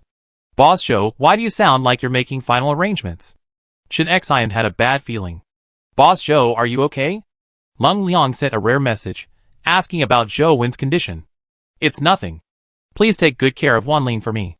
I come find you after we enter the Endless Sea. Zhou Wen didn't share his situation, as it was pointless. Zhou Wen didn't give them his weapons, the newly acquired Death Core, and the treasure chest. What if he could be resurrected? While that was impossible, it was still a remembrance. The Death Leviathan's corpse had been completely incinerated, and Zhou Wen's body had completely dissipated. Zhou Wen's profile picture disappeared from both the Zone 10 communication channel and the regional communication channel. Wanlin, who had been playing with Chen Xian's transformed Leviathan, suddenly sensed something. The joyful expression on his face vanished, and he rushed directly in Zhou Wen's direction. Wanlin's sudden abnormality immediately caught the attention of Jiang Haitao, Chen Xian, and Leng Liang. They immediately checked their private message lists and noticed Zhou Wen's profile picture had disappeared. Their expressions changed. The three immediately followed with their own Leviathans, but before Wanlin could swim far, a huge blue light suddenly enveloped the surrounding seawater, condensing it into a water ball. Ding! Begin the journey to the Endless Sea. A system notification sounded in the minds of all the survivors, and the water ball quickly flew into the air, then merged with the water balls in other areas. Seeing Wanlin about to break out of the water ball, the three immediately remembered Zhou Wen's instructions, and quickly sent their Leviathans to stop him. Wanlin still wanted to break through the three Leviathans, but Jiang Haitao, Chen Xian, and Lang Liang's Leviathans had all entered the food transformation stage, and were in king-level energy form, making it impossible for Wanlin to break through.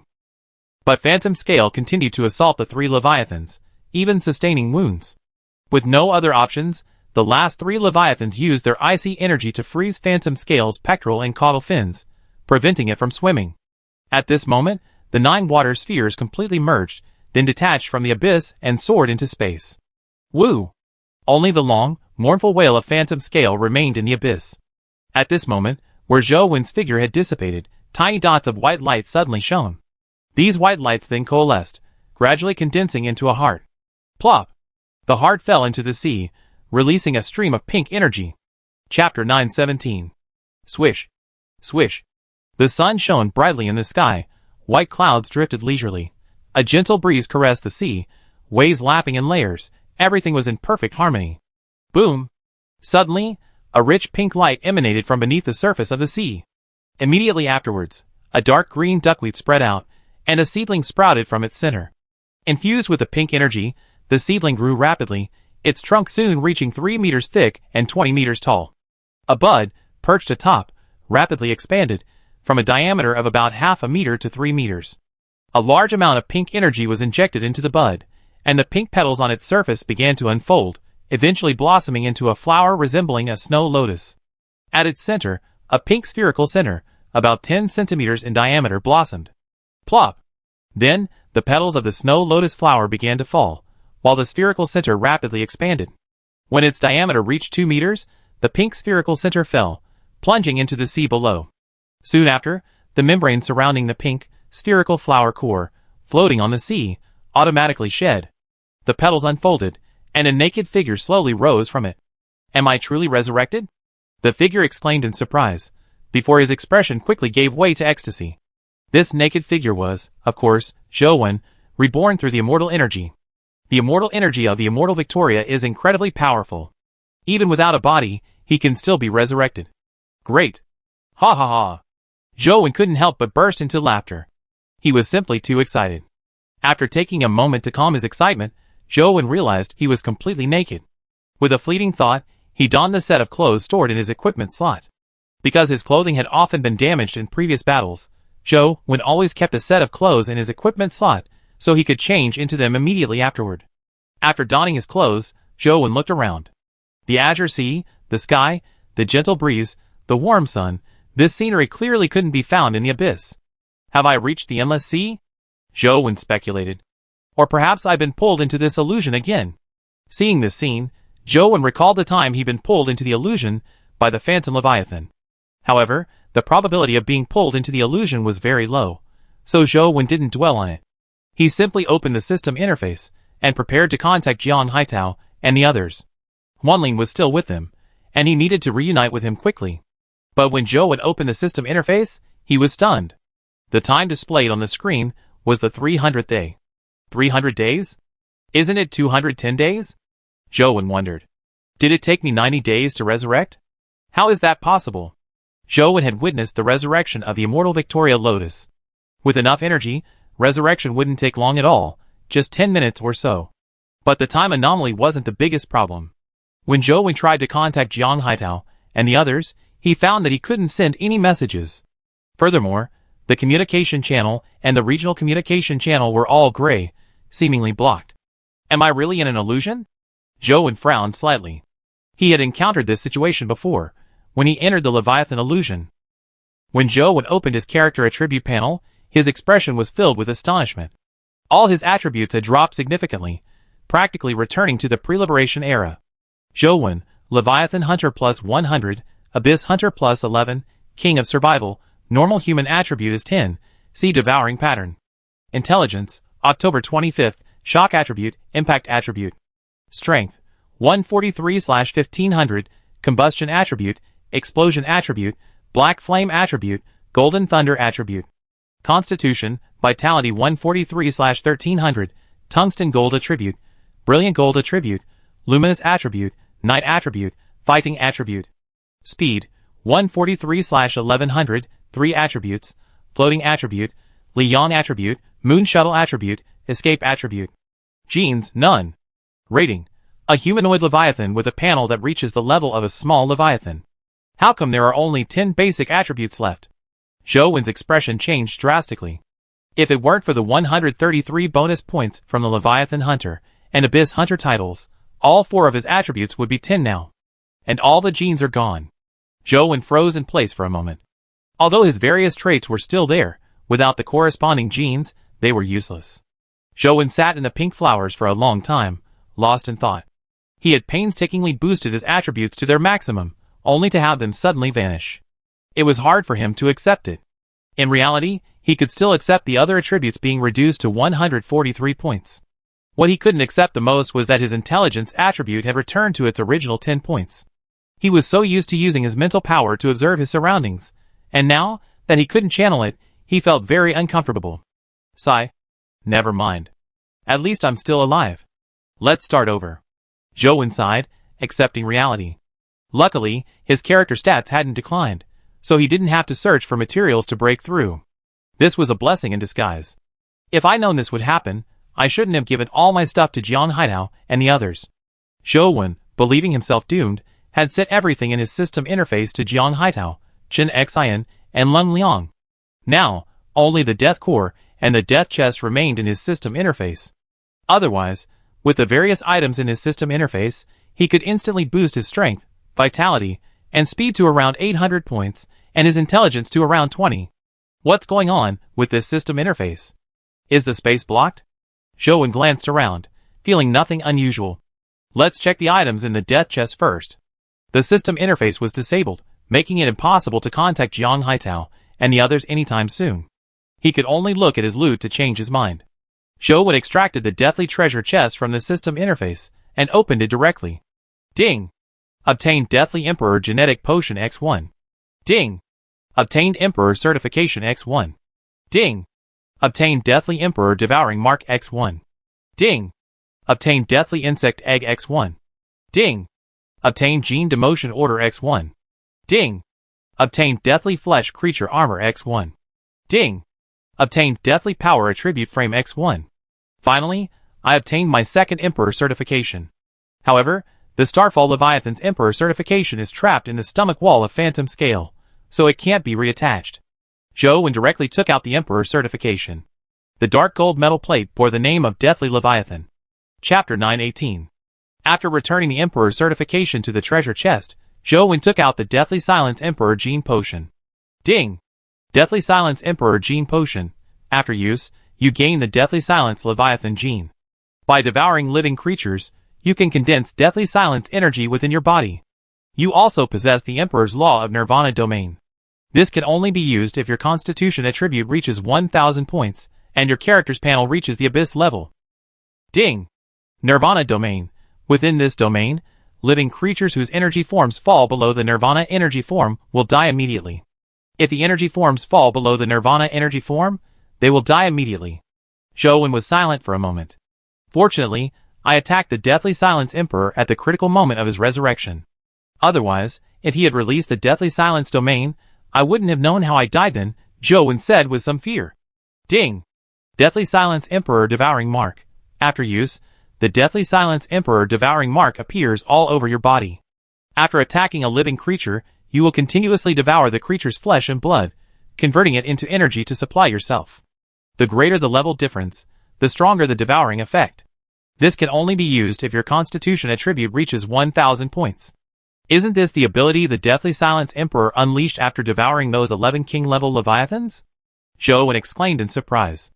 This Deathly Silence Emperor Devouring Mark was definitely a powerful weapon for a protracted war. But it requires a Constitution statistic of 1000 points to use, so I have to put it away for now. Ding! Deathly Silence Worm Eggs.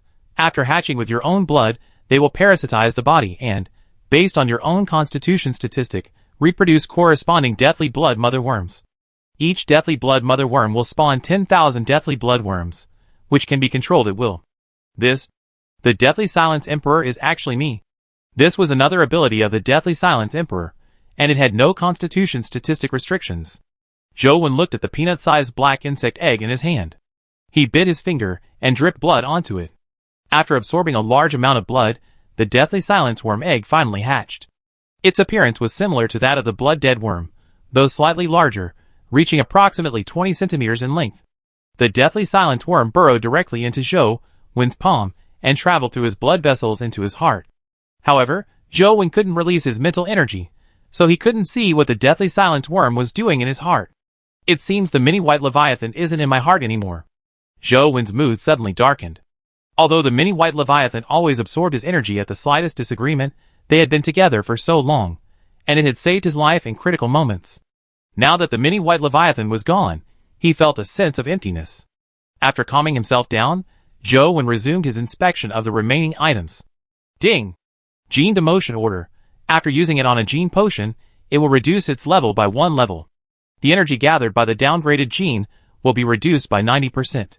When your character panel reaches the requirements for the gene potion, the downgrade effect will automatically be lifted. Great stuff. Zhou Wen's breath hitched after reading the description of the gene demotion order. If I use it on the Deathly Silence Emperor gene potion, will it be downgraded to king level? In other words, once my character panel reaches the medium Leviathan level, I can incorporate the Emperor gene. Zhou Wen's heartbeat quickened unconsciously. Although the description states that the energy gathered by the downgraded gene will be reduced by 90%, even a 90% reduction in Emperor energy is still stronger than normal king energy. This is truly a god-level item, Zhou Wen exclaimed excitedly. Ding! Dead flesh biotic armor. After use, it will merge into the body, increasing the upper limits of 3 attributes by 300 points. The armor can be made to appear on the body's surface through one's thoughts, requiring dead energy to activate. It requires dead energy to activate, but only after my character attribute panel reaches the medium Leviathan level, Zhou Wen said, pulling out the last item from the treasure chest. Ding! Dead strength attribute frame. After use, the strength attribute will be transformed into dead strength, increasing the base strength attribute by an additional 50%. Finally, something I can use. A 50% base strength boost, powerful. Zhou Wen used the dead strength attribute frame without hesitation. The next second, his character attribute panel automatically popped up, and the dead strength attribute frame transformed into a stream of dark energy with blood-red veins, staining the colorless strength attribute frame a deep black. And on the strength attribute frame, the dark energy numerals shimmered with crimson energy veins, like capillaries. My current strength is 143 points. After a 50% increase, it will be 214 points. Sigh. It's better than nothing. The base strength value is too small. Even a 50% increase wouldn't yield much. After examining all the items in the Dead Silence treasure chest, Zhou Wen found only the Dead Silence bug eggs and the Dead Silence strength attribute box. He placed the remaining items back into the Dead Silence treasure chest and stored them in the system interface. Zhou Wen's current attributes were inferior to those of an ordinary survivor. If anyone knew he had an Imperial level item, they would definitely snatch it without hesitation. After putting away the Dead Silence treasure chest, Zhou Wen checked his equipment: the flame-splitting blade, the space warping gloves, the Liang blade, 2 dark gold broadswords, dark gold armor, the fighting magnum, the fishfin windbreaker, and the golden mask. None of them are usable, Zhou Wen said, and with a thought, he donned the fishfin windbreaker. Immediately, he felt his body sink, and his legs bent as he knelt on the ground. Is this fishfin windbreaker really that heavy? Zhou Wen hadn't felt anything wearing the fishfin windbreaker before, when his strength attribute was high. Now, it weighed at least 3,000 kilograms. Am I left with this golden mask? Zhou Wen put the fishfin windbreaker into his equipment slot and took out the golden mask. The golden mask was light, but it didn't offer much defensive power. Where's the contest magnum? Zhou Wen pulled out the contest magnum. It was quite heavy, weighing about 2,000 kilograms, and he could barely lift it with his hands. The revolver magazine held 6 king-level contest bullets, but he had no contest energy to fire. However, Zhou Wen's biggest crisis wasn't the lack of weapons and equipment, but the absence of his phantom scale. He gazed at the boundless ocean around him, momentarily unsure what to do. Will I die of starvation or thirst? Zhou Wen suddenly realized a serious problem. Previously, thanks to the phantom scale, he hadn't had to do anything to obtain supplies, and it could even automatically avoid dangerous creatures. But now, looking at the vast ocean before him, he was suddenly in trouble. Without energy, he could no longer navigate the surface. After pondering for a while, Zhou Wen looked at the small trunk of the Immortal Victoria. The trunk was 3 meters in diameter, perfectly suited for making a raft. Chapter 919. Crack! Zhou Wen unsheathed his dark gold broadsword and, at an angle, slashed it across the trunk of the Immortal Victoria. He immediately stored the dark gold broadsword in his equipment slot just as it was about to hit the ground. Bang! The 20-meter-tall trunk of the Immortal Victoria crashed down onto the duckweed below, causing the seawater to surge violently. Under normal circumstances, the Immortal Victoria trunk could not be severed with the dark gold broadsword, but this Immortal Victoria belonged to Zhou Wen. After his resurrection, it had completely lost its energy, and was now little more than a piece of hard, dead wood. Crack! Zhou Wen unsheathed his dark gold broadsword again, and severed the trunk of the Immortal Victoria in 2. After uniting the 2 halves, Zhou Wen left the Immortal Victoria duckweed and dove into the sea, gathering the petals scattered around. Zhou Wen now had nothing, not even a rope to secure the trunk of the Immortal Victoria. He could only craft something with these petals. The petals were weaker than the trunk, but certainly stronger than ordinary hay ropes. Zhou placed his dark gold broadsword upside down at the center of the immortal Victoria duckweed, blade facing upward. He then used the blade to cut the petals into strips, which he then rolled into a rope. Zhou spent half an hour rolling out about 300 meters of petal rope, which he then used to securely bind the two sections of the immortal Victoria trunk together. Next, Zhou began chopping the duckweed at his feet with the dark gold broadsword, cutting it into roughly oriented boards, which he then placed on the trunk of the immortal Victoria. After rolling the rope some more, Zhou began to poke holes in the duckweed with his Liang blade. Every time the Liang blade pierced a board, he immediately put it back into his equipment slot, repeating this process. Finally, he threaded the rope through the holes, connecting the duckweed board to the rope wrapped around the trunk, and simply secured the duckweed board to the trunk of the immortal Victoria. In this way, a simple raft was completed. After fashioning a paddle out of duckweed, Zhou dragged the heart of the reborn immortal Victoria, loaded some collected materials, and paddled in a random direction. Today is the 300th day. I wonder if the trial will begin on the 330th day. If it does, I should be able to reunite with Huanlin directly.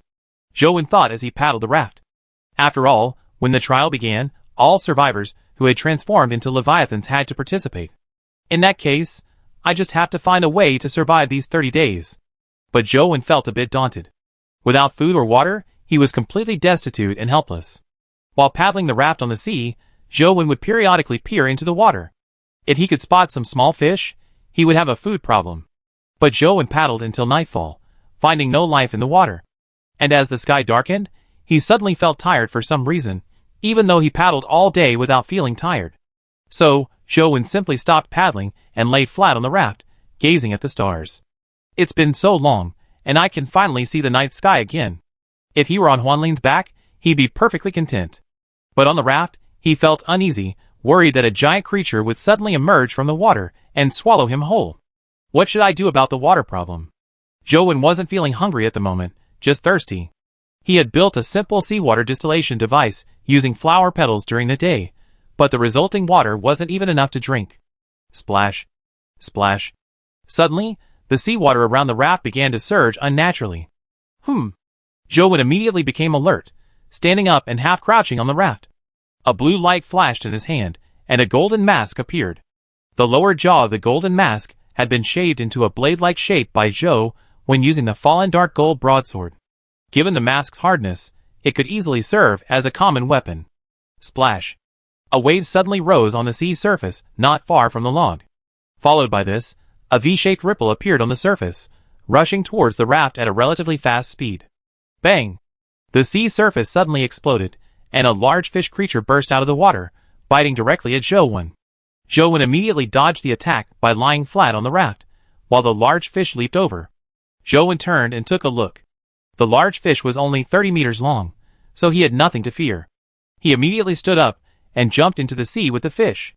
However, Zhou was unable to release his spiritual power and had no headlamp. After jumping into the water, he could only see a blurry shadow. Whoosh! The shadow struck, and Zhou immediately swam to the side to avoid it. In the moment of dodging, he stabbed the golden mask in his hand into the fish's scales. Swish! The golden mask instantly cut a long gash on the fish's body. Oh right! Can I use the bloodworm to control this fish creature? Zhou suddenly thought. After all, he was currently relying solely on the raft, which was moving too slowly across the sea. If he could control a creature to pull the raft for him, he wouldn't have to paddle manually all the time. Zhou decided to give it a try, and with a thought, a 10-centimeter long bloodworm emerged from his palm. However, perhaps because Zhou's body was currently lacking in nutrients, no black and red energy emerged from the bloodworm's surface. At this moment, the fish creature attacked again. Zhou dodged the attack and directly inserted the bloodworm into the wound on its body. One bloodworm was definitely not enough to infect this 30-meter-long fish creature, so Zhou placed 49 more into its body, for a total of 50. These 50 bloodworms would multiply into the fish creature's body, producing 500,000 bloodworms. But the dead bloodworms take time to reproduce, and Zhou was worried the fish might escape. So, he crafted a rope from the petals of the immortal Amazonica and found a way to hook it into the fish's teeth. The other end of the rope was connected to the raft. For a moment, the raft was dragged around by the fish, which even tried to bite through the rope. Zhou immediately approached and stabbed it to distract it. The man and the fish remained in this stalemate, until the morning of the 301st day. The fish, which had been swimming frantically, suddenly stopped, as if paused. Zhou Wen then felt a faint connection with the fish.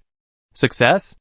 Zhou Wen swam over to the fish and saw that its eyes were bloodshot, a sign of complete dead bloodworm infestation. Next, Zhou Wen obtained the fish's illustrated guide. Squid. Length, 30 meters. Weight, 180 tons. Food type, carnivore. Description: a common fish found in the Great Sea, edible. Its scales can be used to craft armor, and its bones can be used to craft weapons. I guess it's okay for me to cut off a piece and eat it.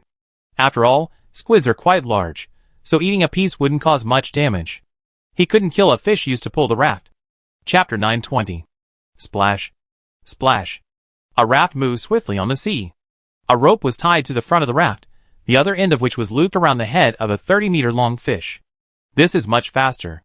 Zhou Wen sat on the raft, enjoying the sea breeze and the morning sun, while munching on a mullet. To reduce the raft's resistance, Zhou Wen used 2 duckweed boards and ropes to create a V-shaped wave splitter at the front of the raft.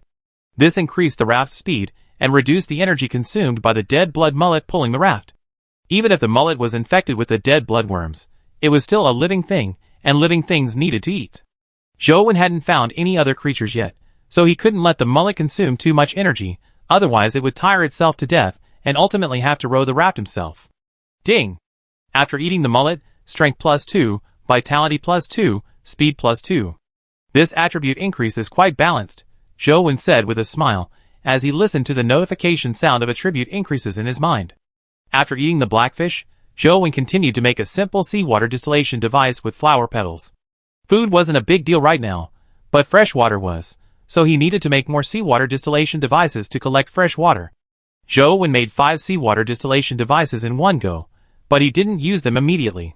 The raft was moving too fast, and the wind was too strong, so the flower petal distillation devices could easily be blown away. It was still early morning, and the sunlight was not sufficient, so he focused on traversing the journey. Once the sunlight was sufficient, he would slow the dead blood blackfish down and use the device to distill fresh water. As the raft sped along, Zhou Wen, just like he had yesterday, would periodically dip his head into the water to check for any small creatures beneath the surface. He urgently needed to improve his various attributes. But by noon, he hadn't spotted a single creature in the water, and the entire ocean seemed desolate. At this point, Zhou Wen stopped the dead blood sablefish from swimming. After setting down 5 simple seawater distillation devices, he untied the rope tied to the raft, then reeled it up. He grabbed one end of the rope and let the dead blood sablefish dive deeper. Since he couldn't find any small fish in the shallow waters, he had no choice but to proactively search the ocean depths, and at the same time, see if there was a seabed in this endless sea. Whoosh! The dead blood sablefish quickly dove deeper, and Zhou Wen followed, holding the rope. When they reached a depth of about 200 meters, Zhou Wen stopped letting the dead blood sablefish dive. At that depth, he could no longer see anything, and there was no point in continuing. There's not even a light source. What a hassle, Zhou Wen said helplessly, and began to let the bloody mullet swim at a depth of about 200 meters, searching for any small creatures. But after searching for over an hour, Zhou Wen saw nothing.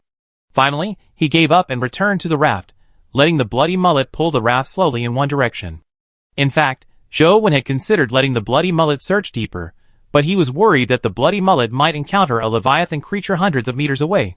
In that case, he would have to paddle the boat himself again. Although the dead bloodworms could infect ordinary leviathans, the number of dead blood mother worms within his body wasn't enough to infect a leviathan several hundred meters long, and would actually result in the loss of a significant number of them. Zhou Wen's dead bloodworms were still significantly different from those released by the Deathly Silence Emperor. Once out of his control, they would enter a dormant state and eventually die. Therefore, they couldn't infect the entire ocean like the Deathly Silence Emperor could. So boring. Zhou Wen, with nothing else to do, simply lay on the raft, eyes closed, basking in the sun. The midday sun was intense, but Zhou Wen didn't feel the heat. Instead, he felt quite comfortable. This sparked a suspicion in his mind, and he opened his biological encyclopedia and turned to the page about the Vitality Leviathan. Could it be that I still have Vitality Leviathan genes in me? Vitality Leviathans obtain energy through photosynthesis, and it seemed he could also obtain energy from basking in the sun. He'd been paddling the raft all day yesterday, and before eating the blackfish, he hadn't felt hungry. This didn't make sense for someone with all his attributes over 100. The higher the attribute value, the more energy he consumed, so he should be feeling even hungrier. But my character attribute panel doesn't show the Vitality Leviathan gene, and even the genes I had before are gone. What's going on? Zhou frowned, pondering. Could it be that those genes have become part of me, like my own genes, and that's why they're not showing up? At this thought, Zhou eyes snapped open, a look of joy on his face, but then the direct sunlight stung his eyes, causing them to sting painfully. He quickly closed his bleary eyes. If that's true, then do I also have the Starfall Leviathan gene? Zhou asked excitedly. However, after the excitement wore off, Zhou gradually regained his composure. After all, these were just his guesses, and they couldn't be verified yet. If they turned out to be wrong, it would be a waste of emotion. At 3 p.m., the 5 simple seawater distillation devices all produced some fresh water. After Zhou collected it with a flower petal, the total amount was only half a bottle of mineral water. After drinking the fresh water, Zhou still felt thirsty, so he had no choice but to continue working on the seawater distillation device. Around 4 p.m., Zhou suddenly spotted a shimmering golden sea in the distance and immediately directed the dead blood blackback fish toward it. Is this golden silk seaweed? As he approached, Zhou discovered that the golden light was coming from a type of seaweed beneath the surface, a species of golden silk seaweed that was extremely rare on the survival planet. Ding! Obtained 10 golden silk seaweed fibers. It's really golden seaweed. Zhou grabbed some and stood on the raft, gazing out at the sea ahead. The entire area was ablaze with gold, clearly a golden seaweed forest. So Zhou dove into the water, collecting golden seaweed fibers while searching for golden fruit. Ding! 3 golden fruit obtained. After obtaining the golden fruit, Zhou immediately surfaced and dropped one into his mouth, increasing his strength by 5 points. Then, Zhou continued to dive to collect golden seaweed fibers. These fibers could be used directly as ropes, making them more convenient than ropes made from flower petals. After collecting tens of thousands of golden seaweed fibers, Zhou descended toward the seabed. In this area of sea where golden seaweed grew, the seabed was only a little over 100 meters below the surface. Chapter 921. Zhou quickly reached the seabed and began to cut the reefs with his dark gold broadsword, storing them in the system interface. Splash. At this moment, the sea began to fluctuate abnormally, and Zhou immediately became alert. Soon after, a group of fish creatures, about 10 meters long and covered in golden scales, swarmed towards Zhou. Seeing this group of fish, Zhou smiled. With a thought, a golden mask appeared in his hand, and he rushed into the school of fish. After killing one, he directly checked the creature's encyclopedia. Golden carp.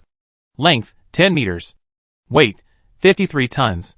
Food type, golden seaweed. Description: a common fish found in the endless sea, it prefers to live in golden seaweed forests. It has a strong sense of territory and is edible, and its scales can be used to make armor. After a while, Zhou's system interface stored over 100 golden carp corpses. He also found the nest of this group of golden carp and obtained a silver-rimmed supply box. Ding! Received the golden carp scale armor blueprint. Ding! Received 10 gold ingots. Ding! Received 100 lumber. Ding! Received 100 cloth pieces. Finally, I have the materials. Zhou looked at the items in the silver-rimmed supply box, feeling delighted. He then took out the golden carp scale armor blueprint and used it directly, checking the required crafting requirements. Golden carp scale armor blueprint requires 1,000 golden carp scales, 100 golden seaweed fiber, and 100 cloth pieces. That's just the right amount of cloth pieces. Zhou crafted the golden carp scale armor and put it on. Although the armor wasn't very defensive, it was still better than nothing. At nightfall, Zhou returned to the raft. After feeding the dead blood mullet a golden carp, he returned to the raft. Zhou first placed the stones he had collected from the seabed on the raft for insulation. Then, he used his golden mask to scrape some wood chips, then used a drill to ignite the chips, successfully building a bonfire on the raft. Next, Zhou roasted a piece of golden carp meat by the bonfire.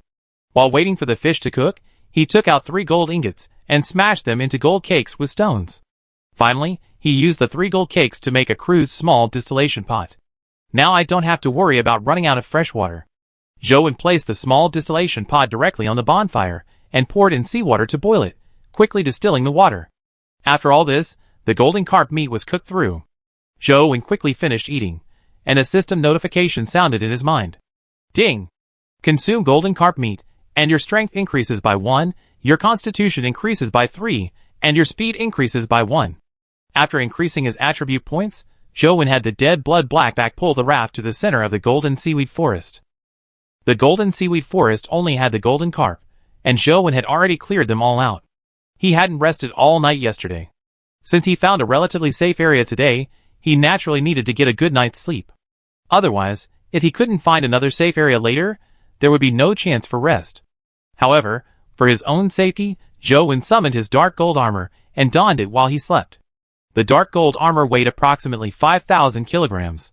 While Zhou was wearing it, he was completely unable to move. However, like the fishbone armor, the armor's interior was supported, so the weight didn't weigh on him, making it a perfect defensive piece for sleeping. Afterward, Zhou fell into a deep sleep. He dreamed of returning to the space within Huanlin's stomach wall, and his entire body's attributes had been restored. Suddenly, a sharp hissing sound rang out in Zhou's ears. He immediately opened his eyes, and saw a massive flying creature swooping down towards him from the sky. Zhou's expression changed, and he immediately sheathed his dark gold armor, attempting to evade the attack. However, the flying creature was too fast, and by the time he was about to dodge, it had already reached him. Seeing it was too late, Zhou, with a fleeting thought, donned the dark gold armor. The next second, a pair of sharp, black, hooked claws gripped his body, and the flying creature's body glowed with a faint green energy. However, the green energy was not strong enough to damage the dark gold armor, and then the flying creature carried him into the air. We can't let this flying creature rise any higher. Zhou currently lacked flight equipment or the ability to fly, and he couldn't even teleport. If this creature dropped him from such a high altitude, he would surely die. Explosive ability, activate. Zhou muttered to himself, instantly activating it, tripling his strength attribute to 906. With 906 points of strength, Zhou could finally move around in his dark gold armor. However, due to his low constitution of 148, the explosive ability could only last for less than 5 seconds. So Zhou didn't waste a moment. As soon as he activated the ability, he pulled out his dark gold broadsword from his equipment slot and immediately struck the flying creature. Swish! The dark gold broadsword easily pierced the pale cyan energy covering the flying creature's body, ripping it open and killing it instantly. Whoosh! The flying creature's claws lost their power, and Zhou plummeted from over 200 meters. The wind whistled in his ears. To reduce the weight of his fall, he sheathed his dark gold armor and dark gold broadsword, summoning it again just as he was about to hit the sea surface. Bang! Zhou slammed heavily onto the sea surface, creating a resounding explosion and sending a wave of water over 10 meters high. Cough, cough, cough. Zhou felt as if his internal organs were about to shift, his head dizzy from the recoil of the water. Thankfully, he wasn't seriously injured. He sank to the bottom of the sea and waited for a moment before a dead-blood sablefish swam over. He sheathed his dark gold armor and was carried back to the surface in its mouth. By this time, Zhou was completely exhausted and unable to move. He didn't dare return to the raft. If he encountered a flying creature in this state, he would undoubtedly be unable to activate his special abilities. So, Zhou allowed the dead-blood sablefish to carry him, moving beneath the surface, occasionally surfacing for air. Zhou spent the entire night in this state of nervous tension, but thankfully, he didn't encounter another flying creature. In the morning, Zhou was still weak and unable to move, so he continued to be carried by the dead-blood sablefish, constantly moving around the golden kelp forest. At noon, Zhou discovered that he could quickly recover his energy through continuous sunlight exposure, so he allowed the dead-blood sablefish to surface for extended periods. Chapter 922. Around 2 o'clock in the afternoon, Zhou's weakness had eased considerably, and he could now move with some ease. It seems I really do have the genes of the Vitality Leviathan in me. Previously, because the sensation wasn't obvious, it was just a guess. But after being weak and exposed to sunlight, he could clearly feel his energy rapidly recovering. By 3 o'clock in the afternoon, Zhou's strength had almost fully recovered. After a simple sip of the fresh water distilled the previous night, he dived to the bottom of the sea. Guided by the dead blood sardine, he searched for the remains of the flying creature from yesterday. Found it. Half an hour later, Zhou found the remains of the flying creature on the seabed. After touching them, he obtained information from the creature's encyclopedia. Windwing. Length, 40 meters. Weight, 55 tons. Food type, carnivore. Description, a flying creature that lives in the endless sea. It releases wind energy to accelerate flight. It is edible, and its fleshy wings can be crafted into flying wings. It's indeed an energy creature. I wonder if it has a core. Zhou repeatedly slashed down at Xing Fengyi's corpse with his dark gold broadsword, slicing it into several pieces. Then, he found a pale blue sphere the size of a glass bead within its heart. Ding! Obtained the Xing Fengyi factor. Ding! Xing Fengyi factor, after use, grants 10 seconds of airborne flight. Although it's not a core, a brief flight is not bad. Zhou had already assumed that a creature only 40 meters long would have a core. Having a life-saving item to protect him in the event of a fall was already quite good. Zhou then placed Xing Fengyi's corpse into the system interface and returned to the raft. The wind wing resembled a pterosaur, but was entirely cyan, with a thin layer of armor plates covering its surface. Zhou pulled a small piece of wind wing meat from the system interface and began to eat. The bonfire they had lit on the raft the previous night had been extinguished by the strong winds generated by the wind wing's dive, even blowing away the unburned charcoal. Therefore, they could only eat raw meat now. Ding! Consume wind wing meat, and your strength will increase by 3, your vitality by 3, and your speed by 6. The current food supply was already sufficient. Zhou spent some time gathering the remaining golden seaweed in this area, then let the dead blood blackback continue swimming in one direction. 3 days later, Zhou stood on the raft, gazing at the vast ocean ahead, his face thick with fatigue. Today was the 305th day. Counting from his rebirth on the 300th day, 5 days, and 4 nights had passed. He hadn't rested a single day, and he truly wanted to sleep. What's that? Just as Zhou felt thirsty, and was about to take a sip of water, a black dot appeared ahead. Gradually, the dot grew larger. When it was less than 300 meters away, he could make out its general shape. It was a massive raft, estimated to be 400 or 500 meters long. Atop it were numerous wooden houses, stacked atop one another, perhaps 7 or 8 stories high. In front of this massive raft, 350-meter-long leviathans were pulling the massive raft rapidly. Survivors? Zhou first reaction upon seeing the survivors was to move away. After all, his current strength was too weak, and being recognized by the survivors would be extremely dangerous. But thinking he could use them to contact Jiang Haitao and his team and reunite with Huanlin as soon as possible, Zhou hesitated for a moment before deciding to try to make contact with these survivors. A survivor on the giant raft spotted Zhou, and someone then directed the Transfiguration Leviathan to slowly pull the giant raft toward Zhou. As he approached, Zhou discovered that the base of the giant raft was actually made of numerous wooden boats strung together, with planks attached to the boats, giving it the appearance of a single raft. Get on board. A survivor on the raft, who looked like a dragon nation, waved him aboard upon seeing Zhou.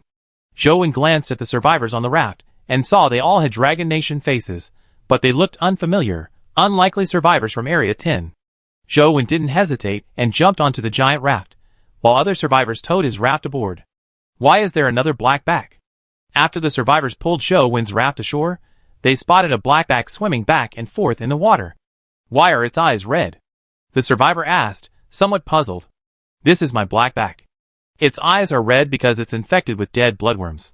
Zhou spoke, observing the expressions of the survivors. When they heard the term dead bloodworms, they all looked puzzled. Dead bloodworms? Some kind of parasite? The leading survivor from Dragon Country asked, puzzled. Yes, but other than the red spots in the eyes, there's nothing else wrong, Zhou said. He was certain these survivors weren't from his world, otherwise, they wouldn't have been unaware of the dead bloodworms. Keep your fish in the fish hold. You can use it to pull the raft when you go out to collect supplies, the leading Dragon Nation survivor asked Zhou without giving it much thought. Sure. Zhou was a little confused. This group of survivors didn't even ask about his background. They towed his raft aboard with ease, as if rafting was a normal thing in this world. Come on, I take you to the fish hold, the leading Dragon Nation survivor said, jumping into the sea and swimming with Zhou along the bottom of the giant raft toward the center. At the center, a square fish hold, 100 meters on each side, was enclosed by a mesh wall made entirely of golden seaweed fiber.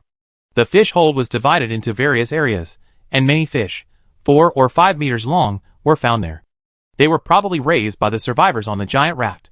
The leading dragon survivor approached the side of the fish hold and placed his hand on the golden seaweed netting. A flash of blue light, and the netting vanished, revealing a 10-meter wide opening. Zhou, not waiting for a signal, let the dead-blooded mullet enter the hold, while the leading dragon survivor resealed the opening. It seems this golden seaweed netting was made from a blueprint, allowing for easy assembly. Quite convenient, Zhou Wen thought. Afterwards, the two returned to the giant raft, and it was then that the leading dragon survivor remembered to ask Zhou Wen's name. By the way, my name is Cheng Hui. What's your name, brother? The leading dragon survivor asked, introducing himself. My name is Zhou Gu. Zhou Wen concealed his name to avoid being identified. Zhou Gu. Cheng Hui muttered softly, then opened the system interface, took a photo of Zhou Wen, and searched for his profile picture, but there was no such person. You're not a survivor from Sea Area 9. Cheng Hui's expression suddenly changed. The other survivors around him immediately became alert. A large number of survivors also rushed out of the wooden house, each armed, and many of them were Western. I only just arrived in this world, so I'm not entirely sure what you mean by Sea Area 9, Zhou Wen confessed, his identity as a survivor from another world exposed. Chapter 923. Just arrived in this world. You mean, just arrived in the Endless Sea? Cheng Hui paused for a moment before saying, Well, I just arrived, and I'm not very familiar with the Endless Sea. Zhou Wen had only been resurrected a few days ago, and the system interface was still blocked. He had no idea what was going on there. It's pretty much the same as you understand. Different survival worlds descend into the Endless Sea, but calling them worlds feels too broad, so we call them sea regions. Ours is the ninth to descend, so it's called Sea Region 9. A tall female survivor nearby, noticing that Zhou Wen seemed completely clueless about the Endless Sea, explained. But the problem is, no other survival worlds have descended into the Endless Sea recently. The last one to descend was Sea Region 10 90 days ago. No other worlds have descended since then, Cheng Hui frowned. Sea Area 10? Can you help me contact Sea Area 10? Zhou Wen's eyes lit up. He had defeated the Silent Emperor on the 210th day, just over 90 days from now. Therefore, Sea Area 10 must be the survival world he was in. It's impossible to contact them. Each survivor Sea Area can't communicate with each other through the system interface unless you go to the corresponding survivor Sea Area in person. Cheng Hui shook his head, then looked at Zhou Wen with a scrutinizing look. Are you from Sea Area 10? Cheng Hui asked. Yes, Zhou Wen nodded. Sea Area 10 arrived 90 days ago, and each sea area is extremely far apart. How did you get to our Sea Area 9? Cheng Hui asked, looking at Zhou Wen. And you seem to have lost your Leviathan transformation. Did you survive on the sea for 90 days on a simple raft? The more Cheng Hui pondered, the more he felt there was a serious problem with what the man before him was saying. I only spent about 5 days on the surface, not 90. As for why I came to the Endless Sea only now, I have no idea. Zhou Wen couldn't possibly tell them about his rebirth, so he could only be vague. After all, there were so many abnormal things in this survival world. Haha, you don't know? I think you're a spy sent by Sea Area 1, deliberately pretending to be an ignorant survivor and infiltrating us. A Western-looking survivor said with disgust. Yes, that's definitely the case. Kill him. Another Western-looking survivor immediately responded. Kill him. Kill him. Gradually, hundreds of survivors surrounded Zhou Wen. Zhou Wen glanced at them, then with a thought, donned his golden scale armor. He currently lacked mental detection, and his speed attribute was only 152 points. He was certainly no match for the survivors from Area 9, who had arrived earlier in the Endless Sea. These survivors were at least at full strength in all 3 attributes in the first stage. However, Cheng Hui ignored the survivors' words. Instead, he waved his hand, dispersing the survivors surrounding Zhou Wen, and then examined Zhou Wen's golden scale armor. Although the survivor claiming to be from Area 10 had all sorts of irrelevant information, it was precisely because of this that he didn't seem like a spy from Area 1. After all, a spy who aroused suspicion from the outset was pointless. Can't you contact your Sea Area 10 yourself? Cheng Hui continued to inquire. My world system has been blocked for some reason. I can't send messages, and I can't see any information related to survivors. Zhou Wen shook his head. The system interface is blocked? Cheng Hui's face showed a hint of surprise. This is because system interface blockades usually only occur in dual spaces and some trial spaces, or when objects that block the space are used. However, their system interface is currently working properly, and the surrounding space is not blocked. What's going on with you? A Dragon Country survivor next to Cheng Hui also showed a hint of surprise. I don't know either. I really want to contact Sea Area 10 right now. Otherwise, I can't survive in the Endless Sea for long relying on a raft. Zhou Wen's words were filled with a hint of helplessness. Cheng Hui lowered his brow in thought, as if considering whether to let Zhou Wen stay. Boss Cheng, You're not going to keep this suspicious guy here, are you? Even though he's from Dragon Country, you can't put so many of us in danger. A survivor who looked like a Gale Country member tried to dissuade him.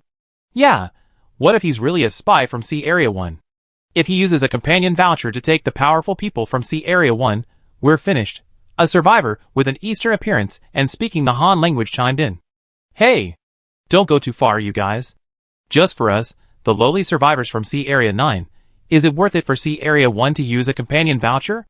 If they were willing to use a companion voucher, we'd be gone long ago, wouldn't we? The Dragon Country survivor next to Chung Hui sneered. Let Boss Chung make his own decision. Stop making a fuss here, the Dragon Nation survivor said after glancing at the crowd. I'm sorry, you may not really be a spy from Sea Area 1, but your words are too suspicious. For the safety of all of us, we can't take you in. Chung Hui finally decided to let Zhou Wen leave. It's okay. It's perfectly normal for you to feel that way. Zhou Wen didn't think there was anything wrong with Chung Hui's actions. His original goal was to contact Jiang Haitao and the others through these survivors. Now that he knew the general situation of the Endless Sea, with his current strength, it was best to stay away from these survivors who were hostile to him. However, just as the survivors on the giant raft pushed Zhou Wen's raft back into the water, several sharp buzzing sounds suddenly echoed in the sky, like air raid sirens. Zhou Wen looked up at the sky and saw two white flying creatures circling rapidly above the giant raft, emitting a buzzing sound. Why are the hissing insects?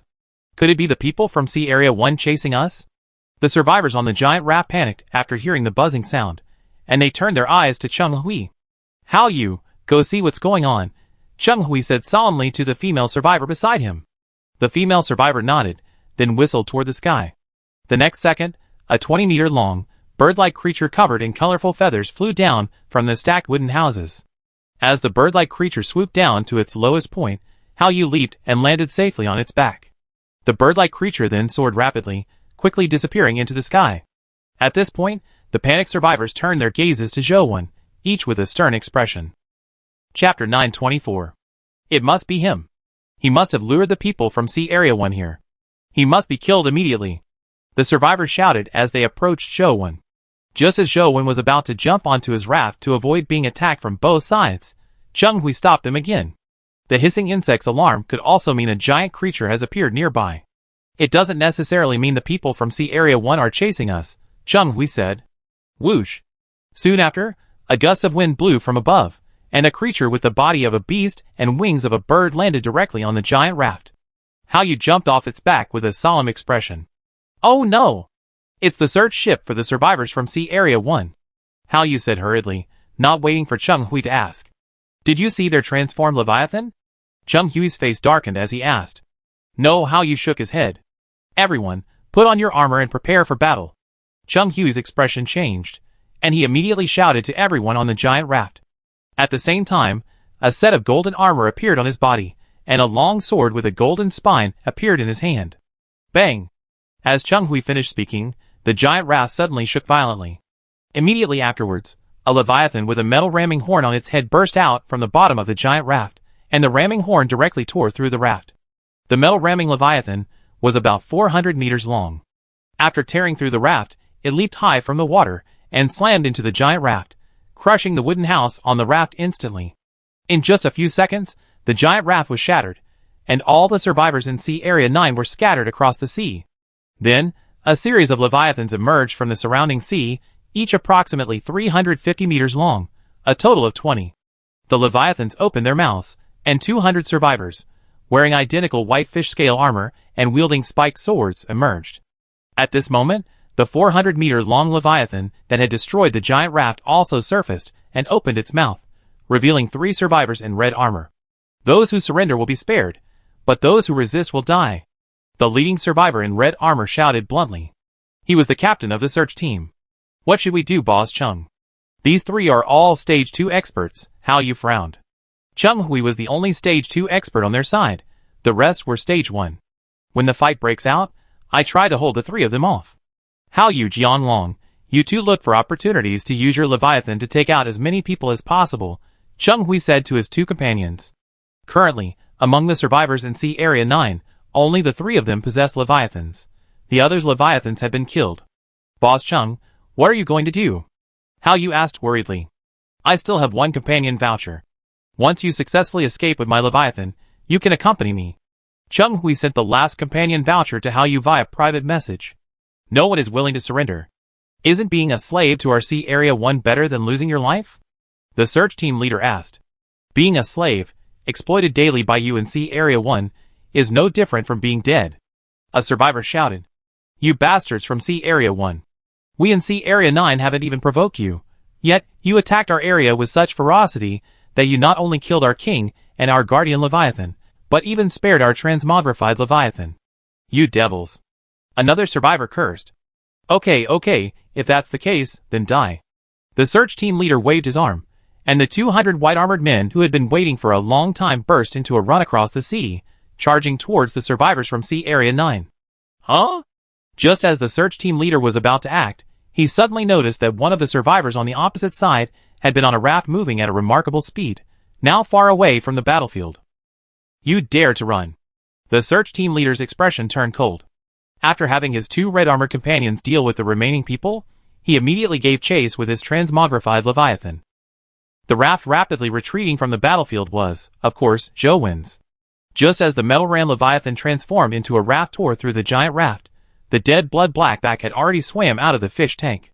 With Zhou Wen's current strength, he couldn't possibly fight so many survivors, so at the moment the two sides were about to clash, he let the dead blood blackback pull the raft away. Bang!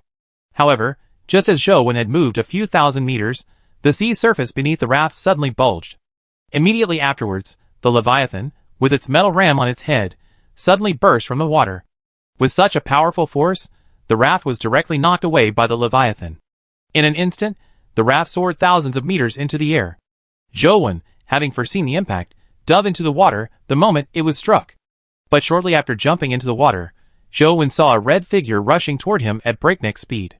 Almost instantly, it was in front of him, its spiked red sword piercing his heart. Zhou Wen tried to dodge, but the opponent's movement speed reached 500 points, and the difference of 152 points was too great to evade. Puff! The red spiked sword pierced Zhou Wen's golden scales and pierced his heart. You survivors from Sea Area 9 are so pathetic. The search team captain scoffed and tried to draw his weapon, but Zhou Wen held it firmly. Then, with a flash of blue light from Zhou Wen's right hand, a golden mask appeared, and he swung it towards the neck of the red-armored survivor in front of him. At first, a hint of alarm crossed the captain's face when the weapon appeared in Zhou Wen's hand, but when he saw it was just a sharpened mask, his expression instantly changed to contempt, and he didn't even bother to dodge. However, just as the golden mask was about to slash across the captain's neck, a burst of red energy erupted from Zhou Wen's palm and attached itself directly to the mask. The golden mask, imbued with the energy of dead blood, effortlessly sliced through the red armor and slashed across the opponent's neck. The captain's expression of disdain froze, his eyes widening in disbelief as he stared at the glowing red mask. Can! But by this point, the captain was no longer able to speak. Blood gushed from his neck, and the next second, his head and torso separated. Luckily I didn't dodge. Zhou Wen breathed a sigh of relief. If the opponent had just dodged that attack, he would have been completely helpless. Chapter 925. The speed gap between Zhou Wen and his opponent was enormous. Even if he activated the explosive flame ability and attacked with the dark gold great sword, the opponent would be able to dodge in advance if they sensed danger. However, his current physique only allowed him to activate the explosive flame ability for 5 seconds. Once the ability ended and his body weakened, he would be dead. Zhou Wen endured the pain in his heart, grasped the red spiked long sword, and with a sudden force, pulled out the blade that had pierced his heart. Puff! In an instant, a large amount of blood spurted out of his heart, and Zhou Wen's face turned pale.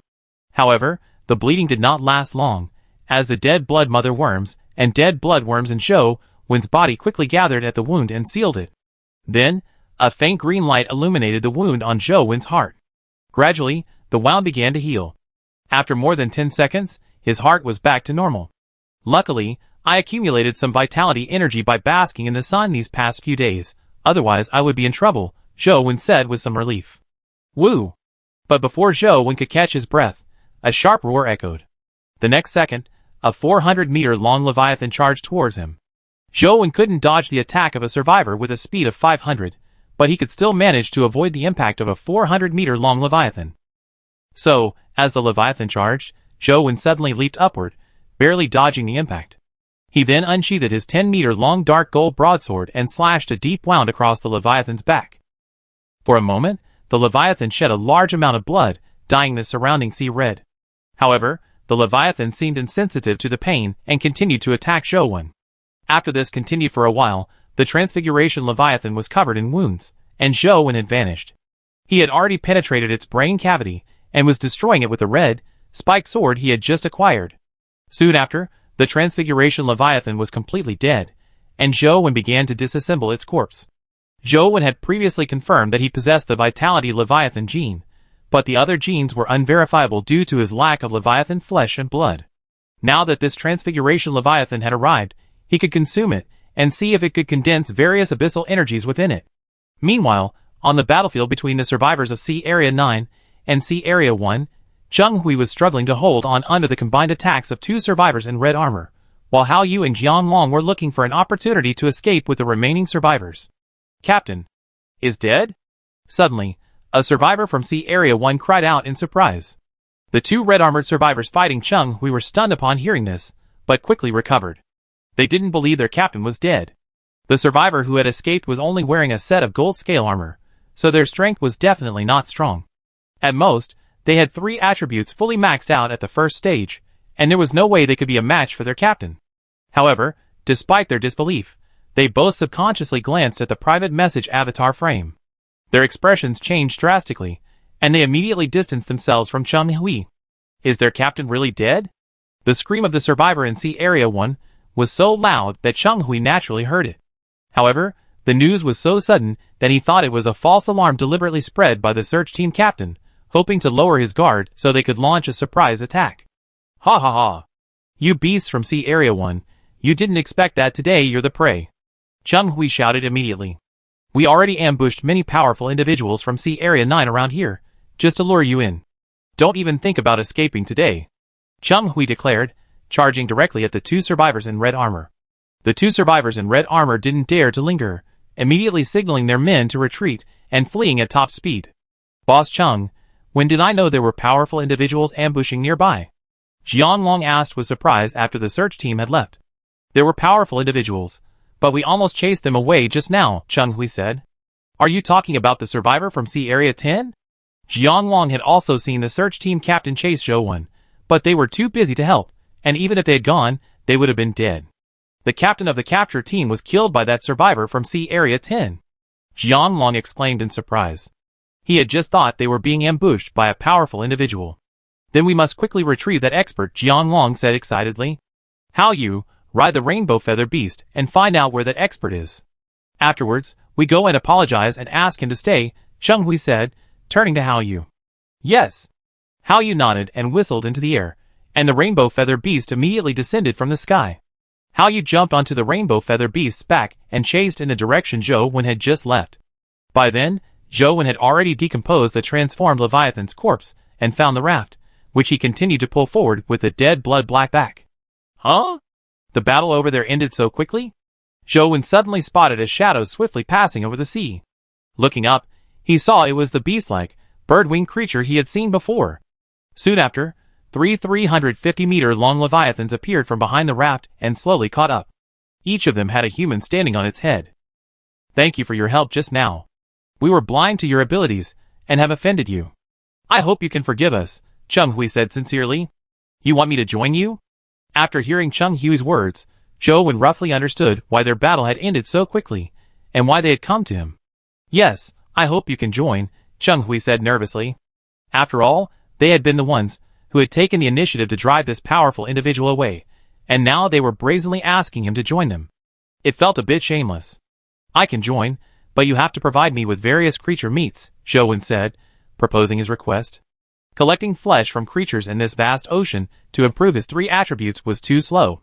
With the help of survivors who could use the system interface, he could quickly raise each attribute to its maximum. Previously, many of the survivors in Sea Area 9 were hostile to him, so he naturally couldn't stay. But now that he was considered a powerful figure, no one would dare to harm him. Once his attributes improved, they would have even less to fear. "Your request will be fulfilled." Zheng Hui's face lit up with joy upon hearing Zhou Wen's agreement. Jian Long and Hao Yu beside him were also delighted. Afterwards, Zhou Wen jumped onto Cheng Hui's transformed Leviathan and returned to the previous battlefield.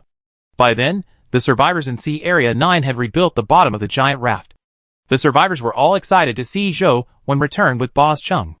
Only the few survivors, who had just shouted to kill Zhou Wen, lowered their heads and dared not look at him. Chapter 926. In the evening, the survivors had rebuilt the giant raft. Their wooden houses, made from planks themselves, were rather rudimentary. Because no matter how well built, they would be instantly destroyed by a giant creature or the search team from Sea Area 1, the survivors were very casual in their construction, simply making sure they were habitable. On the deck of the giant raft, several survivors were preparing dinner. Zhou Wen sat at a wooden table near the edge of the raft, facing Cheng Hui, who continuously supplied him with various creature meats. On which day did you from Sea Area 9 descend into the Endless Sea? Zhou Wen asked Cheng Hui, as he devoured the various creature meats. We descended on the 180th day, Cheng Hui replied. 180 days, so you only been in the abyss? Zhou Wen pondered for a moment. Not 50 days, but 60 days. We entered the abyss on the 120th day, Cheng Hui shook his head. Day 120? Didn't your guardian Leviathan fly through space for 10 days? Zhou Wen asked, somewhat surprised. No, we arrived at the abyss that same day after the guardian Leviathan took us away from the survival planet. Cheng Hui was confused by Zhou Wen's meaning. He couldn't understand why the guardian Leviathan had to fly through space for 10 days. Then when you left the abyss for the Endless Sea, did the world system assign you any mission? Zhou Wen asked, briefly chewing a piece of creature meat before swallowing it. Yes, they told us to feed the guardian Leviathan flesh and blood to accumulate energy. Once we had enough energy, the guardian Leviathan would take us to the Endless Sea, Cheng Hui replied. That's so simple. Zhou Wen thought to himself.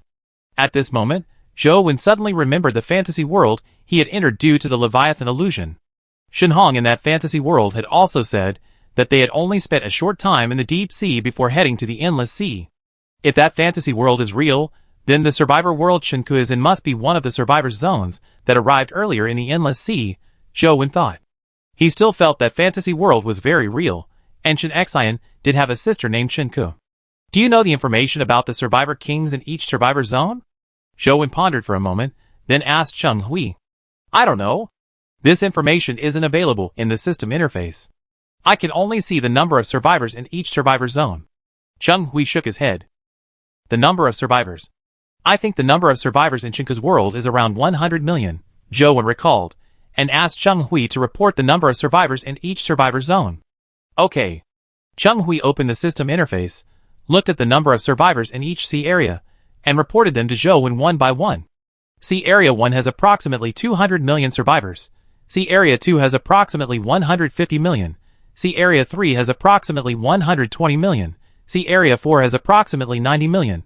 And Sea Area 5 has approximately 160 million. Sea Area 6 has approximately 200 million survivors. Sea Area 7 has approximately 60 million. Sea Area 8 has approximately 170 million. Sea Area 9 has approximately 90 million. And Sea Area 10 has approximately 10 million. Why aren't there any sea areas with around 100 million survivors? Is it because some have died over time? Zhou Wen frowned, but he didn't dwell on it anymore. He hadn't even returned to Wanlin yet, so there was no point in researching whether Shenku's world actually existed. When Cheng Hui read out the number of survivors in Sea Area 10, a subtle expression crossed his face. When Sea Area 10 first arrived in the Endless Sea, he saw only around 10 million survivors, and he assumed the survivors there were weak. Because when Sea Area 9 first arrived, he's seen the number of survivors in other survivor areas, and the lowest number was 90 million. This was after other survivor areas had been in the Endless Sea for a while, and the number of survivors upon arrival was certainly higher. Sea Area 10, with only around 10 million survivors upon arrival, seemed pathetically weak.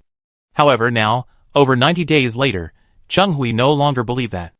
After all these days, the number of survivors in Sea Area 10 had remained around 10 million, which was terrifying, demonstrating that the survivors there were incredibly powerful. The Endless Sea is far more dangerous than the Abyss. Before the arrival of the Endless Sea, their Sea Area 9 had 200 million survivors, but within just a dozen days, approximately 50 million perished. Later, the survivors gradually adapted, managing to keep the number of survivors down to around 130 million. But soon after, Sea Area 1 attacked Sea Area 9, leaving only 90 million. Of these 90 million survivors from Sea Area 9, Over 80 million were killed, transformed into leviathans, and became slaves of Sea Area 1. Only a handful escaped, but a survivor area without a survivor king and a guardian leviathan could no longer thrive. Aren't the survivor areas separated by vast distances? How did Sea Area 1 discover Sea Area 9? Jowen asked, puzzled. Alas, bad luck. Our Sea Area 9 landed right next to Sea Area 1. Sea Area 1 was the first to arrive in the Endless Sea, and its power is terrifying. The survivors in Sea Area 9 have no chance of resistance. Chumhui sighed. Are the survivors in Sea Area 1 very strong? I think that Search Team Captain is only at the second stage at best. Jowen asked puzzledly. With that kind of strength, he's still a captain, and he doesn't even have energy-related traits. He's even worse than the average survivor in Area 10. Chumhui was silent for a moment after hearing Jowen's words, then spoke. That so-called Search Team Captain is actually just an ordinary survivor at the bottom of Sea Area 1. Chumhui had actually wanted to keep this secret from Jowen, fearing he'd leave immediately if he found out, but after some thought, he finally revealed it. After learning that the second stage Search Team Captain, with all 3 attributes fully maxed out, was just an ordinary survivor at the bottom of Sea Area 1, Jowen was slightly stunned. But on second thought, it made sense. The Endless Sea must be rich in resources for improving strength. Sea Area 1 was the first to arrive there, and it had been developed the longest. It's reasonable for ordinary survivors to reach the second stage, with all 3 attributes fully maxed out. What's the strength of the ruler of Sea Area 1? Jowen asked, wanting to compare his own peak strength with that of the ruler of Sea Area 1. That? I don't know, Chumhui said awkwardly. After all, he wasn't a top-tier expert, and he had no access to information about those top experts.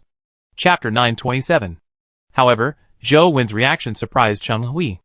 After learning of the terrifying strength of Sea Area 1, Jowen showed no sign of panic. Instead, he inquired about the strength of Sea Area 1's ruler, which made him curious about Jowen's true strength. I heard it's entered the 4th stage. Chumhui had read this news on the regional communication channel of their Sea Area 9, but he didn't know whether it was true or not. So how many survivor kings do they have? Jowen continued to ask. It seems like 10 kings, Chumhui said, still unsure. 10 kings. If the ruler of Sea Area 1 merges with the survival king title of the 10th king of Sea Area 9, his 3 attribute caps will increase by an additional 500 points. When the character panel enters the 4th stage, not counting other attribute cap bonuses, the upper limit for each attribute is 1,200 points. Add the 100 points from the survival king title, and add another 500 points, for a total of 1,800 attribute caps. By that calculation, my attribute caps are way off. Jowen calculated thoroughly, and decided it was best not to mess with Sea Area 1. Having learned almost everything he needed to, Jowen began to concentrate on consuming the various creatures' flesh. Because his character panel still had the effect of the swallowing sea pattern, he digested the flesh quickly, allowing him to continue eating, though he would need to go to the restroom occasionally. By midnight, Jowen had finished all the creature's flesh in Chunghui's hands, and his 3 attributes had increased to over 500 points. After instructing Chunghui to continue trading as much creature meat as possible on their regional communication channel in Sea Area 9, Jowen returned to his quarters. Jowen's quarters were located on top of the stacked wooden houses on a giant raft. This was where the survivors cultivated crops, hence the numerous large planters filled with a variety of fruits and vegetables.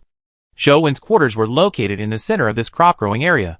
It was also a wooden house, but more refined than those of the survivors, and boasted a larger interior. After entering his quarters, Jowen first sorted through the items he had recently acquired from killing the search team captain. Aside from some creature meat and various materials, there wasn't anything useful. This is... Just as Jowen was checking the other party's last loot email, he saw a palm-sized, light blue crystal flower. Ding! Received 1 wisdom crystal flower. Ding! Wisdom crystal flower. Increases intelligence by 1 upon consumption. Yes, there's actually an item that increases intelligence. Jowen swallowed the wisdom crystal flower without hesitation, and then a system notification chimed in his mind. Ding! Consume the wisdom crystal flower, intelligence +1. Afterwards, after consuming the uneaten creature meat from the email to increase his stats, Jowen pulled out a piece of transformed leviathan flesh from the system interface and began devouring it. He ate until he could eat no more, then stopped. The transformed leviathan was just an ordinary leviathan creature. Even if it could be used to condense abyssal energy, it would certainly require a large amount of food. So, Zhou didn't wait for the transformed Leviathan flesh in his stomach to digest, but instead lay down on the bed and went to sleep. He'd been adrift on the sea for days, barely daring to sleep. Now that his various attributes had been strengthened to a certain level, they were definitely strong enough for self-protection, allowing him to get a good night's sleep. On the morning of the 306th day, Zhou awoke, feeling much better. He then carefully sensed his body, but found no energy concentration. However, he didn't care. After consuming another large amount of Leviathan flesh, he began to cut the gold ingots with the red spiked sword he acquired yesterday, slicing them into small pieces and swallowing them whole. Afterwards, Zhou sat outside in the sun. After the Leviathan flesh in his body had digested, he resumed his diet. Cheng Hui and the other three commanded their Leviathans, pulling the giant raft across the ocean. Their immediate goal was to get away from the area controlled by the survivors in Sea Area 1 and slowly gather the scattered survivors from the same area. At noon, Cheng Hui brought Zhou more than a dozen different kinds of creature meat. "Do you have any items that increase intelligence?" Zhou asked Cheng Hui. Although his title as the King of Survival made him immune to attacks with intelligence attributes, he couldn't channel his mental energy, and thus couldn't use his king's power. Therefore, he needed to quickly raise his intelligence to at least 16 points. "There's only one," Cheng Hui said, extracting a blue fruit from the system interface and handing it to Zhou. Ding! Obtained Energy Fruit X1. Ding!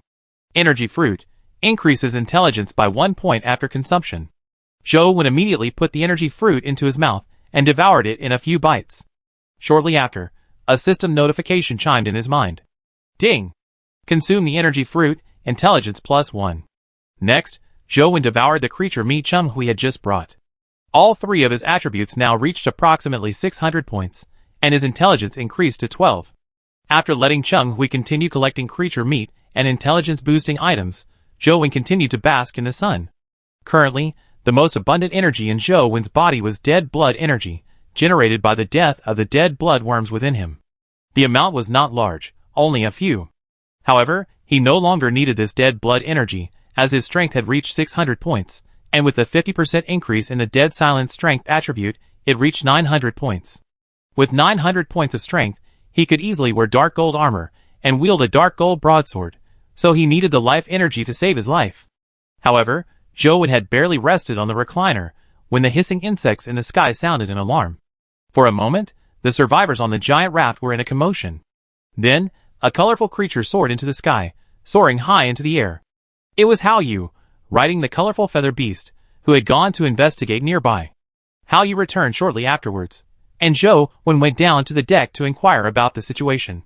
"There must be a giant creature approaching us," Hao Yu said. While surveying the surroundings on the colorful feather beast, she didn't see any giant creature, but there were indeed a large, unusual wave on the sea. "Let's go check it out." Cheng Hui climbed onto the back of his Leviathan and, having Hao Yu ride the colorful feather beast for directions, he directed the Leviathan to the location of the giant creature. Some time later, Jianlong, who remained on the giant log, received a message from Cheng Hui. After reading it, a serious expression crossed Jianlong's face. "What's wrong?" Zhou asked. Chapter 928. That giant creature approaching us is an energy Leviathan. Boss Cheng is currently using his own transformed Leviathan to try to distract it, Jianlong said with a look of worry. At this moment, Hao Yu returned on the colorful feather beast. He and Jianlong nervously directed their respective transformed Leviathans to pull the giant raft faster. "What's the energy level of that energy Leviathan?" Zhou asked Hao Yu. "I don't know the energy level." Boss Cheng reported that the Leviathan is about 500 meters long, Hao Yu replied, looking at Zhou expectantly. "Take me to the energy Leviathan's location," Zhou said directly. A 500-meter energy Leviathan wouldn't typically have the energy intensity of a medium-sized Leviathan. "Yes." Hao Yu's expression lit up. After a firm nod, he summoned the colorful feather beast.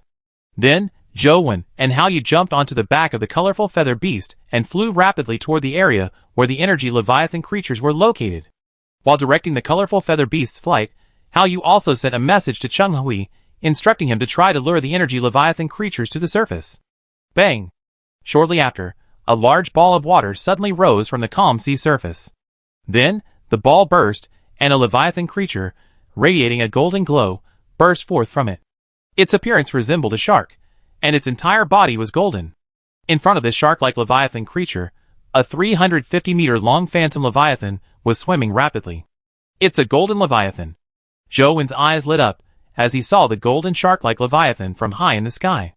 Put me down, Zhou Wen said to Hao Yu. Hao Yu immediately followed Zhou Wen's instructions, commanding the colorful feather beast to dive rapidly towards the shark-like leviathan. When they were only 100 meters from the sea, Zhou Wen leaped down. As he fell, dark gold armor and a dark gold broadsword appeared in Zhou Wen's hands. Bang! Zhou Wen landed heavily in the water, directly in the direction of the shark-like leviathan's movement. The shark-like leviathan, upon seeing the tiny Zhou Wen, opened its maw and swallowed him whole. Zhou Wen didn't resist, but the moment he entered its mouth, it rushed to its upper jaw. Swish! The dark gold broadsword easily sliced through the shark-like leviathan's upper jaw, its protective golden energy providing no resistance. Soon, the shark-like leviathan died in excruciating pain, and Zhou Wen immediately began dissecting its body. After a while, Zhou Wen surfaced. Hao Yu, who had been searching for him from the air, immediately flew down. Cheng Hui, awaiting the outcome not far away, also directed his transformed leviathan to swim towards Zhou Wen's location. Are you okay? Cheng Hui asked. Half an hour had passed since Zhou Wen fell from the sky into the sea. Cheng Hui assumed Zhou Wen had just killed the shark-like leviathan, so he asked about his condition. It's okay. I already killed the leviathan. Go back, Zhou Wen said, waving his hand.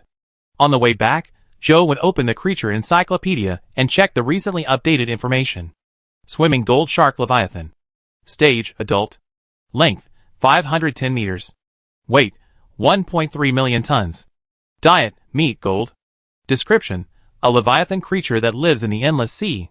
When its body emits a golden glow, its swimming speed instantly increases. Its scales can be crafted into equipment, and its teeth can be crafted into weapons. Soon, the three of them returned to the giant raft. Zhou Wen went straight back to his cabin and took out his haul. Ding! Obtained 1 swimming gold core. Ding! Swimming gold core. After use, you gain the swimming gold attribute. When activated, your speed stat increases by 2 times, and your body is coated with offensive swimming gold energy, the duration of which is determined by the amount of swimming gold energy in your body. I'm just missing a speed boosting attribute. Zhou Wen's current speed boosting attributes all require a certain amount of energy to use. He urgently needs a currently available attribute. As for the accompanying offensive energy, he simply ignored it, as it was completely useless. Next, Zhou Wen took out the silver rim supply box and opened it to examine the contents. Ding! Receive 1 golden shark gene potion. Ding! Receive the golden shark leviathan scale armor blueprint. Ding! Receive the golden shark leviathan fang scimitar blueprint. Ding! Receive 100 gold ingots. Zhou Wen immediately drank the golden shark gene potion and, after consuming a large amount of golden shark flesh and blood, left the cabin and found Cheng Hui, who was having lunch. Do you have the trait stripping stamp and the trait stamp? Zhou Wen asked. I have a trait stamp, but I don't have the trait stripping stamp. I can ask Brother Wang if he has one. Cheng Hui said, handing the trait stamp to Zhou Wen. He then opened the system interface and began contacting the Brother Wang he mentioned. This big Brother Wang, whose full name is Wang Ziheng, is the only survivor left in Sea Area 9 whose character attribute panel has reached the 3rd stage cap and possesses the large Leviathan energy trait. Much of the creature meat Cheng Hui had previously given Zhou Wen was traded with Wang Ziheng. Cheng Hui also said that Wang Ziheng was working on creating a beacon. Once the beacon is completed, the scattered survivors of Sea Area 9 will be able to gather together. Soon, Cheng Hui traded a trait stripping stamp from Wang Ziheng and handed it to Zhou Wen. What did you trade it for? Zhou Wen was somewhat surprised that Cheng Hui had been able to obtain a trait stripping stamp from Wang Ziheng so easily. Trait stripping stamps are relatively rare, and it was surprising that the other party had traded for one so easily. We used various Leviathan flesh. Since we don't have any energy-related traits, we usually trade the ordinary Leviathan flesh we hunt to Brother Wang at a low price. That's why this trait stripping stamp is easier to trade. Cheng Hui heard the suspicion in Zhou Wen's voice and explained. Zhou Wen nodded without saying anything else. After returning to his residence, he directly used the trait stripping stamp, then restored the 3 traits into 3 stamps. His system interface was currently blocked, preventing him from accessing the colorful bubble space of the energy rainbow tree.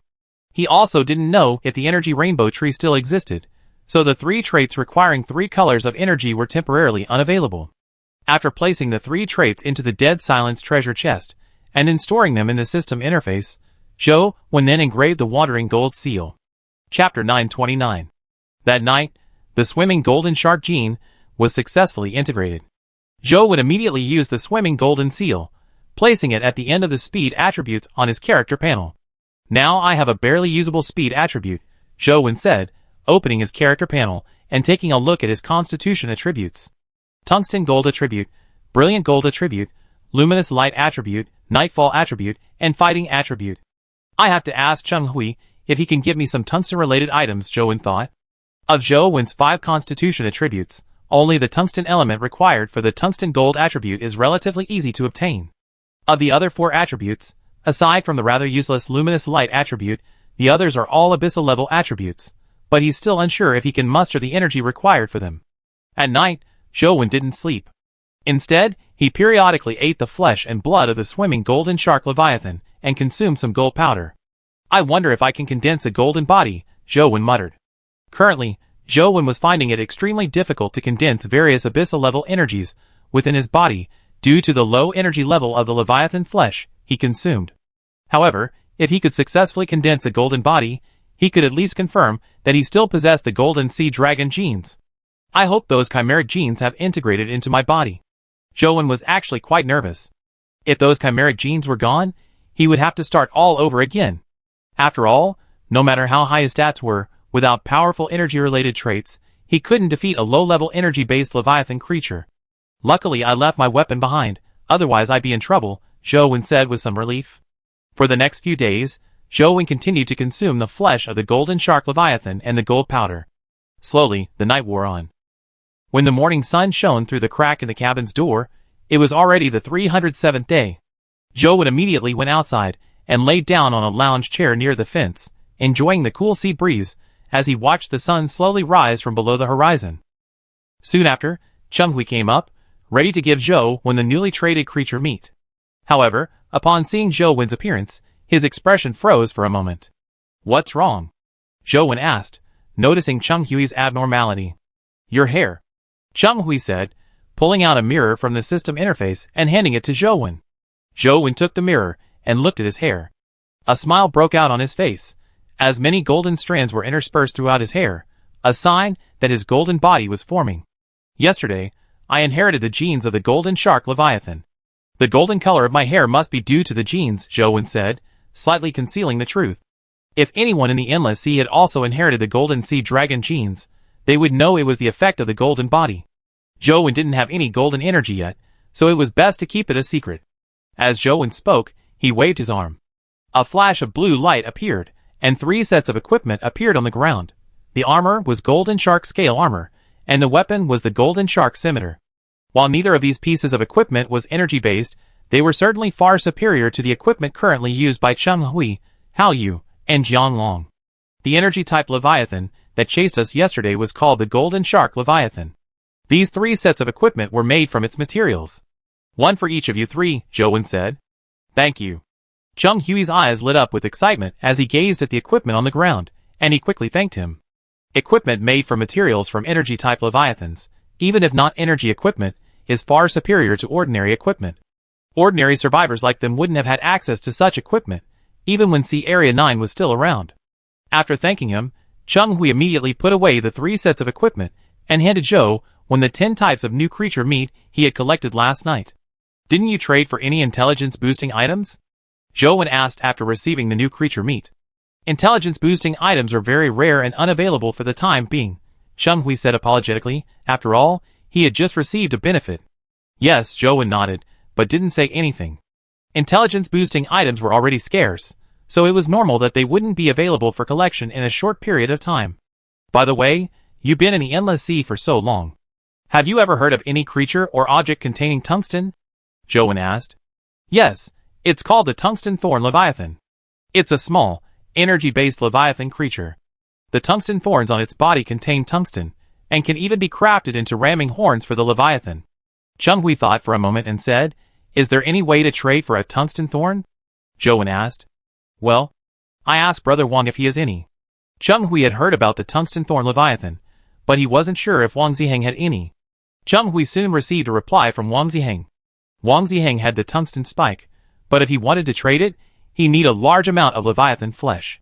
Yesterday, When Cheng Hui traded the characteristic stripping stamp with Wang Ziheng, he had already redeemed the value of the Leviathan flesh he previously traded at a low price. Now, the transaction would be at the normal price. How much Leviathan flesh do you need? Zhou Wen was determined to trade the tungsten spike as soon as possible. The tungsten gold characteristic can increase his physical attributes tenfold. The higher the physical value, the longer his explosive characteristic will be active. 100 million tons, Cheng Hui replied. What about energy-type Leviathan flesh? 100 million tons of Leviathan flesh would be difficult to collect in a short period of time unless he encountered a swarm of Leviathans, or a large Leviathan. Only 1 million tons of low-level energy-type Leviathan flesh would be needed, Cheng Hui said after a brief conversation with Wang Ziheng. Zhou Wen nodded, then walked up the stairs to the edge of the deck. With a wave of his arm, he extracted the flesh of the golden shark Leviathan from the system interface. It slammed into the sea, sending a massive splash. Trade this golden shark Leviathan flesh over there, Zhou Wen said to Cheng Hui, who was following behind him. Cheng Hui was stunned when he saw the large amount of golden shark Leviathan flesh in the sea. Yesterday, he had thought Zhou Wen had fought the energy-type Leviathan for half an hour, but now it seemed it took only half an hour to disassemble the corpse. Sometimes later, Cheng Hui successfully traded the flesh of the golden shark Leviathan for a tungsten stinger, which he then handed over to Zhou Wen. The tungsten stinger was 100 meters long, and there was no space on the massive logs to place it. Moreover, the raft probably couldn't bear the weight of the stinger, so Zhou Wen jumped into the sea and disassembled it into small cubes about 1 meter long. Chapter 930. After storing all the decomposed tungsten cubes into the system interface, Zhou Wen returned to the giant raft. While basking in the sun, he scraped off the powder from the tungsten cubes and consumed it. Afterwards, Zhou Wen continued to lie in the sun, occasionally consuming some golden shark Leviathan flesh. In this way, Zhou Wen spent 3 peaceful days on the giant raft. During these 3 days, the survivors on the giant raft did not encounter any more survivors from Sea Area 1 or dangerous giant creatures. However, they did encounter a few ordinary Leviathan creatures of 400 to 500 meters in length. However, these Leviathan creatures did not require Zhou Wen's intervention. The ordinary survivors on the giant raft could handle them. Today was the 310th day. By this time, Zhou Wen's hair had turned completely golden, and his fingernails and toenails had been dyed black by the tungsten element. Zhou Wen opened his character attribute panel and checked. His vitality and constitution cap had increased to 1,400 points, indicating that his golden body had indeed been successfully condensed. Thus, his constitution cap had increased by an additional 100 points. Zhou Wen's teeth had also turned black, indicating that his tungsten had been fully replenished. However, a mouthful of large black teeth was unsightly. To maintain his image as a formidable figure in the eyes of the alien survivors on the giant raft, he now wore a golden mask whenever he went out. For the past 3 days, Zhou Wen had been consuming the flesh and blood of the golden shark Leviathan. He could faintly sense an increase in energy within him, but it was so weak that he couldn't confirm whether it was abyssal-level energy. The most abundant energy within Zhou Wen's body was dead blood energy, already exceeding 700. As his constitution increased, so did the number of dead blood mother worms within him. The dead blood worms spawned by the dead blood mother worms had now spread throughout his body.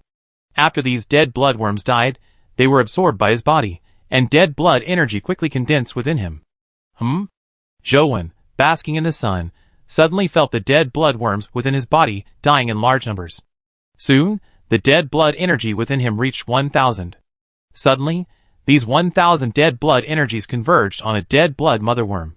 The dead blood mother worm rapidly absorbed the dead blood energy. Gradually, a faint black-red energy emanated from its body surface.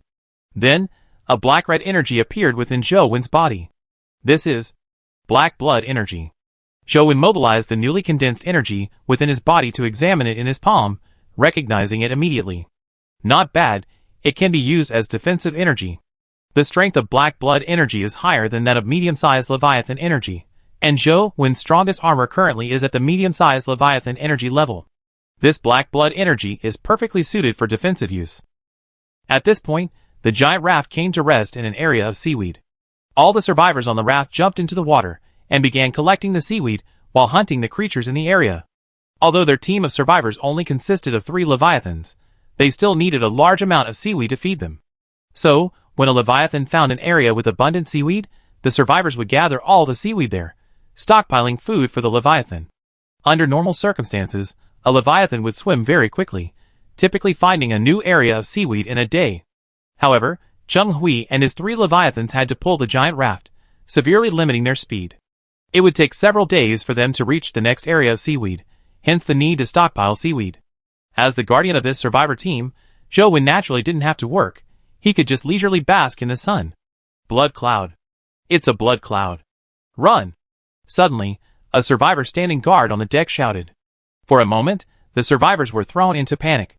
Upon receiving the message, the survivors who had entered the water to collect seaweed all returned as quickly as possible. Zhou Wen looked up at the sky with some confusion. In the distance, a blood-red cloud was indeed flying towards the giant raft. Forget the raft. Get on board. At this moment, Chung Hui also returned. With a wave of his arm, a 50-meter-long wooden boat appeared in the water beside the giant raft. All the survivors immediately rushed aboard. Although Zhou Wen didn't know what the blood cloud was, he jumped aboard as well. Then, Chung Hui and the other 2 commanded their transformed leviathans, pulling the giant boat forward at high speed. What is a blood cloud? Why are you so scared? Zhou Wen asked a survivor. Because there are a large number of flesh-eating worms inside. They burrow into the body, and then frantically lay eggs. The eggs hatch immediately, and the hatched larvae can instantly devour a person, leaving only the skeleton. The survivor said with a look of fear. Are these flesh-eating worms energy creatures? Zhou Wen continued. Yes, our equipment can't stop them at all. The survivor nodded. Suddenly, as if he had a thought, he looked at Zhou Wen with a hint of hope in his eyes. Do you have a way to eliminate these flesh-eating worms? The survivor asked. No. Zhou Wen shook his head. If he had enough nightfall energy and floating energy in his body, he could easily eliminate these flesh-eating worms, but unfortunately he didn't. Disappointment crossed the survivor's face, and he continued to gaze at the blood cloud in the distance, which was drawing ever closer. No, we'd be caught up soon if we keep this up. Everyone, gather at the bow. Once the boat stops, jump into the water immediately. I have the Leviathan swallow you all into its stomach, Chung Hui shouted. The reason Chung Hui didn't do this right away was because the stomachs of the 3 Leviathans had limited space. It would be difficult to cram hundreds of people in a short period of time, and there wasn't enough oxygen in the stomachs to sustain them for long. But there was no other option now. They had to evade the blood cloud first, or everyone would die. At this point, the blood cloud was less than a kilometer away from the wooden boat, and a large number of flesh-eating worms flew out of it, heading towards the boat at an even faster speed. Buzz! Just as all the survivors gathered at the bow, preparing to jump overboard, a sudden burst of spiritual energy erupted from beneath the surface of the sea. The next second, the pursuing flesh-eating worms plummeted from the sky in large numbers. However, Chung Hui and his companions, witnessing this scene, showed no joy at all. Instead, their faces grew increasingly solemn. Could it be an intelligent Leviathan? A survivor asked in horror. If they encountered the flesh-eating worms in the blood cloud, they might have a chance of escape.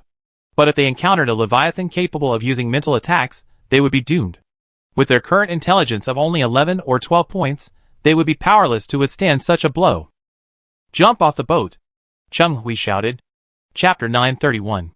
At this moment, the panicked survivors finally reacted, but just as they were about to jump overboard, the powerful mental force had already enveloped the entire ship. For a moment, everyone on board seemed frozen in place, their faces dazed. Then, as if their souls had been drained away, they collapsed to the ground, their eyes lifeless. Only Zhou Wen remained standing on the deck. Zhou Wen immediately checked on the unconscious survivors, and breathed a sigh of relief when he found them all alive. If they were all dead, his rapid stab boost would be difficult. I wonder if this intelligent Leviathan creature has any intelligence-enhancing items within its body, Zhou Wen thought to himself. Bang! Suddenly, a massive purple tentacle emerged from the sea, engulfing a phantom Leviathan and dragging it directly into the water. Zhou Wen immediately jumped into the sea and swam as fast as he could to the purple tentacle's location. His palm flashed with blue light, and a dark golden broadsword appeared. Swish! Swish! Swish! Zhou Wen swiftly swung his dark gold sword, instantly severing the purple tentacles that had entangled the transformed Leviathan. He then immediately swam toward the deep sea from which they extended. But as he continued to descend, the light around him grew dimmer. By the time he reached around 300 meters, Zhou Wen's vision was completely dark. I have to ask Chung Hui for a headlamp later, Zhou Wen thought to himself. Light luring property activated. Zhou Wen muttered to himself, and a dazzling white light suddenly erupted from his body, illuminating the pitch-black depths of the ocean. Previously, His constitution was too low to sustain the light-luring property for long. Now, his constitution had reached over 700 points, enough to sustain it for nearly 6 minutes. 10 seconds later, Zhou followed the purple tentacles down to a depth of over 3,000 meters. Here, he spotted a massive creature below, its entire body shimmering with purple light. Another energy creature. Zhou wasted no time and charged directly towards the Leviathan. Buzz! At this moment, a surge of mental energy attacked Zhou, but it had no effect on him. Whoosh! The surrounding seawater surged violently, and then, purple tentacles lashed out at Zhou. Dodged, Zhou approached the giant creature below, quickly arriving in front of it. The giant creature appeared to be a snail, and the area emitting purple energy was its shell. Upon noticing Zhou's approach, the snail-like Leviathan immediately retracted all its tentacles into its shell. Bang! Zhou slashed the shell, emitting purple energy, with a metallic sound. The dark gold sword was unable to break through the purple energy on the shell's surface. However, Zhou didn't care. Since the dark gold blade couldn't break the defense, he used the Liang blade. Swish! The Liang blade easily sliced through the purple energy on the shell's surface, and Zhou quickly drilled into the shell. In a moment, Zhou had pierced the shell and entered the creature's interior. Suddenly, a large number of tentacles attacked him. Zhou immediately activated his gold-flowing ability, instantly increasing his speed by 2 times. His body transformed into a stream of golden light and rushed into the giant creature's body. Unable to detect with his mental power, Zhou could only destroy the giant creature's flesh while searching for its brain or core. During this time, the giant creature launched numerous mental attacks against him, but all were in vain. 3 minutes later, Zhou located the giant creature's brain and quickly destroyed it, instantly killing it. Purple bewitching snail Leviathan. Stage, adult. Length, 4,800 meters. Weight, 65 million tons. Diet, carnivore. Description, a medium-sized Leviathan creature that lives in the endless sea. It captures prey by releasing mental energy. Its shell fragments can be crafted into armor, and its body contains purple bewitching pearls. While examining the purple bewitching snail Leviathan's bioillustration, Zhou had already located its heart.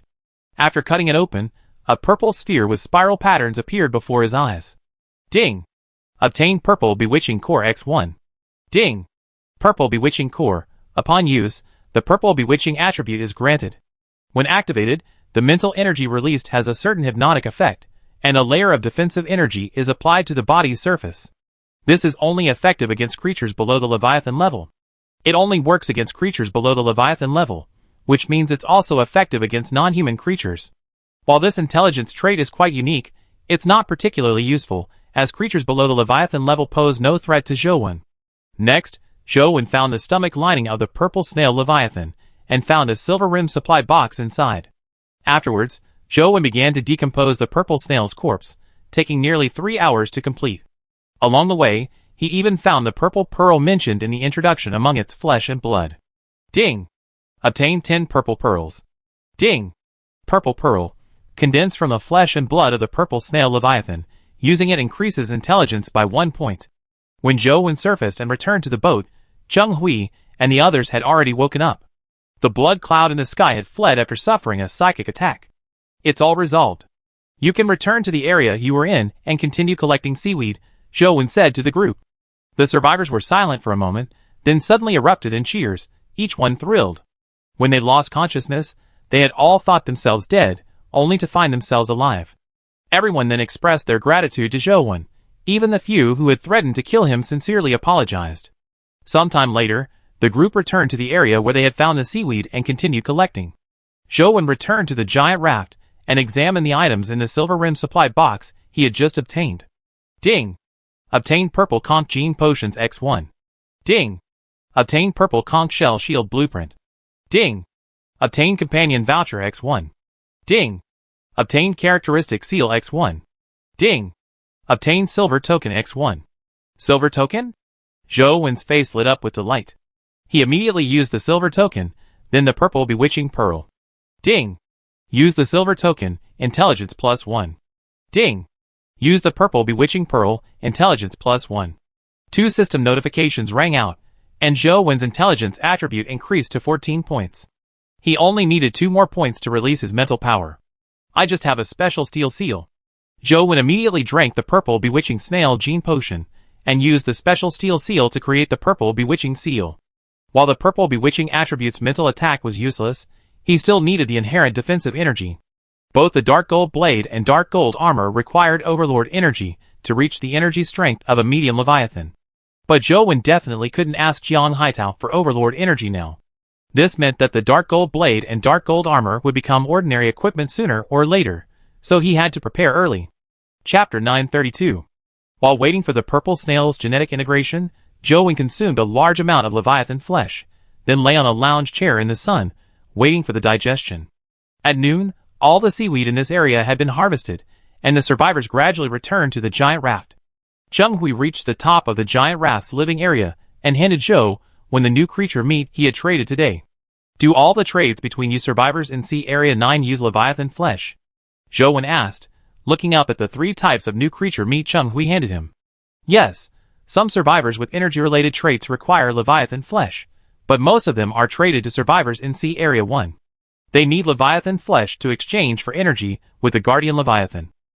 But the survivors in Sea Area 1 keep the price very low, so we usually trade with Brother Wang, Zheng Hui replied. Zhou nodded, then waved his arm, and a silver-rimmed supply box appeared on the wooden table before him. There are 2,000 purple conch shell shields here. While they're not energy-based equipment, they're quite powerful. You can give 1 to each survivor on the raft, and trade the rest for new creature meat, Zhou said to Zheng Hui. Zheng Hui's new creature meat was dwindling, likely because he had traded all of his leviathan flesh.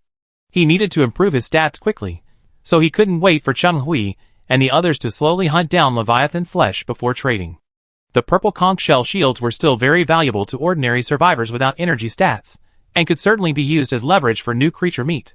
Oh, okay, thank you. Zheng Hui's face was filled with joy. After expressing his gratitude, he excitedly put away the silver-rimmed supply box.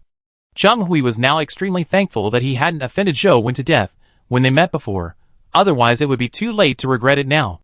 Trade more new creature meat. It doesn't matter if the price is a little higher, Zhou said. His current attributes were only a little over 700 points, with strength capped at 1500 and constitution capped at 1400. These 2 attributes were barely halfway to full, so he needed to quickly fill them up. Physique, in particular, was especially important. A higher constitution would increase his digestion rate, and thus, the speed at which he could gather energy.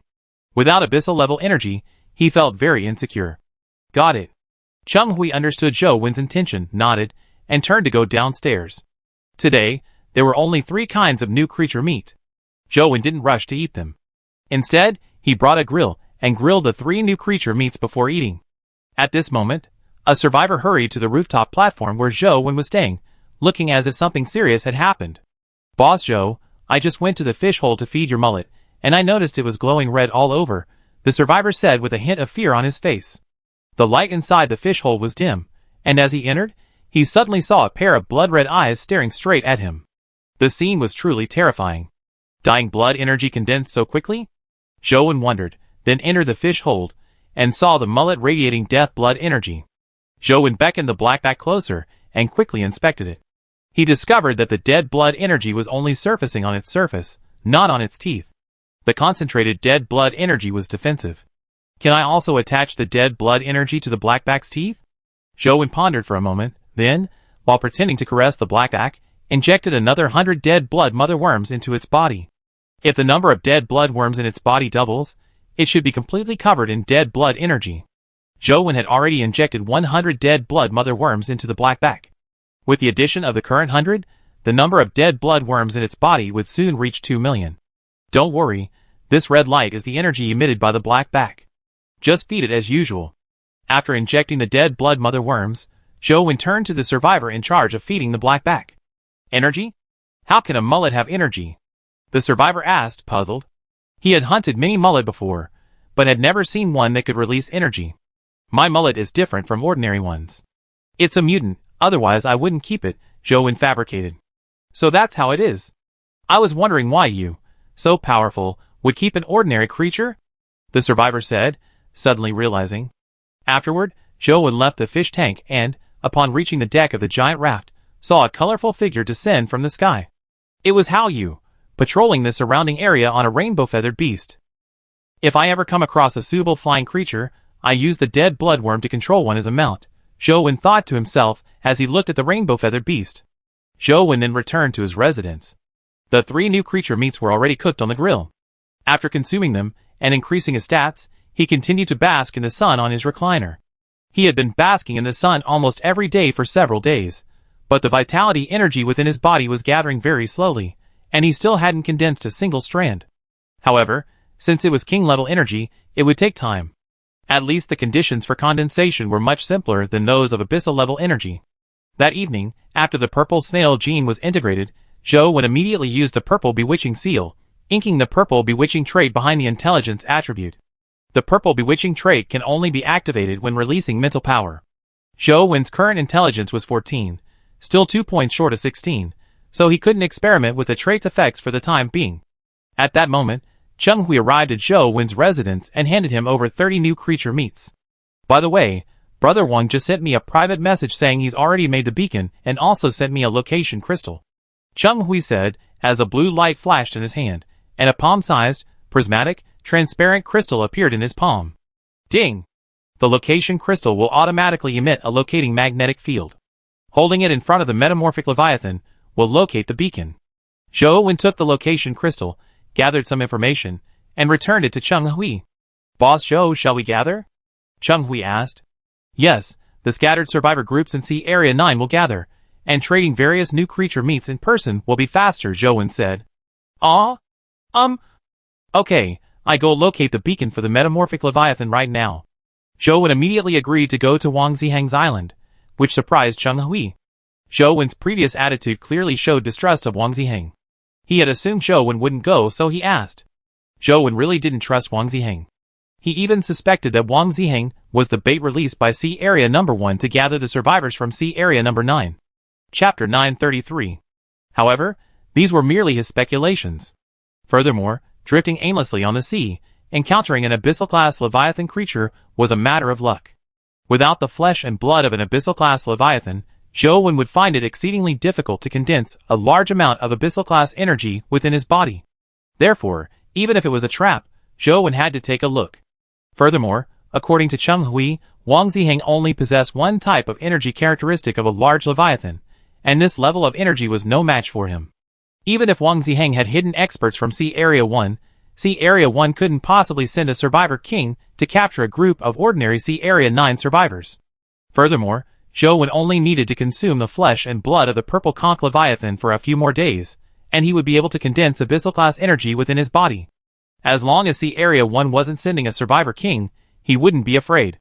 Soon after using the positioning crystal to locate the beacon for the Transfiguration Leviathan, Cheng Hui arrived at Zhou Wen's residence and informed him of the time required to reach the beacon. 20 days? That's too long. Can it be shortened? Zhou Wen shook his head.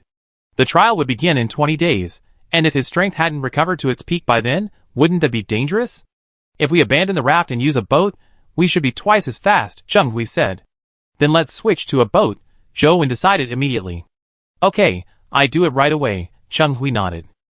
Before, there were few targets at sea, so the giant raft was needed. The larger raft offers ample space for growing vegetables and fruits, making the survivors' living environment less crowded. Now that they knew their destination, there was no need to think long-term. Once they reached Wang Ziheng's island, they could settle there. Soon, all the survivors boarded the ship. Although there were some rooms in the cabin, it couldn't accommodate hundreds of people. But this wasn't a big deal. Cheng Hui divided the survivors into 3 groups, and had them take turns standing guard. Since they all had their 3 attributes fully maxed out in the first stage, 2 nights of hard work wouldn't be a big deal. Zhou Wen's residence was a small, 9-square-meter wooden house on the deck. The survivors had originally wanted to build him a larger one, but Zhou Wen declined. He didn't have high requirements for a place to live, just enough space for a bed, and a table was enough. At night, Zhou Wen consumed the flesh of the purple snail Leviathan.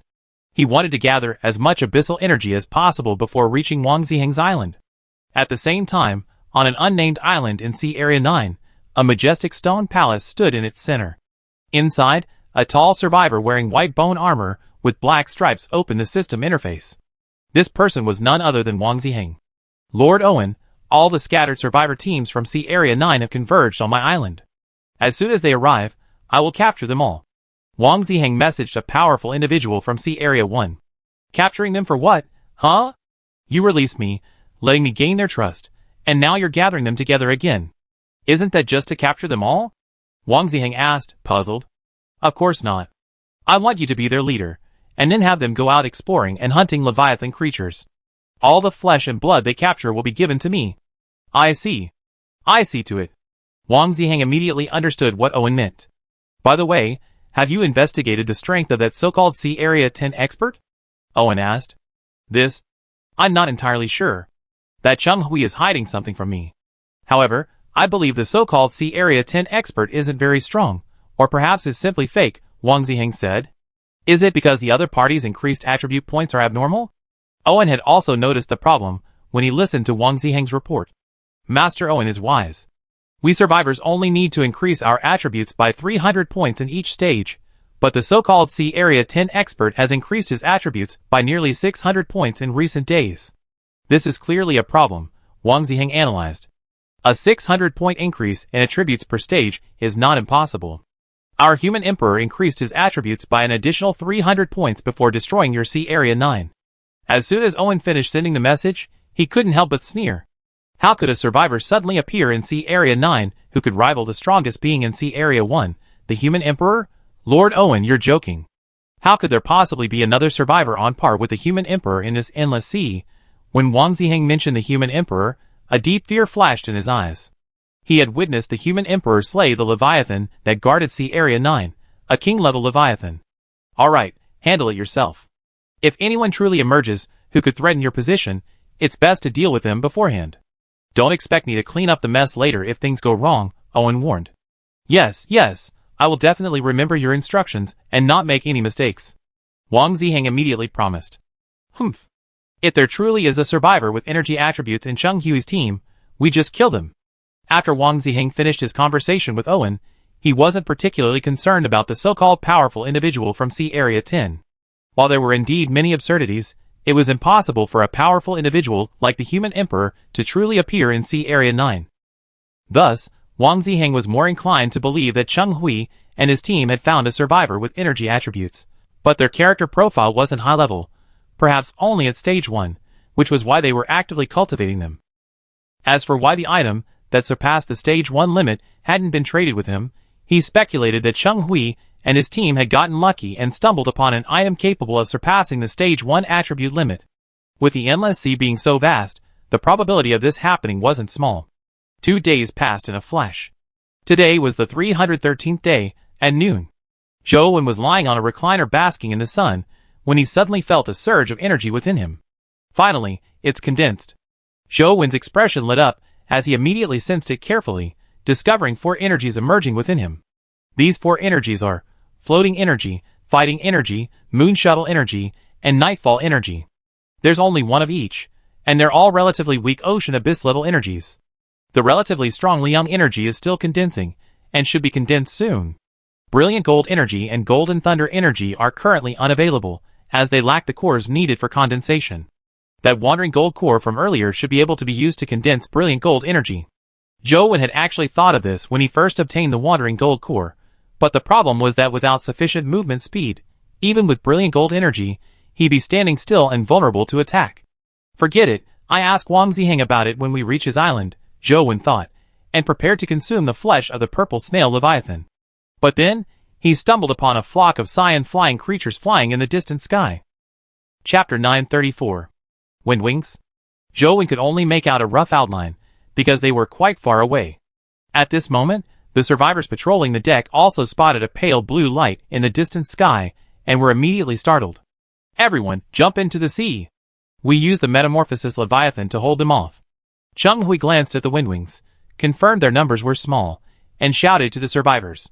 According to Cheng Hui's experience, these Windwings were no more than 20 individuals, making them less dangerous than the overwhelming number of flesh-eating worms in the blood cloud.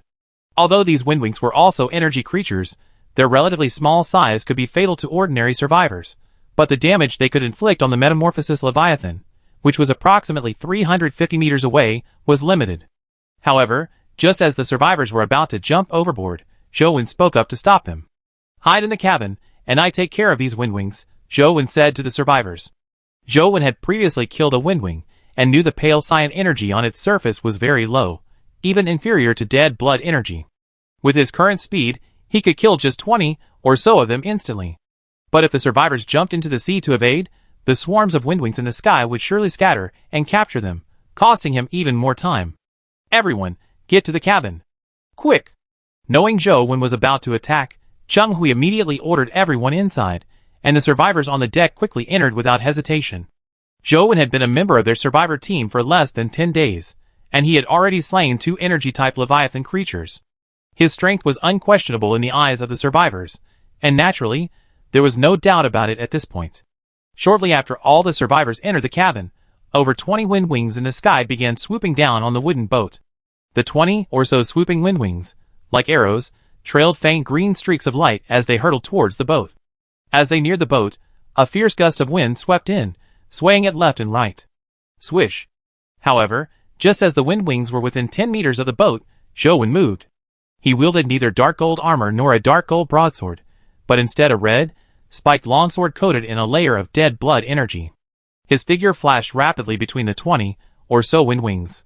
In a matter of seconds, with the exception of one windwing that Zhou had deliberately spared, all the others perished, their bodies either smashing against the deck or falling into the ocean. Okay, it's all settled. You guys clean up the bodies, Zhou said to the survivors in the cabin, then jumped into the sea. The Xingfenjai, whom he had spared earlier, also fell into the water. He had saved one, so he could get a flying mount. After finding the severely injured Xingfenjai, Zhou immediately injected 200 dead blood mother worms into its body. Then, he surfaced and had Cheng Hui and the others' Transfiguration Leviathan carry the severely injured Xingfenjai aboard. The Xingfenjai was a flying creature, so the process of waiting for the dead blood mother worms to reproduce and control it couldn't be carried out in seawater to avoid drowning. Boss Zhou, are you trying to tame Xingfenjai? Hao Yu asked after having his Transfiguration Leviathan place Xingfenjai on the deck. Yes, Zhou nodded. But an adult Xingfengwing cannot be tamed. Only if they're tamed from a young age will they obey commands. I raised my colorful feathered beast since childhood, Hao Yu said, pointing to the colorful feathered beast circling in the sky. It's okay. I have a special method. I can forcefully tame it, Zhou said. Forcefully taming? Is there such a method? Hao Yu's face flickered with surprise after hearing Zhou's words. She had never heard of a method for forcibly taming a flying creature. However, Zhou was a powerful being after all, so it was understandable that he had methods she didn't know about, so she didn't delve into it. The survivors collected the bodies of the remaining Xingfengwings and handed them over to Zhou. After Zhou collected the Xingfeng factor from their bodies, he handed the bodies to Cheng Hui. He had already eaten the Xingfengwing's flesh, so the bodies were of no use to him, so he simply gave them to Cheng Hui, asking him to take them and trade them for new creatures' meat. That night, the 200 dead blood mother worms within Xingfeng's body successfully hatched into 2 million dead blood worms, which then rapidly devoured his entire body. Zhou could already vaguely sense his connection to Xingfeng. However, Xingfeng's injuries were severe. Although he was controlled by the dead blood worms, he was temporarily unable to move. I should have been gentler, Zhou muttered. Because Xingfeng was an energy creature, Zhou had no means to restrain him. If his injuries were too minor, he would certainly not be able to restrain his struggles, so he used a heavier hand. Don't die. Zhou noticed that after the dead blood worms had completely devoured Xingfeng, his breath had weakened considerably, and he looked like he was on the verge of death. Is it because the dead bloodworms, after hatching, absorbed too much of Xingfeng's flesh and blood? Zhou frowned slightly. I wonder if the vitality energy in my body can be used on Xingfeng, Zhou pondered. Although his vitality energy was limited, it had a highly restorative effect and could be mobilized at will. If it could be used on Xingfeng, it would definitely heal all his injuries quickly. Zhou directly mobilized his vitality energy and placed one palm on Xingfeng's torso. Gradually, wisps of yang green energy emerged from his palm and slowly entered Xingfeng's body. Xingfeng's body, which had been pierced with hundreds of blood holes by Zhou, healed at a visible speed. In just a few seconds, his body was back to normal, and his breathing had returned to normal. It really works, Zhou said with a smile. His vitality energy hadn't been depleted much, after all. Xingfeng was only a small, 20-meter-long creature. As a king-level energy, healing its entire body wouldn't require much. Whoosh! At that moment, Xingfeng, having recovered from his injuries, suddenly opened his eyes. His two massive fleshy wings flapped a few times, and he stood up from his prone position. His eyes had already turned blood red. Let's try flying a few laps in the sky, Zhou thought to himself. With a push of his legs, he leaped onto Xingfengyi's back. Whoosh! Xingfengyi's wings flapped, and he instantly soared into the sky, quickly disappearing into the night sky. The survivors patrolling the deck were stunned. Xingfengyi, who had just been seriously injured and on the verge of death, had suddenly recovered and allowed Boss Zhou to ride him without resistance. It was simply incredible. Swish! High in the sky, Zhou controlled the wind wings to fly at full speed. A gust of wind whipped around him, causing his clothes to rustle. This is the limit of full-speed flight. It's far inferior to the floating properties, Zhou commented. However, the current rate of floating energy condensation was too slow. If he wanted to fly through the sky, he would have to rely on flying creatures. Chapter 935. Next, Zhou manipulated the wind wing to experiment with several flight maneuvers, such as S-shaped flight, emergency turns, and rapid up and down buoyancy.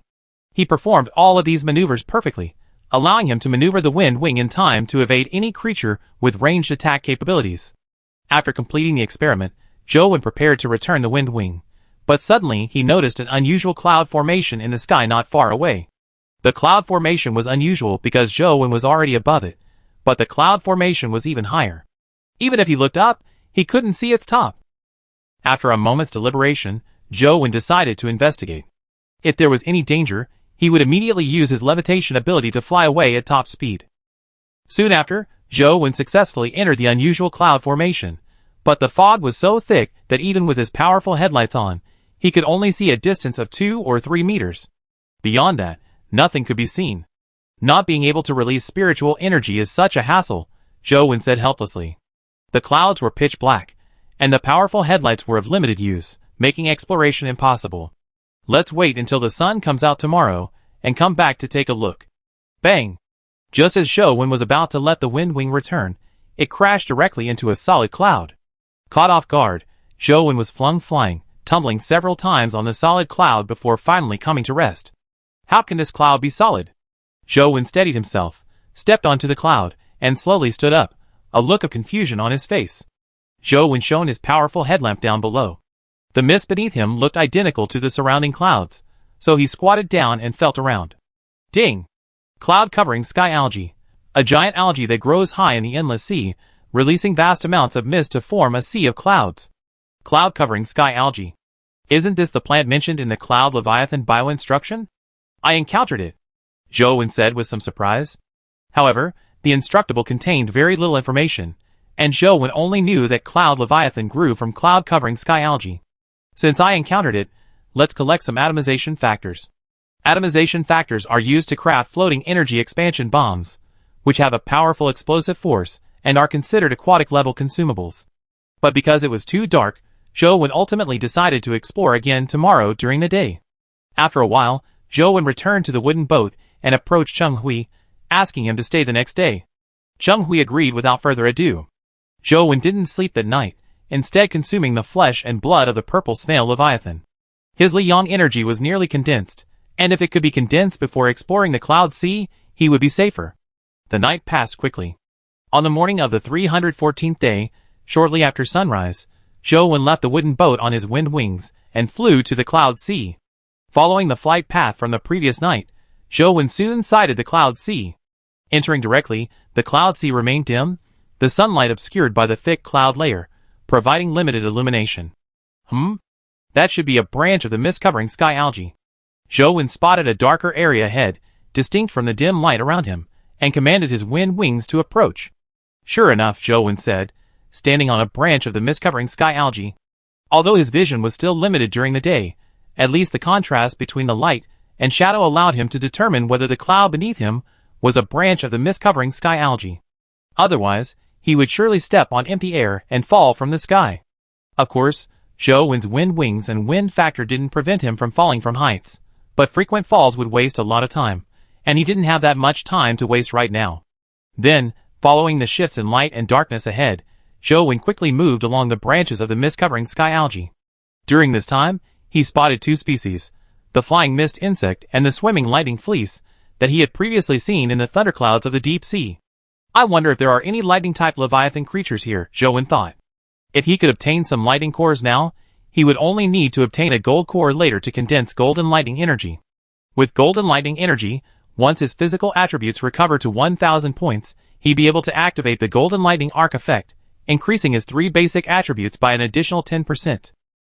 After a while, Zhou had run approximately 30,000 meters along the branches of the cloud mist covering sky algae, when he spotted a massive black shadow slowly moving ahead.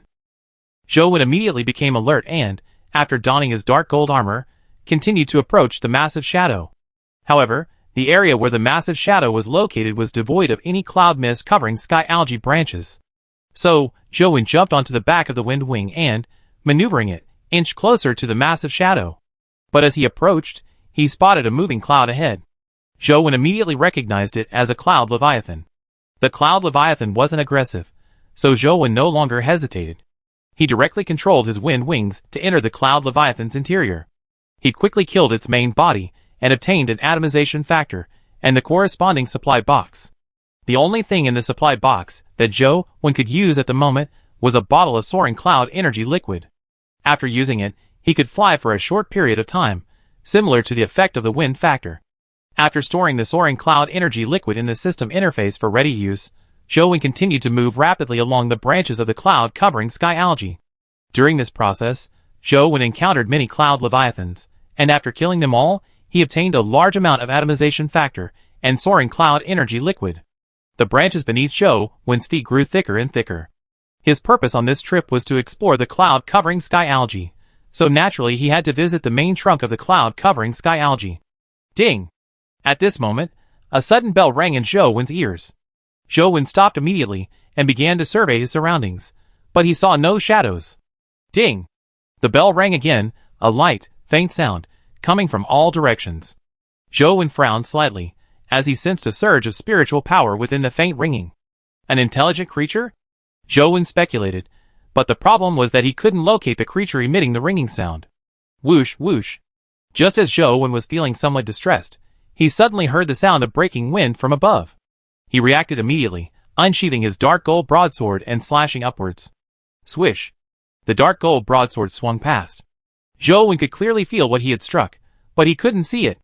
However, he now knew the direction of the attacking creature, so he immediately used a bottle of soaring cloud energy liquid and flew upwards. Chapter 936. After flying upwards for several hundred meters, Zhou noticed the clouds above shifting slightly, clearly indicating the presence of some giant, invisible creature.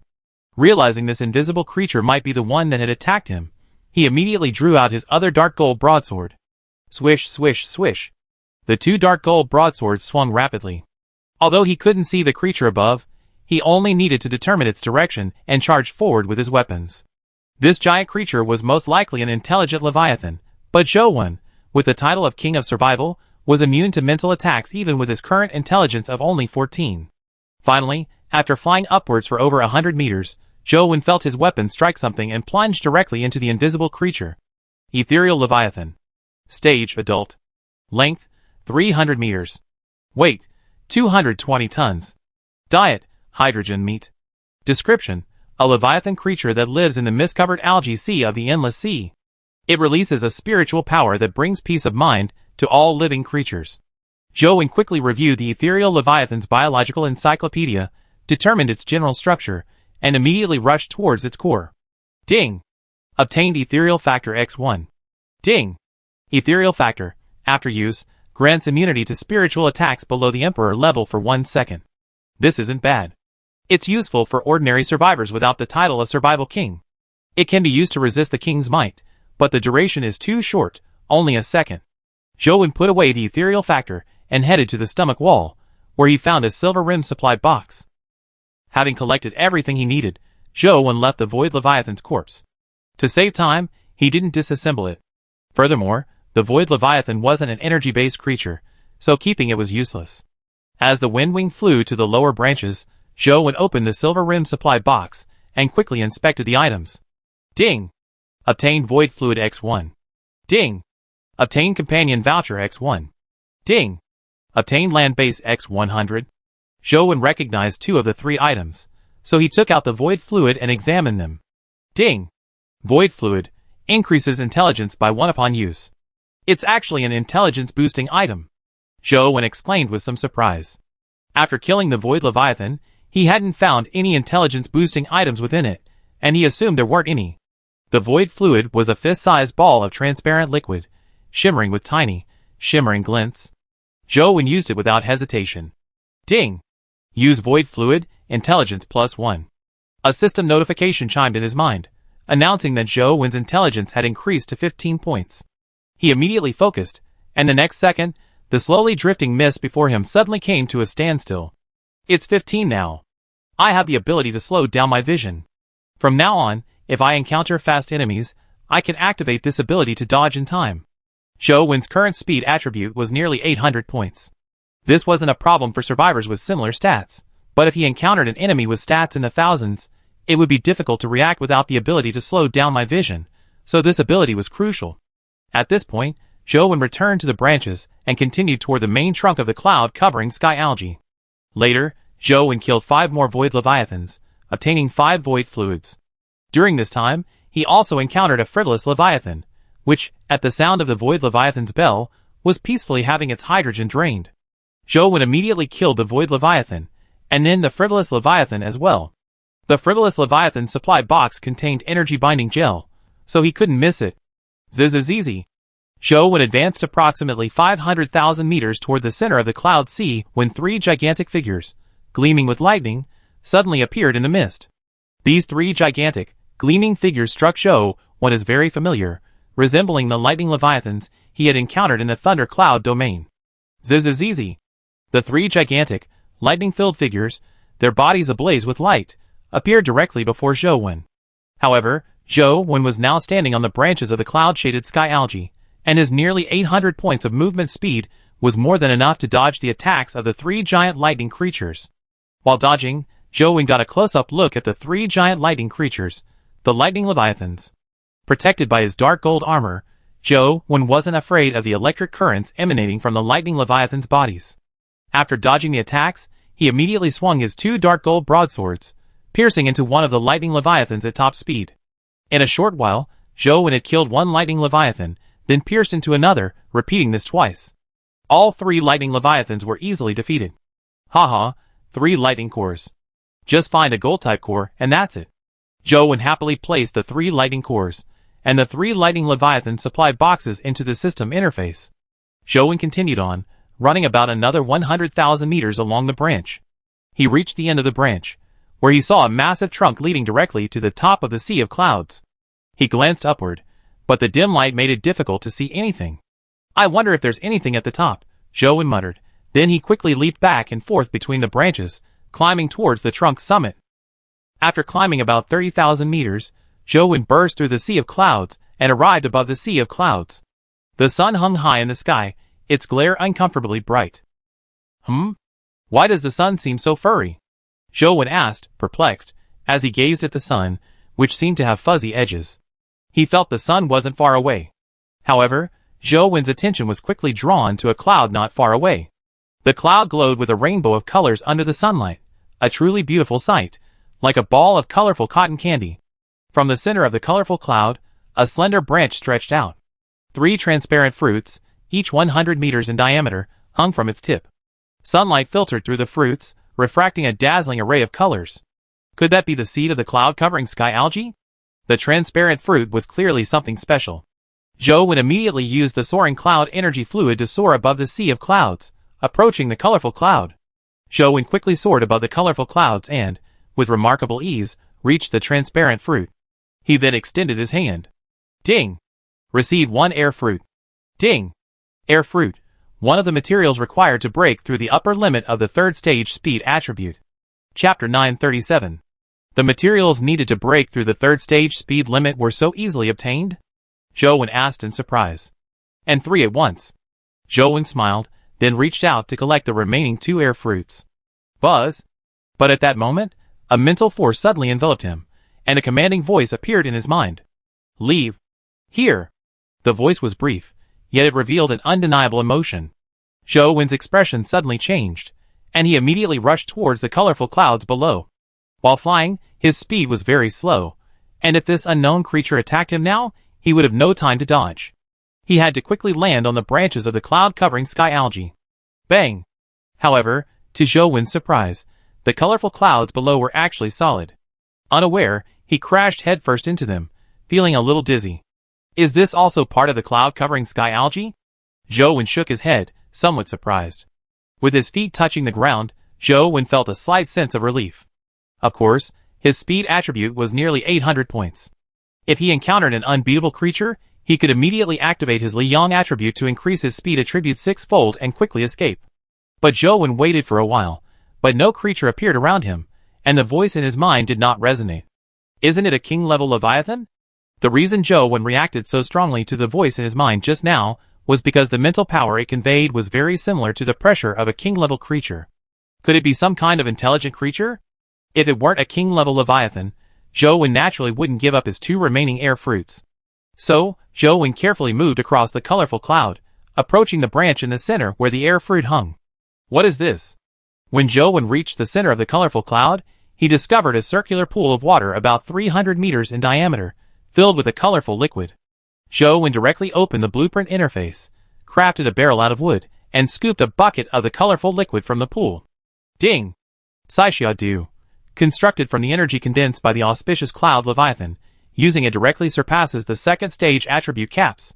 If already in the third stage, each of the 3 attributes increases by 100 points. This? After hearing the description of Saixia-Du in his mind, Zhou-Wen's eyes widened, and he immediately crafted hundreds of barrels. Could the voice in my head just now be the auspicious cloud Leviathan? Zhou-Wen speculated, because a Leviathan creature capable of condensing energy into something like rainbow dew was most likely a king-level Leviathan. Forget it, I won't pick the remaining 2 air fruits. When Zhou-Wen was picking the air fruits, the auspicious cloud Leviathan didn't attack him directly, suggesting it was a relatively easygoing character. However, if he ignored the warning and provoked it, he would surely die in his current state. Taking away all of this rainbow dew is a huge win, Zhou-Wen said, and began scooping up rainbow dew with a wooden bucket. But just as he was scooping the 10th bucket, the colorful clouds beneath his feet suddenly vibrated. Then, a large mass of colorful mist rose up and began to rapidly converge in the air. After a moment, a massive head composed of multicolored clouds appeared in the sky, its enormous, iridescent eyes fixed intently on Zhou-Wen. Zhou-Wen immediately realized that this cloud-like head must be the auspicious cloud Leviathan, and immediately stopped collecting the rainbow dew. I'm leaving now, Zhou-Wen said, quickly stepping back from the pool. The auspicious cloud Leviathan didn't respond, simply staring at Zhou-Wen. Zhou-Wen knew this meant he should leave immediately, so without further delay, he summoned his wind wings and flew out of the cloud sea. But before leaving, Zhou-Wen touched the multicolored clouds beneath his feet. As expected, a notification appeared in the creature encyclopedia about an update. Auspicious cloud Leviathan. Stage, adult. Length, 120,000 meters. Weight, 100,000 tons. Diet, water molecules, sunlight. Description, a king-level Leviathan creature born from the cloud-covering sky algae. It possesses a gentle disposition and releases a wide range of auspicious energy while in midair. Creatures that absorb this energy experience a certain increase in their various attributes. After a while, Zhou-Wen successfully left the Cloud Sea region on his wind-winged wings. He finally breathed a sigh of relief after checking that the auspicious Cloud Leviathan hadn't pursued him. It's indeed a king-level Leviathan creature. Fortunately, it's not very aggressive, otherwise I would have been in danger just now, Zhou-Wen said with some relief. Next, Zhou-Wen took out a bucket of rainbow dew and dipped his hand into it. Under the condensation of the world system's blue light, half the bucket of rainbow dew condensed into a liquid ball. Zhou-Wen immediately consumed the colorful liquid ball. The next second, a system notification chimed in his mind. Ding! Consume the rainbow dew, and your strength will increase by 100, your vitality by 100, and your speed by 100. At this moment, Zhou-Wen suddenly felt the various energies within his body coalescing faster. The energy in the rainbow dew can actually be directly converted into other energies. What a great thing! I should have been quicker, and scooped up a few more buckets earlier, Zhou-Wen said with some regret. Soon after, Zhou-Wen returned to the wooden boat. By this time, the 5 types of abyssal-level energy within his body had increased to 3, and the rate of energy coalescing was much faster than when he was at full strength, consuming the flesh and blood of an abyssal-level Leviathan. Because space on the wooden boat's deck was limited, Zhou-Wen perched the wind wing on the back of Jiang Long's transformed Leviathan. The 3 transformed Leviathans needed to pull the boat, and generally wouldn't dive into the sea. Hao Yu's rainbow feather beast was also perched on the back of her own transformed Leviathan. Upon seeing Zhou Wen's return, Cheng Hui began directing the transformed Leviathan to continue its journey toward the beacon, then handed Zhou Wen the dozen or so new creature meats they had traded. Afterward, Zhou Wen had nothing else to do, so he lay on a deck chair, basking in the sun, while using the new creature meat to increase his various stats.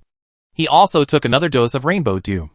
Repeated use of Rainbow Dew wouldn't increase stat points, but Zhou Wen primarily used it to absorb its energy, concentrating various abyssal-level energies within his body. For the remainder of the journey, Cheng Hui and his group encountered no more dangerous creatures. They could handle ordinary Leviathan creatures on their own, without Zhou Wen's intervention. Thus, Zhou Wen passed the next 6 days in a leisurely manner. At noon on the 320th day, a massive island appeared before them. Shortly after approaching, Wang Ziheng, the only remaining powerful figure in Sea Area 9, arrived at the island's landing site and personally greeted them. Chapter 938. Haha, Brother Cheng Hui, you're finally here. This island is very safe. We won't have to drift on the sea anymore. Wang Ziheng greeted Cheng Hui enthusiastically. By the way, who is the powerful person you mentioned in your private message? Wang Ziheng asked after exchanging pleasantries with Cheng Hui. Oh, it's this one. Cheng Hui quickly brought Wang Ziheng to Zhou Wen. Hello, Zhou, right? I'm Wang Ziheng. Nice to meet you. Wang Ziheng introduced himself with a cheerful attitude, then took Zhou Wen's hand with both hands and shook it. But the moment Wang Ziheng grasped Zhou Wen's hand, he deliberately tugged on his arm. Zhou Wen noticed it, but didn't resist, letting him pull him along. Brother Zhou, may I know what stage your character board is at? Wang Ziheng asked casually. Oh, Brother Zhou, don't misunderstand me. I'm not deliberately trying to test your strength. It's just that we need to regroup the survivors from Sea Area 9, so we need to assign responsibilities based on strength, Wang Ziheng explained. However, to show my sincerity, let me first explain my strength. My character panel is fully maxed out at 3 stages. Each of my 3 attributes has a trait that increases their effectiveness by a factor of 4, and my energy trait is at the level of a large Leviathan. Wang Ziheng gave a brief overview of his situation. Since Brother Wang has expressed your sincerity, I won't hide it. My character panel is also at 3 stages, but none of the attributes are maxed out yet. I have a trait that increases strength by a factor of 3, a trait that increases constitution by a factor of 5, and a trait that increases speed by a factor of 2. Zhou Wen elaborated on this to increase his credibility. The energy attribute is a medium-sized Leviathan-level black-red attribute, Zhou Wen said, gathering a layer of black blood energy on his palm. That's not right, Brother Zhou, Wang Ziheng pretended to calculate, then raised a question. Brother Cheng, you traded a lot of different creature meat from me lately. All of that adds up to almost 700 attribute points, but why aren't your 3 attributes maxed out yet? Alas, it's because all my attribute values were suddenly and inexplicably cleared, Zhou Wen said with a hint of frustration. Huh?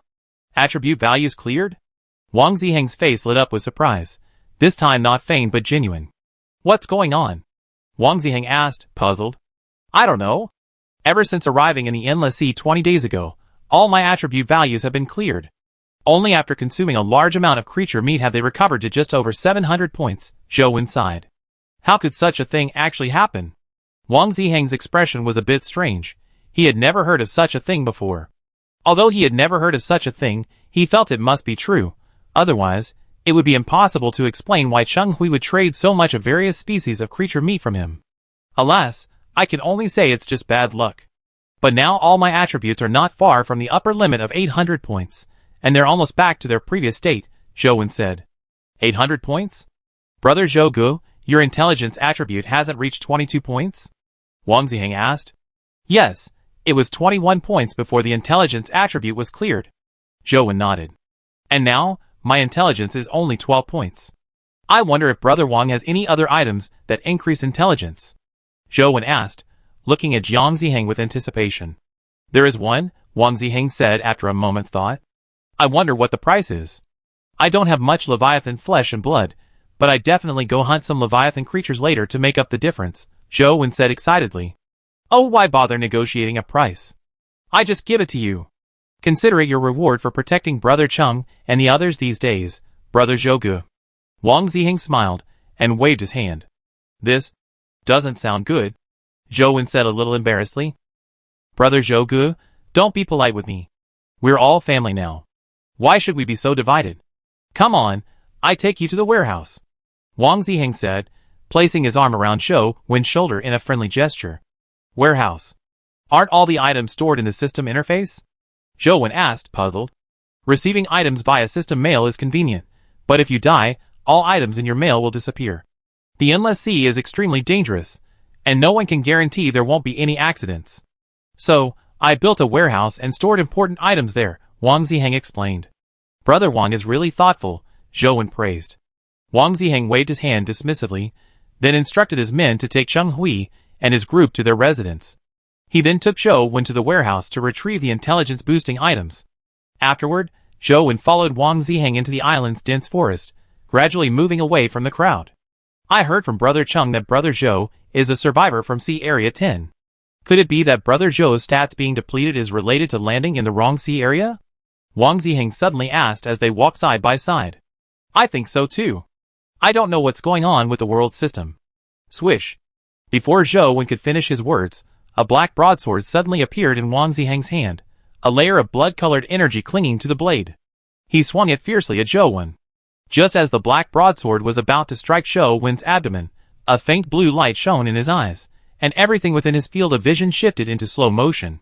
Zhou Wen instantly activated his gold-flowing ability, doubling his speed. The next second, his figure transformed into a streak of golden light, rapidly retreating dozens of meters. Brother Wang, what do you mean by this? Zhou Wen demanded, a puzzled expression on his face. Then, with a flick of his wrist, a spiked long sword appeared in his hand. What do you mean? You're a spy from Sea Area 1. Isn't killing you justified? Wang Ziheng said angrily. I'm not a spy from Sea Area 1. Is there some misunderstanding here? Zhou Wen hurriedly defended himself.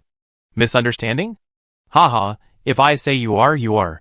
Wang Ziheng, completely losing his pretense, sneered. You? Zhou Wen's face was filled with panic and anger. Die! Wang Ziheng's entire body erupted with 3 colors of light. His strength, constitution, and speed attributes all increased 5-fold. The information he had previously given Zhou Wen was weakened. Whoosh! Wang Ziheng's figure suddenly disappeared, and he was in front of Zhou Wen in almost an instant. Chapter 939. Just as Wang Ziheng was about to swing his black sword to cut Zhou Wen in half, he noticed the expression on Zhou Wen's face. The panic and anger that had marked him vanished, replaced by a calm, unwavering composure. Something's wrong.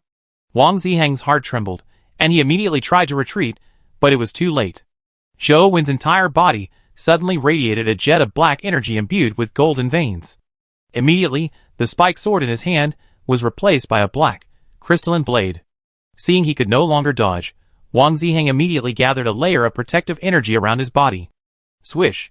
The black, crystalline blade swung upwards, effortlessly slicing through Wang Ziheng's body. The blood-red energy on his body had no effect at all. You? Who exactly are you? Wang Ziheng's eyes widened in disbelief, as he stared at the Liang blade in Zhou Wen's hand. A weapon capable of easily slicing through the massive Leviathan energy on his body could only be a Sea Abyss-class weapon, and survivors capable of wielding Sea Abyss-class weapons were generally top-tier experts. But Wang Ziheng could no longer get an answer. His body slowly split in half, gushing out blood. Ah! Trouble. Zhou Wen didn't actually want to kill Wang Ziheng. He was clearly being followed by someone, most likely a powerful figure from Sea Area 1. He didn't want to provoke the ruler of Sea Area 1. So, he had initially maintained a relatively humble attitude when communicating with Wang Ziheng. He hadn't expected Wang Ziheng to turn hostile so quickly, and for no apparent reason. Why is this? Isn't he gathering the scattered survivors from Sea Area 9 to capture them all? Zhou Wen asked, somewhat puzzled. No, we have to leave immediately. Wang Ziheng still had many subordinates. Once they discovered their boss was dead, they would likely contact the powerful figures behind Wang Ziheng.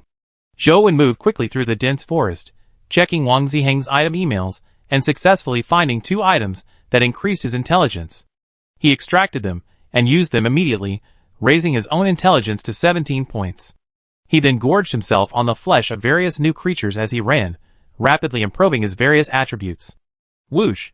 Suddenly, a fireball with a diameter of 10 meters plummeted from the sky, slamming heavily into the air not far ahead, like a falling meteor.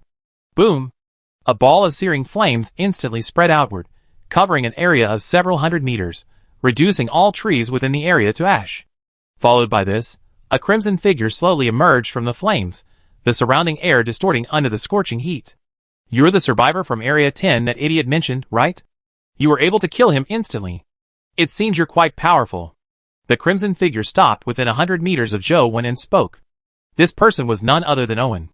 "I can also do what you wanted Wang Ziheng to do," Zhou said. He didn't want to clash with Sea Area 1. What do I want Wang Ziheng to do? Tell me, Owen asked with interest.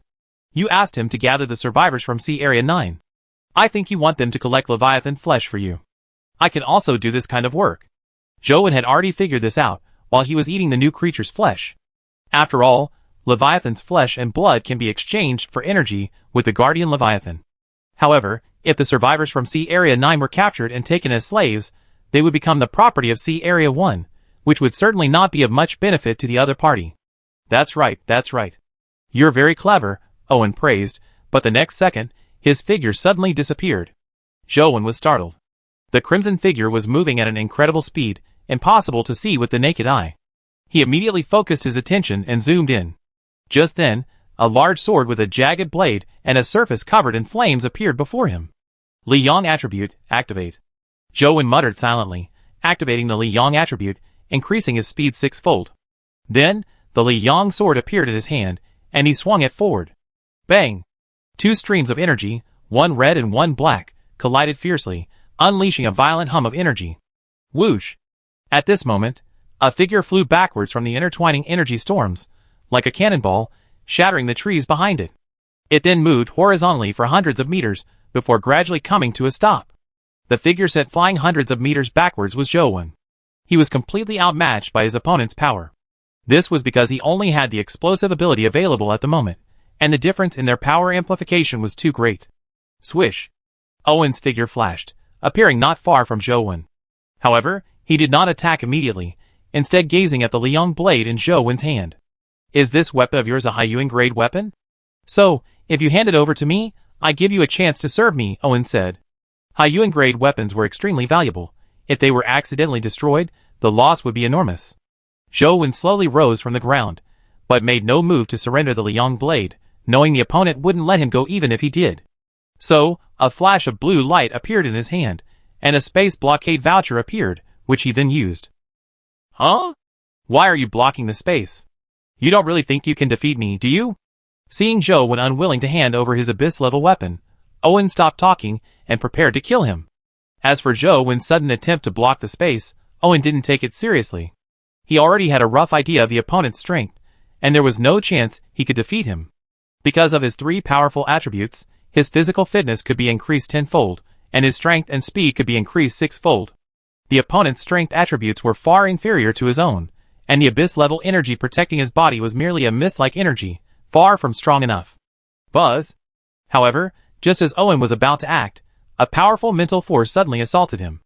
Wang Wei. Owen was horrified and immediately retreated, trying to escape Wang Wei's range. But at this moment, Zhou activated his moon shuttle ability, increasing his speed by 20%, instantly boosting it to 7,560 points, and he immediately caught up.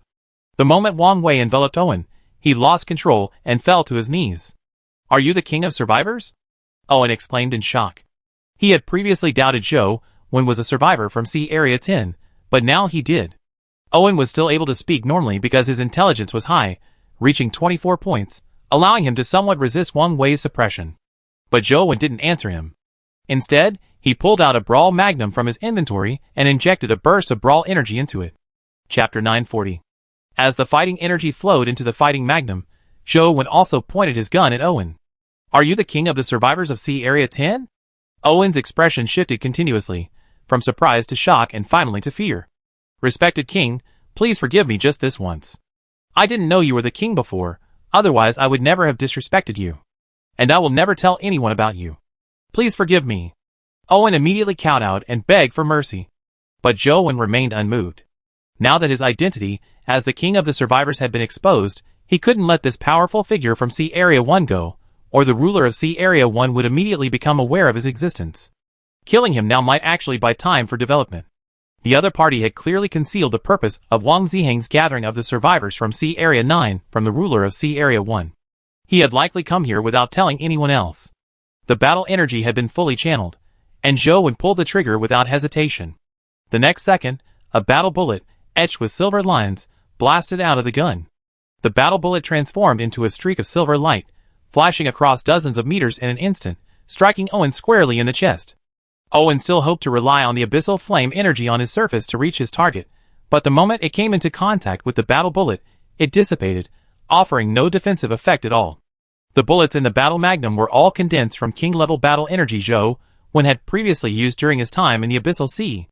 Naturally, abyssal-level energy was no match for them. This is king-level. Owen's astonished words hadn't yet been uttered when the battle bullet had already struck him. I hope the people in Sea Area 1 discover us later, Zhou Wen said solemnly.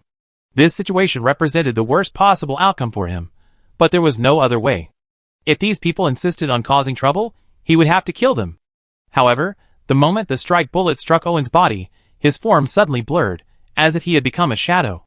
The strike bullet pierced through Owen's ethereal form, flew hundreds of meters, and landed on the rocky mountain behind him, piercing through the entire mountain, leaving a straight hole 1 meter in diameter with a mirror-smooth interior. Owen's body suddenly shifted backwards several hundred meters, leading him directly out of Zhou Wen's range of Wang Wei. Once his ethereal state was released, he immediately rushed out of the island. Using a space blockade voucher requires a general range, and this island served as the space blockade's range. By dashing a certain distance beyond the island, he could leave the blockade. Is that some kind of trait? Zhou Wen frowned, a hint of confusion crossing his face. But he didn't dwell on it, and immediately gave chase, consuming the new creature's flesh as he went, boosting his various attributes. Owen's speed wasn't much different from Zhou Wen's. Although his character panel was only at the 3rd stage, he had once obtained an item that increased the upper limits of 3 attributes. Thus, all 3 of his attributes had reached 1,000 points. With the 6-fold amplification effect of his speed-related traits, his current movement speed reached 7,000 points. Zhou Wen currently had both the Liang and Yu Shuttle traits activated. With the dual amplification, his speed attribute was around 7,600 points, making it difficult for him to catch up to Owen instantly. Bang! Zhou Wen was aware of Owen's attempt to escape the spatial blockade. To prevent him from escaping, he pulled the trigger again, firing another strike bullet. Swish! The bullet instantly struck Owen, hundreds of meters away. However, Owen transformed into a shadow again, dodging the bullet once again. However, this time, Owen's shadow didn't move away from Zhou Wen.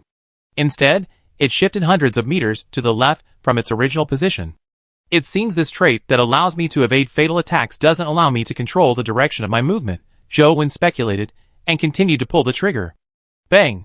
Bang! Bang! Bang!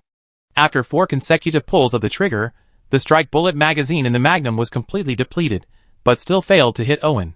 Could his trait allow me to evade fatal attacks forever? Zhou Wen asked grimly. By this time, Owen had already reached the outskirts of the island.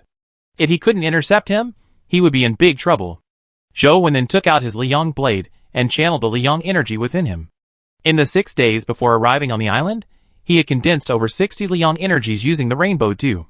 He had originally intended to conserve them, but now he was clearly out of luck. Swish, swish, swish. Zhou Wen swiftly swung the Liang blade, each swing sending a Liang energy blade flying. In an instant, Zhou would unleash 10 Liang energies, sealing off all the space within which Owen could evade. Owen, relying on his outward mental power to detect the impact, quickly dodged the first 6 Liang energy blades, but was ultimately struck by the 7th. However, to Zhou Wen's surprise, this time, Owen's form didn't dematerialize, and the Liang energy blade successfully landed on him. However, the Liang energy blade was, after all, ocean abyss level energy, and the flame energy that protected Owen was also ocean abyss level, so it didn't cause much damage, merely delaying his movement. But that delay was exactly what Zhou Wen needed. A second was enough time for him to catch up with Owen. Buzz! Zhou Wen flashed, appearing dozens of meters away from Owen. Wang Wei instantly unleashed his might. Owen, who had just managed to stabilize himself and attempt to flee, was once again pinned down by Wang Wei. Zhou Wen immediately sheathed his Liang blade, swapping it for the flame-splitting blade, and charged directly at Owen. But this time, Owen's face didn't show any fear. He even smiled. You used up all your king-level energy, haven't you? Owen grinned, a hint of triumph. The next second, a terrifying aura emanated from his body. Zhou Wen's expression changed drastically upon sensing this aura, unmistakably that of a king-level Leviathan. He immediately stepped back. Boom! In an instant, a golden flame erupted from Owen's body. At this moment, a massive golden shadow suddenly appeared in the sky, completely obscuring the entire island. Immediately, a king-level pressure poured down, enveloping the island. Under the enveloping pressure, Zhou Wen's kingly might was instantly negated, and Owen instantly recovered from the suppressed state. Whoosh! Owen's figure flashed, charging directly towards Zhou Wen. Chapter 941. Zhou Wen immediately moved back to distance himself. The opponent's entire body was now radiating golden flames, clearly some kind of king-level energy. But just as Zhou Wen reached the center of the island, Owen suddenly stopped pursuing him and flew into the air. Then, he raised his arm, and instantly, the golden flames on his body and the golden shadow in the air all transformed into energy, converging towards his palm. In a split second, a golden flaming energy ball with a diameter of 100 meters condensed in Owen's palm. With your strength, you can actually hold the title of King of Survival? It seems that the strength of Sea Area number 10 isn't that great either. Now, surrender your title of King of Survival. As soon as he finished speaking, Owen threw the 100-meter-long golden flaming energy ball in his palm towards Zhou Wen. As he fled, Zhou Wen paid no attention to what Owen said, dashing non-stop towards the island. Even if the opponent possessed king-level energy, it was meaningless if he couldn't hit him. Swoosh! The moment Owen threw the golden flame energy ball, it suddenly transformed into a streak of golden light, appearing almost instantly at Zhou Wen's location. Fighting attribute, activate. Zhou Wen's expression was startled, and he immediately activated the fighting attribute. A mist of fighting energy emerged around him, then, at his speed of over 7,600 points, instantly solidified. Boom! The moment the golden flame energy ball touched the ground, it exploded with a deafening roar, resounding through the heavens and earth, shaking the entire island. Then, the golden flame, brimming with terrifying energy, suddenly spread out, encompassing a 30,000-meter radius. All vegetation, trees, and rocks within it vaporized and vanished. Instantly, a golden fireball tens of thousands of meters tall rose above the island, like a golden sun rising above it, its size covering nearly a third of the island's surface. Zhou Wen, closest to the explosion, was instantly engulfed by the golden flames. The defensive energy surrounding him dissipated, and the dark gold armor on his body vaporized under the intense heat. Ha ha ha! Now that I earned the title of King of Survival, I can finally join the ranks of the top warriors of Sea Area 1. Owen couldn't help but burst into laughter as he gazed at the blazing golden flames before him, his entire body in a state of extreme excitement. He was well aware of the difference between a survivor and the King of Survivors. They were two completely different species. If Zhou Wen hadn't possessed a warp ability that allowed him to evade fatal attacks during his earlier battle, he would have been dead by now. This warp ability was obtained from the corpse of a warp leviathan while he was out exploring. Its effect is that it automatically triggers when encountering a fatal attack. However, each triggering consumes 1 warp energy. Owen only has 10 warp energy within him, and he has already used 6, leaving 4. These are his only 4 remaining warp energy, as condensing warp energy requires absorbing dark matter, an element he has no idea how to obtain. The reason he was able to condense these 10 warp energy within his body was because he had obtained 10 dark matter containers from the warp leviathan supplied box. Huh? What's going on? Why haven't I received the other party's email yet? Owen's smile faded, replaced by confusion. More than 10 seconds had passed since the golden flame energy ball exploded. Isn't he dead? Owen asked, a look of disbelief crossing his face. Impossible. How could he not be dead? Owen immediately shook his head in denial. Because their Sea Area 1 Guardian Leviathan, the Golden Flame Leviathan, was already much more powerful than the average King-level Leviathan. After consuming the core of Sea Area 9's Guardian Leviathan, its energy intensity was greatly increased. Even if the Survivor King of Sea Area 10 possessed some kind of King-level defensive energy, he wouldn't be able to withstand the burning of the Golden Flame energy. Just as Owen was constantly wondering what had gone wrong, the golden flames ahead of him suddenly began to shrink rapidly, as if something within them was absorbing the flames.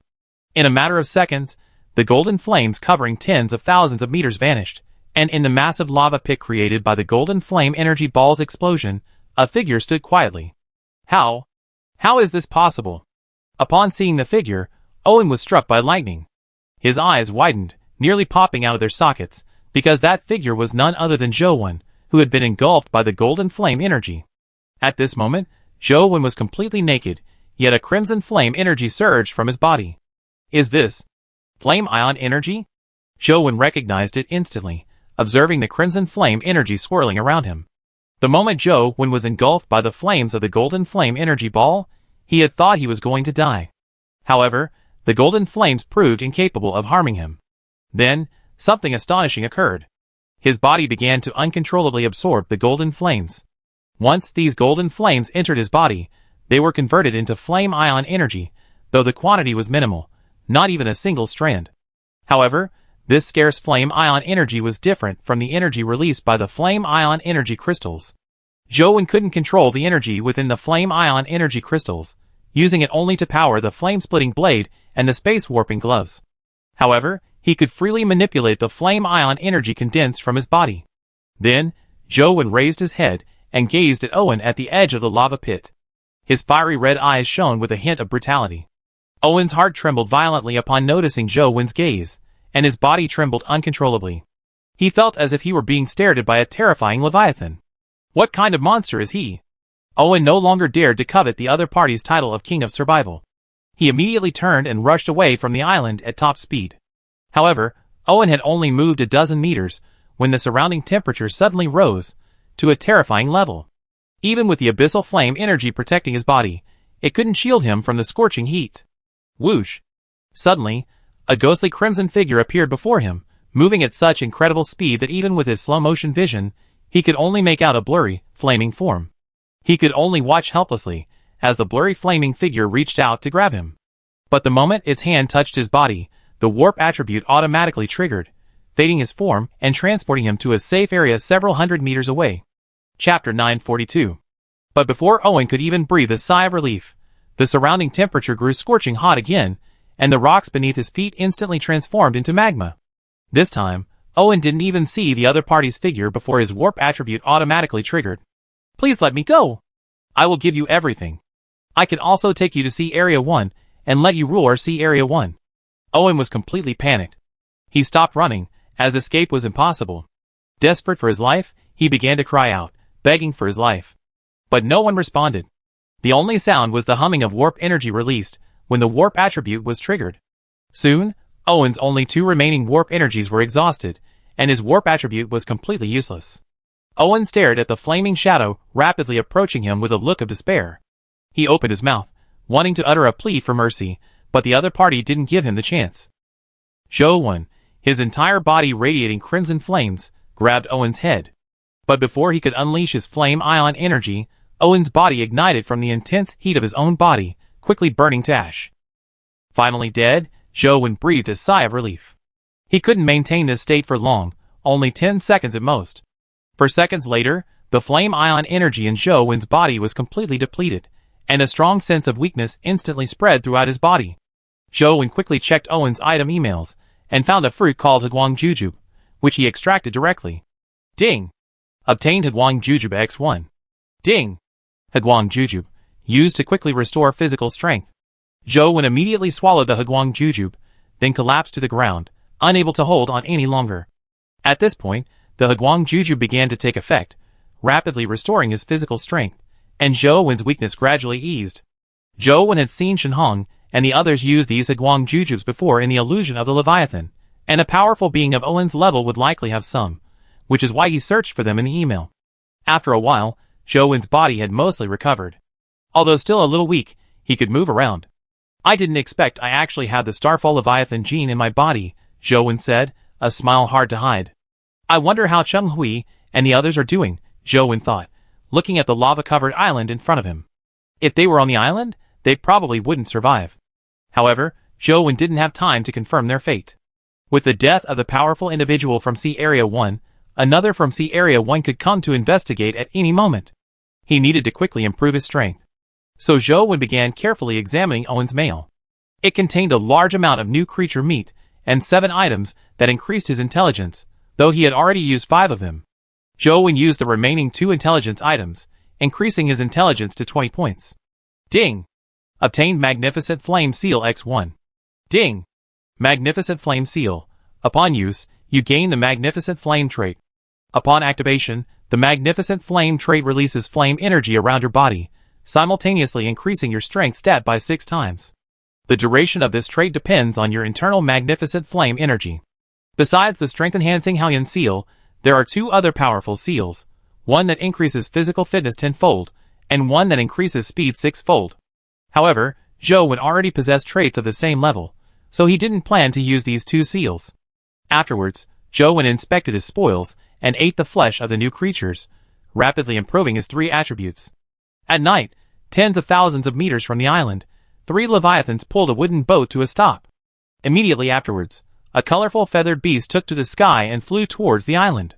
At this point, the lava near the coast had cooled. Zhou Wen found a spot, placed several land blocks on the ground, and then built a small wooden cabin on top of the land blocks. Zhou Wen was sitting on a wooden bed inside the cabin, checking his character attribute panel.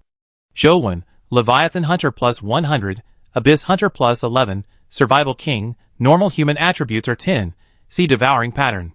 Intelligence, 20/25, Shockwave, Impact, Purple Charm. Strength, Dead Silence 1500/1500, Combustion, Explosion, Black Flame, Golden Thunder.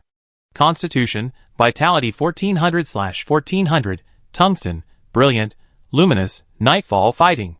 Speed, 1100/1100, Levitation, Liyong, Moon Shuttle, Escape, Swimming Gold. Genes, Swimming Gold Shark, Purple Conch. Rating, a humanoid Leviathan reaching the level of a small Leviathan. Finally, all 3 attributes are maxed out, Zhou Wen said with a smile, looking at his character attribute panel. Once the Haoyan Leviathan's genes are successfully integrated, we can place the Haoyan seal behind the strength attribute. In Owen's loot email, Zhou Wen discovered a Haoyan Leviathan skeleton. He then used the bone marrow to create a Haoyan Leviathan genetic potion. However, the ingredients listed in the recipe for the genetic potion differed slightly from the one Zhou Wen had previously obtained on the survival planet. The heterocerebral factor was replaced with a genetic conversion fluid. Thankfully, Owen had a genetic conversion fluid in his belongings, allowing Zhou Wen to create the Haoyan Leviathan genetic potion. But after creating the Haoyan Leviathan genetic potion, Zhou Wen discovered a problem. The Haoyan Leviathan's genes lacked any special abilities. Haoyan Leviathan was also an Abyssal-class Leviathan, so it should have special abilities. This puzzled Zhou Wen.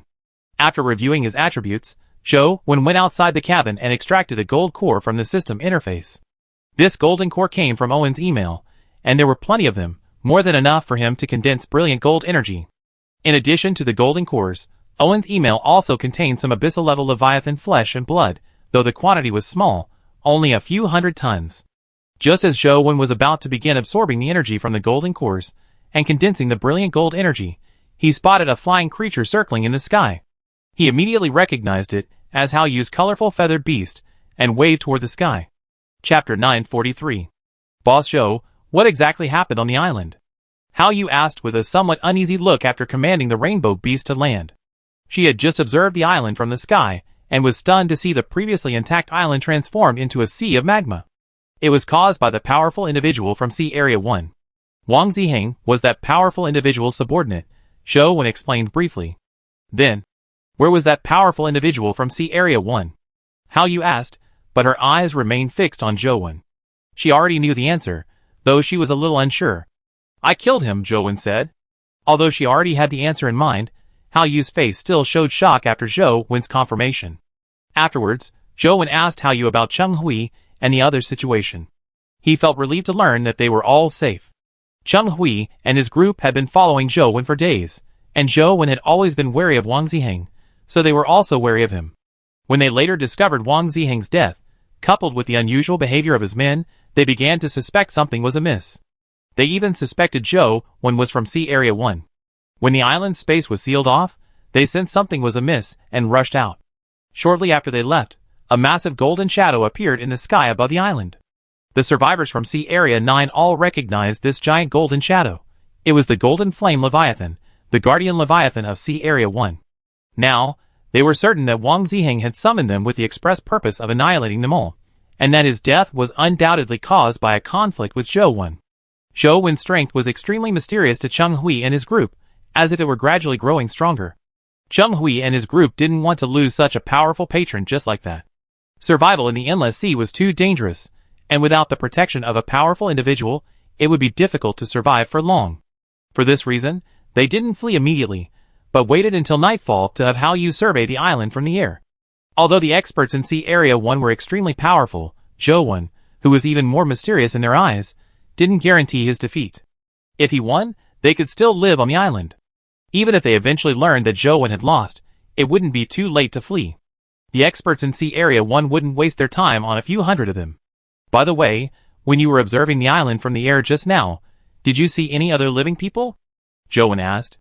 Besides Cheng Hui and his group, there were also hundreds of Wang Ziheng's men on the island. If they were still alive, they had to be eliminated immediately. No one was seen. The entire island has become a sea of magma. Aside from you, Boss Zhou, no one else was alive. Hao Yu shook her head. Go check carefully again. Once you're sure no one is there, let Cheng Hui and the others go to the island, Zhou Wen said after a moment's thought. If Wang Ziheng's men were all dead, then there wouldn't be any need to worry about any powerful individuals from the First Sea arriving anytime soon. After all, without anyone accompanying them, they wouldn't know the island's location. Yes. Hao Yu nodded, then leaped onto the back of the colorful feather beast and began a low-altitude survey of the entire island. Zhou Wen began absorbing the energy from the golden core and the lightning core, condensing the brilliant gold energy and golden thunder energy within his body. Some time later, 3 transformed leviathans arrived on the island, pulling a wooden boat. Cheng Hui and his companions were shocked upon seeing the drastically transformed island. Zhou Wen allowed them to temporarily reside on the island. He then gave Cheng Hui the useless items from Wang Ziheng and Owen's lute mail, allowing them to divide it among themselves. These 2 tricolor crystal fruits, one for each of you. Zhou Wen handed 2 fruits, each crystalline and resembling a star fruit, but with 3 corners, one each in red, yellow, and blue, to Hao Yu and Jian Long. The tricolor crystal fruit was something Zhou Wen found in Owen's lewd mail. Consuming it allows one to directly advance from stage 1 to stage 2. Thank you, Boss Zhou. Hao Yu and Jian Long excitedly expressed their gratitude to Zhou Wen. After all, they had been stuck in stage 1 for a long time, and with these tricolor crystal fruits, they could finally enter stage 2. After Hao Yu and Jian Long left, Zhou Wen summoned Cheng Hui and gave him a rainbow dew, allowing him to enter stage 3. He also gave him Wang Ziheng's 3 powerful traits. However, these powerful traits currently lacked corresponding genetic potions, and Cheng Hui would have to slowly gather the materials for them himself. Take these 10 tricolor crystal fruits. Among the remaining people, give them as rewards to whomever you deem trustworthy, Zhou Wen said to Cheng Hui. After all, Zhou Wen wasn't from Sea Area 9. Once the trial began, he'd likely have to return to Sea Area 10, leaving them all to survive on their own. Thank you, Boss Zhou. Cheng Hui looked at the items in his hands, momentarily at a loss for words. Even when Sea Area 9 still existed, its experts wouldn't have been so kind to ordinary survivors like them. Then, Zhou Wen waved Cheng Hui off and continued to condense brilliant gold and golden thunder energies. The evening passed quickly, and in the blink of an eye, it was day 321.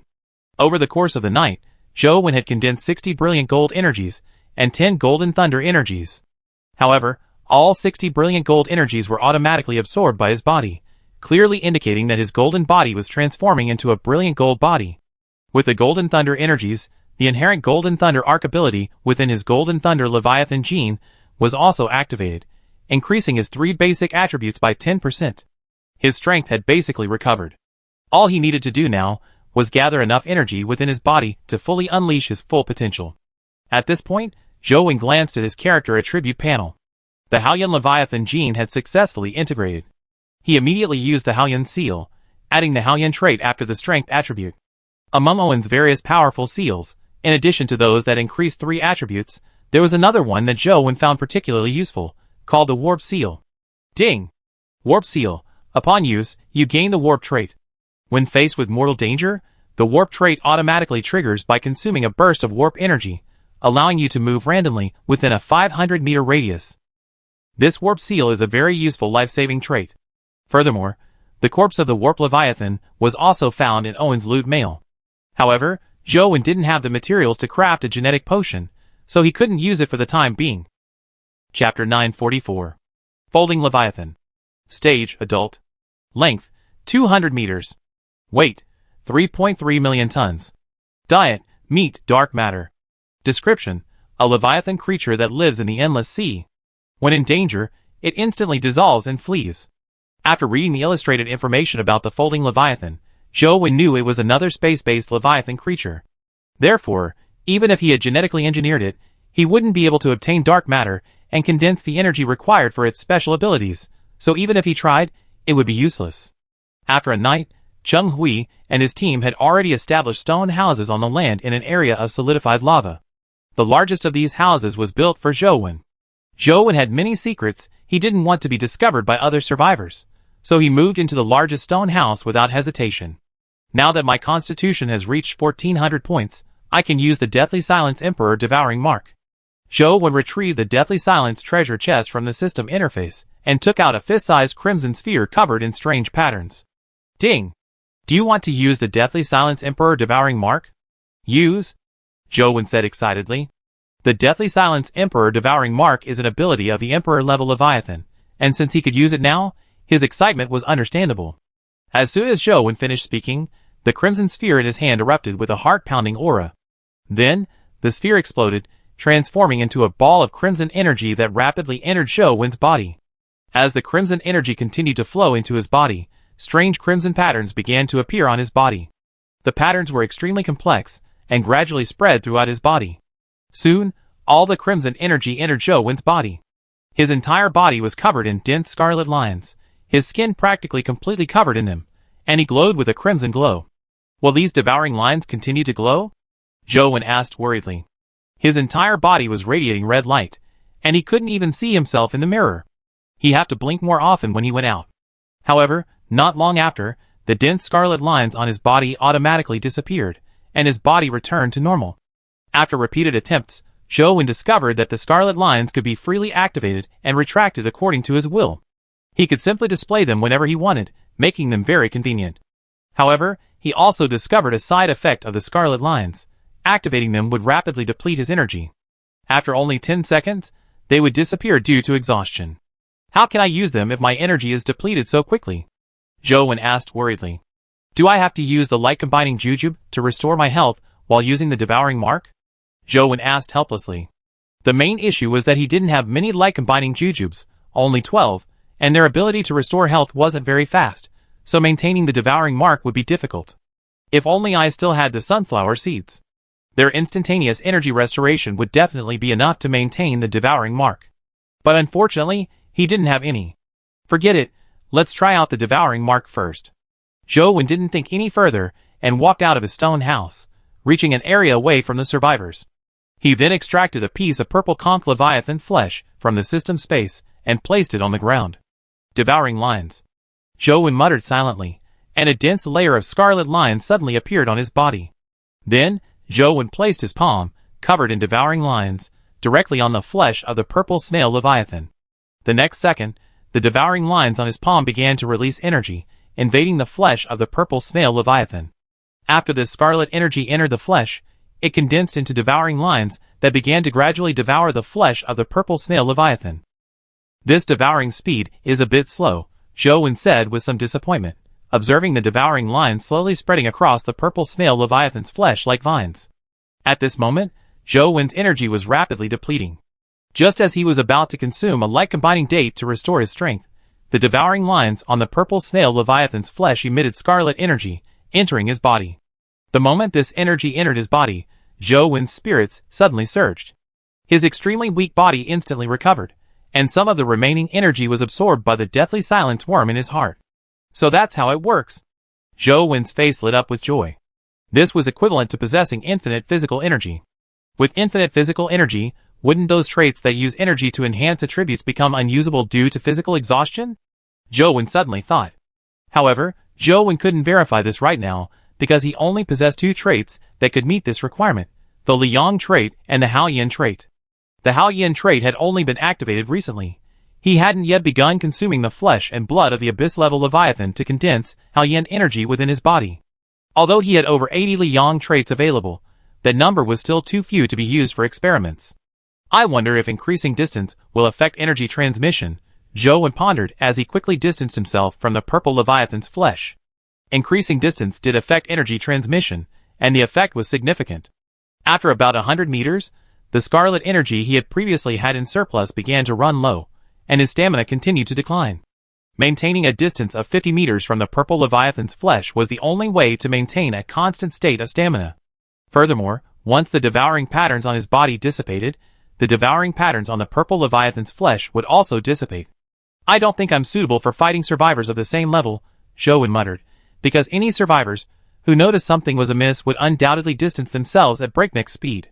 According to the devouring mark system description, the greater the level gap, the faster the devouring speed. My current character panel is a small leviathan. So, if I devour the flesh and blood of an ordinary leviathan creature, what will the effect be? Zhou directly took out a piece of ordinary leviathan flesh and blood and used the devouring mark on it. This time, the devouring mark spread extremely quickly, like a flame burning cotton wool. The large piece of ordinary leviathan flesh and blood was completely devoured in a minute. In an instant, a large amount of scarlet energy poured into his body. After restoring his physical strength, the remaining energy was completely absorbed by the deathly silence worm in his heart. Can't I absorb the energy generated by the devouring mark myself? Zhou asked, somewhat puzzled. Is it because I don't have the deathly silence emperor gene? Zhou felt that this was likely the case. In other words, even if he possessed the devouring mark at the moment, he couldn't fully utilize its true effect. But it can be used to restore physical strength. With the devouring mark, Zhou would no longer fall into a state of weakness whenever he was in the presence of leviathan flesh and blood. Chapter 945. After finishing his experiment, Zhou was about to return to the stone house when a sudden inspiration struck him, a method that would guarantee continuous recovery of his physical strength during battle. If I leave a devouring mark on a piece of abyssal-grade leviathan flesh and then consume it, wouldn't that prevent the physical exhaustion caused by the distance? Thinking of this method, Zhou immediately tried it out. He first took out a piece of abyssal-grade leviathan flesh and cut it into long strips of suitable size for direct consumption. Then he activated the devouring mark, leaving a devouring mark on the long strip of abyssal-grade leviathan flesh and swallowed it directly. Because the level of the abyssal-grade leviathan flesh was much higher than Zhou, the devouring mark's effect was slow. However, due to its higher level, the scarlet energy released by the devouring mark was considerable. Soon, Zhou used his mental power to observe his internal body and confirmed that the abyssal-grade leviathan flesh in his stomach was continuously releasing crimson energy, which was then directly absorbed by his body. However, because abyssal-grade leviathan flesh is difficult to devour, the energy released was insufficient, not enough to sustain his physical energy consumption. However, Zhou was not in a hurry. Since a single strip of abyssal-grade leviathan flesh couldn't release enough energy to restore his physical strength, he would eat a few more. After that, Zhou swallowed 20 strips of flesh in one breath, which was already the limit of his stomach's capacity. At this point, his energy consumption and replenishment had completely balanced. Still not working, Zhou sighed. Although his energy consumption and replenishment were balanced, he still consumed energy during combat, so he needed a surplus to maintain his unlimited energy during battle. Perhaps once my character panel reaches the level of a medium-sized leviathan, I should be able to increase my devouring speed and release more energy, Zhou pondered. Next, Zhou returned to the stone house and continued to condense the brilliant gold energy and golden thunder energy. About an hour later, the strips of abyssal-grade leviathan flesh with devouring patterns in his stomach were completely devoured, and the devouring patterns on his body also lasted for an hour. The deathly silence worm absorbed so much scarlet energy before, but I haven't seen any changes. Zhou used his mental power to check the status of the deathly silence worm in his heart.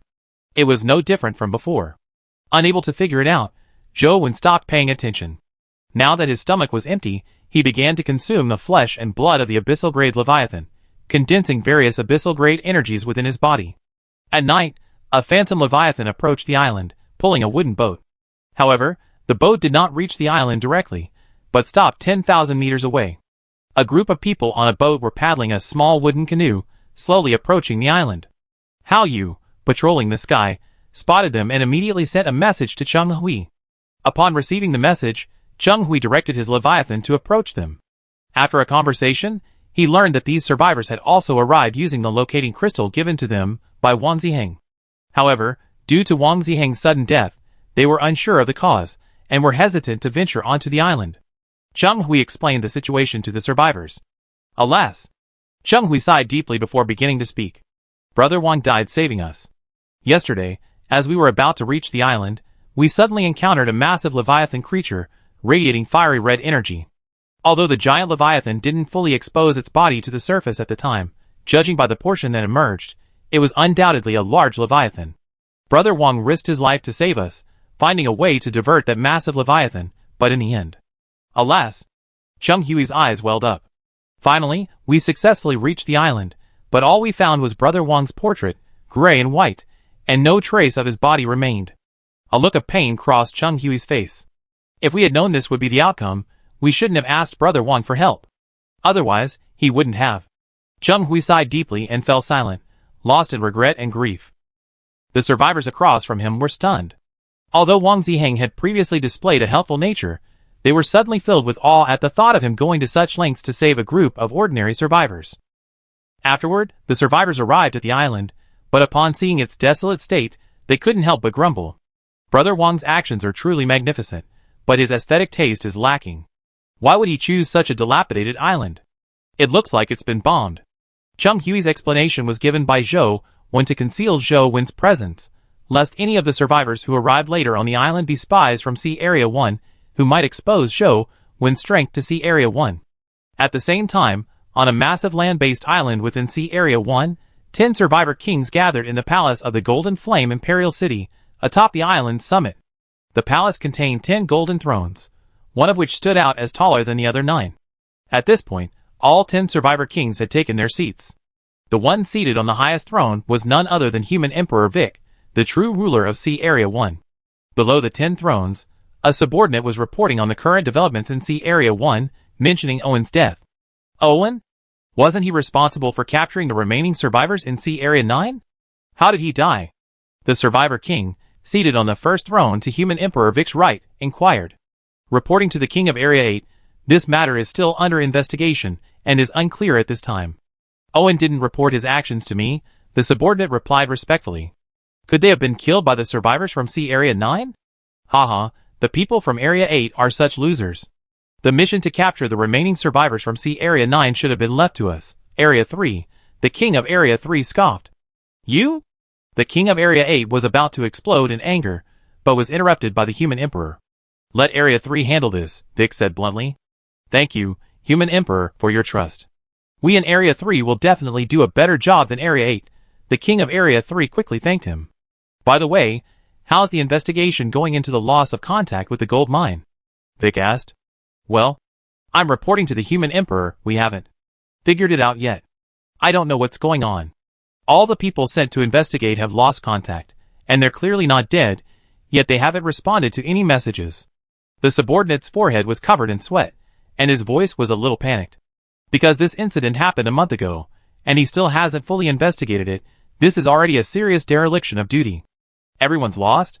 Could it be that a high-level intelligent Leviathan has taken control of the mining area? Vic pondered for a moment, then turned his gaze to the King of Area 8. Go and handle this matter. Don't make any more mistakes. Vic's tone was calm, but to the King of Area 8, it sounded like the whisper of death. Yes. Human Emperor. The King of Area 8 quickly stood up and respectfully accepted the task. Chapter 946. Sometime later, after their subordinates reported on the developments in Sea Area 1, 9 of the 10 survivor kings vanished in a flash of blue light. Only the King of Area 8 remained for a moment. Although the survivors of Sea Area 1 had built a massive island near the Golden Flame Leviathan, most of them remained there, instead exploring the endless ocean. The 10 survivor kings followed suit, though they would periodically have their subordinates accompany them to the island to learn about the developments in Sea Area 1. If they encountered any difficult issues, they would personally handle them. The slaves captured from Sea Area 9 were used to mine, cultivate seaweed, and grow crops, providing the basic supplies needed for the development of Sea Area 1. Send another exploration team. When they reach the gold mining area, have them send me an invitation to accompany them. The King of Area 8 said this to his subordinates before ending their journey and vanishing in a flash of blue light. At this moment, in an underwater gold mining area in Survivor Area 1, a large number of ragged survivors swam out of the gold mine and handed their gold ore to a survivor at the cave entrance. This survivor collected the gold ore through the system interface and then sent it back to the survivors on the island above sea level responsible for smelting the gold ore. Everything seemed perfectly orderly, except for the strange fact that the eyes of those ragged survivors were all a strange blue. In the center of the smelting island stood a golden palace. Inside, a survivor was continuously consuming various Leviathan creatures' flesh, his body emitting a black energy. At this moment, a subordinate from outside the palace entered and reported to the survivor, whose body was radiating black energy, about the situation in Survivor Zone 1. Lord Miles, I just received word that the human emperor has dispatched the king of Zone 8 to investigate. How should we respond? The subordinate inquired. Yes, the survivor radiating black energy was none other than Miles, the alien brain king. He had entered the Endless Sea over 80 days ago, following the fall of the Abyss.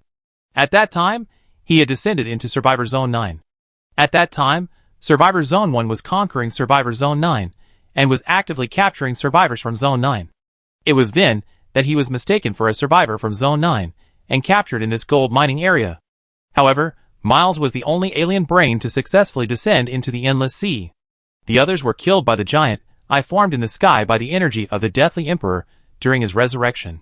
If its mental strength hadn't reached the king level, barely reaching the power of the Deathly Silence Emperor, it would have been dead by now. After arriving at the gold mining area, Miles first pretended to be a survivor of Sea Area 9 for a month. Then, he began to control and supervise the powerful Sea Area 1 survivors in the gold mining area, and then slowly transformed all the survivors of Sea Area 9 into alien brains. Of course, transforming everyone into alien brains would definitely be detrimental to development, so Miles left the survivors of Sea Area 1 in the gold mining area. However, these survivors of Sea Area 1 were also injected with the alien brain factor. If they showed any intention of rebellion, they would be corrupted by the alien brain factor and turned into ordinary alien brains. Miles also understood the importance of employing people. Simply threatening them with the alien brain factor wouldn't earn their services, so he needed to offer some rewards. The reward Miles could offer was, naturally, the genetic potion. 3 bottles of the potion, containing 10 king-level Leviathan genes, were awarded to the 3 best-performing survivors from Area 1. After the other survivors from Area 1 learned of Miles's ability to instantly grant them 10 abyssal-level energies, they practically regarded him as a god, a feat not even the human emperor could achieve. As a result, the survivors from Area 1 began to follow Miles wholeheartedly. Miles was generous with his 10 king potion, having already rewarded 10 people. Finally, he didn't have to worry about these survivors betraying him as their strength grew. With a single thought, all those possessing the 10 king genes would become his kind. Relying on the 10 Kings potion, Miles gradually extended his tentacles into the upper echelons of Survivor Area 1. He was instantly aware of every move within Survivor Area 1. We can't engage in conflict with the human emperor of Area 1 just yet. Let's transfer our personnel to other mining areas. Miles opened his purple eyes, a scarlet glow emanating from their irises. Yes. Upon receiving the order, his subordinates immediately withdrew and began messaging the other survivors, instructing them to begin transferring their alien brains. It's almost there. The Deathly Emperor's genes are almost integrated successfully, Miles said with a smile. Inside the chest cavity of Miles's survivor body was a pitch-black insect that resembled a dead bloodworm. If Zhou were here, he would have recognized the insect instantly, for it was none other than the Deathly Silence worm. At this moment, Miles's main body was enveloping the Deathly Silence worm with its numerous tentacles, then slowly consuming it with black energy, devouring its body, and acquiring the Deathly Silence Emperor's genes. The Deathly Silence worm had suddenly and spontaneously condensed within his body on the 210th day. After sensing its aura, he knew it was connected to the Deathly Silence Emperor. Then, Miles began devouring the Deathly Silence worm bit by bit. The process was slow, but he had already devoured 2/3 of it. Another month or 2 would be enough to completely acquire the Deathly Silence Emperor's genes. On the morning of the 322nd day, Zhou body contained hundreds of various abyssal-level energies. Clad in golden scale armor, he appeared to the newly arrived survivors as just another ordinary survivor, walking among the passing crowds, unnoticed. When Zhou reached a deserted corner, he summoned Xingfenjai. After so many days, Xingfenjai had been completely eroded by the dead bloodworms, and a layer of dead blood energy had emerged on its surface. Zhou lightly leaped onto the swooping Xingfenjai's back, then controlled it to fly in a straight line away from the island. Previously, he had received an Ocean Abyss-level Leviathan hunting ticket in Owen's email. As the name suggests, it was similar to a King-level Leviathan hunting ticket, except that it summoned an Ocean Abyss-level Leviathan creature. Owen's loot email contained no other high-level Leviathan flesh and blood, save for the several hundred tons of Ocean Abyss-level Leviathan flesh and blood. He had probably fed all of it to the Golden Flame Leviathan in exchange for that one Golden Flame energy. Chapter 947. Hundreds of tons of abyssal-grade Leviathan flesh and blood would certainly not be enough for Zhou Wen to consume.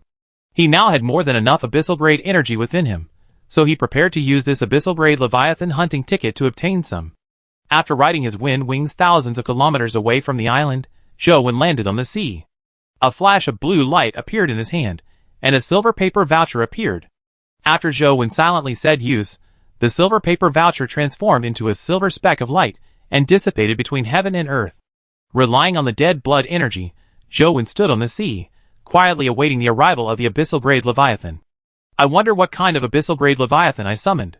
If it's the brilliant golden sea dragon Leviathan, then my brilliant golden body should be able to condense quickly, Zhou Wen thought. At that moment, the previously calm sea surface suddenly surged with massive waves. Zhou Wen, realizing it was the summoned abyssal-class Leviathan, immediately activated his levitation ability and flew into the air, waiting for it to emerge from the water. Buzz! However, shortly after Zhou Wen took flight, a mental force surge suddenly erupted from the sea, directly engulfing him. Zhou Wen suddenly felt a sharp pain in his head, nearly causing his levitation to cease, and causing him to fall from the sky. Why can this abyssal-class Leviathan's mental attack work on me? Zhou Wen frowned, his mind filled with confusion. But before he could fully comprehend it, massive black tentacles suddenly extended from beneath the sea surface. A series of white dots of light emanated from the center of these tentacles. What is this? Zhou Wen immediately recognized this abyssal-class Leviathan creature as he saw these black tentacles with white dots of light. It was the brainwave Leviathan he had encountered during his first trial on the survival planet. The brainwave Leviathan is indeed an abyssal-class Leviathan, capable of releasing psychic shockwaves. Why would it harm me? It can't be. Zhou Wen had encountered this situation before in the abyssal sea. Could this brainwave Leviathan also contain a fantasy gem? Zhou Wen was wondering when the brainwave Leviathan released another psychic shockwave, sending another sharp pain through his brain. Let's end this quickly. Zhou Wen, unwilling to endure this splitting headache any longer, charged directly towards the sea below. A large number of black tentacles whipped at him, but he dodged them and successfully entered the water. The moment he entered the sea, he released his psychic power, activating his explosive, tungsten, Liang, moon shuttle, and fighting abilities. Zhou Wen's strength reached 9,600 points, his constitution reached 15,400 points, and his speed reached 10,010 points. As soon as the misty energy emerged, it transformed into a solid energy as sharp as a sword's blade, reaching a king-level intensity. Then, Zhou Wen withstood the psychic shockwaves of the brainwave Leviathan, relying on the king-level psychic energy to penetrate its body unimpeded, and then began to charge towards its core. Zhou Wen had previously explored the corpse of the brainwave Leviathan in the Abyss Sea, and knew the location of its heart. However, destroying the brainwave Leviathan's brain would be a waste of time due to its enormous size. Soon after, using his psychic power to detect it, Zhou Wen successfully located the brainwave Leviathan's heart. He immediately used the flame-splitting blade to cut through the heart's flesh and burrowed into it. A crystalline core, 10 meters in diameter, sat in the heart. Zhou Wen raised his hand and touched it. Ding! Obtained Brainwave Core X1. Ding! Brainwave Core. After use, it grants the Brainwave trait. When activated, it continuously releases brainwave shockwaves to the surrounding area. Those with an intelligence 3 points lower than the one who released the trait will be killed instantly. This only works against its own kind. An enhanced version of the shockwave trait. Zhou Wen had only obtained the brainwave Leviathan's genes, not the core. Later, because the chimeric gene limit had been reached, the brainwave Leviathan genes were removed. Now, it was time to reattach them. After the core was removed, the brainwave Leviathan immediately withered and died a short time later. Zhou Wen entered the stomach wall of the brainwave Leviathan, and found a special supply box, and a fantasy gem within. It's because of the fantasy gem, indeed. Zhou Wen's face lit up. Although his intelligence limit had been exceeded, obtaining another rare material was a huge win. Zhou Wen then began to decompose the brainwave Leviathan's corpse. During the decomposition process, his various special abilities gradually ceased, and his body gradually weakened. However, he remained calm. He simply took out a large piece of ordinary Leviathan flesh, and used the devouring mark to devour it. After absorbing the crimson energy released by the devouring mark, his weakened body instantly recovered. Afterwards, Zhou Wen spent 4 or 5 hours completely decomposing the brainwave Leviathan's corpse, and storing it in the system interface. At noon, Zhou Wen flew back to the island on his wind wing. The survivors who had joined later, upon seeing the wind wing, simply assumed he was on patrol and didn't think much of it. They were simply envious of Zhou Wen's possession of a mutant wind wing. After all, wind wings were energy creatures. After landing, Zhou Wen returned directly to his stone house. However, he had already moved out of the largest stone house, and his current stone house was only slightly larger than the average survivors. Entering his room, Zhou Wen opened the Brainwave Leviathan's exclusive supply box and examined the items. Ding! Obtain Brainwave Leviathan Gene Potion X1. Ding! Obtain Brainwave Crystal X1. Ding! Obtain Characteristic Seal X1. Ding! Obtain Gene Conversion Fluid X1. Ding! Obtain Fantasy Sea Location Card X1. Of the 5 items, Zhou Wen had seen most of them, except for the Fantasy Sea Location card. Now that Huanling was gone, there was no point in trying to use the Fantasy Sea Location card, so he simply put it away. Zhou Wen used the Brainwave Leviathan Gene Potion and Brainwave Crystal, increasing his intelligence by another point, to 21 points. However, the Brainwave Crystal's effect of increasing the upper limit of intelligence attribute did not take effect. It seems that if I want to raise the upper limit of my intelligence attribute in the future, I need to collect the breakthrough formula, Zhou Wen thought to himself. During the Brainwave Leviathan Gene Incorporation, Zhou Wen crafted the Brainwave stamp, and then placed the Brainwave attribute directly behind the intelligence attribute. For the next period of time, Zhou Wen continued to gather various abyssal-level energies. When the Liang energy reached 200, he used his energy compression ability to condense the Xianyang energy. Chapter 948. 3 days passed in the blink of an eye, and today was the 325th day.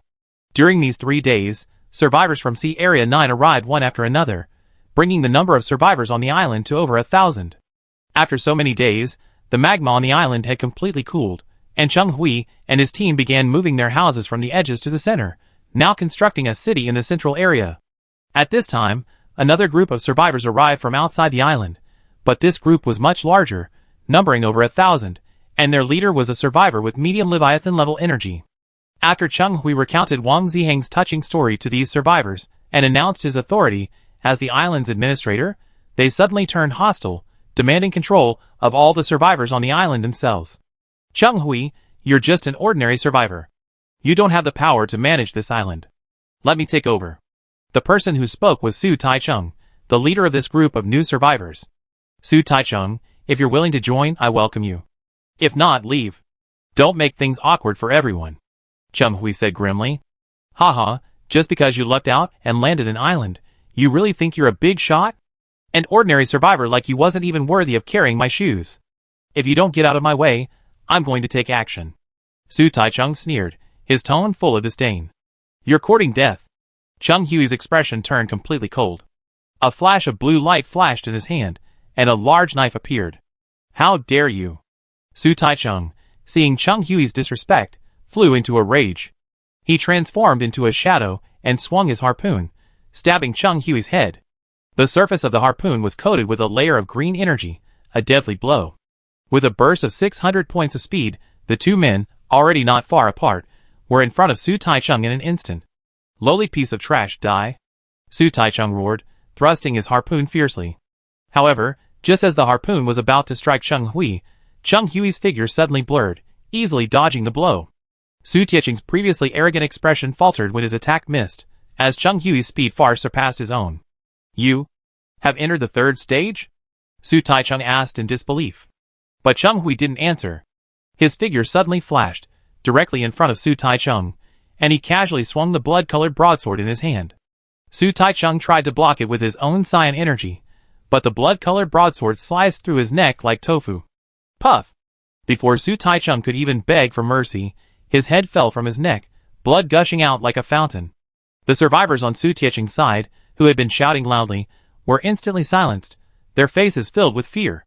Their boss, so powerful, had been killed instantly with a single blow, let alone the rest of them. For a moment, the newly arrived survivors all knelt and begged for mercy. Cheng Hui stopped killing them.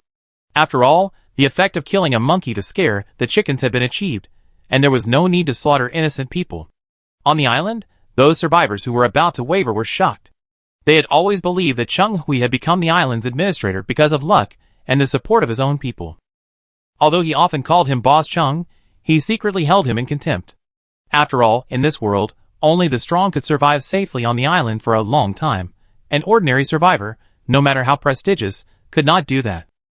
Unexpectedly, Cheng Hui was so powerful. Not only had his character stats reached the 3rd stage, he even possessed an energy-related trait. With this move, Cheng Hui had successfully established his authority in the eyes of the survivors, and he had completely become the true ruler of the island. Zhou Wen watched from afar, without intervening. Cheng Hui's current strength was approaching that of Wang Ziheng. His character stats were fully maxed out across all 3, and he possessed a large Leviathan-level energy trait. The gene adapted for this trait was created by Zhou when using a gene conversion fluid he had previously found in the Brainwave Leviathan supply box. Afterwards, Cheng Hui found Zhou Wen and presented Su Tiecheng supplies to him for review. Zhou Wen collected some uneaten creature meat, so that he could directly top up his stats once he reached the upper limit. He left the rest to Cheng Hui himself. At this moment, 10 survivors gathered again in the Golden Flame Palace atop the giant island in the Survivor Area 1. This time, however, the King of Area 8 did not sit on the throne, but knelt beneath a circle of dais. "How's the investigation going on with the missing gold mine?" Human Emperor Vic asked calmly. "Well, when I went there, the entire mine was deserted. The survivors from C Area 9 who were working there, as well as the supervisory personnel, were gone." The King of Area 8 reported his findings with a panicked expression. "However, I haven't found any signs of giant creatures in the mine. It's unlikely to be the work of a high-level intelligent Leviathan," the King of Area 8 said quickly. "Then where did they go? They couldn't have vanished into thin air, could they?" Human Emperor Vic asked again. I haven't investigated it thoroughly yet. I beg, Human Emperor, could you please give me a few more seconds?" However, before the King of Area 8 could finish his words, Human Emperor Vic suddenly vanished from the largest golden podium, and instantly reappeared before the King of Area 8. With incredible speed, he thrust his hand towards the King of Area 8's head. Using his slow-motion vision, the King of Area 8 barely managed to make out Human Emperor Vic's form. He immediately activated 3 of his powerful traits, increasing his strength, physique, and speed by 8x, 10x, and 7x, respectively. But just as the King of Area 8 activated his traits and prepared to resist, Human Emperor Vic erupted with blazing golden light. He transformed into a body of energy. In a moment of trance, he passed through the King of Area 8's body and removed his head with his bare hands. Whoosh! The King of Area 8's head was instantly ignited by the golden flames, reducing it to ash. The King of Area 8's head, held in Human Emperor Vic's hand, even pleaded for mercy, but was still incinerated by the golden flames. "Bring here the survivors from Area 8 who are worthy of becoming king." Vic shook off the ashes in his hand and spoke to one of his subordinates. A moment later, a blue light flashed, and a powerful figure from Area 8 was brought over. Upon seeing the human queen, he immediately knelt in obeisance. A supply box materialized in Vic's hand, and he tossed it in front of the Area 8 survivor. Inside this are all the supplies of the previous kings of Area 8, including the title of King of Survival.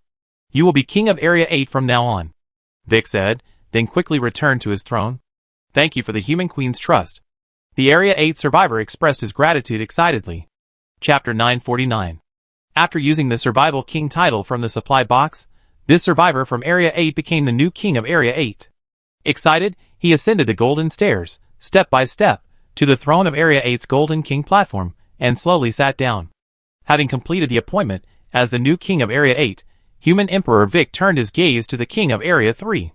"How are the captures of the survivors from C Area 9 progressing?" Vic asked. "Reporting to the Human Emperor, I have dispatched a large number of survivors from Area 3 to C Area 9, and have already captured over 10,000 of them." The King of Area 3 quickly stood up to report.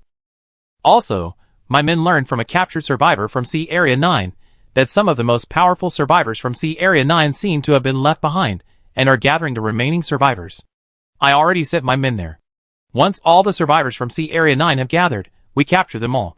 The King of Area 3 expressed his thoughts. "Yes, capture as many alive as possible," Vic said calmly, nodding slightly. "Yes," the King of Area 3 nodded heavily, his attitude extremely respectful. Then, all 10 survivor kings vanished in a flash of blue light. As for the disappearance of all the survivors in the gold mining area, since there were no leads, I had my men investigate. Meanwhile, Zhou Wen was basking in the sun in an uninhabited corner of the island, while consuming the flesh and blood of the Brainwave Leviathan. He was also absorbing the energy from the gold core and the lightning core, condensing the brilliant gold energy and the golden thunder energy. By now, Zhou has successfully condensed a vital energy in his body, and he can mobilize and use it at will. At this moment, Zhou used his spiritual power to examine the various energies within his body, and suddenly discovered a new energy. This energy was white and radiated a bright light, but the amount was small, as if it had only recently condensed, a very thin wisp. Could this be white Leviathan energy? Zhou current body had fused a large number of genes after his rebirth. Since both the Vitality Leviathan and the Falling Star Leviathan genes had already been fused, it wouldn't be surprising if the White Leviathan genes had also been fused. The reason Zhou had previously been able to enter the White Leviathan form through the White Leviathan energy was because he had the White Leviathan seed root system within his body, which was equivalent to the White Leviathan gene. Once the White Leviathan energy is sufficient, I wonder if I can still activate the White Leviathan form. Zhou asked with some anticipation. The White Leviathan form was far more powerful than the trait amplification, effectively becoming a humanoid king-level Leviathan in a short period of time. That evening, Zhou was in his room compressing the 100 golden lightning energies within him into red gold lightning energy when Cheng Hui hurriedly approached him. Boss Zhou, how you, while patrolling the waters near the island, just now spotted a nearly kilometer-long Leviathan on the surface. It's very likely a powerful individual from Sea Area 1, Cheng Hui said hurriedly. Recently, many survivors from Sea Area 9 have been captured, and these captured survivors have reported on the communication channel that Sea Area 1 has suddenly intensified its search efforts. A survivor possessing a nearly kilometer-long Leviathan must be a powerful individual from Sea Area 1, which is why Cheng Hui was so anxious. Arriving so soon? Zhou frowned. He had assumed it would take the experts from Sea Area 1 at least 5 or 6 days to reach the island. I go take a look first, Zhou said, leaving the house. He summoned Xingfeng and, with Hao Yu's guidance, headed for the location of the 1,000-meter-long Phantom Leviathan. Soon, Zhou arrived above the 1,000-meter-long Phantom Leviathan. Just as he was about to forcibly stop it, a voice echoed in his mind. Villain! Villain! The voice in his mind rang with excitement and joy. Phantom scale? Zhou froze the moment he heard the voice. He then jumped off Xingfeng, activated his levitation ability, and flew downward at top speed. At that moment, the 1,000-meter-long Phantom Leviathan stopped swimming and suddenly dived into the sea, disappearing without a trace. Bang! But the next second, the sea surface exploded, and the 1,000-meter-long Leviathan leaped directly out of the water, soaring thousands of meters into the air, just in time to swallow Zhou as he flew down. Ding! We have arrived at the endless sea. The moment Zhou entered the 1,000-meter-long Leviathan, the world system notification sounded in his mind. Bang! After swallowing Zhou, the 1,000-meter-long Leviathan fell back into the sea. Its massive body hit the surface like a depth charge, sending up a huge splash. Ha ha ha! My little bastard! I finally found you! Huanlin's inner voice echoed again in Zhou's mind. After falling into the sea, Huanlin opened his mouth, spat out Zhou, and then happily circled around him. Huanlin, why did you come to Sea Area 9? Zhou was still a little confused. It was so sudden. He had originally thought he would have to wait until 330 days, after the world system trial began, before he could reunite with Huanlin. He hadn't expected Huanlin to come to him on his own. However, Zhou's current intelligence attribute hadn't reached 25, so he couldn't speak directly with Huanlin. Although Zhou was still a little puzzled as to why Huanlin had appeared in Sea Area 9, he was overjoyed to be reunited with Huanlin. He embraced Huanlin's head and began to caress it. But then, Zhou suddenly noticed a 2 to 3 meter long scar in the middle of Huanlin's mouth, and a gap in the tooth plate. After scanning Huanlin's body with his mental power, he discovered numerous wounds and numerous parasites in the stomach wall. Zhou immediately entered Huanlin's stomach wall and activated his purple charm ability, instantly killing all the parasites and disposing of their remains.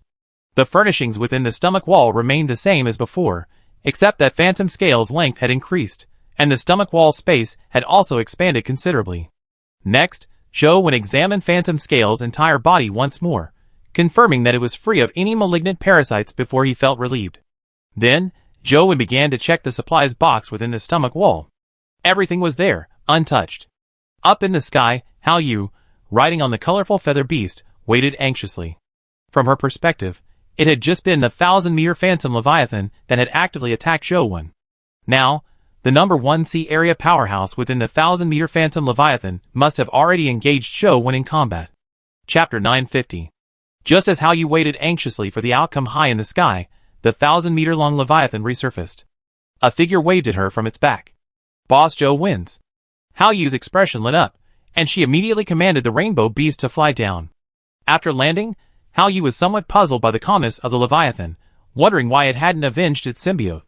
Boss Joe, what should we do with this Leviathan? Hao Yu asked. This is my Leviathan, Zhou said, his golden eyes fixed on Hao Yu. Ah? Boss Joe. You have a Leviathan? Hao Yu exclaimed in surprise.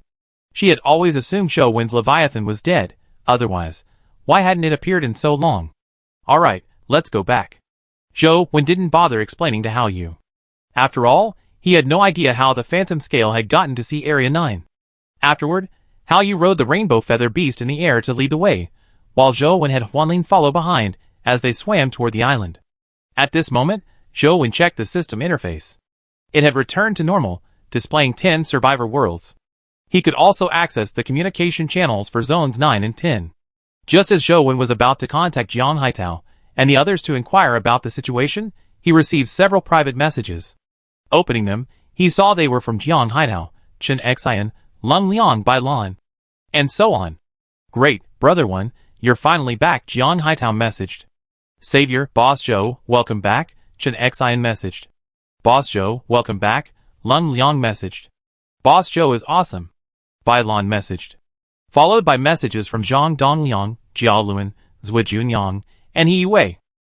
Jiang Haitao also sent back all the items Zhou Wen had previously sent him, including the crucial Leviathan transformation ultimate formula and the corresponding 9 king-level core materials.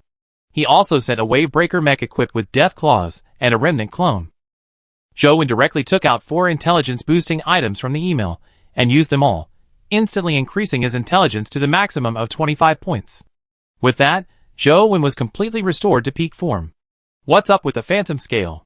Zhou Wen messaged Jiang Haitao to inquire. The Phantom Scale. The Phantom Scale is gone. After your profile picture disappeared from the chat channel, the Phantom Scale became inactive and disobeyed our commands. Later, we descended to the endless sea and used the land base to build an island, where we kept the Phantom Scale. Because Phantom Scale refused to obey our commands, we had to cut an incision in its mouth to access its stomach wall and feed it. 30 days passed like this, and while we were in the trial, Phantom Scale suddenly began to move, crashing through the glass shield, escaping the island, and disappearing into the sea. After returning from the trial, we learned of this from survivors, who hadn't transformed into Leviathans, and couldn't participate in the trial. We mobilized all survivors to search for it, but to no avail. I'm sorry, Brother One, we didn't take good care of Phantom Scale, Jiang Haitao said with deep remorse. After all, for survivors, transforming into Leviathans is essential to survival. It's okay, Huanling is already by my side. After listening to Jiang Haitao's story, Zhou Wen knew they had no other options. It wasn't their fault. Because Huanling could become invisible, and Jiang Haitao and his team were currently undergoing a trial, the survivors guarding Huanling were ordinary survivors, unable to project their mental energy, and would definitely not be able to detect Huanling's whereabouts. Huanling is already with Brother One. He's not seriously injured, is he? Jiang Haitao asked in surprise. When Huanling disappeared, the 3 of them were incredibly anxious. After all, asking them to take good care of Huanling was Zhou Wen's last request before his profile picture vanished. If they hadn't done that, they wouldn't know how to face Zhou Wen's rebirth. He's injured, but nothing serious. He'd be fine later, with the transformed Leviathan instant growth crystal, Zhou Wen said. That's good. Jiang Haitao breathed a sigh of relief upon learning Huanling was fine. Afterwards, Zhou Wen checked in with Jiang Haitao and the others about the situation of the survivors in Sea Area 10. The character attribute panels of ordinary survivors in Sea Area 10 have basically entered the second stage. Upon arriving at the Endless Sea, Chen Xian sent a message on the regional communication channel, urging all survivors to explore the Endless Sea in teams of 10. Each team must include a survivor with energy-type abilities, which would increase the survival rate of ordinary survivors. After all, Sea Area 10 only has a little over 10 million survivors. Looking at the other 9 survivor areas, the highest number ranges from 2 to 300 million to over 70 million. Although there is currently no connection between the various survivor areas, if a war breaks out between the areas, Sea Area 10, with the smallest number of survivors, would already be at a disadvantage. If the number of survivors in Sea Area 10 were to drop drastically due to exploring the Endless Sea, the disadvantage would be even greater. Therefore, the 9 survivor kings jointly issued a notice on the regional communication channel, prohibiting all survivors in C Area 10 from using dual tickets privately and prohibiting lethal attacks during trials, in order to maintain numbers. Furthermore, if a survivor team encounters an undefeatable creature outside, they can seek help from the powerful individuals in each area. After killing the creature, the team will pay a certain reward. Jiang Haitao, Chen Xian, and Lang Liang now all possess abyssal-level genes and traits. After all, their transformed leviathans can transmit king-level energy, scorching cold energy, making killing abyssal-level leviathans a breeze. By the way, Brother One, I have 2 energy-boosting traits. I'm wondering if you like them. One is for strength, which increases strength by 6 times, and one is for constitution, which increases constitution by 10 times. Jiang Haitao messaged. Give me the constitution one. I already have one that increases strength by 6 times. Zhou Wen messaged. The next second, Jiang Haitao handed over the trait that uses energy to increase physical attributes tenfold, along with the corresponding gene potion. Ding! Obtain Thunder Seal X1. Ding! Thunder Seal. Upon use, you gain the Thunder trait. When activated, the entire body unleashes a thunderous surge, simultaneously increasing physical attributes tenfold. The duration depends on the thunder energy within your body. Ding! Obtain Thunder Leviathan Gene Potion X1. Ding! Thunder Leviathan Gene Potion. Upon use, you gain the Thunder Leviathan Gene, which allows you to condense thunder energy by absorbing energy from the cores of other lightning-type leviathans, and also gain the Thunder Attachment ability. Ding! Thunder Attachment. You can attach your own lightning energy to your body.